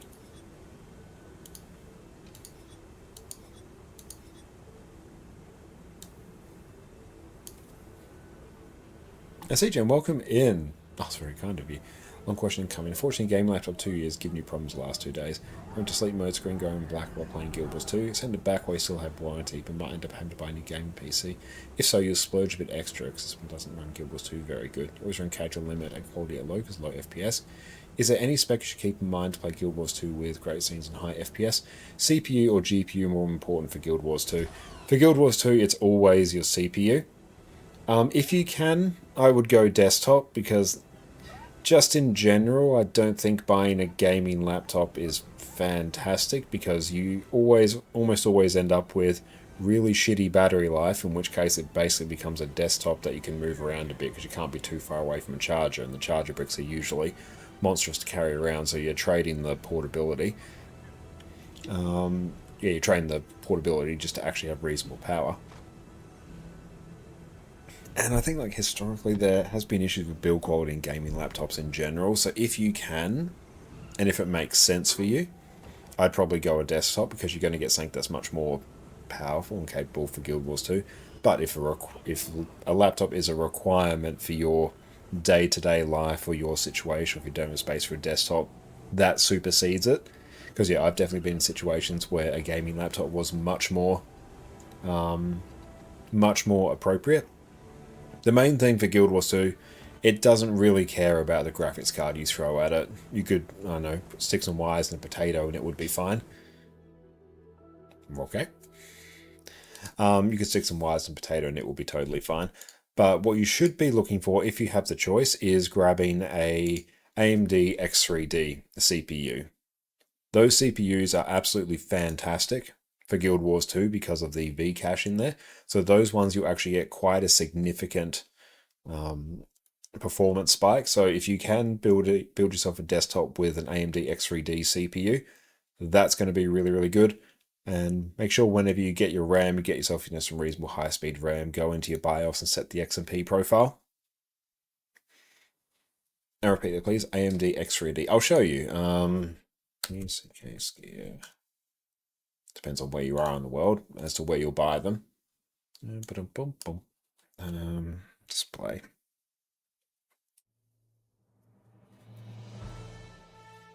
But okay, so if we go CPUs, AMD, I know 7000. Yeah, like any of the AMD CPUs that have an X3D at the end, that's going to be really, really good for Guild Wars 2 in particular. These, particularly for Guild Wars 2, are absolute king. So I definitely recommend getting those, and if I was to do an upgrade, I'd be looking at something like that, or maybe even going up to a sort price low to high. Yeah, even something like a 9800 X3D would be pretty insane. Just get a Mac, not if you're wanting to game, that's just, you're asking for trouble there. But yeah, that's probably going to be the biggest thing that you could do to get performance in Guild Wars. Your players get me right. Oh, nice, fair play. He's ready for him, he's fully charged. Nice. And to be a desktop, easier to buy, just enough to play and upgrade later. Much easier to upgrade laptop unless you're a tech, you have to send in for repair. Yeah, repairability on laptops nowadays is basically non-existent. It's really, really hard. Yeah, if you do that, you're going to have a really good time, I think. And yeah, just get whatever... you get whatever GPU makes sense. I'd probably lean more towards... actually, it depends. If you're running Linux, I'd probably recommend going for a full AMD system. I think AMD graphics cards on Windows can have some issues with Guild Wars 2, where you might have to do a few little workarounds to make it run them properly. I think you may have to look at installing the DXVK plugin, which basically just helps. It basically helps Guild Wars 2 on Windows start to be run through Vulkan, which is much easier. That's probably butchering the actual thing, but it basically makes it run much better on AMD GPUs. But yeah, if you're not keen on doing that, maybe grabbing an NVIDIA one might be a better play. Oh, basically, hang on, let's go. Guild Wars 2 DKXV.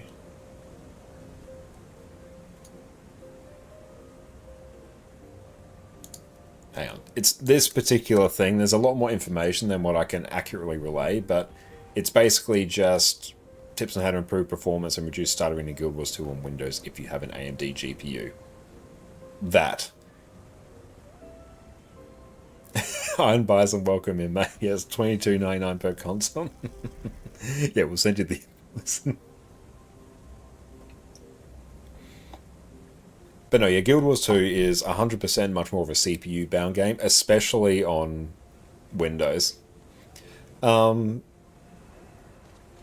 It doesn't really matter, it's such an old game. Any recent setup will handle it just fine, won't it? Guild Wars 2 is a bit of an odd game where you can throw as monstrous a graphics card at it and as monstrous a CPU at it, and quite often it will actually still not run particularly great. Just because of the fact that Guild Wars 2 doesn't utilize multiple CPU cores particularly well, just because of how the game engines... Guild Wars 2 is running off Guild Wars 1's game engine, basically. So it's running off a 20-year-old game engine, so there's only so much they can actually do with that. So the main things in Guild Wars 2 that will get you really good performance, just generally, grab your shadows, set them to none or low. Shadows are the biggest performance hog in Guild Wars 2. They're an absolute greedy little piglet. And also setting character model limit to sort of low or medium. Generally, if you're doing PvE, I wouldn't set it below medium, or else certain mechanics and raids will actually stop showing. If you're in World vs. World, maybe pushing it to low or something like that. Shadows and character model limit are the biggest thing. Alcar Calamo Alcar, cheered thank you for 100 the bits, mate. Shower thoughts. Lamps in video games use real electricity. Because they light up the surrounding area, the screen needs to get brighter. And a brighter screen uses more power. Note, only on an OLED screen and LED screen is always lit in the background, and the pixels just have a little shutter to block to the light from coming through. That is very interesting, Alcar. Thank you for the bits, mate. And yes, significant upgrade. Yeah, they've upgraded the engine for like Guild Wars 2, but like the bones of it are what they used in Guild Wars 1. But yeah, I think that's like generally getting an X3D CPU is going to be a good thing for gaming in general. It's just that those were like an absolute game changer for performance in Guild Wars 2, so you'll see noticeable performance upgrades. And actually almost what I'd kind of recommend, at least in my case, I experience better, more stable performance in Guild Wars 2, you know, in terms of like frame rates and, you know, frame stuttering and stuff like that, on Linux compared to Windows. Because what I find... Shift, yeah, let's go. Activity monitor.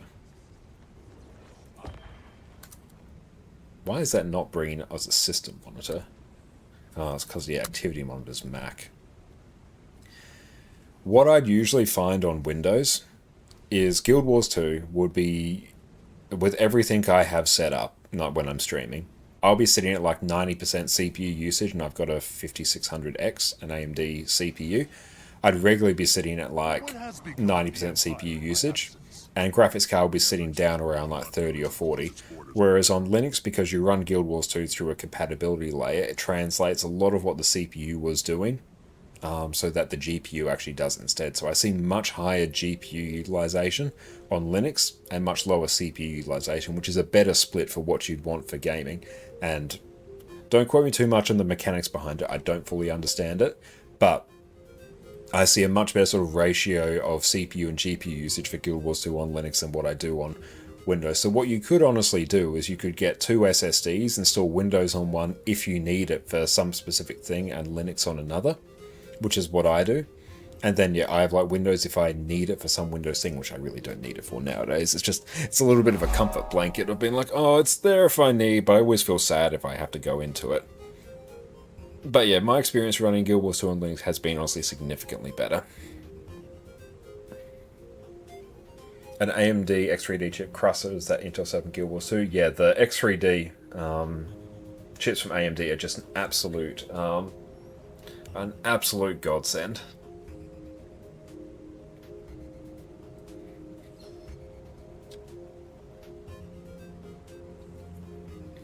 And yeah, that explains why your laptop gets very high FPS and other games that mid on Guild Wars 2. I mean, even my setup, I'll get, 20, 30 FPS in a huge meta event or something. There's nothing I can do. 5090 in Guild Wars 2 does nothing. Yeah, if you're mainly playing Guild Wars 2, don't go buy a 5090. Like, literally just go buy yourself, like, the most cracked X3D CPU that you can, and then, I don't know, you can take yourself on a small holiday with the money that you have left over because you haven't bought a 5090. And also, your electricity bill is going to be better. Yeah, don't buy a 5090, buy a house instead. What Linux distro do you run? I run Nobara. Hang on, let's actually see. How much is a 5090 going for in Australia? Gross cards.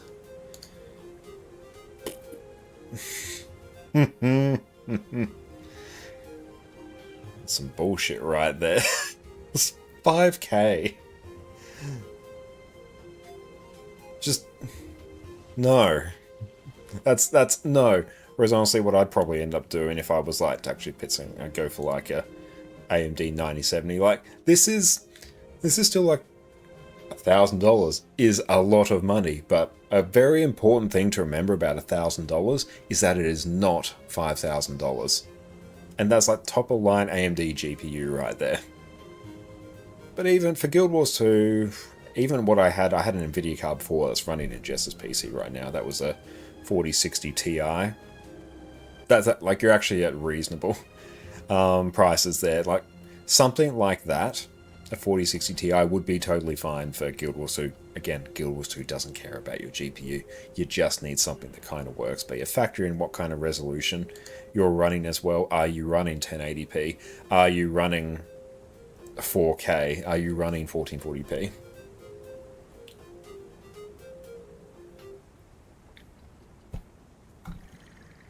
And if you buy an X3D and if Guild Wars 3 ends up not running well on X3D, you'd be kind of effed. No, like the X3D CPUs are just amazing CPUs for gaming. They're just great.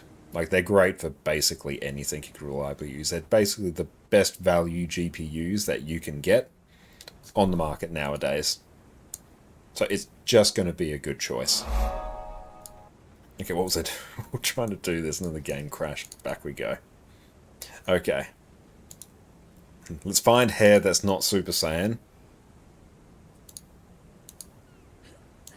Actually get something that's a little bit serious.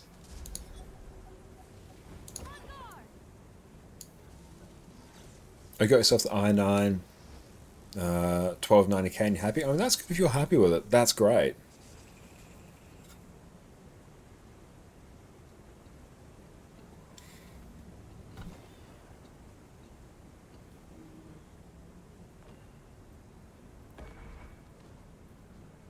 And our car, 24 to 30k Swedish krona means almost, well, $3,000-ish USD for the 3090. Yeah, and that probably works out to be about our price as well if I go USD to AUD. The Australian dollar is US dollar is 1.5 Australian dollars. So yeah, if I did 3236. 3236. Yeah, I'm at $4,864 for that. The Emperor feared my great power. to you? You're so easy to ignore. Let's see. Honestly, that's always just a good... That's a good Char hairstyle. Oh, that's pretty cool, actually. Now, we're feeling a bit basic. If you go that, and then if you go like a brown or something.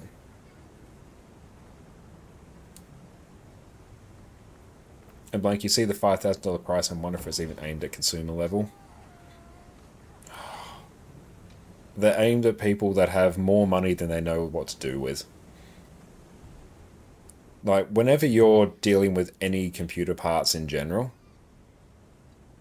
that you reach huge diminishing returns, like in terms of price. You know, you pay a bit more, you get really good performance, and you start paying more, and then that line starts to flatten out a bit. And I think, yeah, the 5090s and stuff, they just sit at such a high point for diminishing returns.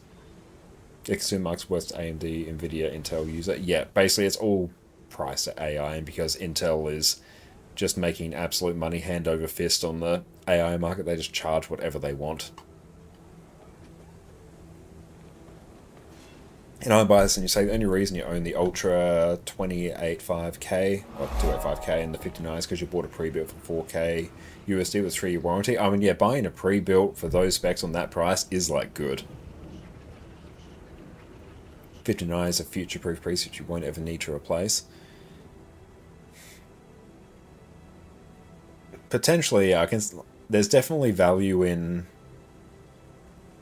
over-speccing, so then you can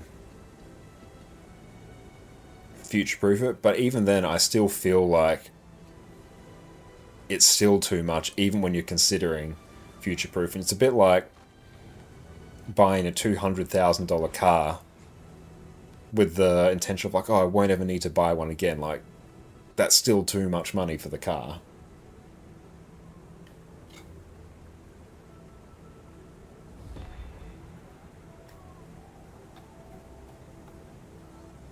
And I think as well, we're in a bit of a weird time for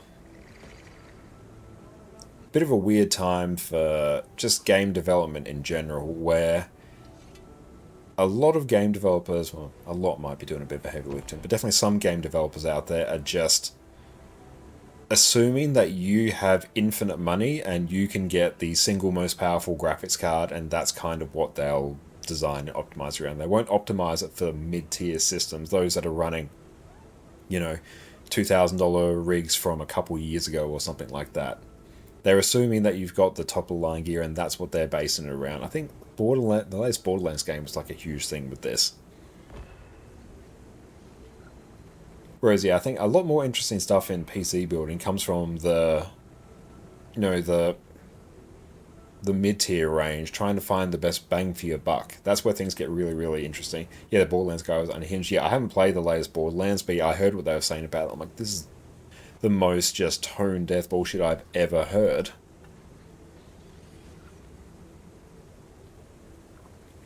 Because, yeah, the assumption is just that, oh, you can just throw a more powerful graphics card at it so you can reach 60 FPS, as opposed to, you know what, maybe we should target what the people are actually running and achieve a playable frame rate on that, and that's what we'll actually design it at. So I feel like that used to be more of the case. I think as well, like, depending if you're targeting 4K gaming, I think 4K gaming is just like complete overkill.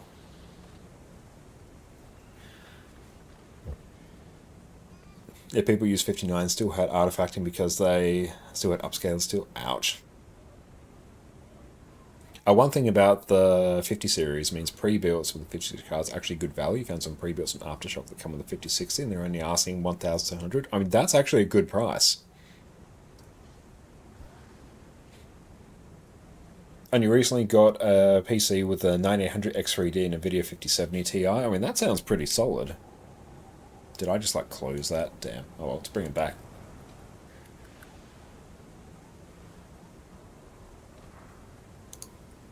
Yeah, like, I'd consider that to be pretty sweet. Where's graphics cards? What are we on, a 5070 Ti, where are these sitting? Jesus, yeah, that's a... You got a... Oh no, you got a 5060, not a 5070 Ti. 5060. Still, that's pretty solid. That kind of checks. I feel like even this level here, a 5060, I think most people would probably be fine with, you know, something in line with a 5060. Because yeah, that's a banger CPU as well. I'd probably even maybe say the CPU is like a little bit overspec'd for that. Yeah, I think like $500 for a graphics card is like, okay, we're in the realm of reasonable numbers right now, and then yeah, you go up to your 5090, and then this number stops making sense. I mean, you can even, I was doing a bit of a look around on here the other day, you can go down, you go to the professional cards and sort by price high to low. Yeah, there you go. You can. Would you like a 15K graphics cards? Granted, no consumer's ever actually buying this. This is for like a professional environment, but still, number does go up. Watching this with a 2060 makes you want to turn off your PC. I mean, honestly, a 2060 would probably still be alright. I mean, how low can we go? Are the crypto mining stations inflate the price of GPUs since the retail price is around 1K? Oh, the 6700 XT I got. I bought it during the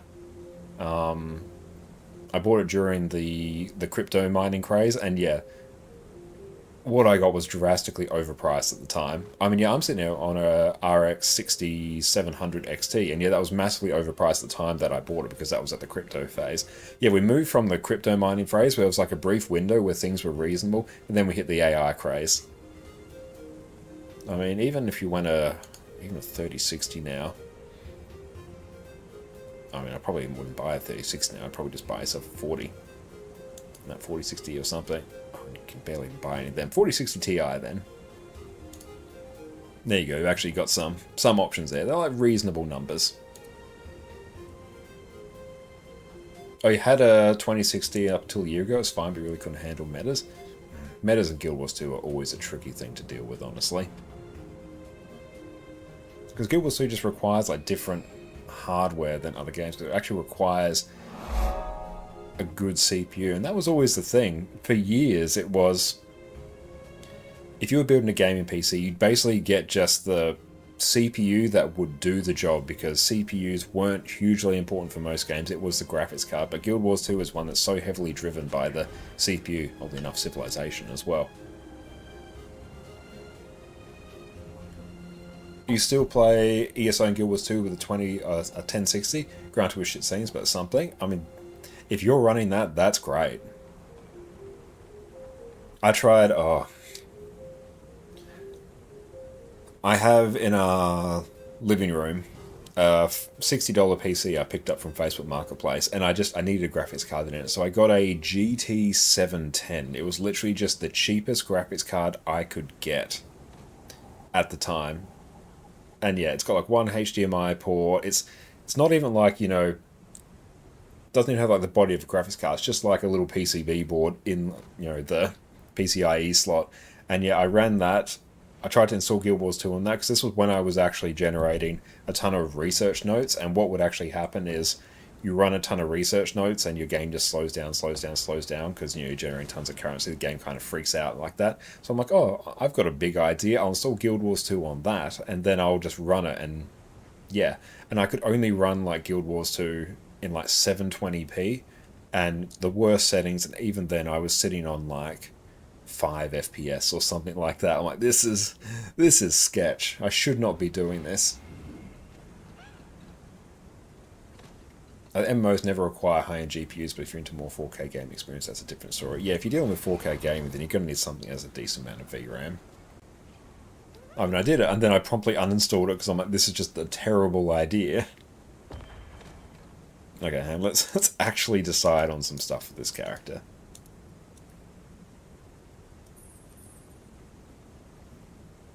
Yeah, that's good. RAM speeds makes a decent difference in Guild Wars 2. Yeah, absolutely. When I upgraded my motherboard BIOS, it reset my RAM's XMP setting. So I think I've got, I don't know, 3200 megahertz DDR4 RAM or something in that. But yeah, when I reset my motherboard BIOS, it went back down to 2100 because it yeeted the XMP profile. And then, yeah, I booted up Guild Wars 2. I'm like, why is this so bad? Like, it was just awful. I had like half the frame rates I normally would. It was just a bad experience. And then, yeah, went back in and set the XMP profile so I was running at the highest speed. And I'm like, oh, okay, that's better now. So yeah, Guild Wars 2 does like a decent amount of RAM speed. So have your own IT company, so you can just write all the components off the company. I love that. Love that for you. Okay, body features. He's very tall, but let's make him just a bit smaller. The char body. He was a bit of a Lechonk before, but I feel like he's a bit too Lechonk. Not Lechonk enough. Much too Lechonk. Yeah, that kind of works. If you didn't have the company, then you never bought a 4K gaming PC workstation. Fair enough. And Jasco, you had the same happen. Oh, it's painful. And then you don't expect your XMP profile to change because it's something you set once and then you don't touch it for years. So yeah, that took me way longer than I anticipated. I think we even figured it out on stream. Were those the streams where I was updating my BIOS on stream? It was a time. But yeah, then we eventually pulled up the system specs and like, oh, that RAM speed is way too low. And PK, I've had your second Arch Linux screw up, and this time as AMD Ucode update requiring a BIOS update. Didn't know about it. Oh no. Have you been able to fix it? I'm glad the scary thing about buying a 5090 is that you must upgrade all components to avoid the bottleneck. I mean, honestly, the 5090, what I'd probably be most worried about is the power draw and the sheer heat. And then the stories they had when they came out of, I think it was the 5090s, I'm pretty sure it was, where, yeah, you didn't seat the power connector correctly, it would just melt. Terrifying. That alone would, yeah, they melt the power connectors. Yeah, I saw that and went, for a $5,000 graphics card to just melt? No, that's insane. The sheer power draw for it, because then you're going to have to upgrade your power supply. Oh, was that also the 49s? I don't know. If it was, then oof. But yeah, just literally, it being unsafe to draw that amount of power, the plug quality is too low. You get that. When you have something in your computer that's drawing that much power, you don't want to skimp on the plug quality. And thanks for the hydrate. But we've been going for a bit, so we're going to go take a break to go stretch our legs for a little bit, so we'll catch up in a few minutes. I'm definitely going to give your PC a run for its money. You can play Skyrim with 1440p with EMBs and realistic water. Yeah, that will push it. A 12-volt high power connector is a stupid thing. It should not exist. I mean, that was a test case for it not existing, and yeah, very sorry to anyone who had those issues, but yeah, that alone would make me go, I'm not buying a 5090. I'm not spending $5,000 for something that could realistically melt. Like, no. But yeah, we'll be back in a smidge. Sit tight. Everyone keeps talking to me about machines coming to take our jobs, but you know what? I just don't see it. My job is so demanding, so technical, so difficult, there is no way the robots will come for me. Not a chance in hell. Oh. Well, it's time for Hill Mechanist. I, for one, welcome our new Jade Mech overlords. Ever since End of Dragons launched, we've been living in a world ruled by mechanists. We have 2 outstanding DPS builds, a phenomenal Alacrity DPS build, and today we're covering the absolutely incredible Heal Alacrity Mechanist. Here we have a build that has an absolutely trivial time keeping up 100% Alacrity, grants 25 might, and covers off on regen, fury, vigor, and protection. Not only that, you can also give your team stability and Aegis in a pinch. To top things off, you also have insane amounts of barrier and Condi cleanse to carry your team through even the sketchiest encounters. All these things come together to make this one of the premier healing builds for all of Guild Wars 2's endgame content. While some other healing builds need to pick and choose what kind of support they can give their team, Mechanist is a greedy little piglet and can do it all. Once you pick this up, you'll have a spot on essentially every encounter in the game. And with that, let's get cracking. Mechanist is one of the elite specializations for the Engineer, with the others being Scrapper and Hollowsmith. Once you equip the Mechanist trait line, you'll get access to Mace as a main hand weapon, which offers a good amount of condition damage and barrier application. You'll get access to a new set of Signet skills to mess around with as well. We'll be using a few of these in today's build. You'll also replace your typical Engineer toolbelt skills with Mech Command skills. Oh yeah, you'll also get a new swanky AI controlled mech bot to follow you around and aid you in combat. Your trait choices in the Mechanist trait line will let you decide whether your mech is focused on power damage, condition damage, or applying boons. It will also change what mech control skills you have access to at any point. This makes Mechanist a very customizable and very fun trait line to play with. We'll quickly cover off on where your healing on Heal Mechanist actually comes from. Heal Alacrity Mechanist by default runs 3 kits, which gives you access to 5 additional skills each, so you'll be dipping in and out of them often for healing. Medkit is your default heal skill and gets buffed by the trait Health Insurance. Here you have access to Med Blaster, which will spray healing to allies in front of you, Bandage Blast, which will fire bandages ahead of you, heal allies and apply regeneration, Vital Burst, which will provide a single burst of healing around you. You also grant regeneration with Infusion Bomb, with a particularly long base duration of 10 seconds. The 5th skill in Elixir Gun, Super Elixir, will provide a burst of healing and then pulse additional healing for 5 seconds. The 5th skill in Mortar Kit, Elixir Shell, will lay down a water field which you can blast for additional healing, and it will also pulse healing for 5 seconds.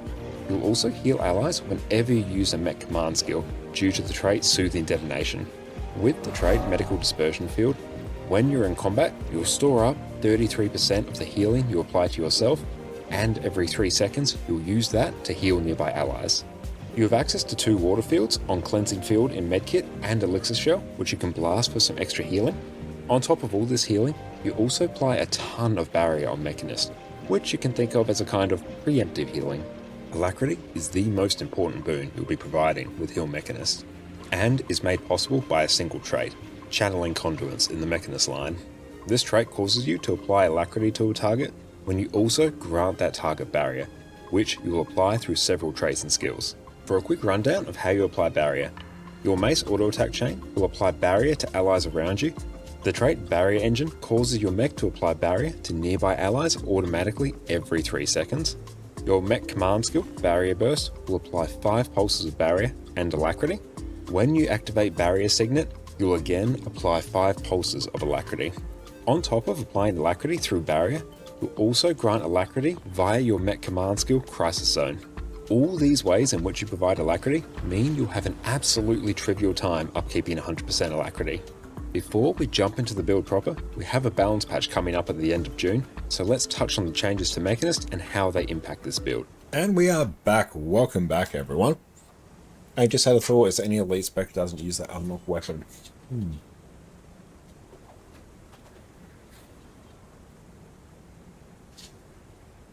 I think I'm just working my way through them in my head. Can't really think of one, but that's not so much. I think it's mostly because Guild Wars 2's balance is actually quite good, but they have a huge amount of build variety, and each weapon does have a use case. But for highest DPS benches, yeah, some of them. Yeah, there might be cases where the highest DPS bench isn't on its actual weapon, but there's situations where they all get used. Yeah, I think so. Okay, well, I like the grey look, actually. Head options, I've done that. Okay, let's see what we can do in terms of the face. Whoa! Oh, that's the most cursed thing. That is so much more cursed than that.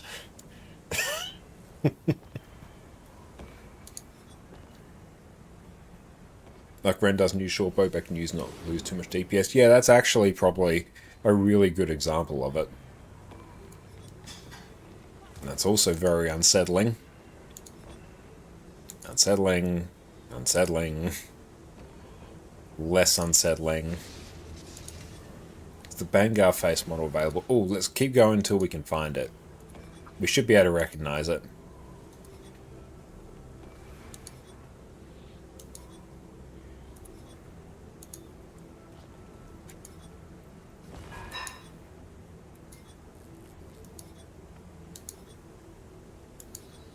No, they're really weird. I feel like... Is that the I feel like this is Bangar's. I feel like this is the closest to Bangar's. Yeah, let's go. Guild Wars 2, Bangar.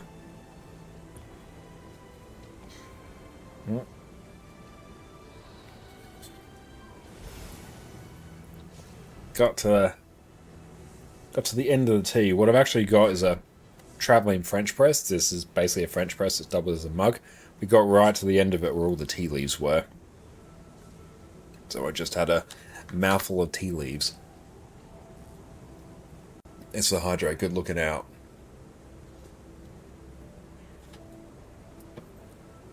And welcome in.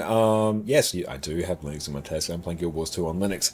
Do you play on emulator? I'm using Lutris to run Guild Wars 2, which is using Proton as a compatibility layer. I think you can switch to Linux, but games work best on Windows. Depends on the game. Certain games you might actually get performance gains on Linux. Some you might have a slight performance loss. It really depends on the game. And of course, if you're playing games that have kernel level anti-cheat, then that's something that isn't going to be accommodated on Linux. But yeah, try something like Bazite if you want to give it a shot. I'm using Nobara, which is also a gaming-focused Linux distro, and it's been great. I mean, personally for me, for Guild Wars 2, I actually get better performance on Linux than what I do on Windows. So it can depend on your setup, it can depend on the game. Do we have Bangar's face? Enters main, I've just got to run NixOS like you. How are you enjoying NixOS? Yeah, I feel like this is Bangar. Actually, I quite like Bangar's color scheme, actually, so let's work on that. Yeah, we can also make one that kind of... Oh, he's got a beard. Okay. How can we make that work? Not really. I don't think we can. It's a shame we can't really create his face. Very versatile, we love it. Using it wrong though. A single file to declare everything in the system. I'm not so much of a Linux like tech guru where I know entirely what that means, but that sounds sketchy. Yeah, but I want to see if we can get almost that brownish red color of Bangar. It's not yellow. Tiger orange, red orange. Want to go a shade darker? No. Red brown is quite close. We have coffee. No. Foo-foo. I think red brown actually kind of works. MPK Windows games on Linux run via compatibility layer, not an emulator. Mostly it's Wine or Steam forks of a Proton. It's using many things under the hood to translate Windows specific stuff into Linux stuff. Yeah, so it's not being emulated, it has a compatibility layer. In fact, no, as a relatively new player going for his first Ascended set, Revenant, focus on Raid Strike plan. Hell yeah, great choice. Would you recommend going for Condi or Power? Sooner or later you want two sets, but what do you think you should focus on first?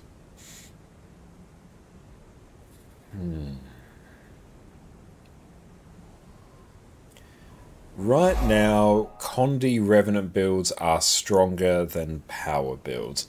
Condi Conduit is one of the most broken DPS builds in the game. And even if that wasn't the case, you have Condi Ren, which is really, really good.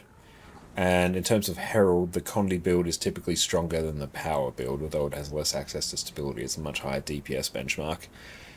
So if you want like the most performance, I'd probably go a Condi build, but the Power builds are generally easier to play and have much higher group utility. Because it's very easy for the Power builds to run Staff on swap, which has Omega CC on it because of the skill Surge of the Miss. So if you're running a Power build, it's very easy to put Staff on swap, which has a ton of great utilities, a Condi Cleanse on it, a block, and yes, Surge of the Miss, Giga CC, you'll carry break bars with it. And also Power Vindicator. I've got guides on Power Vindicator actually. I've got quite a few Revenant build guides on my channel. Power Vindicator. Did I spell it correct? Let's find out. There we go, I did. But yeah, Power Vindicator, incredibly solid DPS build, fairly straightforward to play, good utility, great burst damage. You also have Power Conduit as well, which is the new Revenant build. very easy to play. Probably the easiest to play Power Revenant build while still achieving a very good, very respectable DPS benchmark as well. So for utility, of powerful utility and Condi for more damage, basically, yeah. Yeah, power build damage numbers appealing though. Yeah, the power builds will give you quite high burst damage. It's just their sustained damage will drop off. But also one thing to remember is the Condi Conduit build is broken right now. It is too strong. So that will be brought down at some point, but it's sitting at like a 58k bench. They nerfed it from, it was like a 60 or 61k. They nerfed so many little things about it, but because of the way Condi Revenant works, it only made the smallest difference to it. It was actually quite funny. But yeah, that will be getting brought down at some point. I like hard to play specs in general, keep you entertained longer. And yeah, in that case, you probably might want to go for Condi first, because you can have Condi Renegade, which is great, and that's just been great for a very long time. Condi Conduit, which is broken and will be brought down eventually, but right now you can get in while the going-'s good and play that. And Condi Herald is also fantastic. Like, that's just a great, good build. Very well balanced. I feel like here, I actually quite like that red colour. That kind of works. Let's go hair color. We're trying to model this a bit after Bangar, actually. So now we want a bit of a dark brown, a bit of an ashy dark brown.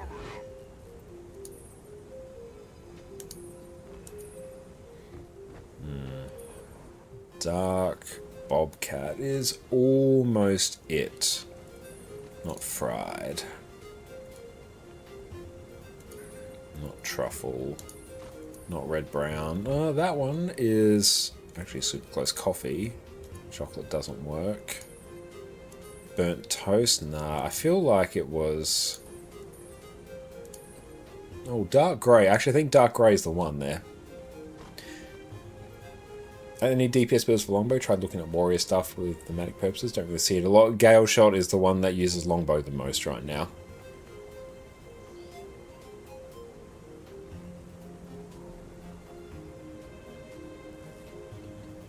Is Renegade good by chance at the moment? Yeah, Renegade is great. It's just that Conduit is Renegade but better. Okay, let's find it. Where is the... And Janthir, how do you view rotations from flank speed? And I've sensed it out there without having to replay the fight. Is there, or is there not a way of doing it? You can check DPS logs for it. DPS logs will show the actual rotation that people are actually doing. Let's go benchmarks. Okay.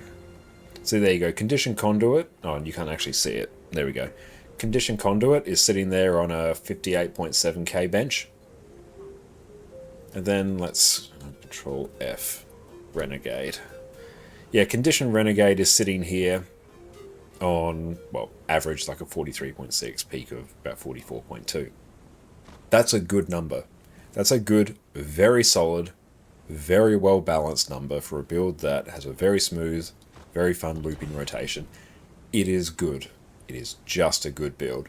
It's just that it plays very, very similarly to Condition Conduit, which does 58k. So yeah, Renegade is good, and once this gets brought back down to a more reasonable level, will probably be somewhere around this region, I expect. Maybe 46, 47. Then yeah, I think it's going to be kind of whichever is your preference. Then yeah, let's see if we have Renegade, Condition Renegade, Conditional Lacren still pretty high. Paralacren is pretty low. Yeah, Power Conduit Swords only is on 43k as well. But yeah, Condi Renegade is great. Okay, I feel like that's a good set. Now, in terms of the horns, we want the ones that kind of stick up a bit more. It's not those. Oh, let's actually... Oh, let's juice the horn length a bit. Now, maybe let's go mid.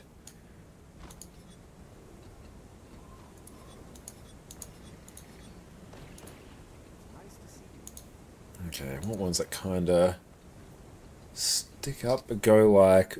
There's a specific look we're trying to find. I don't even know if they have it. It might be a him-specific model.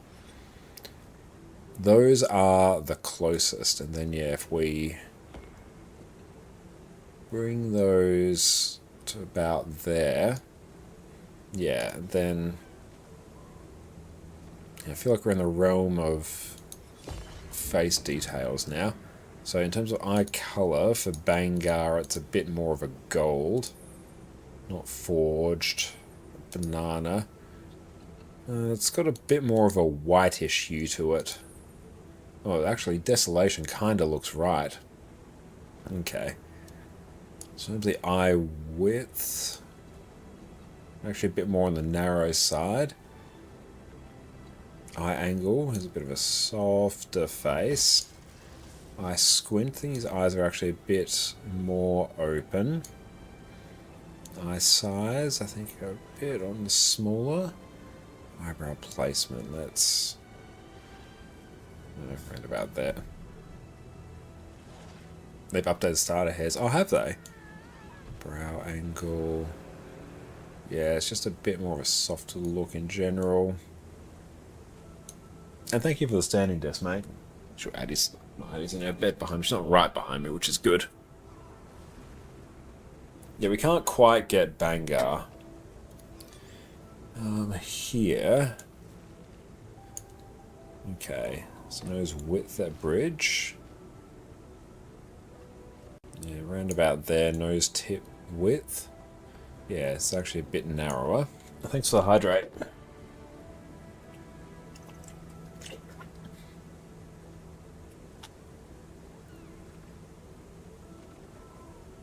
And thank you for the follow. The nose height at bridge. About there, kind of looks good. As much return, change the light bulb, commander a word. And teeth, I feel like you will make them quite small actually. And tilt of the jaw.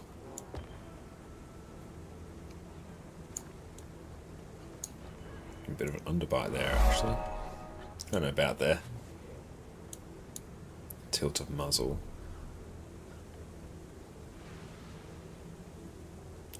I feel like it's about there. In terms of the ears, ear length, I think they... Oh, why is that being a bit weird? Let's bring it down. Ear thickness. And small size. And head size, bring it down a bit. Okay, and I feel like that's pretty solid. That's a new look that we can work with. Randomize appearance. No, not after all that work. Okay, make changes.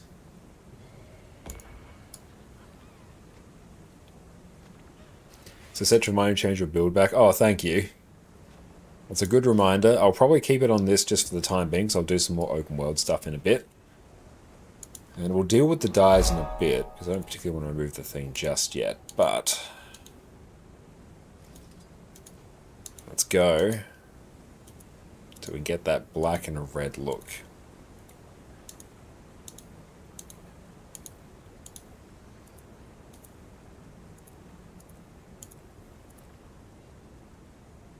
Oh, thank you for the stretch. I mean, also that still looks pretty sweet. The randomized dyes does a good job. I'll do that at some point later. I will at some point.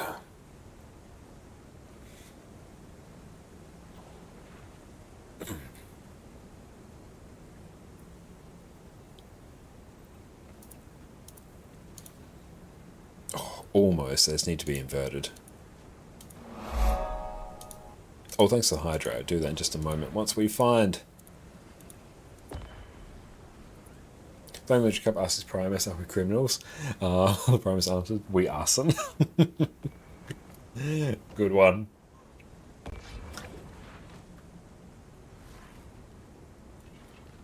Do you consider Guild Wars 2 to be friendly for new players? The amount of content you need to do is overwhelming in my opinion. Broadly, I think it's friendly for new players in the sense that it's very easy for new players to catch up to people and be ready for endgame.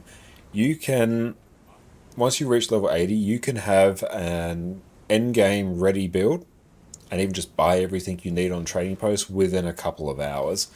Compared to other games where you might be grinding for a very long period of time to get up to that level, Guild Wars 2 actually does a really good job. But yeah, I think that's a good point. Guild Wars 2 could have a better onboarding experience as well. I think, yeah, it doesn't do the best job of directing you. I think it could probably do giving people a bit more direction. And PvE is also built in a way you can't do anything wrong to others, just help. Basically, yeah, especially for open world. And PK isn't at the same time. It's respecting your time very much, but also doesn't tell you what you need or can do. It just says, have fun and figure it out. Yeah, so that's probably it's a bit of a double-edged sword for Guild Wars 2. And there's a lot of content you have to do every part of it. Yeah. I played Guild Wars 2 for 11,000 hours. I haven't done everything. Not even close. Yeah, just play, you get through it in no time. But yeah, broadly, I'd say, yes, it is new player friendly.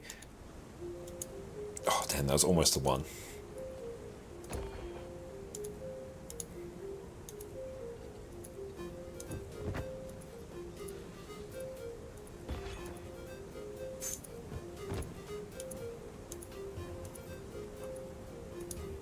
Oh, you know what, do we just do it? Probs. Let's actually do this properly. Let's just save that for now. We'll replace it with something else later. Bum, bum, bum, bum. Okay. Reset. The fact you need to all expansions to get all the mastery with each new expansion, they do not go back to make mastery gaining easier. In a sense, I think they have actually. Particularly with the expansions that are a problem for Living World, well, were a problem, namely Heart of Thorns was the big one. Heart of Thorns on launch was an absolute nightmare to max out your masteries for. The experience requirement was insane, and the lack of mastery points was also really, really tricky to work with. But once they added Living World Season 3, the mastery problem somewhat went away. The one also that does kind of stand out now is Icebrood Saga, where that one is actually a bit tricky to get all the mastery points for. You kind of need to go out of your way to do it.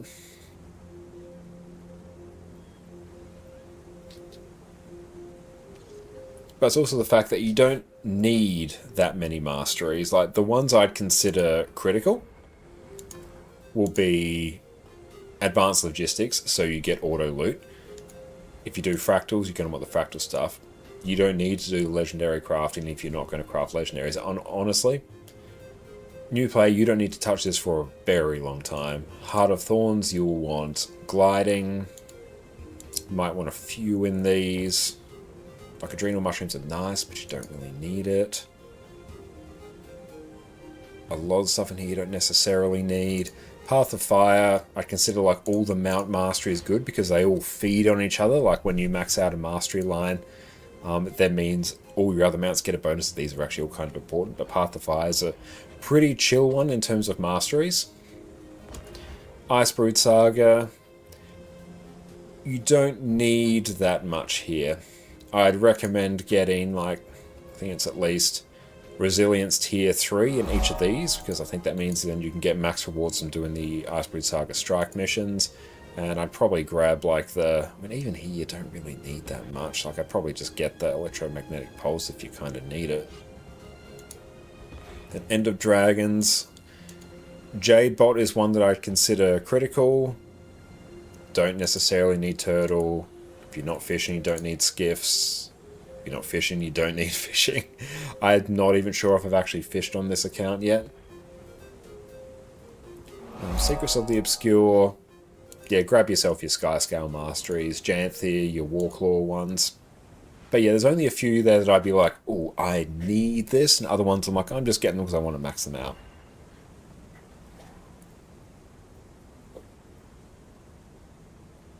And Mikey, can you confirm that only guild members that own the latest expansion can help you claim in your guild hall? Like, only one who owns Path of Fire can claim Windswept Haven as requires you being to main of Fathom map. That sounds right. And yeah, PK saying yes. Yeah, I believe that. And Ludo, welcome in. First time you're installing Guild Wars 2, you want to be a healer. Is it noob friendly, come from hardcore PvP and Throne and Liberty?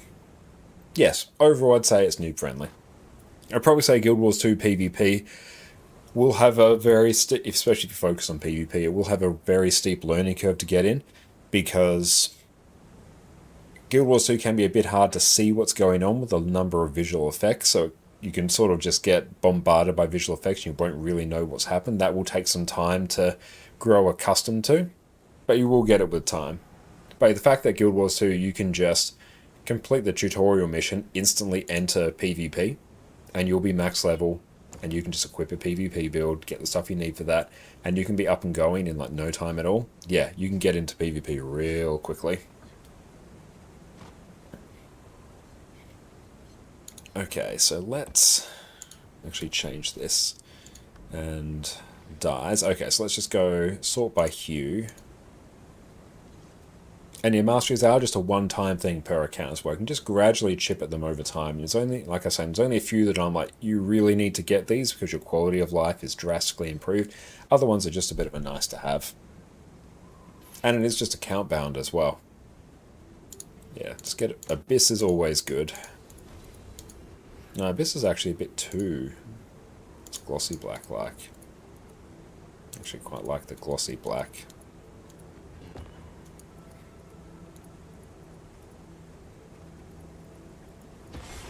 Get that. Okay. In terms of red, don't want a midnight red. What's Life's Blood like? I wouldn't mind... Maybe Hydra? Is that more... Oh, that's good, actually. Okay, so where does this one come in? Does that come in the eyes? Oh, no, it comes in some of the accents there. Okay. And then here... Yeah, quite like that going up the arms.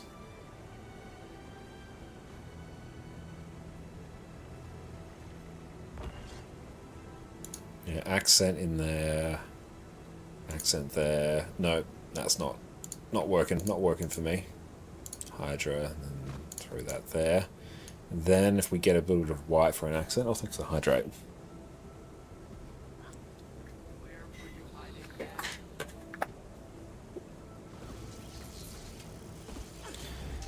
Do I have... I've got Eternal Ice. That's always too bright, though.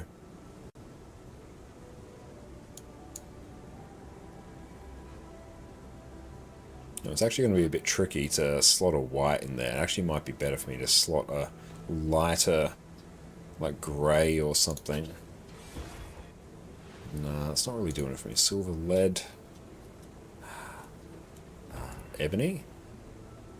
No, and honestly, that's kind of... It works. It's very on theme. And then... Yeah, it looks somewhat like Bangar. But then if we start playing with some of our infusions as well... Let's pull open Permanent Bank. And this can... Now let's go to Possession Infusion, because I feel like this can work pretty well. We're in the power build.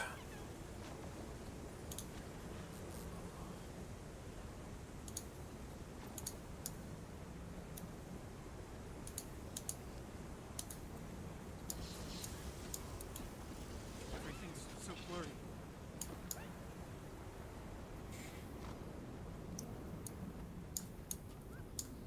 Yeah, we'll rock that. And yeah, we'll run the Chak as well. The Wisp, I can sort of just vibe out there. It's kind of there. It gives the power buff as well. Yeah, I know that's feeling pretty Revenant coded. I like it. Okay, let's see where we going. Yeah, Bangar's full tier 3 cultural char armor. I mean, I don't want to spend the gold on it though, PK. I do want that char arm piece though. How do we actually get that? That is a... that one that you had. I know somewhat where to get it, but I need to actually look at it. I think that's Ice Brood Saga. Where does that live? Collections? Let's get it via World vs. World, half the price. Ooh, okay. I do need to do more World vs. World, actually. Oh, it's a story journal. Rising no quarter. Ah, it's that one.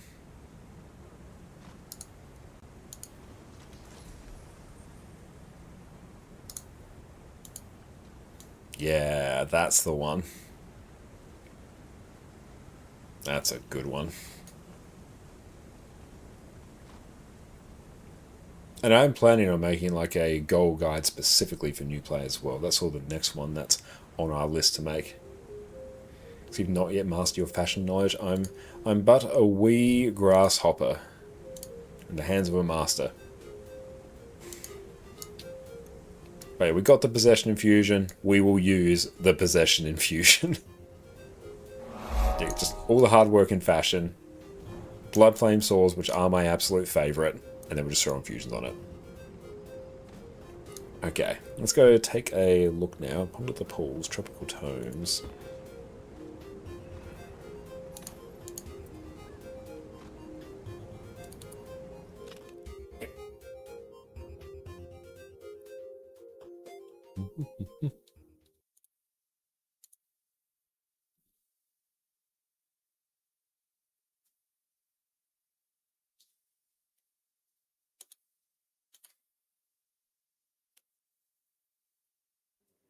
Ah, there you are. I couldn't help but notice. Yeah, we got the Legendary Conqueror of Ceres title, and we got the Ceres infusion. Yeah, that works.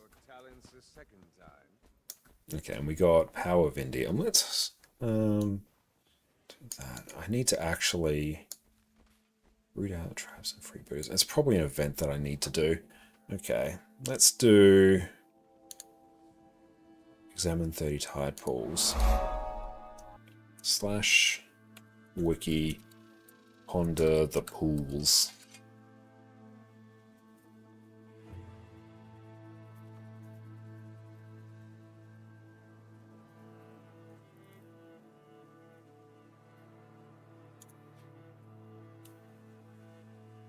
Examine 30 tide pools and shipwreck strand.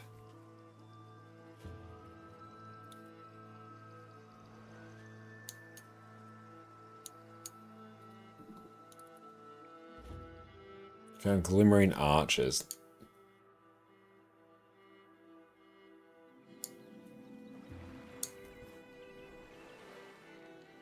Where is that? Glimmering arches over here. Nice. I mean, the green and white bee is somewhat undermining our charness. Not our charness, our revenantness. This is undercutting all the work that we did. Revenant is a healing class. Every class can heal. Just depends on the build. Revenant has a few different heal builds. But yeah, like Revenant heal builds, you'll have Heal Vindicator, you'll have Heal Renegade, Heal Herald.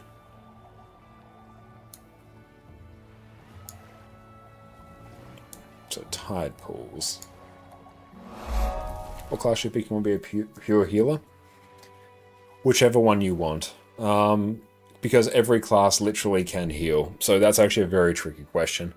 A better question will probably be, what sort of aesthetic do you enjoy in other games? And then we can probably try and match that to a class and elite specialization. Because like Guardian's probably the one that's most closely associated with being a healer. Because you've got that sort of, you know, paladin vibe. But if you heal builds on Guardian, you'll have Heal Firebrand, Heal Willbender, and Heal Luminary.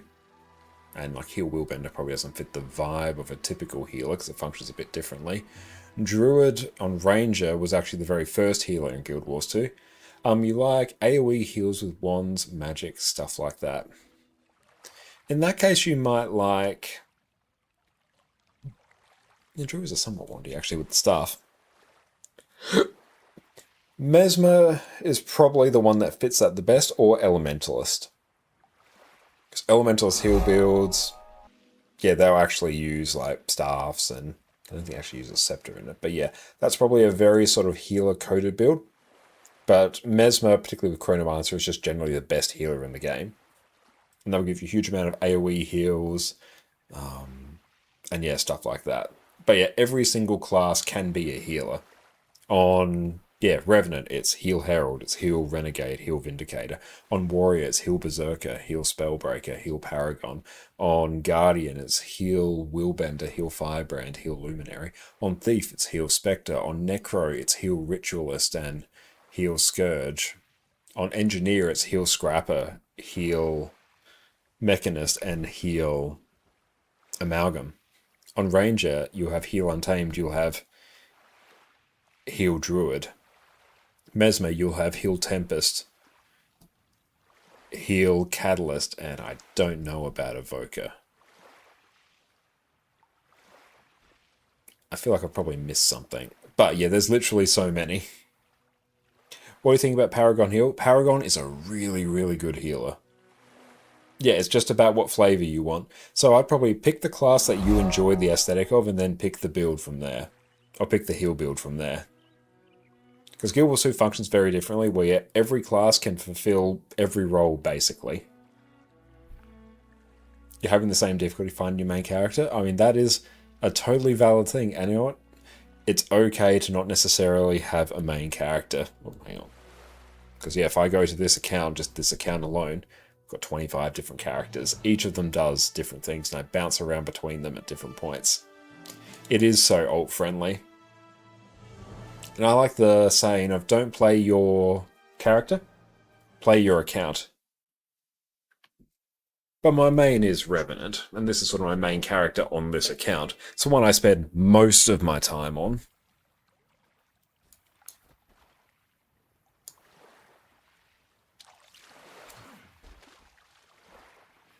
Doesn't have one Guild Wars 2 account, he has two. I actually have more than two, but yeah, there are two that are actively played.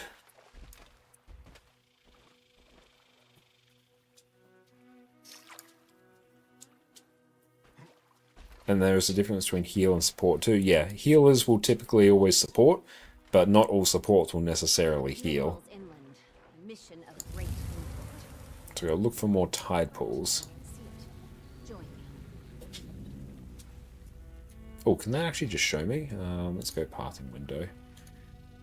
Visions of Eternity, Shipwreck Strand.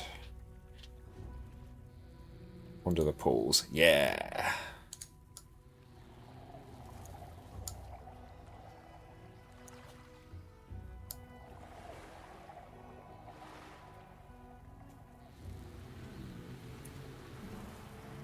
There's not one here.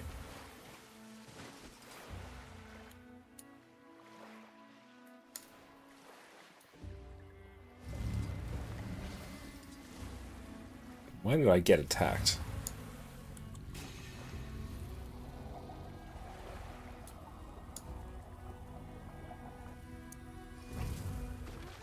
Can't interact with that. Let's go up here. Ah, tide pool's nice.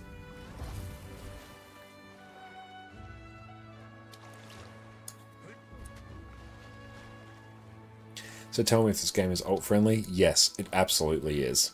You need map completion to get legendaries, but you're playing Gaucho. You want to swap to Thief, but feel like you're too late because you almost finished the stories. What else do the maps in? But it's just one main, no clue when to play a Thief. Like, when it comes to doing the story in Guild Wars 2, there's no need at all to do it on more than one character. And like, for most players, I wouldn't really recommend doing it on more than one. Things like map completion, though, you will need to do again on another character if you want it, but you don't necessarily need to do full map completion. You can just get like the main waypoints you need and you'll be fine. Like, you can also just play your main in Guild Wars 2. You don't need alts. You could just play the one character and you would be fine. But if you want to play multiple characters, Guild Wars 2 is a game that will let you do that. Okay, so I might want to examine more tide pools. I can come back and do that after, actually. So I can actually toggle the pathing. Maybe Plague Doctor. Let's go back. Does that show anything? That's also another one I need. Mylensa, thank you for the follow. Yeah, you can just play one character, but you're missing out. Yeah, I recommend playing multiple characters in Guild Wars 2. The seas of Castor have claimed many a vessel. Even the waters of You actually managed to wrangle all the little, cuties. I'll be damned. I think I love you. Okay, let's see. I'm kidding, but listen. Any chance you'd babysit while I go check out that new pub? Please? Let's see if that actually starts the event, because there's a few things we want to do. We can do tropical tomes in the meantime. And what you're missing out on, tons of fun playing other characters, especially when you feel like it, trying something new, more fashion options. Yeah, absolutely. If I ever want to just be like, oh, I really feel like playing Elementalist build, I can go and just play an Elementalist build. If I want a different playstyle, I can just swap class at any point. You can do that if you really want. Example, you have over 90% of your main character on Guild Wars 2 efficiency. You're ranked 64 for most play hours in single character. Wow. Analia, you had 6 slots and just created a Mesmer last night. Loved the new Char spell. Excellent. That's great. That one has 23k hours. Your whole account is 26. Wow, that is big. Nice. Custodian, maybe over here. Want the event. Never going away if we don't take care of the big one. King of the Plague tracker for me. Don't laugh. We've got Rat King there. No, the event actually hasn't popped up yet, so you know what, we might not actually do that one. I am hearing a rat somewhere, though.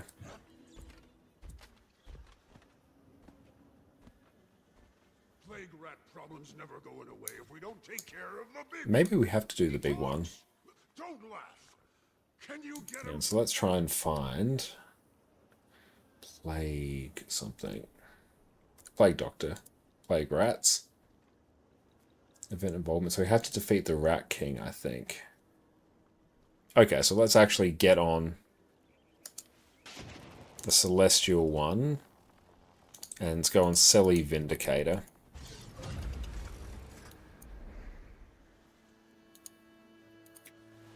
I think we need to do this event. No, not Roller Beetle.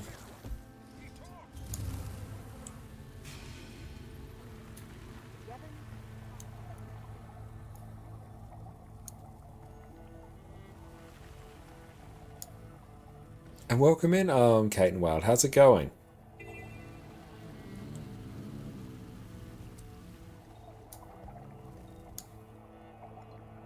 And Lily, you have a wonderful night. You should go and sleep 4 hours ago. That's all good. Well, thank you for hanging out.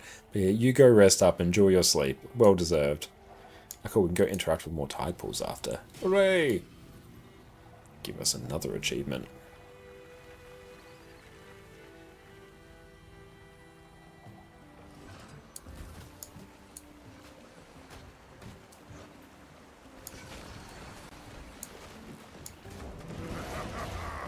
charge through?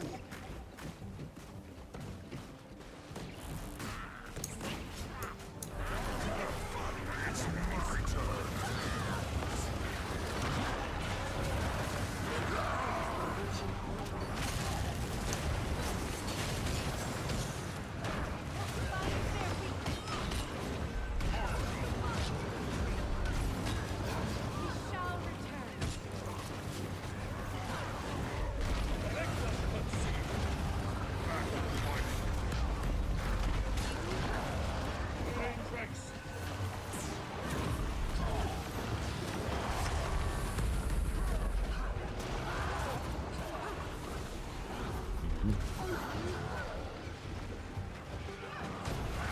And you know, honestly, for like builds nowadays, if you want just a one-stop shop for builds, I recommend snowcrows.com. Because yeah, they basically have every area covered, but there's different websites that are more specialized in areas for different parts of the game.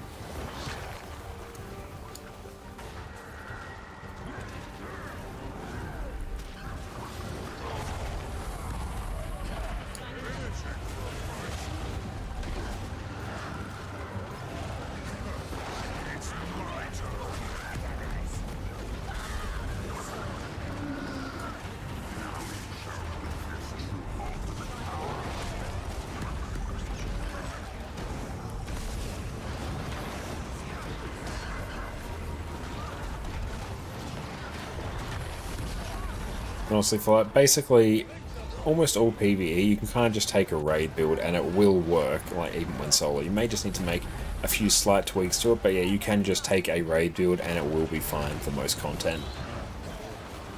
In PvE at least. And their section on open world builds will have, it's typically just a raid build that has a few extra little tweaks to make it a bit more user-friendly when you're by yourself and you don't have your teammate to actually give yourself, you know, buffs. So usually it'd be like giving yourself source of quickness, maybe some more stun breaks, some Condi cleanse, things like that.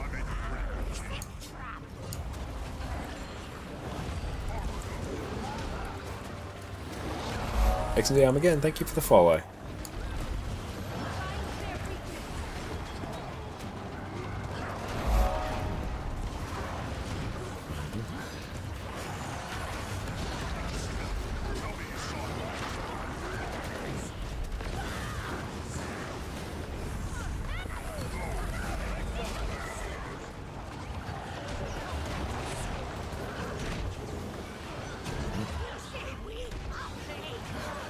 Big stun break.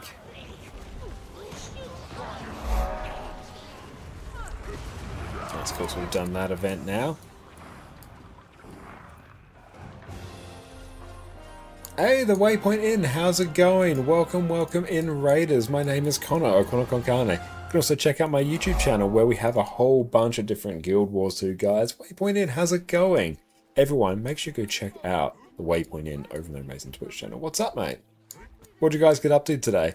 Had a very good day here today. We did some strike missions. We got ourselves the Possession Infusion, which I'll actually showcase it right now. Where is Power Vindicator?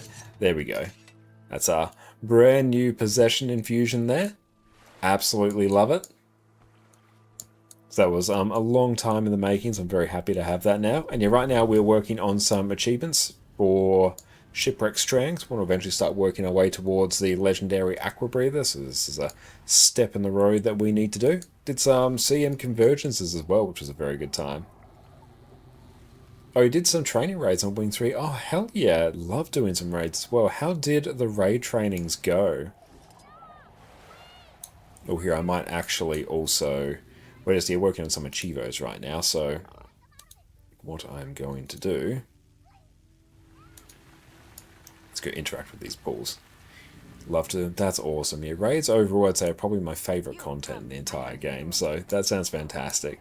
Zera as well, one of my favourite bosses. It's so much fun. But it's been a wonderful day playing Guild Wars 2. We also had, it was probably about an hour and a half segue, just us chatting about different PC components and the state of the PC market nowadays. It was very fun. Oh, you had the Zalander raid as well. Oh, that's fantastic. Zalander's absolutely fantastic, and the community is also incredible. So I'm glad you had a wonderful stream. Thank you for the stretch as well. I really appreciate that. And thank you for bringing him here as well. That's really kind of you. But yeah, thank you all so much. And yeah, what else have you been up to in Guild Wars 2? And have you been enjoying the new expansion? What have been your thoughts on it? As also in Training Raid Wing 3, I can imagine it would have been. And an awesome teacher, that's high praise. That's so good to hear. Always love when more experienced players are able to teach people raids, because raids are fantastic and surprisingly more approachable than I think people give them credit for. Because I think people carry a lot of expectations from raids in other games, whereas that's not necessarily what it is for Guild Wars 2. And Annie, welcome back. How are you going? Hope you had a wonderful time as well. Just working on our achievements. Achievements going strong. Jay, how's it going, mate? Wonderful to see you.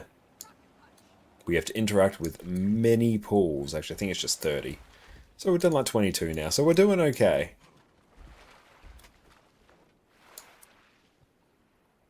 Did I interact with it or did I not? Apparently I didn't. There we go. Oh, we used a makeover kit on our character, so we've somewhat cosplayed Bangar, but then we ruined it by putting the Possession Fusion over it, so such is life.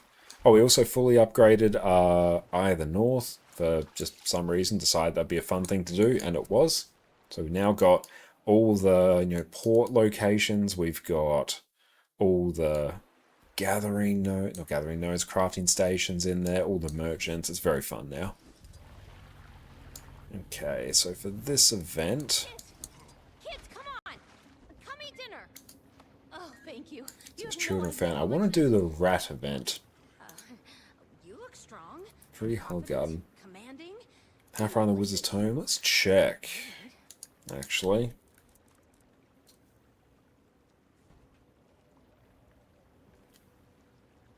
What's it called?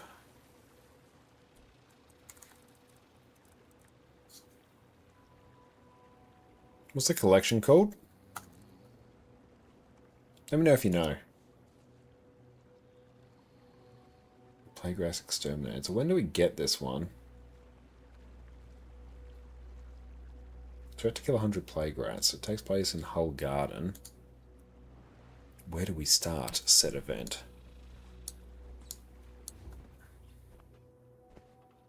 Oh, we can right click and open the achievement. Item collection achievement. Okay, yeah, so here's where we are. So we need the baby book. Lion's Pride need to do that. Fractal Gate Portal. Ebonhawk. Yeah, we still have like all these. We get a well-traveled title. But yeah, like it's pretty good. Yeah, the baby book is Trigger and Chumperwatt. Yeah, I remember doing that on my NA account. Yeah, I love the Trigger and Chumperwatt collection. It's one of my favourite legendaries.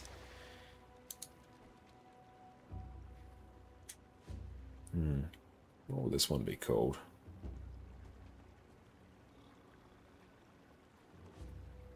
Okay, baby book, Fractal Gate, Old Lines Arch. Best next. Okay, hell yeah. Let's do this actually. Let's see. Oh, playing child. Here we go. Let's do this event.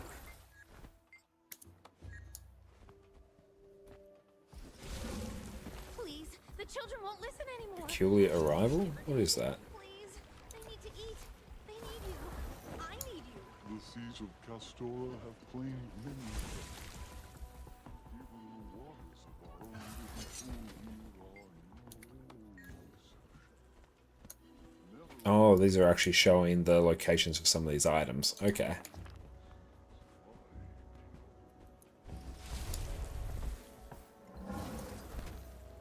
I want to keep an eye out for the rat event, which is actually important.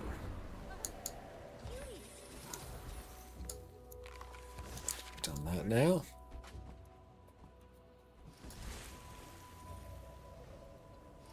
And it's just super handy. No, I don't want to sit. No. How do I unsit?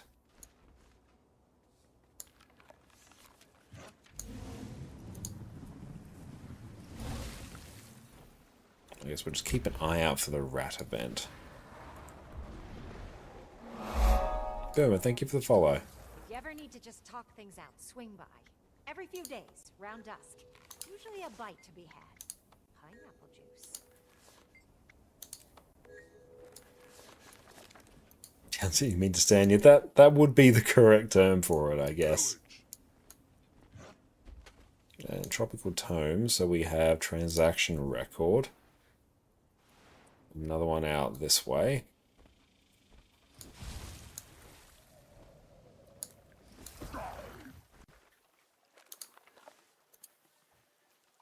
So Tattered Journal notice for new castaways. I feel like these are all in this area. There's a bunch down here as well. I think we've kind of interacted with everything there. Got to keep an eye out for the rat event. Heard the rumors? Come set off some fire.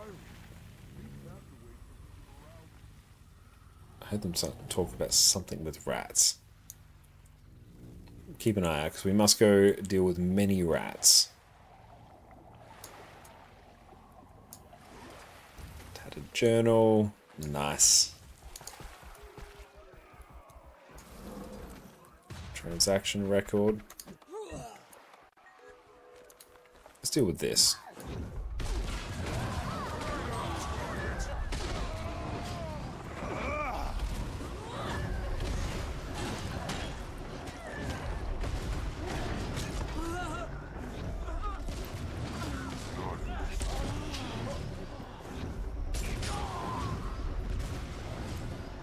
Cool, that is done.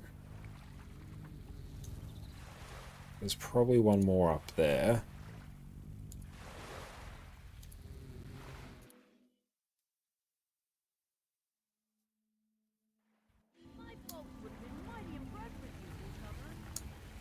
So in terms of Tropical Tomes, we just have notice procedure for handling new castaways.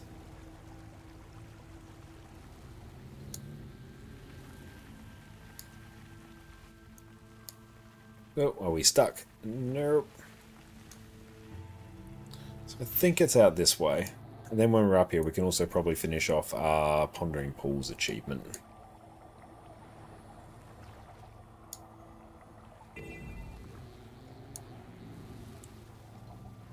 It's good. We are making excellent progress.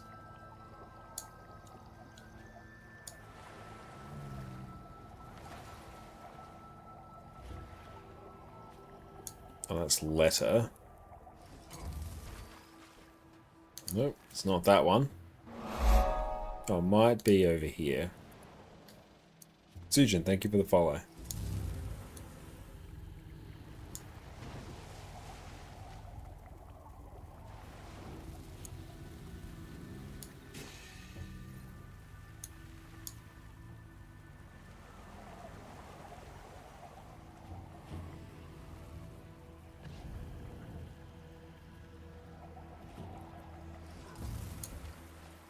Journal? Nope, it's not that. It must be in that region because we've done that. Yeah, it must be back here. I could pull up the wiki. Oh, rats. Shit, yeah, let's go.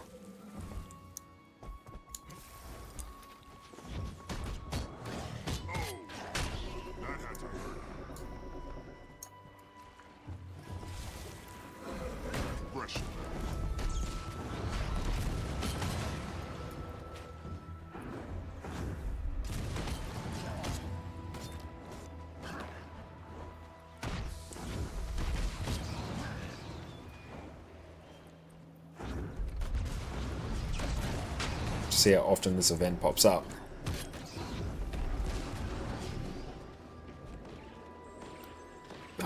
Well, we did some rats. Plague Doc 69%. Oh, nice. Very fun. Okay, procedure for handling new castaways.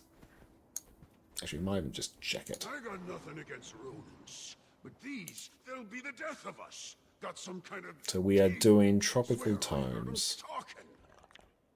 Track down where they're coming from, but it ain't for the faint of heart. Too much for us to handle. So we are looking for procedure for handling new castaways.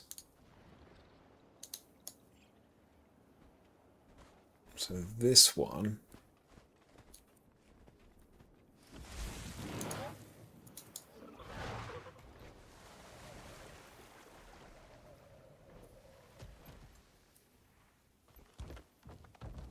Beaching of Wales, where is it? So we're looking for Castaway Silver. Oh, so it's between these two adventures.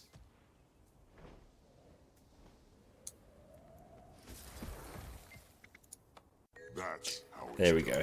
That is now completed. Ship Strand Mastery. We need 10 more. Plague Doctrine just get done. Let's keep allies alive during the escort castaways to freebooter territory to pillage and plunder. Let's keep all allies alive. Okay, so we should also do Grotto Aficionado, but we will also do before that is finish off another achievement. Ponder the Pools.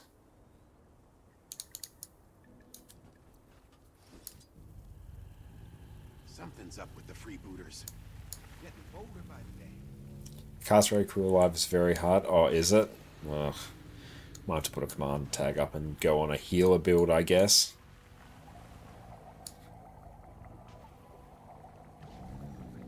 Got a heal Herald build. That would probably be pretty good because of the sheer ease with which we'd heal. A Revelant Aussie accent, count me in. Hell yeah. No, Rev is an absolute favourite class.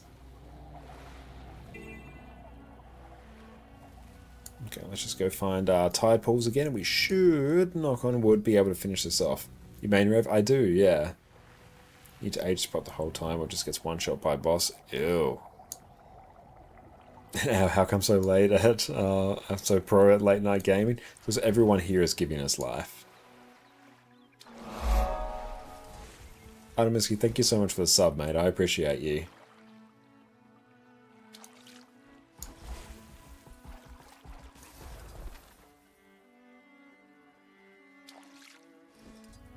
So we've done those. Just trying to get the easiest achievements possible.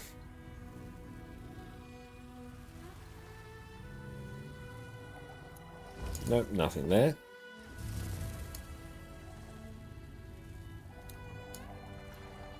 Soundtrack's so good. Alcar, thank you so much for the bits, mate. The spicy marinated mushroom, it's available from Humber Travel and Silver Waste today. That's 25k karma. It's used to craft Aurochs, the legendary backpack. That's a good shout. I should do the daily pack supply agents.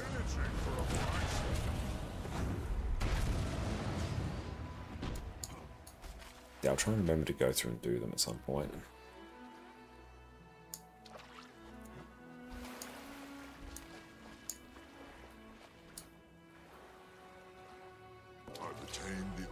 And we now have some chromatic sap, so we need another 9.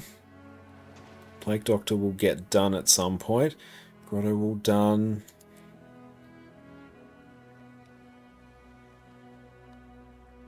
Yes, let's just do more events, really.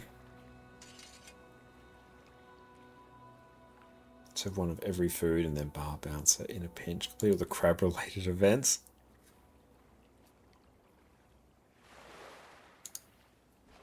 Actually, let's go do... I got the Rat King up. Meh. Let's go /wiki PSNA.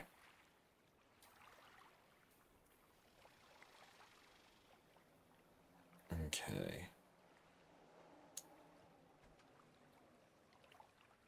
Let's go this. Camp Resolve Waypoint.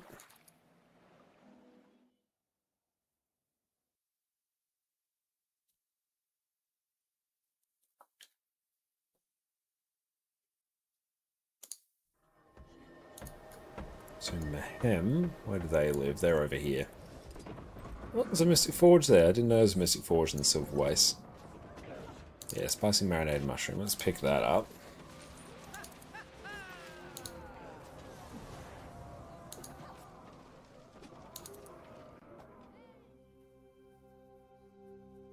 Feels nice to have done map completion on this character. It makes our lives so much easier.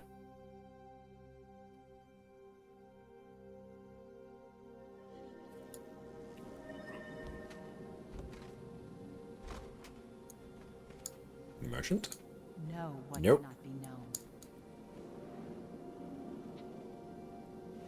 Oh, they're over here. 10,000 going strong in the power, the stamina, virility of youth. I mean, I'll take it.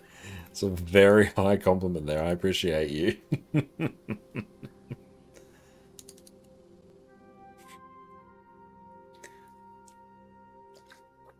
Makes me feel better about my greying hair.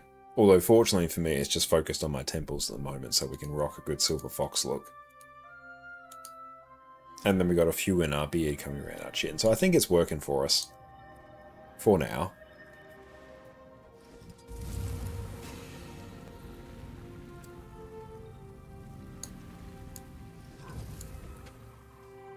And pack scouts, mapping materials.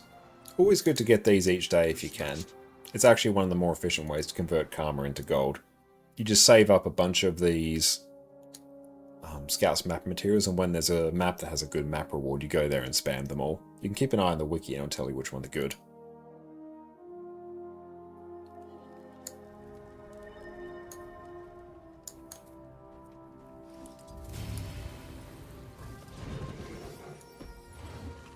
Nope, it's not them.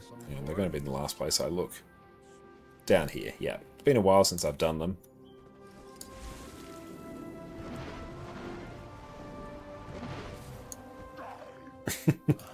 Okay, just like... Blah.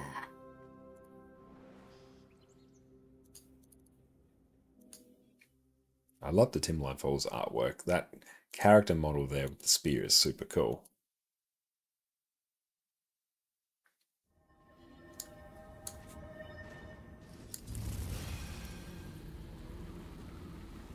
Are you always so afraid of converting anything to gold? What if you need something else later?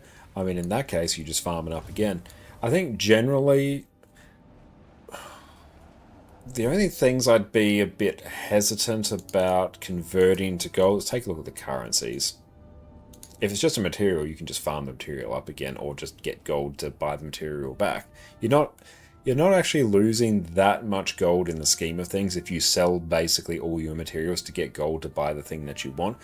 Because yeah, whenever you sell something on the trading post, you're losing 15% of its value in trading post tax, 5% to list, 10% when it sells. So if you had to buy it back, just think of it as though you're buying the thing back like 15% more expensive. Math might not math out quite that way, but it's really just buying them back at a slightly inflated price. And if that is the difference between you getting like the legendary weapon you've been working for the longest time, I'd say just go ahead and do it. You can always just get your materials back later or farm them up again. Whereas if it brings you closer to your goals quicker, that's fine. Things that I'd be a bit hesitant about converting to gold. If you don't have full Ascended or easy access to Ascended, or you want Ascended, I'd hold on to like your raid currencies. Same thing with your blue profit shards, I'd hold on to those because those are very good for getting Ascended. If you're in any way going to do fractals, Mystic Coins, Amalgamated Gemstones, I mean honestly, even those, I'd sell them. If the difference is, you know, say for example, if you're a new player, you go and you do your first weekly, you get all the cheap bags of gold, you get the Mystic Coins. What I'd actually do as a brand new players, I'd sell those Mystic Coins. Because then that, 120 gold you're going to get from selling the Mystic Coins, that's enough to, fully gear out your character in an exotic build and be ready for almost all areas of endgame. And you can just buy them back later. Mystic Coins usually have a pretty stable price. You think VOE might be on sale for Christmas? I don't know if it will be on sale because it just, came out the other month, and usually sales to them come a bit later. But yeah, if you're thinking of doing legendaries, I'd be a bit hesitant to sell your Mystic Coins, because you're going to need a bunch of Mystic Coins for them anyway. But, if there's something that's not legendary, and selling your Mystic Coins would get you there, you can just buy your Mystic Coins back. It'll just be a little bit more expensive in the scheme of things. Not hugely so. It's not like you're buying them back for double the price.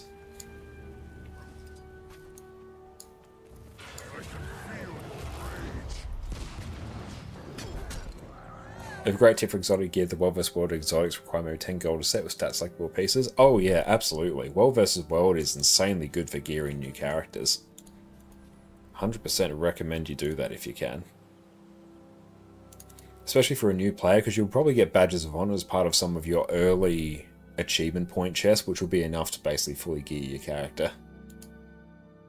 Super helpful.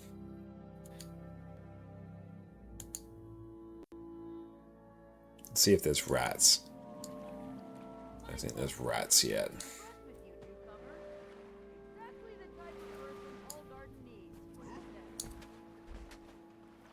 Okay, let's see.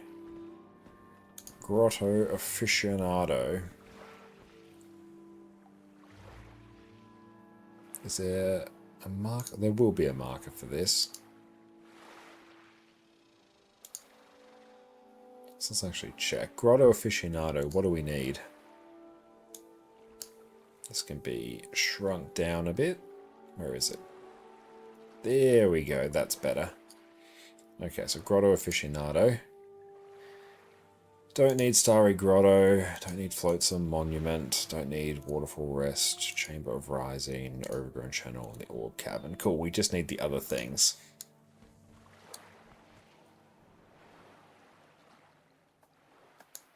That's not helpful, actually. Oh, well, let's just see. Guild Wars 2, Guild Wars 2, Grotto Aficionado. Did I spell that right? Almost certainly no. I definitely did not. Yeah, that's with badges of honor.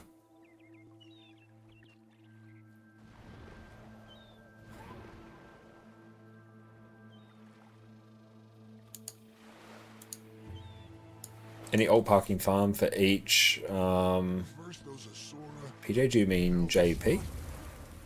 What's Adam you have up currently? This is Timey HUD. This is displaying the same information that Blish HUD would, which I have a guide on how to install over on my YouTube channel. And honestly, probably among the best places I think to park characters nowadays is going to be in the Visions of Eternity maps at the magic mirrors, because it becomes just insanely quick, like little gold farm. Granted, I have like 25 characters that I can park there. Okay, Quiggle's Highway. So where's the Starry Grotto one? Hang on.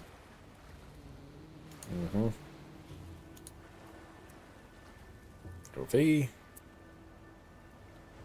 So we go out this way.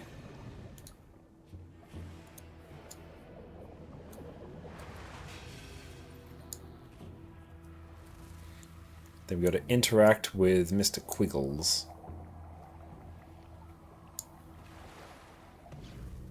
Mirrors? Oh yeah, I'll show you. I probably won't get rewards from them because I've already done them, but...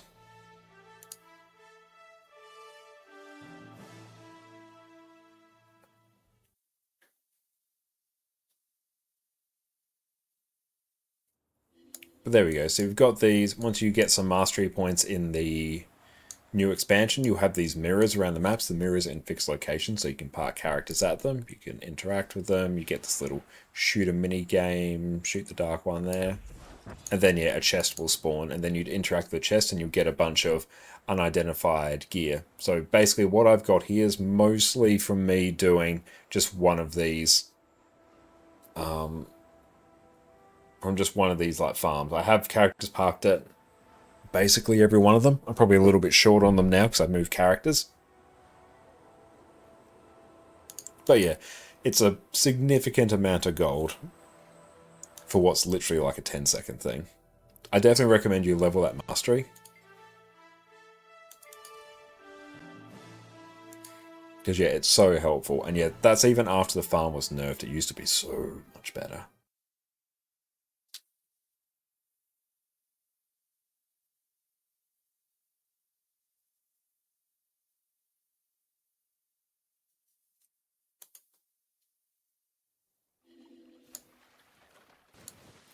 Do we keep an eye if the...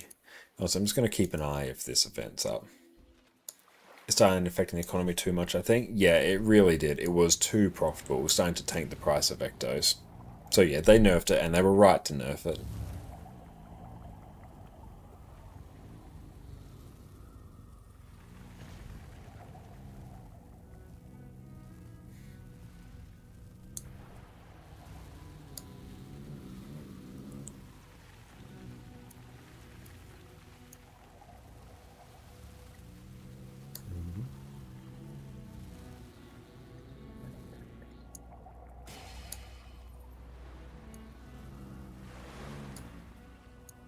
Okay, let's see.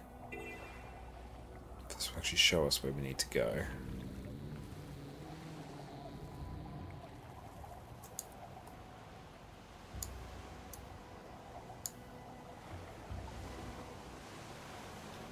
So to send north.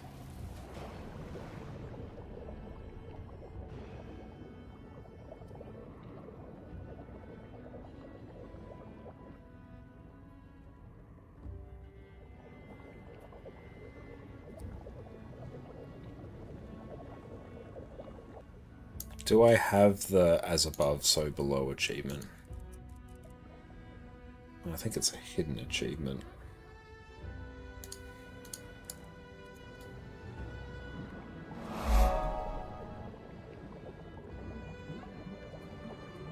Ooh, very pretty.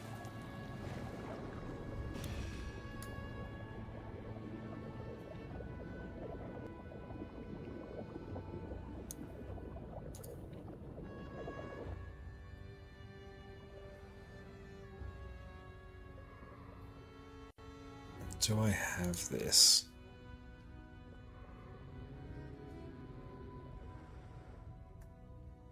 Don't think I do.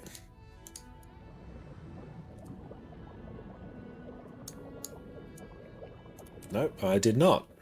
Sweet, that's another one done. Done skis.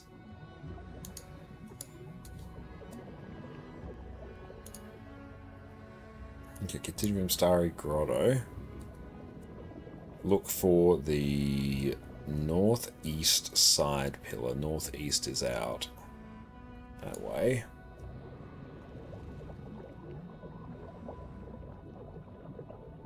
Well, thank you for the standing desk.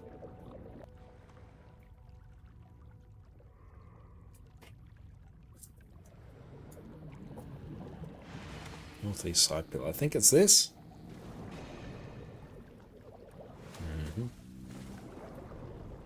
Down here. Maybes? Hidden passage is between the pillar and the kelp. Ah. Nice. Very clever.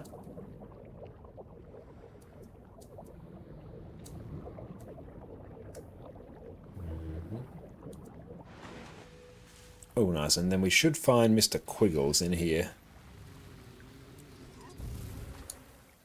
Any adventure working on? Yeah, we did get some raids earlier. But it's also Guild Wars 2's drop, so numbers are like much higher than what they would otherwise be. Guild Wars 2's underwater mounts. It does, yeah. With the skimmer, you can actually upgrade to go underwater as well. Definitely recommend getting it. 2936. Oh, we're getting close to that. Hell yeah, okay. And Grotto Aficionado.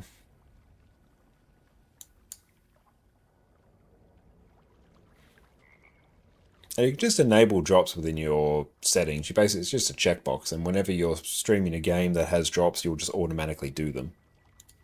Ships in a bottle grotto, that's what we want. Optional, continue for number one, just underwater. Yeah, let's do northeast of Pub Canuck. So Pub Canuck is here, northeast is out that way.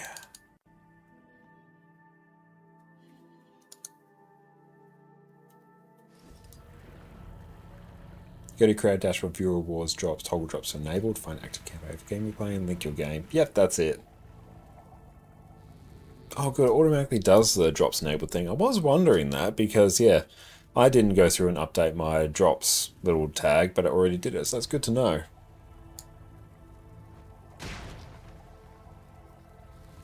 Send to the water northeast, is it here? Head north following the ley line path.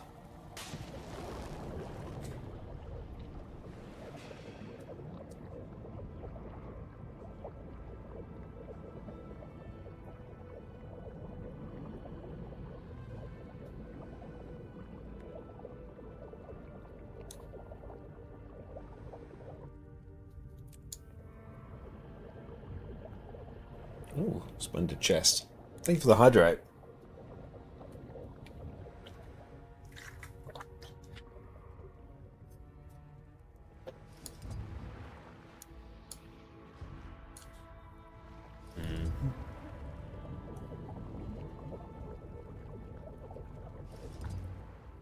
More mushroom, thank you, I appreciate that.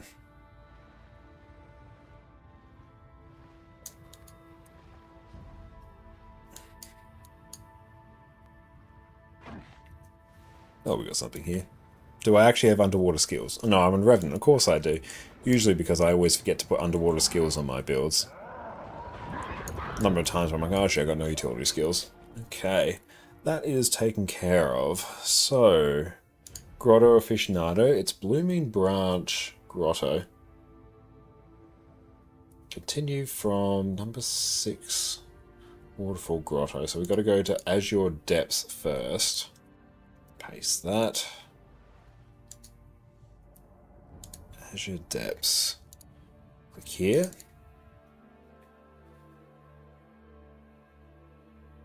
Azure Depths. Let's go north. The Blooming Branch Grotto, which is the one we need. So I want to go north from our little point here.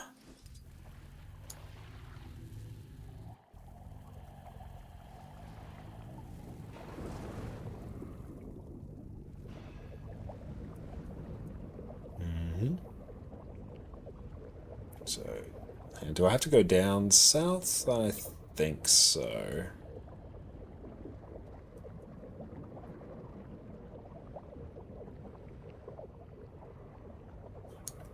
Yeah, so where do we want to go?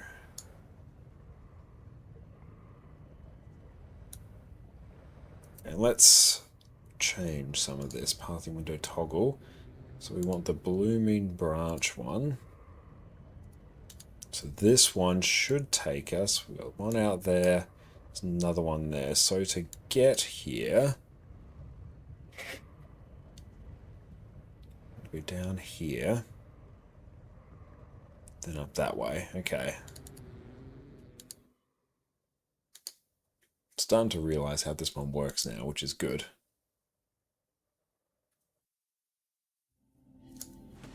Let's waddle up this way.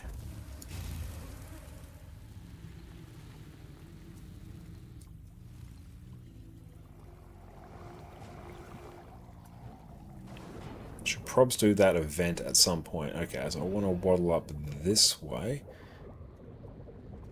Yes. Go on. You're stuck.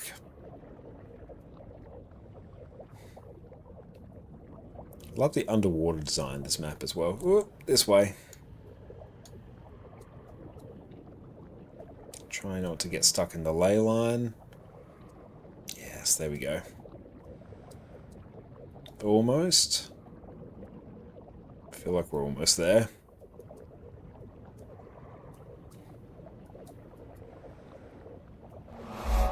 Boo, thank you for the follow, mate. Appreciate you. Nope, that's not it. Down we go. Hang on, can we turn off ley lines? Yeah. Much better.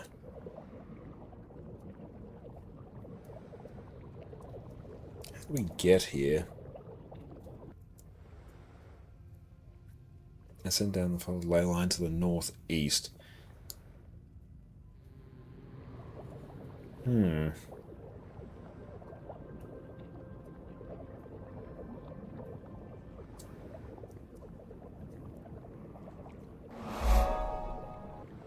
Ah, nice. Brilliant.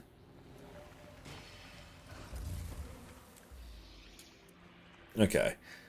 And Alt-Shift N shows that. So we have Booter's Hidey Hole. So to get this one, inside the Freebooter Cave, it's around about yay.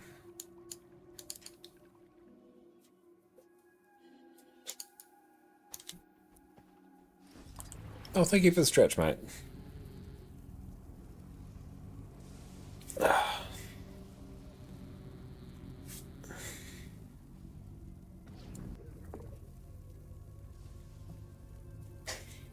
It's very good because our neck has been a little bit tight lately. Oh, the skybox in this map is insane.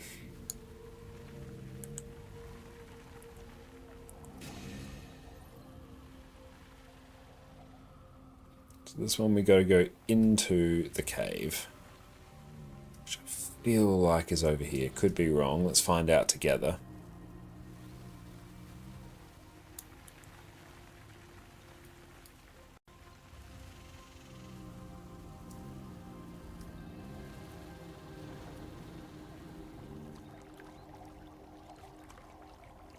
Just got to get into the cave.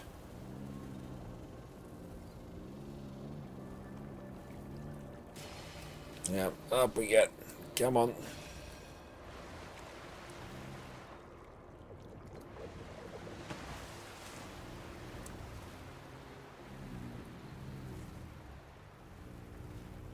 Then it's down here.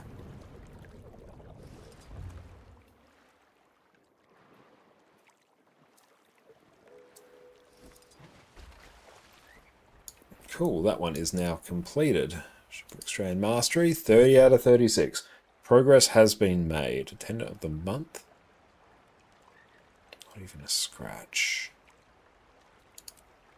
Okay, we're getting a few here. And Klaus, thank you so much for popping in. How you going? Let's see if the rat event's up, because we do need that. Please be up. Hopefully. No, ghost. That's right, now's a good point for us to go take a quick break to go stretch our legs. So we'll catch everyone in a few minutes. And Joel, welcome in, it's great to see you. We'll be back in just a minute after we go use the bathroom, grab a drink, do all that good stuff. So see everyone in a smidge. Have you ever woken up in the middle of the night and thought to yourself, I need to know exactly how much gold I have in my material storage right now? Well, I come with a solution to our shared problem. GW2 Efficiency, in my opinion, is the single greatest website to help you when it comes to Guild Wars 2. You have access to so many different tools, bits of information, and quality of life that makes everything related to Guild Wars 2 so much easier. Whether you're trying to find a specific item on your account, seeing how much gold you can make if you dumped your entire material storage on the trading post, or want a complete itemized breakdown of how to craft every single item in the game, you're going to find it here. I, along with literally hundreds of thousands of people, use this every day, and you're making your life in Guild Wars 2 harder than it needs to be if you don't join us. Do it! So today we're going to get you all set up and show you some of the incredibly cool things that Guild Wars 2 Efficiency can do for you. Also, it's completely free. Now to answer the obligatory question, is this safe to use?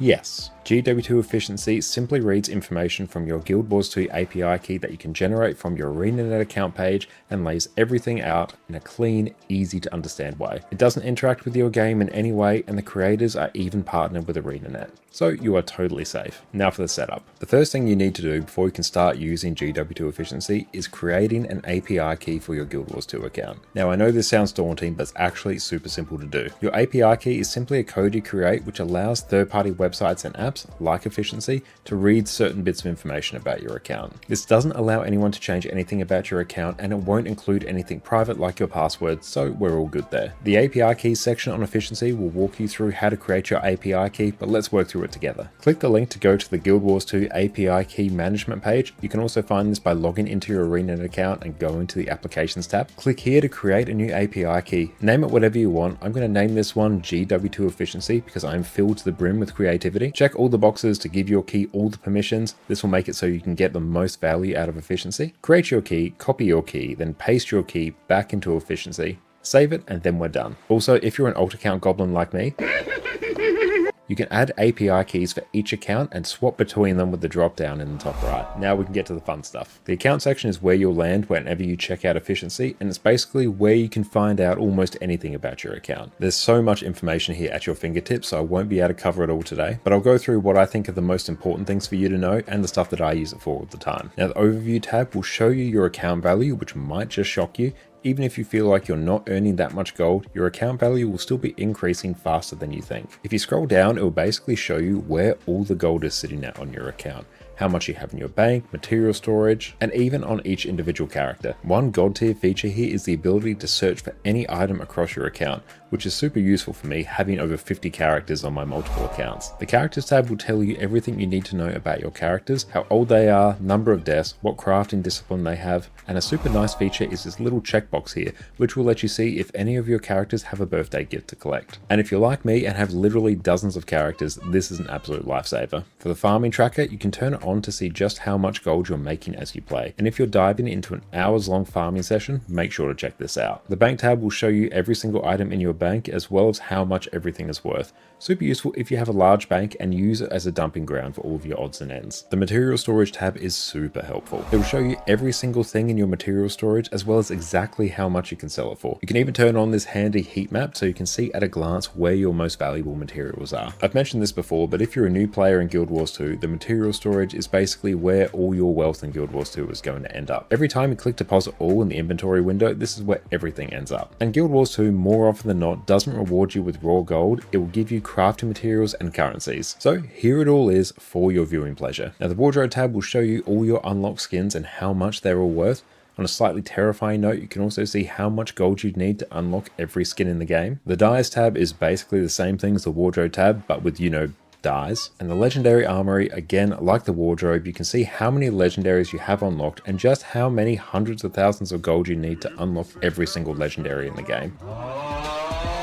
For the hyper-competitive among us, the Stats tab will give you a rundown of basically every statistic relevant to your account value, liquid gold, playtime, you name it. And it will show you where your account is ranked against everyone else in the world who uses Efficiency. The Currency tab will show you the best things you can do with some of the most used currencies like dungeon tokens, spirit shards, karma, and laurels, which is very nice if you have some extra currency lying around and you want to make some extra gold from it. I'm always using my laurels to either convert to medium crafting bags or heavy crafting crafting bags to fund whatever legendary I'm working on. Now the trading post tab will show you what you have waiting to sell on the trading post and what you're currently buying, including how much everything is worth. The thing I use this for the most is whenever I'm trying to sell a legendary on the trading post. Whenever you buy anything or something sells in my case on the trading post, it will show up in your delivery box. The timers tab is going to give you a rundown of every meta event in the game and the order they start, so you can quickly bounce from one event to another. A super useful feature here, you can actually use the chat tool buttons to either copy the waypoint so you can paste in chat, or a super detailed version which gives you the next event, the waypoint, and how long until it starts. The dungeons tab will basically show.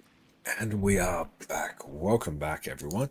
Okay, let's take a bit of a look now and see what is what in terms of our next achievements we should start doing.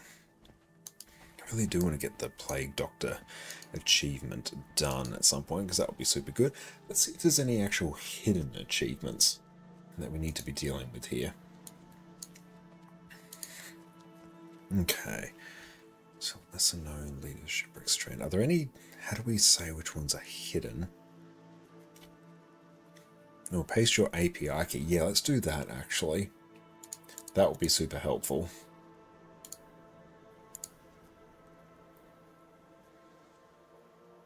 Okay. Goes to efficiency. Let's grab our API key.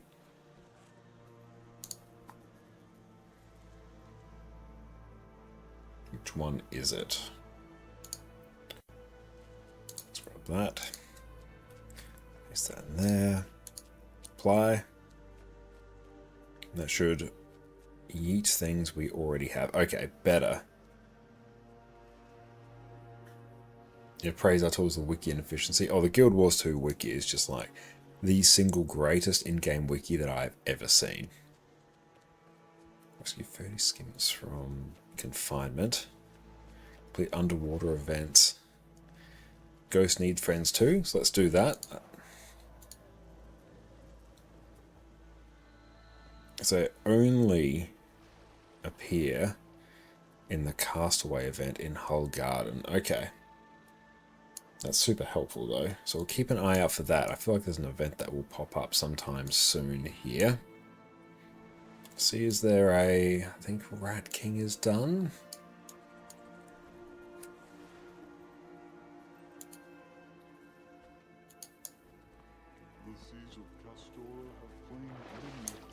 So we'll keep an eye on that one. So let's see. H. Ghost. So that's a... not a hidden one. Ghost. Oh, ghosts want friends too. So we want that one. This is send the castaway children home before they get in big trouble. This one is given by babysitter Casey, who sits here. Loki Vibe, thank you for the follow. So keep an eye for that event, because if we can get that, then that is good. Then here, help the thirsty old captain.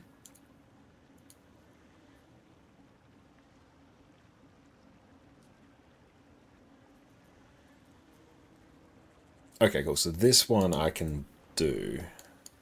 Let's also hide some of these things. I don't need grotto achievements there done.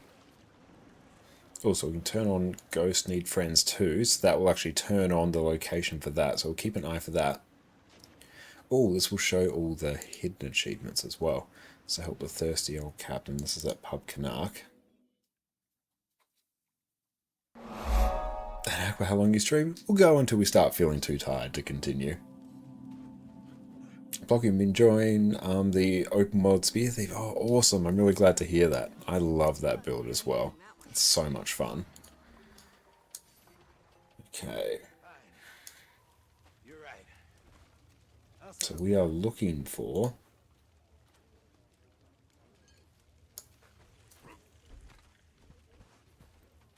Castaway, who looks like someone with an impressive beard. Pipe down, old man.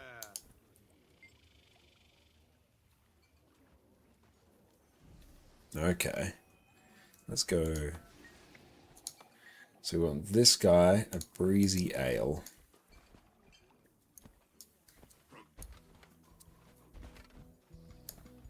Ah, there you are. I couldn't help but notice an uptick in revenue during your last shift. Any chance you grace Pubkinock with your talents as second Okay, so we guard? want light ale, honey, and cinnamon.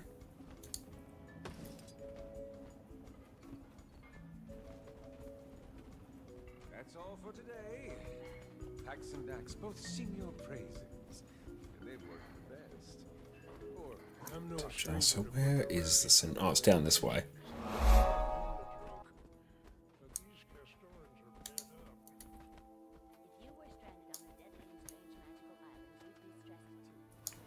Okay, so we got to deposit this in the mixing cup.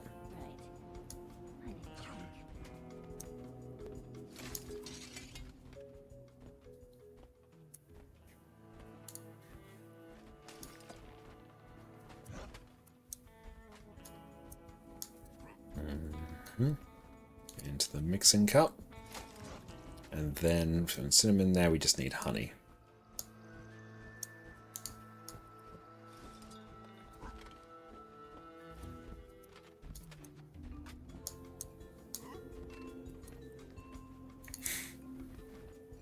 Come on, use.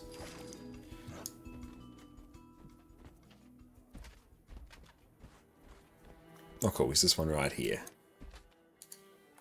That's how it's done. Nice. Another achievement. Done. Need 5 more. Excellent. So let's go check on Castaway Children event.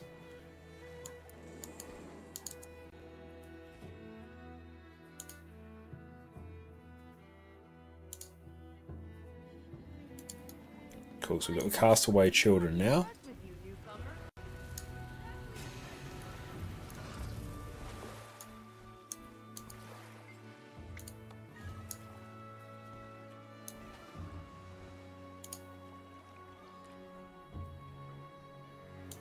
Okay, so here.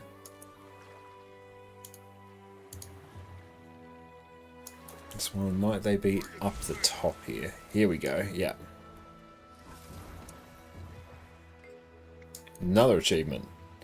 Continue about 4 to 5 reward tracks for vision. You think you're going to get a minstrel set or something? I think that's a very good idea. So we can turn that off now. Turn off underwater caves, that's fine. Turn off that. Turn off that. Okay.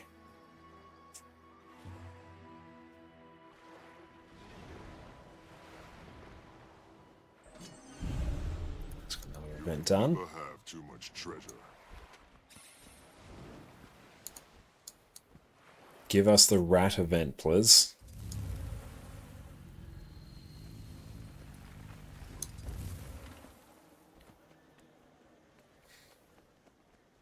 And which add-on's been used for the pathing packs? I'm using, was it Timey HUD, which is basically a Nexus replacement for Blish HUD, but you can do everything that I'm doing within Blish HUD. In fact, for most people, I'd kind of recommend it. Because honestly, it's much easier to navigate the specific achievements and stuff you want to do if you just use Blish HUD. And I'm using Lady Elsa's Guides, which is available in Blish HUD. It's just basically a way to get the path in, doesn't use Blish HUD. But I can easily get Blish HUD working. I have had that working before. Even on Linux.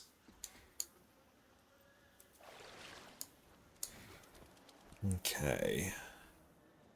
So Plague Doctor's a good one. Sous Chef. Okay, so it's basically we just have to do this thing. Okay. So, Pubkinock. So we just have to keep finding ones that are going for the specific thing we're looking for. Control F, Sous Chef. Sous Chef, there we go.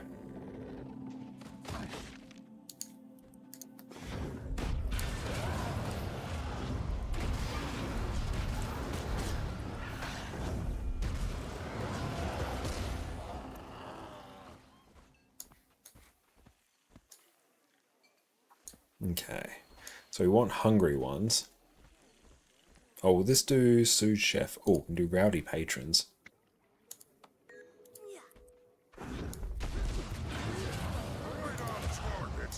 Oh, we can just straight up look for rowdy patrons. Okay.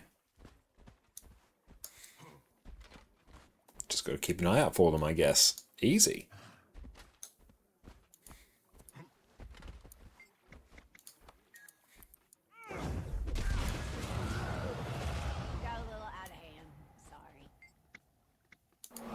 Nog, welcome in, Is that mate. ConnorConCarne? The ConnorConCarne? The ConnorConCarne married to Connor Carbonara? That ConnorConCarne? It very much is, mate. Thank you. How you going, my friend? Hope you're having a good day. It's been an absolutely wonderful day playing some Guild Wars 2. And cool, we've done... How many of these do we have to... Oh, I have to do 10. Okay. But yeah, we are blasting out some achievements now. Working towards getting our legendary Aqua Breather. It's a good time. How do you feel about the waypoints? If I'm being honest, You just woke up so far I consider that a win. Well, that's good. Well, thank you for starting your day with us, mate. I appreciate you. same as here. Nothing else anyhow. Is the Aqua Breather affecting stats outside water too? No, it's just entirely underwater. We're reaching like truly the upper echelons of we really just want to get, you know, full legendary gear just purely for the sake of it. The visual effect in the skin though, I'm pretty sure that carries out outside water as well.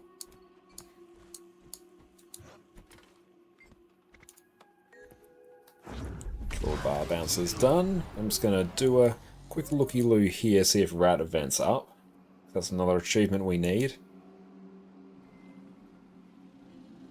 No ghosts returned. Nope, that is not the rat event.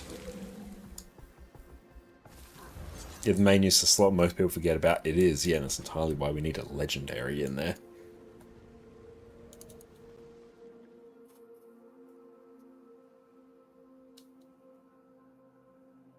But we're getting very close to getting our Shipwreck Strand Mastery. We need 3 more achievements, so that's pretty good.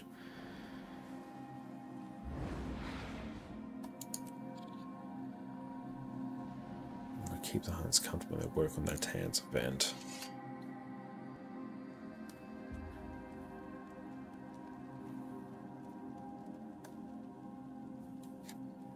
Okay, so this one, we basically want to do... I basically want to do 4 of these, so let's just start with this one. They want, target them, they want the chowder.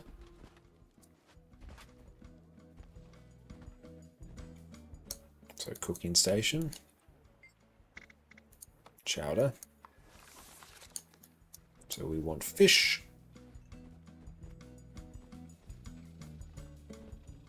Raisin, thank you for the follow. Where is it? Oh, it's over here. Nice. Think you'll stick around long? I hear those Astral Ward are working on connecting some waypoints to the mainland. So fish. Hard to say. Soup stock. The tropical air. Partner's probably worried sick, though. Tomato. You softy. Kurt'll be fine. I don't know. How about you? And carrots. If Canuck compensates me well, I don't see the harm in a little sabbatical from my prior commitments in Rada Sum. Sounds like a story I'd like to hear. On our next... Of course, we've done that now. So now we want the Rama's Romantic Roll. Better than I thought. Wow. Oh, I should actually target them. There we go. So I can actually tell.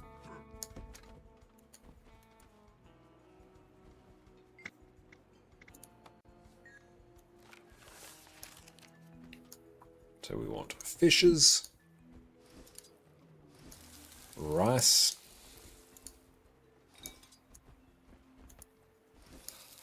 seaweed,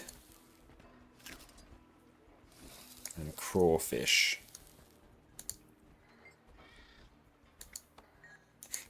What a face on that cat. Love it.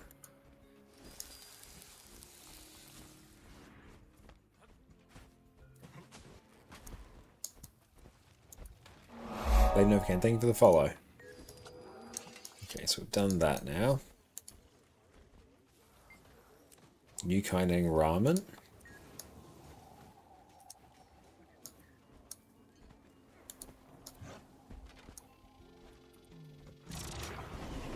Any suggestions on the next legendary for you? You have Legendary's Prismatic Champions Regalia, Aurora Working on Vision, Legendary Relic. Either probably going for the Raid Ring, if you're keen on getting into raids, or go for Conflux from World vs. World, I think.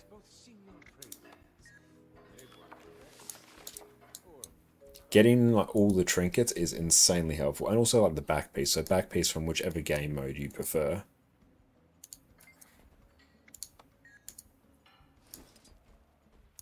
But yeah, getting the trinkets done is incredible value. I really recommend it.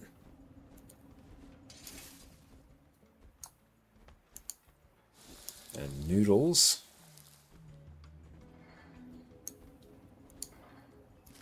It's very peaceful here, actually. Oh, Legendary Gospel Fractal. Yeah, do that. That's very, very good.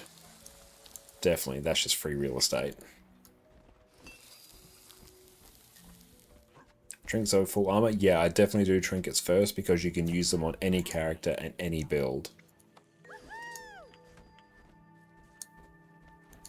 So now I want the demon roll. Yep. Yeah, the order I think should be trinkets, then armors, then runes/sigils, then maybe legendary relic, and then weapons after that. Drunk in their place. Heck, I've been the drunk. But these Castorans are pent up. If you were stranded on a deadly and strange magical island, you'd be stressed too. Rice. Stranded on a deadly magical island. Right. Hey Lindsay, thank you so much for the raid. I really appreciate you. Welcome, welcome in raiders. My name is Connor, ConnorConCarne. You can also check out my YouTube channel there where we do all sorts of Guild Wars 2 guys. Lindsay, what is up? What do you guys get up to on your stream? Thank you for trusting us with your community. I really appreciate you. Welcome in. Right now we are playing some Guild Wars 2. We are working on some achievements because it's required for a legendary that we're going for. Thank you for the follow. I super appreciate you. Thank you. And I'll just finish this. I just did I just do wasabi or did I imagine it? Let's get seaweed. And if it works with seaweed, then I've done it. I've done it. Sweet. Hey, Novocaine, how do you get trinkets? I'm new to Guild Wars 2, came from ESO. And yeah, Alcar's saying achievements, vendors, mix of both. Yeah, there's quite a few different ways to get them. Of course, we've done sous chef now. Let's go check. I did mostly story mode stuff. Awesome, and how are you enjoying it? What parts of the story did you do? Yeah, we've learned some new builds today. We did some Convergence challenge modes. Oh, damn it, we missed the rats achievement. Ah, grrr. Oh well. We need 2 more achievements to get this done. Janthir, thank you for the follow, mate. I appreciate that. But yeah, so say for example, let's just work through them. Legendary back piece, you can get it from doing a fractal collection. You get it in World vs. World. One in PvP. There's an open world one. Much more expensive. Aurora is tied to achievements for Living World Season 3. Vision is achievements tied to Living World Season 4. Prismatic Champions Regalia, this one you can get by doing achievements tied to all the Living World episodes, well, except Season 1, so Season 2, Season 3, Season 4, Icebreed Saga. Complete the achievements, you get the Prismatic Champions Regalia. This should probably be one of the first legendaries you go for, because it's basically free. Our World vs. World is, hang on, I'll enter the game mode. World vs. World. It is large-scale open-world PvP. It's like one of the 3 game modes in Guild Wars 2. We have PvE, player versus environment, World versus World, which is like server versus server, and structured PvP, which is 5 versus 5, player versus player. But yeah, basically, there's a series of maps out here in World vs. World. Everyone's competing to hold different areas of territory. There's giant, large-scale fights of 50+ people. You can roam around, capture camps by yourself, fight players. So yeah, it's open-world PvP. Yeah, it's Realm vs. World game mode. Yeah, it's a great way to put it. but it's one of the 3 core game modes of Guild Wars 2. Feels good to be done with Astral Weapon, Dragon Blast Weapon Vision. Nice. And how are your thoughts to starting Revenant from main? What are your thoughts about it? I think that's a great choice. Revenant's my personal favourite class. It's a very flexible class. I like the fact you can swap legends and you get a whole bunch of different utility skills. It's very, very nice. And I just like the aesthetic of it. So I really recommend picking up Revenant. I think you're going to have a good time with it. Ooh, Custodian. Plague rat problems never going away if we don't take care of them. I don't want to do the Rat King. I can deal with that later. Let's see what other achievements we need. Celestial Captain is done. But I recommend Revenant. It is my personal favourite. Let's go apply. Drink a putrid drink. And Grod Slingers. Okay, so we need to do that.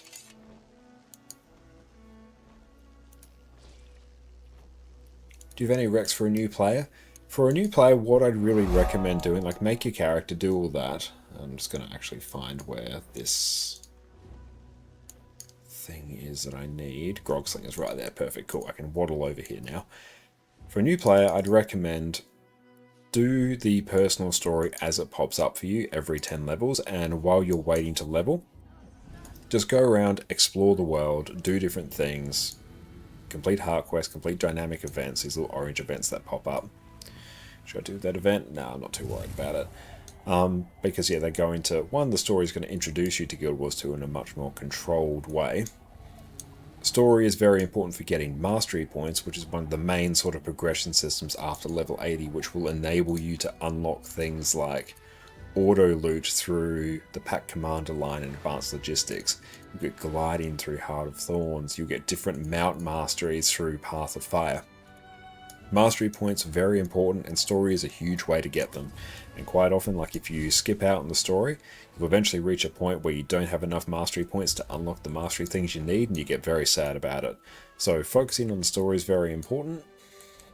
And also, if you want to level up a bit quicker, if you open your hero panel, you come down to the achievements, new character adventure guide. These are a series of incredibly easy, simple achievements like apply conditions, complete events, defeat enemies, and as you do things here, you're going to get flooded with more and more experience. So that means if you sort of somewhat focus on those, keep an eye out for those things, try and do the tasks that are highlighted for you, it's going to flood you with experience and you're going to level up quite quickly. Vandron is good to game. No, I'm not going to drink more of that tea. It's literally just the dregs. It's tea leaves. I'm not going to have that. And if you're struggling to receive your Twitch drops, go into your ArenaNet account, like on the ArenaNet website, go to the Applications tab, check for unclaimed drops. It happens on occasion.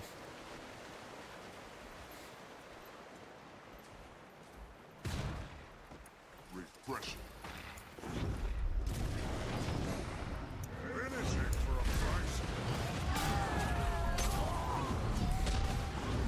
This here is also one of the reasons I really like Revenant.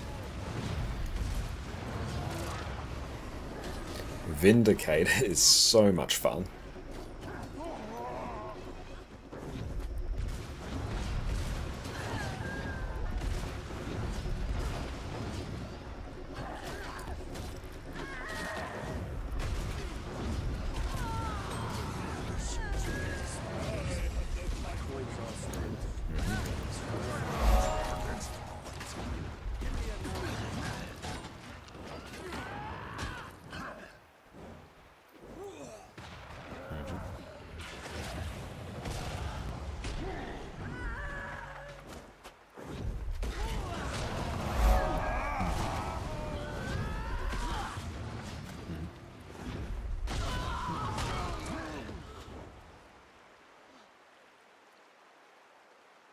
What's causing us bleeding here?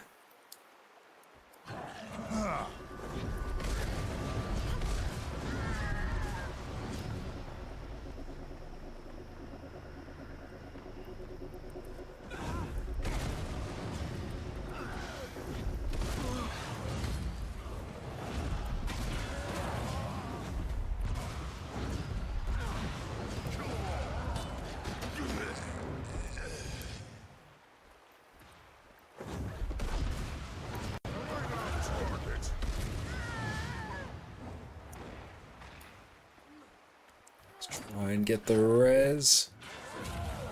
This one might actually be a bit tricky without some more people. But we'll get there.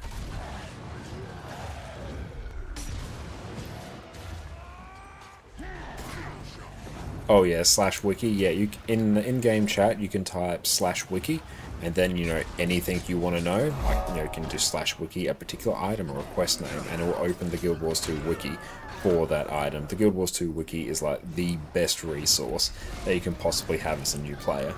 It's an incredibly well documented wiki.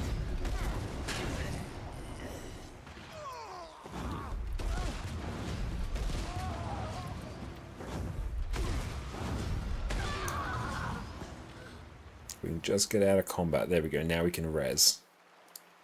And Telrus, thank you so much for the sub, mate. I super appreciate that. It's really kind of you.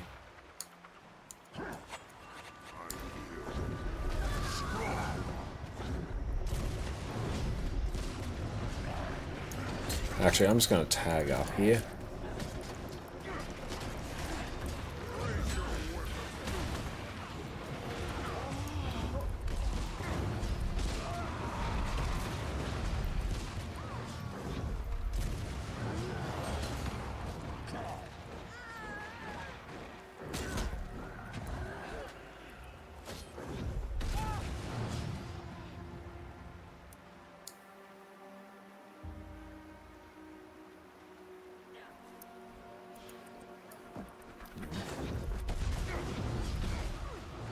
Now let's try and kill some of these here.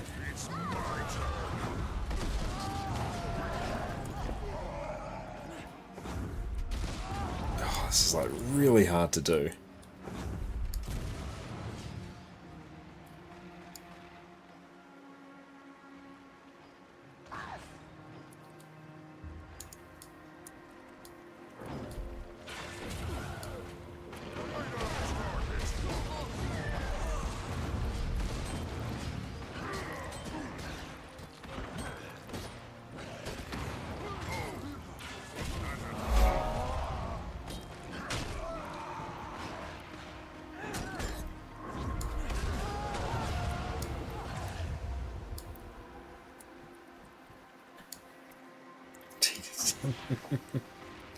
Well, let's go target them here. It's my turn.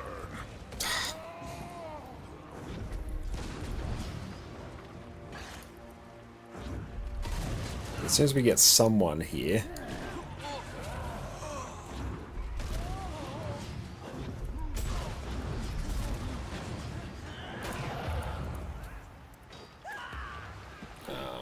Just...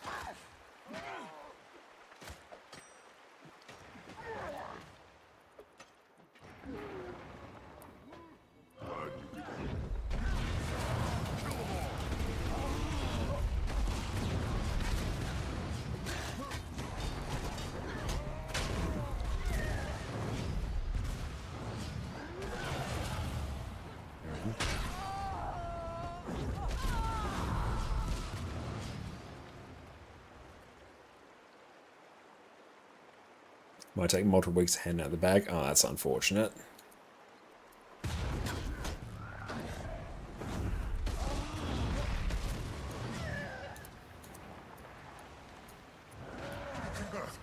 It's my turn.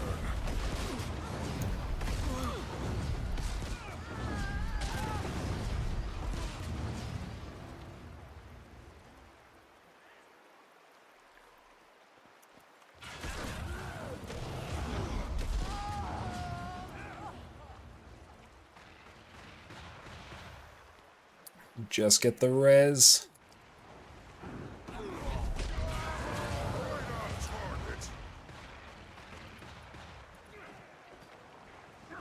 Oh, it's just all the terrain here as well makes it so tricky to move around.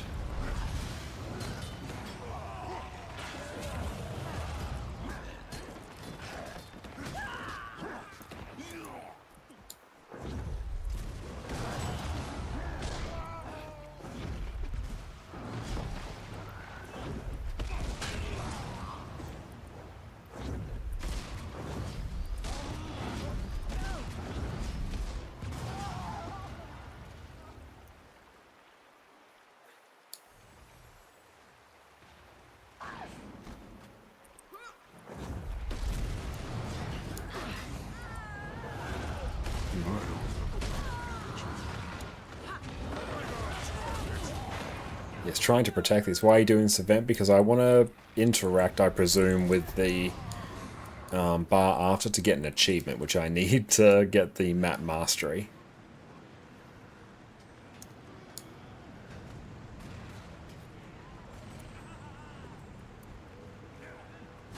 Swearing for the poison. Nice. And stay lost. Well done, guys.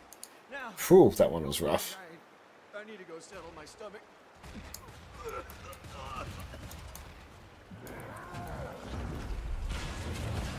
Cool, we can dip from squad now.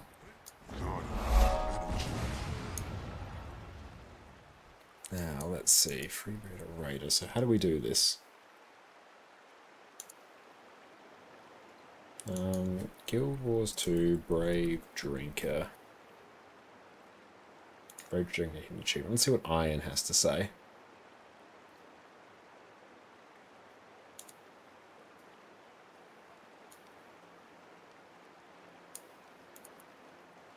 Future drink at Grog Slingers.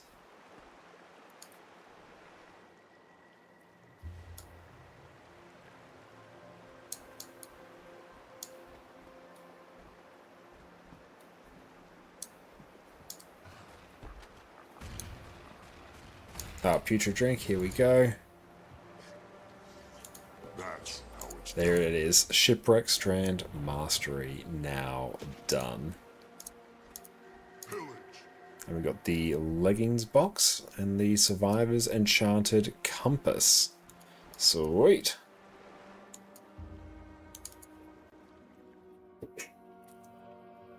Zafia, thank you so much for the follow. Good, we finally did that. It's actually taken us a hot minute to do.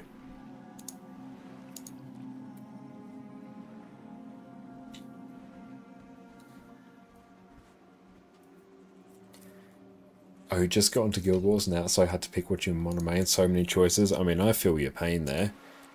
I've got 25 characters in this account. How do you think I feel? But no, yeah, I tend to play Revenants, like the one that I really enjoy the most, but I bounce around between different classes. Like even just today, I was doing a bunch of Elementalist gaming, had a great time during it. Variety's the spice of life, and Guild Wars 2 makes it very, very easy to play multiple characters. I no longer need to worry about Plague Doctor. Sweet. And yeah, you can try all the classes in the PvP lobby as well. Fully unlocked, level 80. Oh, sweet, we have so much Astral Claim. Okay. We've actually maxed this out now, so we need to actually go pick up some rewards, or we can't get any more Astral Claim.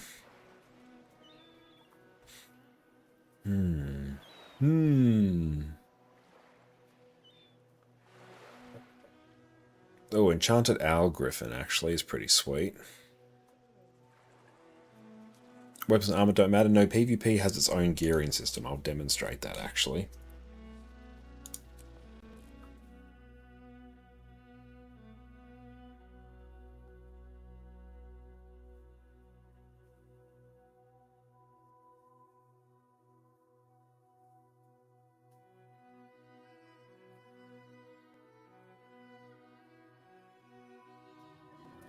But we're in PvP now, so if I pull up my PvP build, you see for PvE I have like all this stuff. I've got all my armor pieces, my weapons, my accessories, runes, sigils.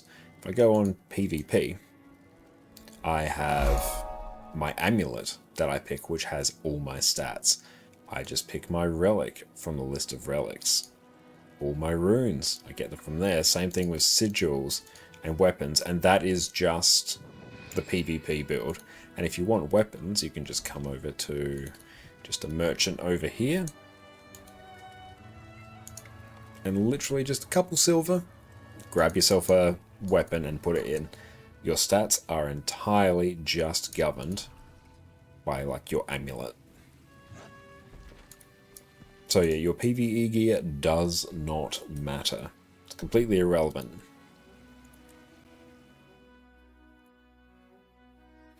So it's a great way to go in and just get a feel for, if you enjoy the class, because it will be level 80 with everything unlocked. You can have a bit of a play around, different skills, different weapon combos, and just see how it feels. Just bear in mind that PvP balance is different than PvE balance, so there might be some differences, but just keep that in mind and you'll be good to go. But for like just a general feel of like, do I like this class? PvP is great for it.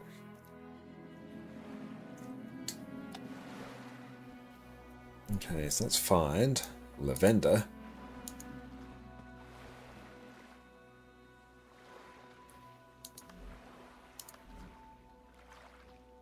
So we got the Alliance leggings. Let's see.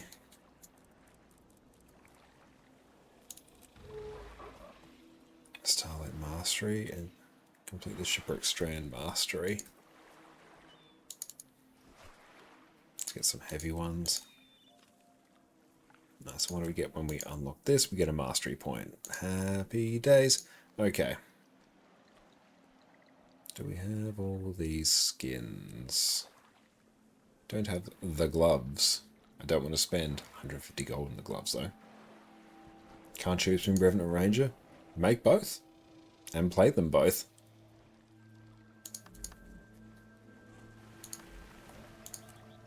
So we're going to track the Starlit World Mastery. So for this, same thing, 36 achievements. Starlit Tourist. Visit ruins scattered around. Oh, this will be fun. Oh, there's so many here. Old magic, gold and silver.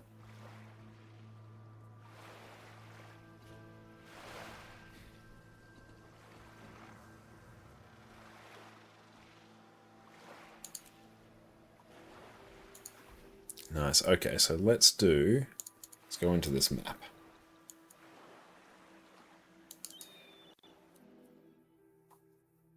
So it'll be nice to get these done.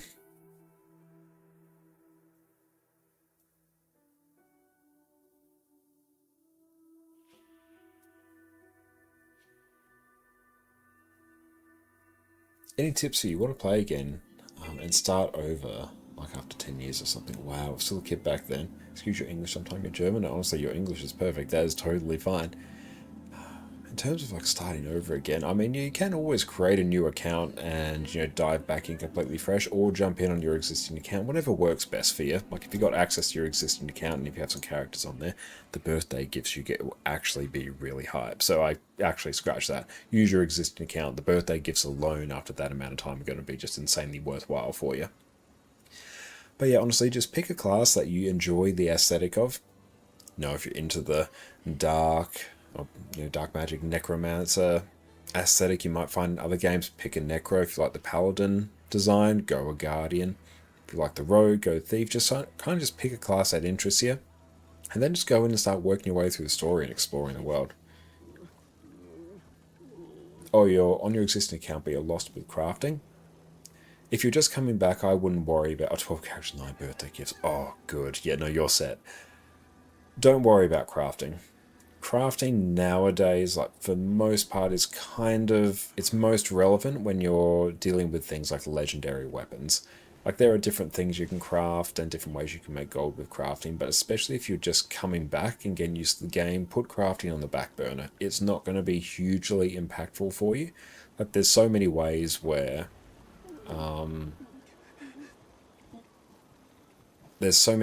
you can gear your characters without crafting, which I actually cover in my guide to gearing as well.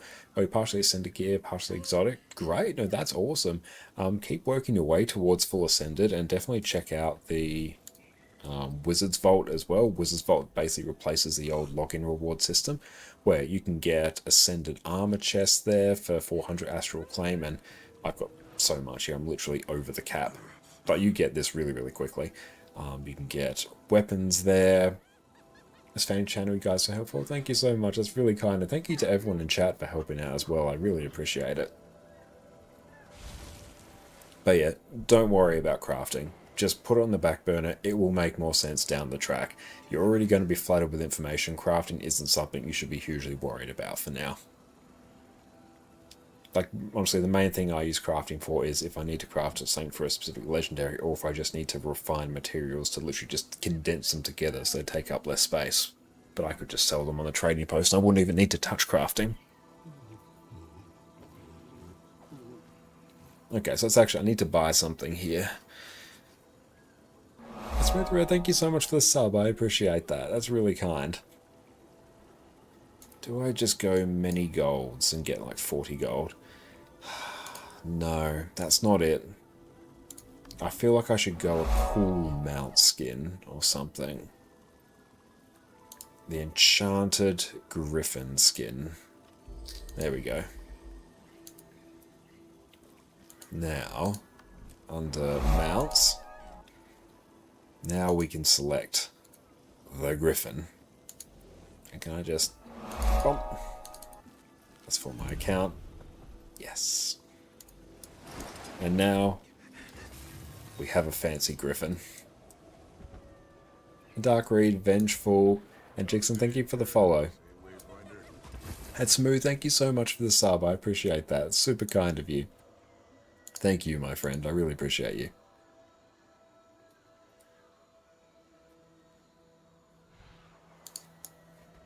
Okay, let's see where else we are at. We need to get many masteries done. So I want to do the Great Choya race. Where does that sit? I am looking for an adventure. Great Choya race, it's right there. Cool. Marker there, let's go. And yeah, any more questions about Guild Wars 2, feel free to chime in. That's why I stream Guild Wars 2, so I can help people get into it and enjoy it as much as I do. Guild Wars 2 is 100% my happy place. I want it to be that for everyone else as well. It's always a good day when I get to log in and play Guild Wars 2.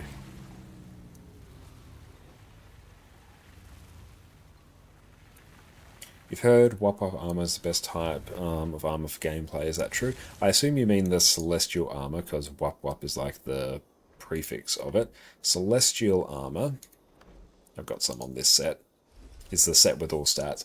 Celestial armor is very, very good at being a jack of all trades and a master of none. So it's quite good in a lot of different open world builds because, you know, in open world you might want some survivability because, you know, you might be by yourself, you want to deal with some hard content and you want a bit of damage. Any build that kind of makes use of all these stats is quite good for.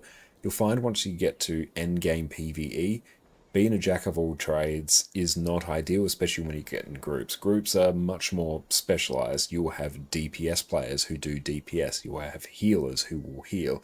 You'll have boon support players that do damage and provide boons. Celestial does all of those mediocrely, whereas you're going to want to specialize once you get to endgame.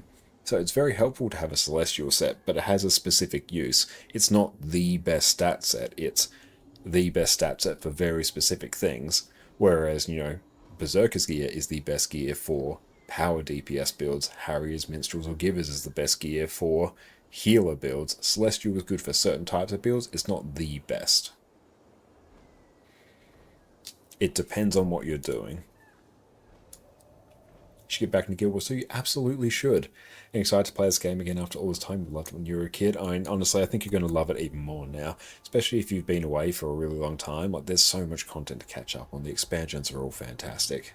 But yeah, it's very helpful having some Celestial gear, and it's a really good first set to get, particularly if you use a level 80 boost, which if you buy an expansion, you usually get a level 80 boost. You'll get a free set of Celestial exotic gear. It's a very good first gear set to get. It's going to carry you quite hard for a while. What class do you think is best at covering every role if that class even exists? So Boon DPS, Boon Heal DPS, Open World, Bogus World PvP. Every class can kind of do everything, but yeah, our card's saying Guard, and I'm inclined to agree. It's really, really good in PvP, it's really good in World vs. World, it's great in PvE, but all classes are kind of great in PvE. So Guard's a really good shout for that. Yeah, Wage up. Mesmer as well is also really good. Engineer's kind of up there. They're very, very close.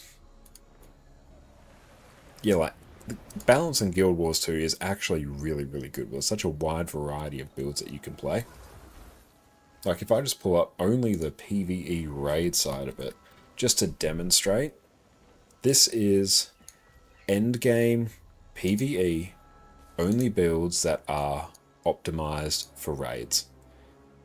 So here's one.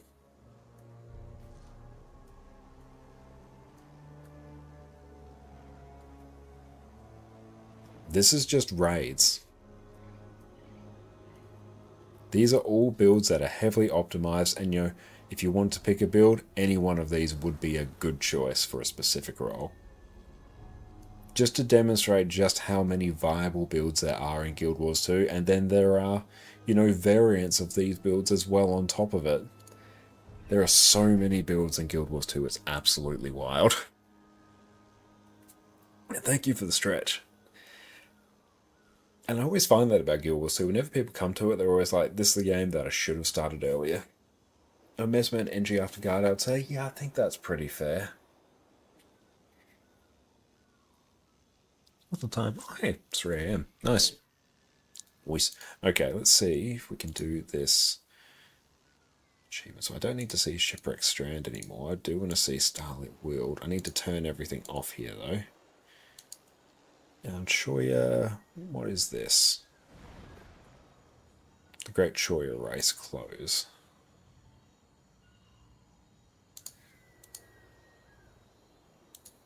Oh, I want that one.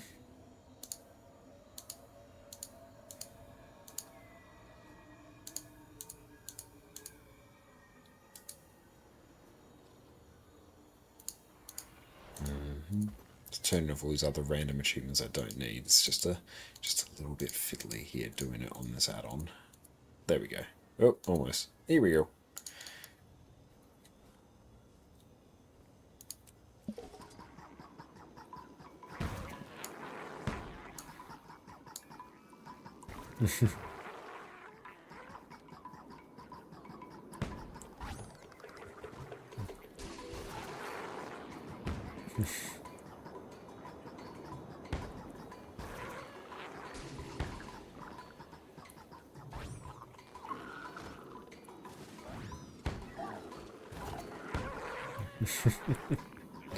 Oh, this is great fun.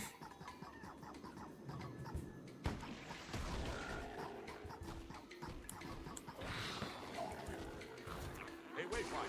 You can handle a skimmer, right? I got assigned to. Oh, hang on. There, gotta go up. There we go. Any you could grab for me would be a big help.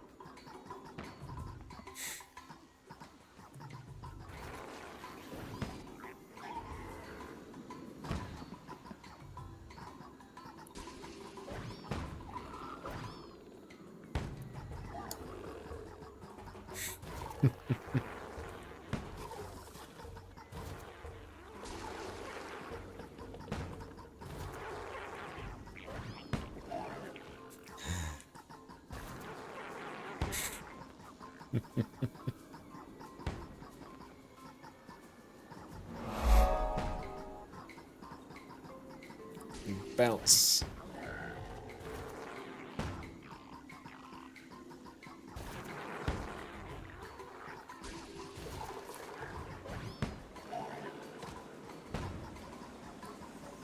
Did we get gold? So close. Look at it. The build grind is easy and fun, but for certain content you want to go and establish build, definitely agree. French, I think, but follow. Do you play over the official launcher or do you use the new Steam one? I play on the official launcher. Always have.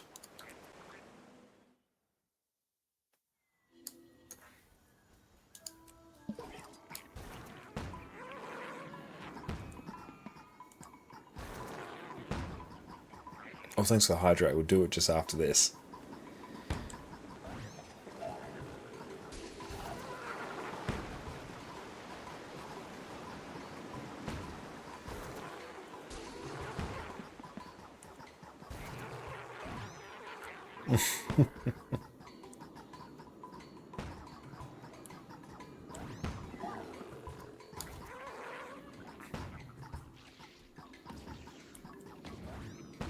Would you recommend that? Honestly, it doesn't really matter in the scheme of things. Just play through whichever method suits you the best. They're both basically equivalent.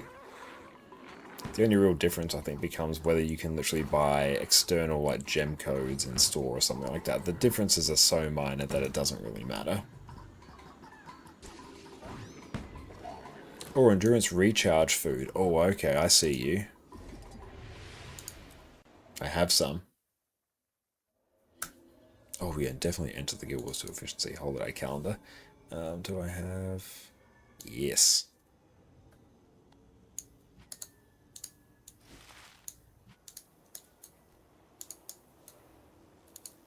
Off you go.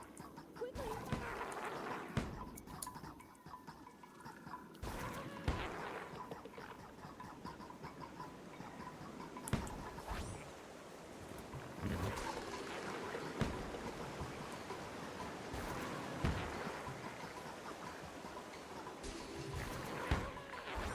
Oh, that was a big jump.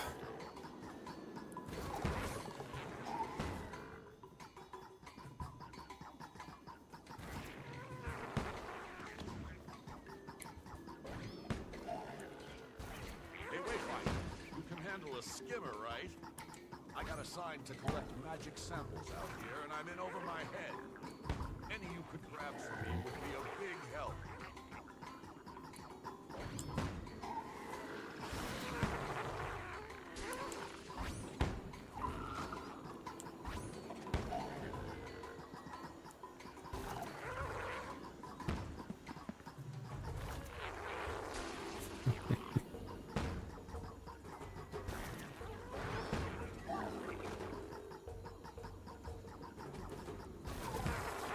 Yeah, the endurance regen food's super helpful.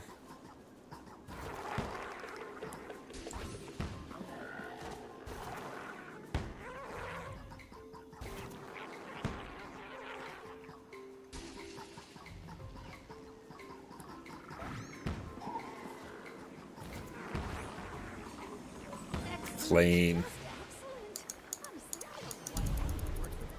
All the rewards.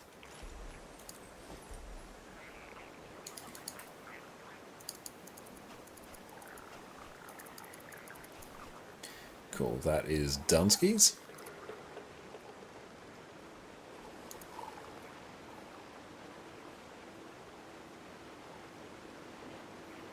Old magic. Let's turn that off. I want to do the old magic one. Is that here? Old magic adventure. There we go. So where does that actually live on the map? Oh, it's over this way. Cool.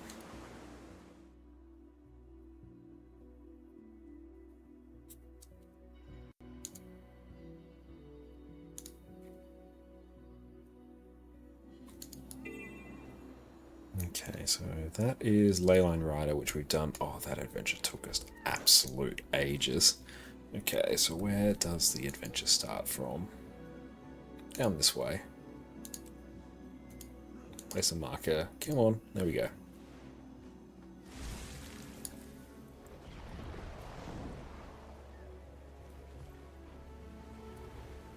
Oh yeah, can we enable Leyline Gliding? There we go.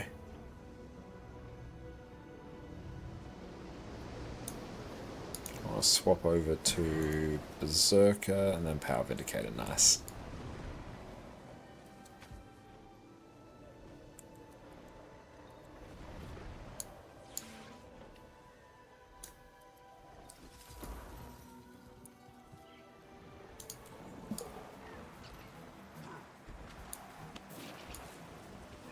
Oh, so do I sky scale it here? Okay.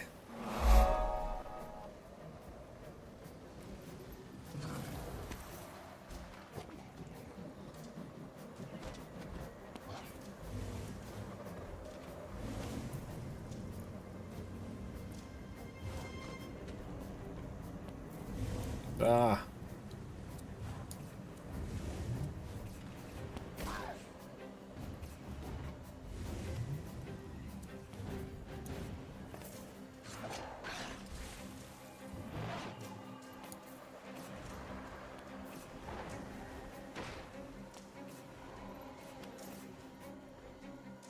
Down we go.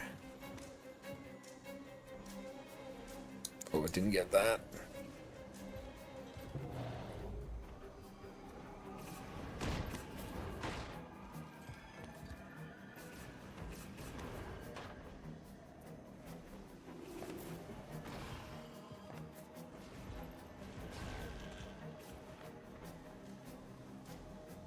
Did I miss a seer magic?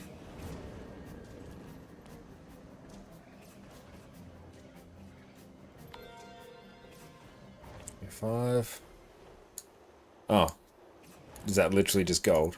Ah, easy peasy. Bum, bum, bum, bum, bum, bum, bum. Many rewards. Super happy.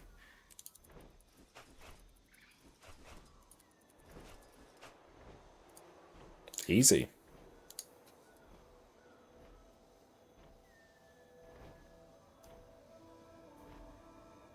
Earn first place in the Choya race. Oh, that's going to be a bit tricky. Well, I guess it just really depends who does it. Then yeah, if we do gather orbs with the correct illusion. Starlit tourist. Okay. Is it toggle? So it's a starlit tourist. Is this actually on here?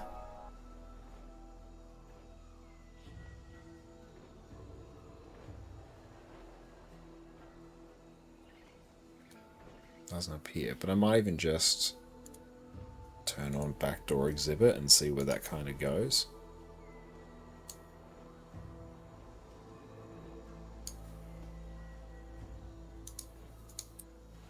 Okay, and slash wiki backdoor exhibit.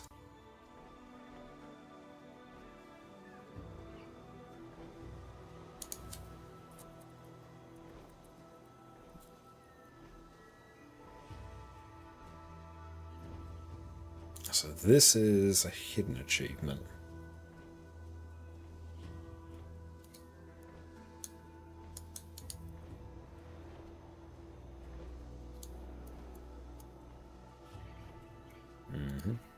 Oh, it's over here.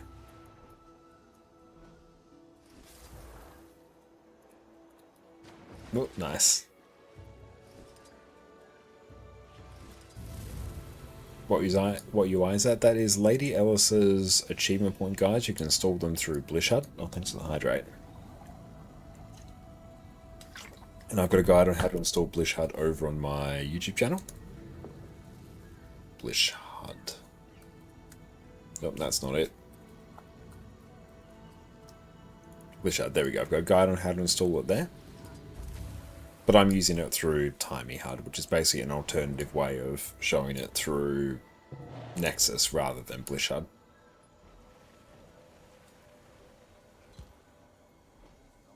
Oh, thank you for the standing desk, mate. Up we go. Oh, Peanut Brittle, thank you for the follow as well.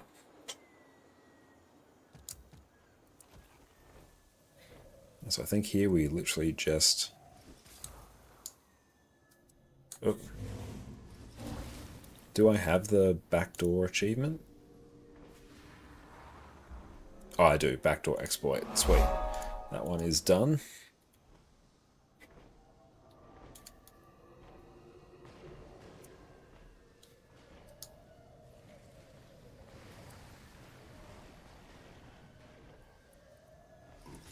Okay. So what I want is Starlit Tourist. It was to Starlit Tourist. Okay, so let's go just apply. What one don't I have? Drop in the pool. Who knows what might happen. So this one is near Overgrown Thicket. Before we do that, I might just go stretch our legs, so we'll catch everyone in a smidge. I've been playing Guild Wars 2 for 11 years, and a question I get asked all the time is, how do I make more gold? Don't worry, friends, I've got you. Guild Wars 2 actually has an incredibly stable, well thought out economy. It just takes a little bit of knowledge to know how to take advantage of it to its fullest. Welcome back, everyone. It's a very common problem in Guild Wars 2 for new players to struggle to make gold. This is because Guild Wars 2 functions a little differently than other MMOs when it comes to gold making. Other, lesser games will simply flood your account with gold whenever you complete content, whereas Guild Wars 2 functions very, very differently. But worry not, my friends. If you've been playing Guild Wars 2 for a little while, you are probably richer than you even realize. There is a very real chance that you are sitting on a veritable fortune and not even realizing it. So today we are going to delve into one of the key stores of wealth in Guild Wars 2, your material storage. First up, we'll touch on why the material storage is important. Rather than flooding your account with liquid gold every time you complete an event, Guild Wars 2 will typically reward you with materials, items, and currencies. This adds a few more steps to convert these into raw gold, but trust me, it is a good thing that this is the case. As has happened in many other MMOs in history, simply handing out liquid gold to players often results in hyperinflation. Now, hyperinflation is a catastrophic thing that can happen in any MMO economy. When inflation takes place, your gold becomes worth less and less, and your purchasing power, or the number of things that you can buy with your gold, becomes lower. Effectively, this makes the regular player poorer than when they started. An item that starts out at 50 silver becomes worth 5 gold the next week and 50 gold the next. And before you know it, you are having to start printing trillion-dollar bills in order to make sense of it all. Eventually, gold becomes effectively worthless and the entire game's economy stops functioning. This makes the game less approachable to new players and means returning players come back to all their hard-earned gold being effectively worthless. There's even a notorious example of this with the game Gaia Online. Here, the developers introduced gold generators, items that will create gold for you automatically each day as a means to very quickly increase revenue. The value of gold decreased, with items that were previously worth thousands of gold now costing billions. Old players simply saw their entire savings vanish. Whereas in Guild Wars 2,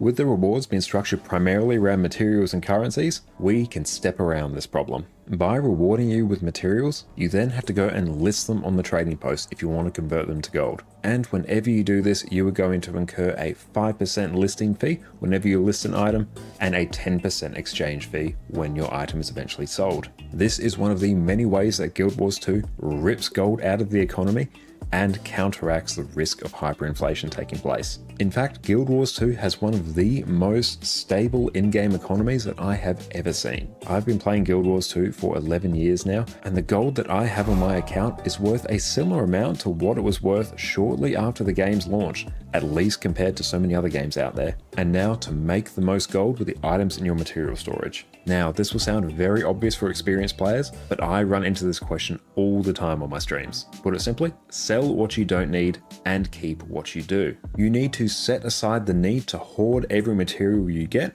in case you might need it later. Guild Wars 2 isn't set up for you to easily farm the specific materials that you need. Instead, you're going to want to sell what you don't need to other players in order to get gold.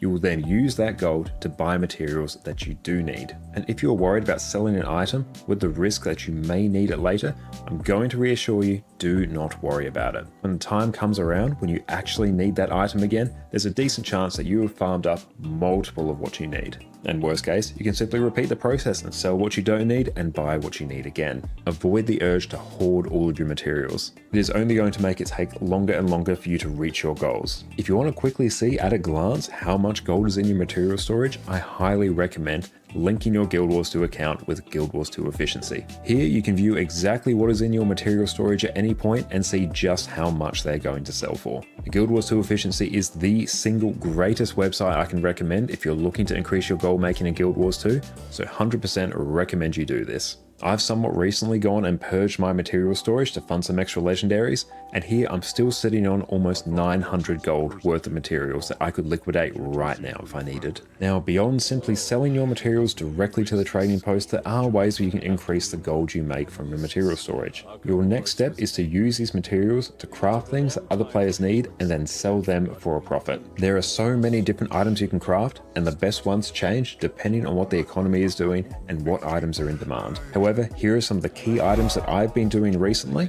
and have made me a significant chunk of gold. So much so, I've been able to fund 2 accounts just by doing this. For quartz crystals, you can convert 25 of these into a charged quartz crystal once a day.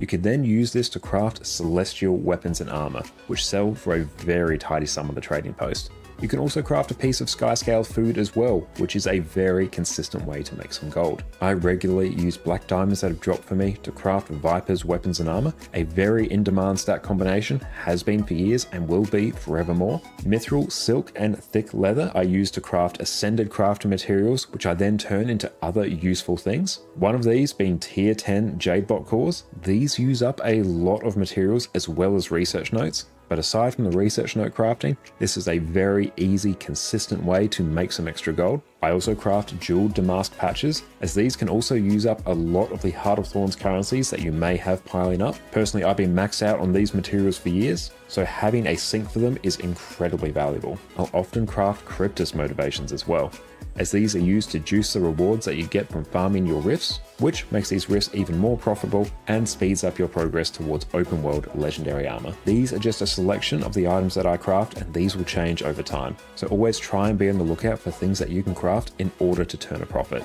As a general rule, if there is a useful item that has a few steps involved in its crafting, it's going to result in a much better profit than if you just sold the materials outright. Don't worry about trying to find something to craft for every item though, just focus on a handful at a time and then just sell the rest of the materials that you don't need. This is exactly what I do, and I have 56 legendaries to this account, and gold is never an issue. And that, my friends, is where a huge chunk of your gold is going to be tied up. It is going to be hidden from you in your material storage. To have the most fun with this game and push you towards your goals faster, you first need to figure out what you do need and what you don't. You can then see if there are any useful items you can craft for more profit. If not, simply sell your materials and use the gold to buy the things that you actually want. If you do this, you'll achieve your goals so much faster, and if you don't, you're going to find yourself always low on gold and make the game unnecessarily grindier for yourself. And while Guild Wars 2 typically rewards you with materials and not a lot of liquid gold, there are exceptions to this. One of them being Fractals of the Mist, one of the best gold generating activities in the game, and this game mode actually rewards you with items that you can sell directly to a vendor for huge amounts of liquid gold. And if you want to see why you should be doing fractals as part of your regular Guild Wars 2 activities, check out my previous video here where I delve into all the wonderful benefits that Fractals of the Mist can give you. Thank you all so much for watching. I hope that I've been able to alleviate some of your gold making woes, and that you can bask in the unfathomable riches that are now being made available to you. But with that, we'll catch you all next time. Cheers. Everyone keeps talking to me about machines coming to take our jobs, but you know what? I just don't see it.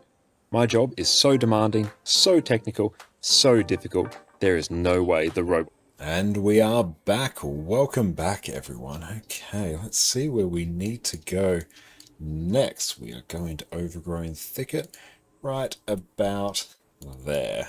Perfect. So let's go and make our way over there. Nice little mount trick here. You can sort of do an ejecto boost from the Springer to get yourself a bunch of extra height, which you can then use for the Griffin for speed.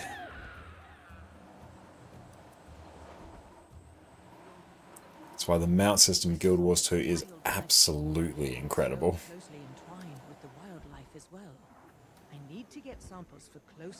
Oh, we went too far. We overshot.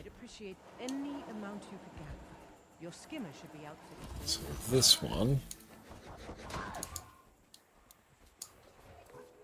Starlet Tour is completed. Nice. So the last little bit we needed for that, I can't believe it was actually that easy. Let's go mount up over here. Let's see what else we need. What is next? A Hunt for the Ages. Oh, defeat the Tyrannus Emperor. Yeah, so let's go. Max height on Skimmer now gets you the perfect height to Griffin Glide. Oh, that's cool. Yeah, I need to try that. That would be really fun. Dice, thank you for the follow. Appreciate you. Okay. Oh, thank you for the hydrate. Good looking out, team.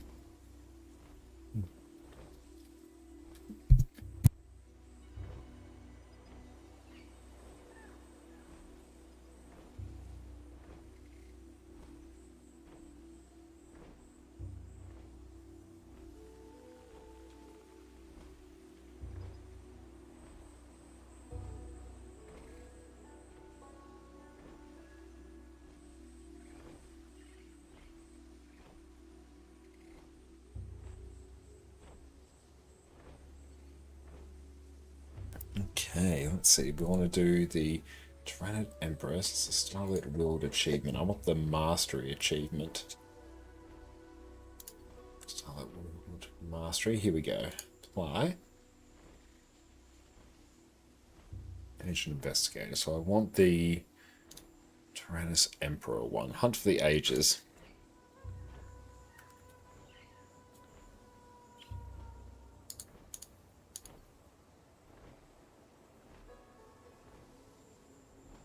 Okay.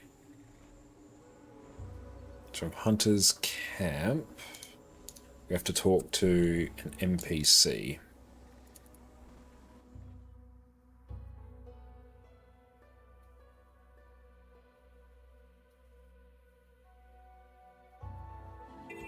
And the NPC, let's see if there's just a quest going on here. NPC Vragi Aronson, west from the camp.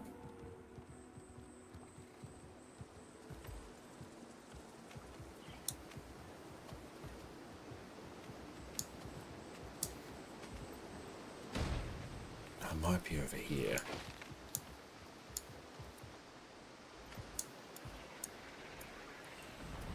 Here he is, okay.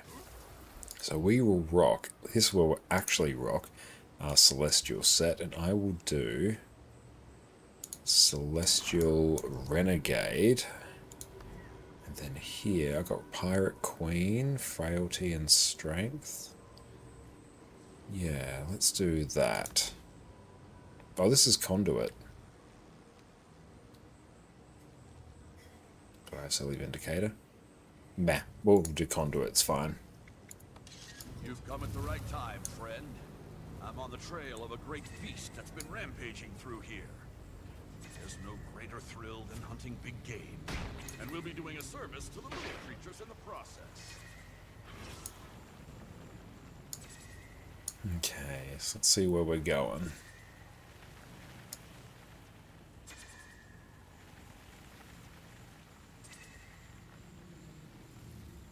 Oh, thank you for the hydrate.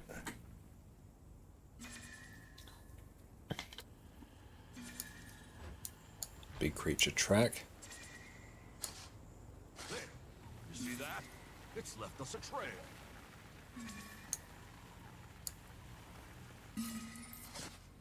There, you see that? It's left us a trail.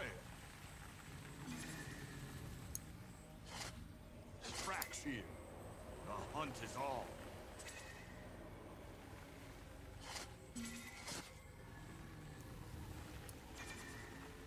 Okay, so where are we going up here?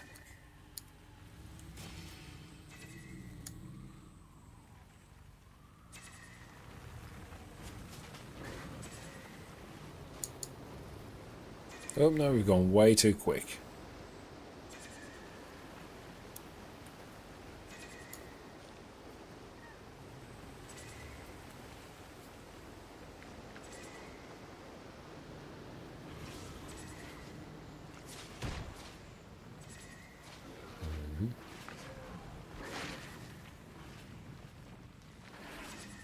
Okay. Where are we off to now? Out this way?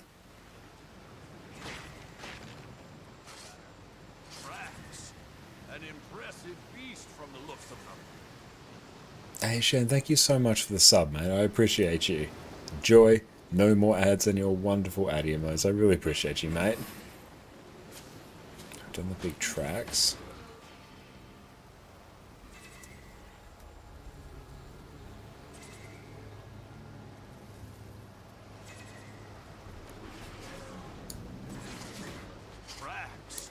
An impressive beast from the looks of them. Okay, another big creature track. There, you see that? It's left us a trail. So keep just looking for a few more here.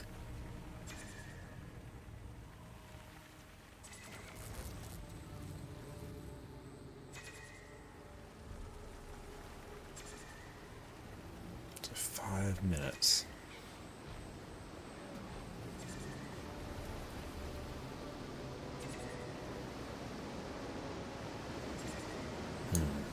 Where is it? Oh, thank you so much.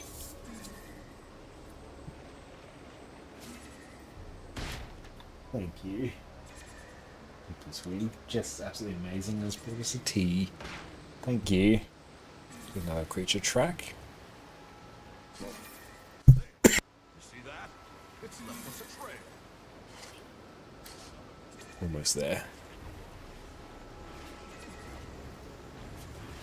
Okay, thank you. I appreciate that. And thanks for watching us on YouTube as well. You're an absolute legend. Go search for corpses for additional clues.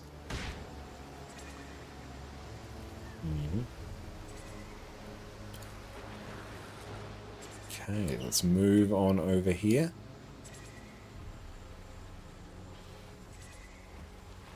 Hopefully we can complete this event because we need this for an achievement.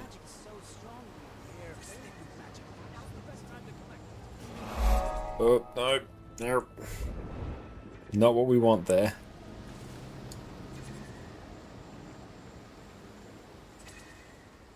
Demio, thank you for the follow.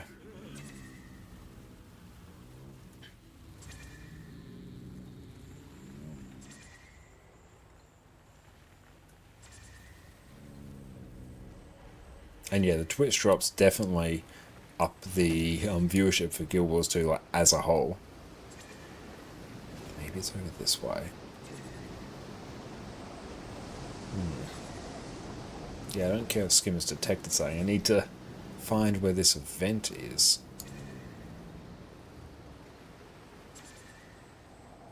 I'm glad I could help you make some gold.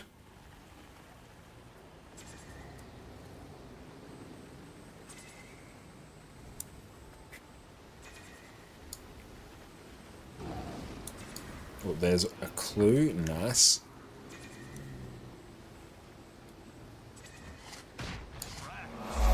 An impressive beast from the looks of them.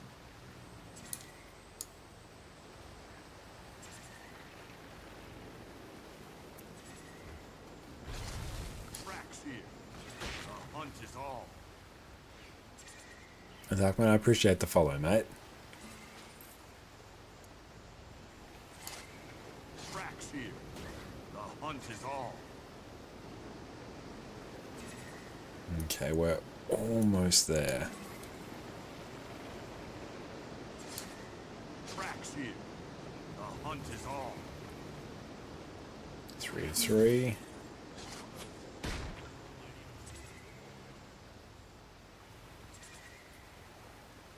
Two minutes.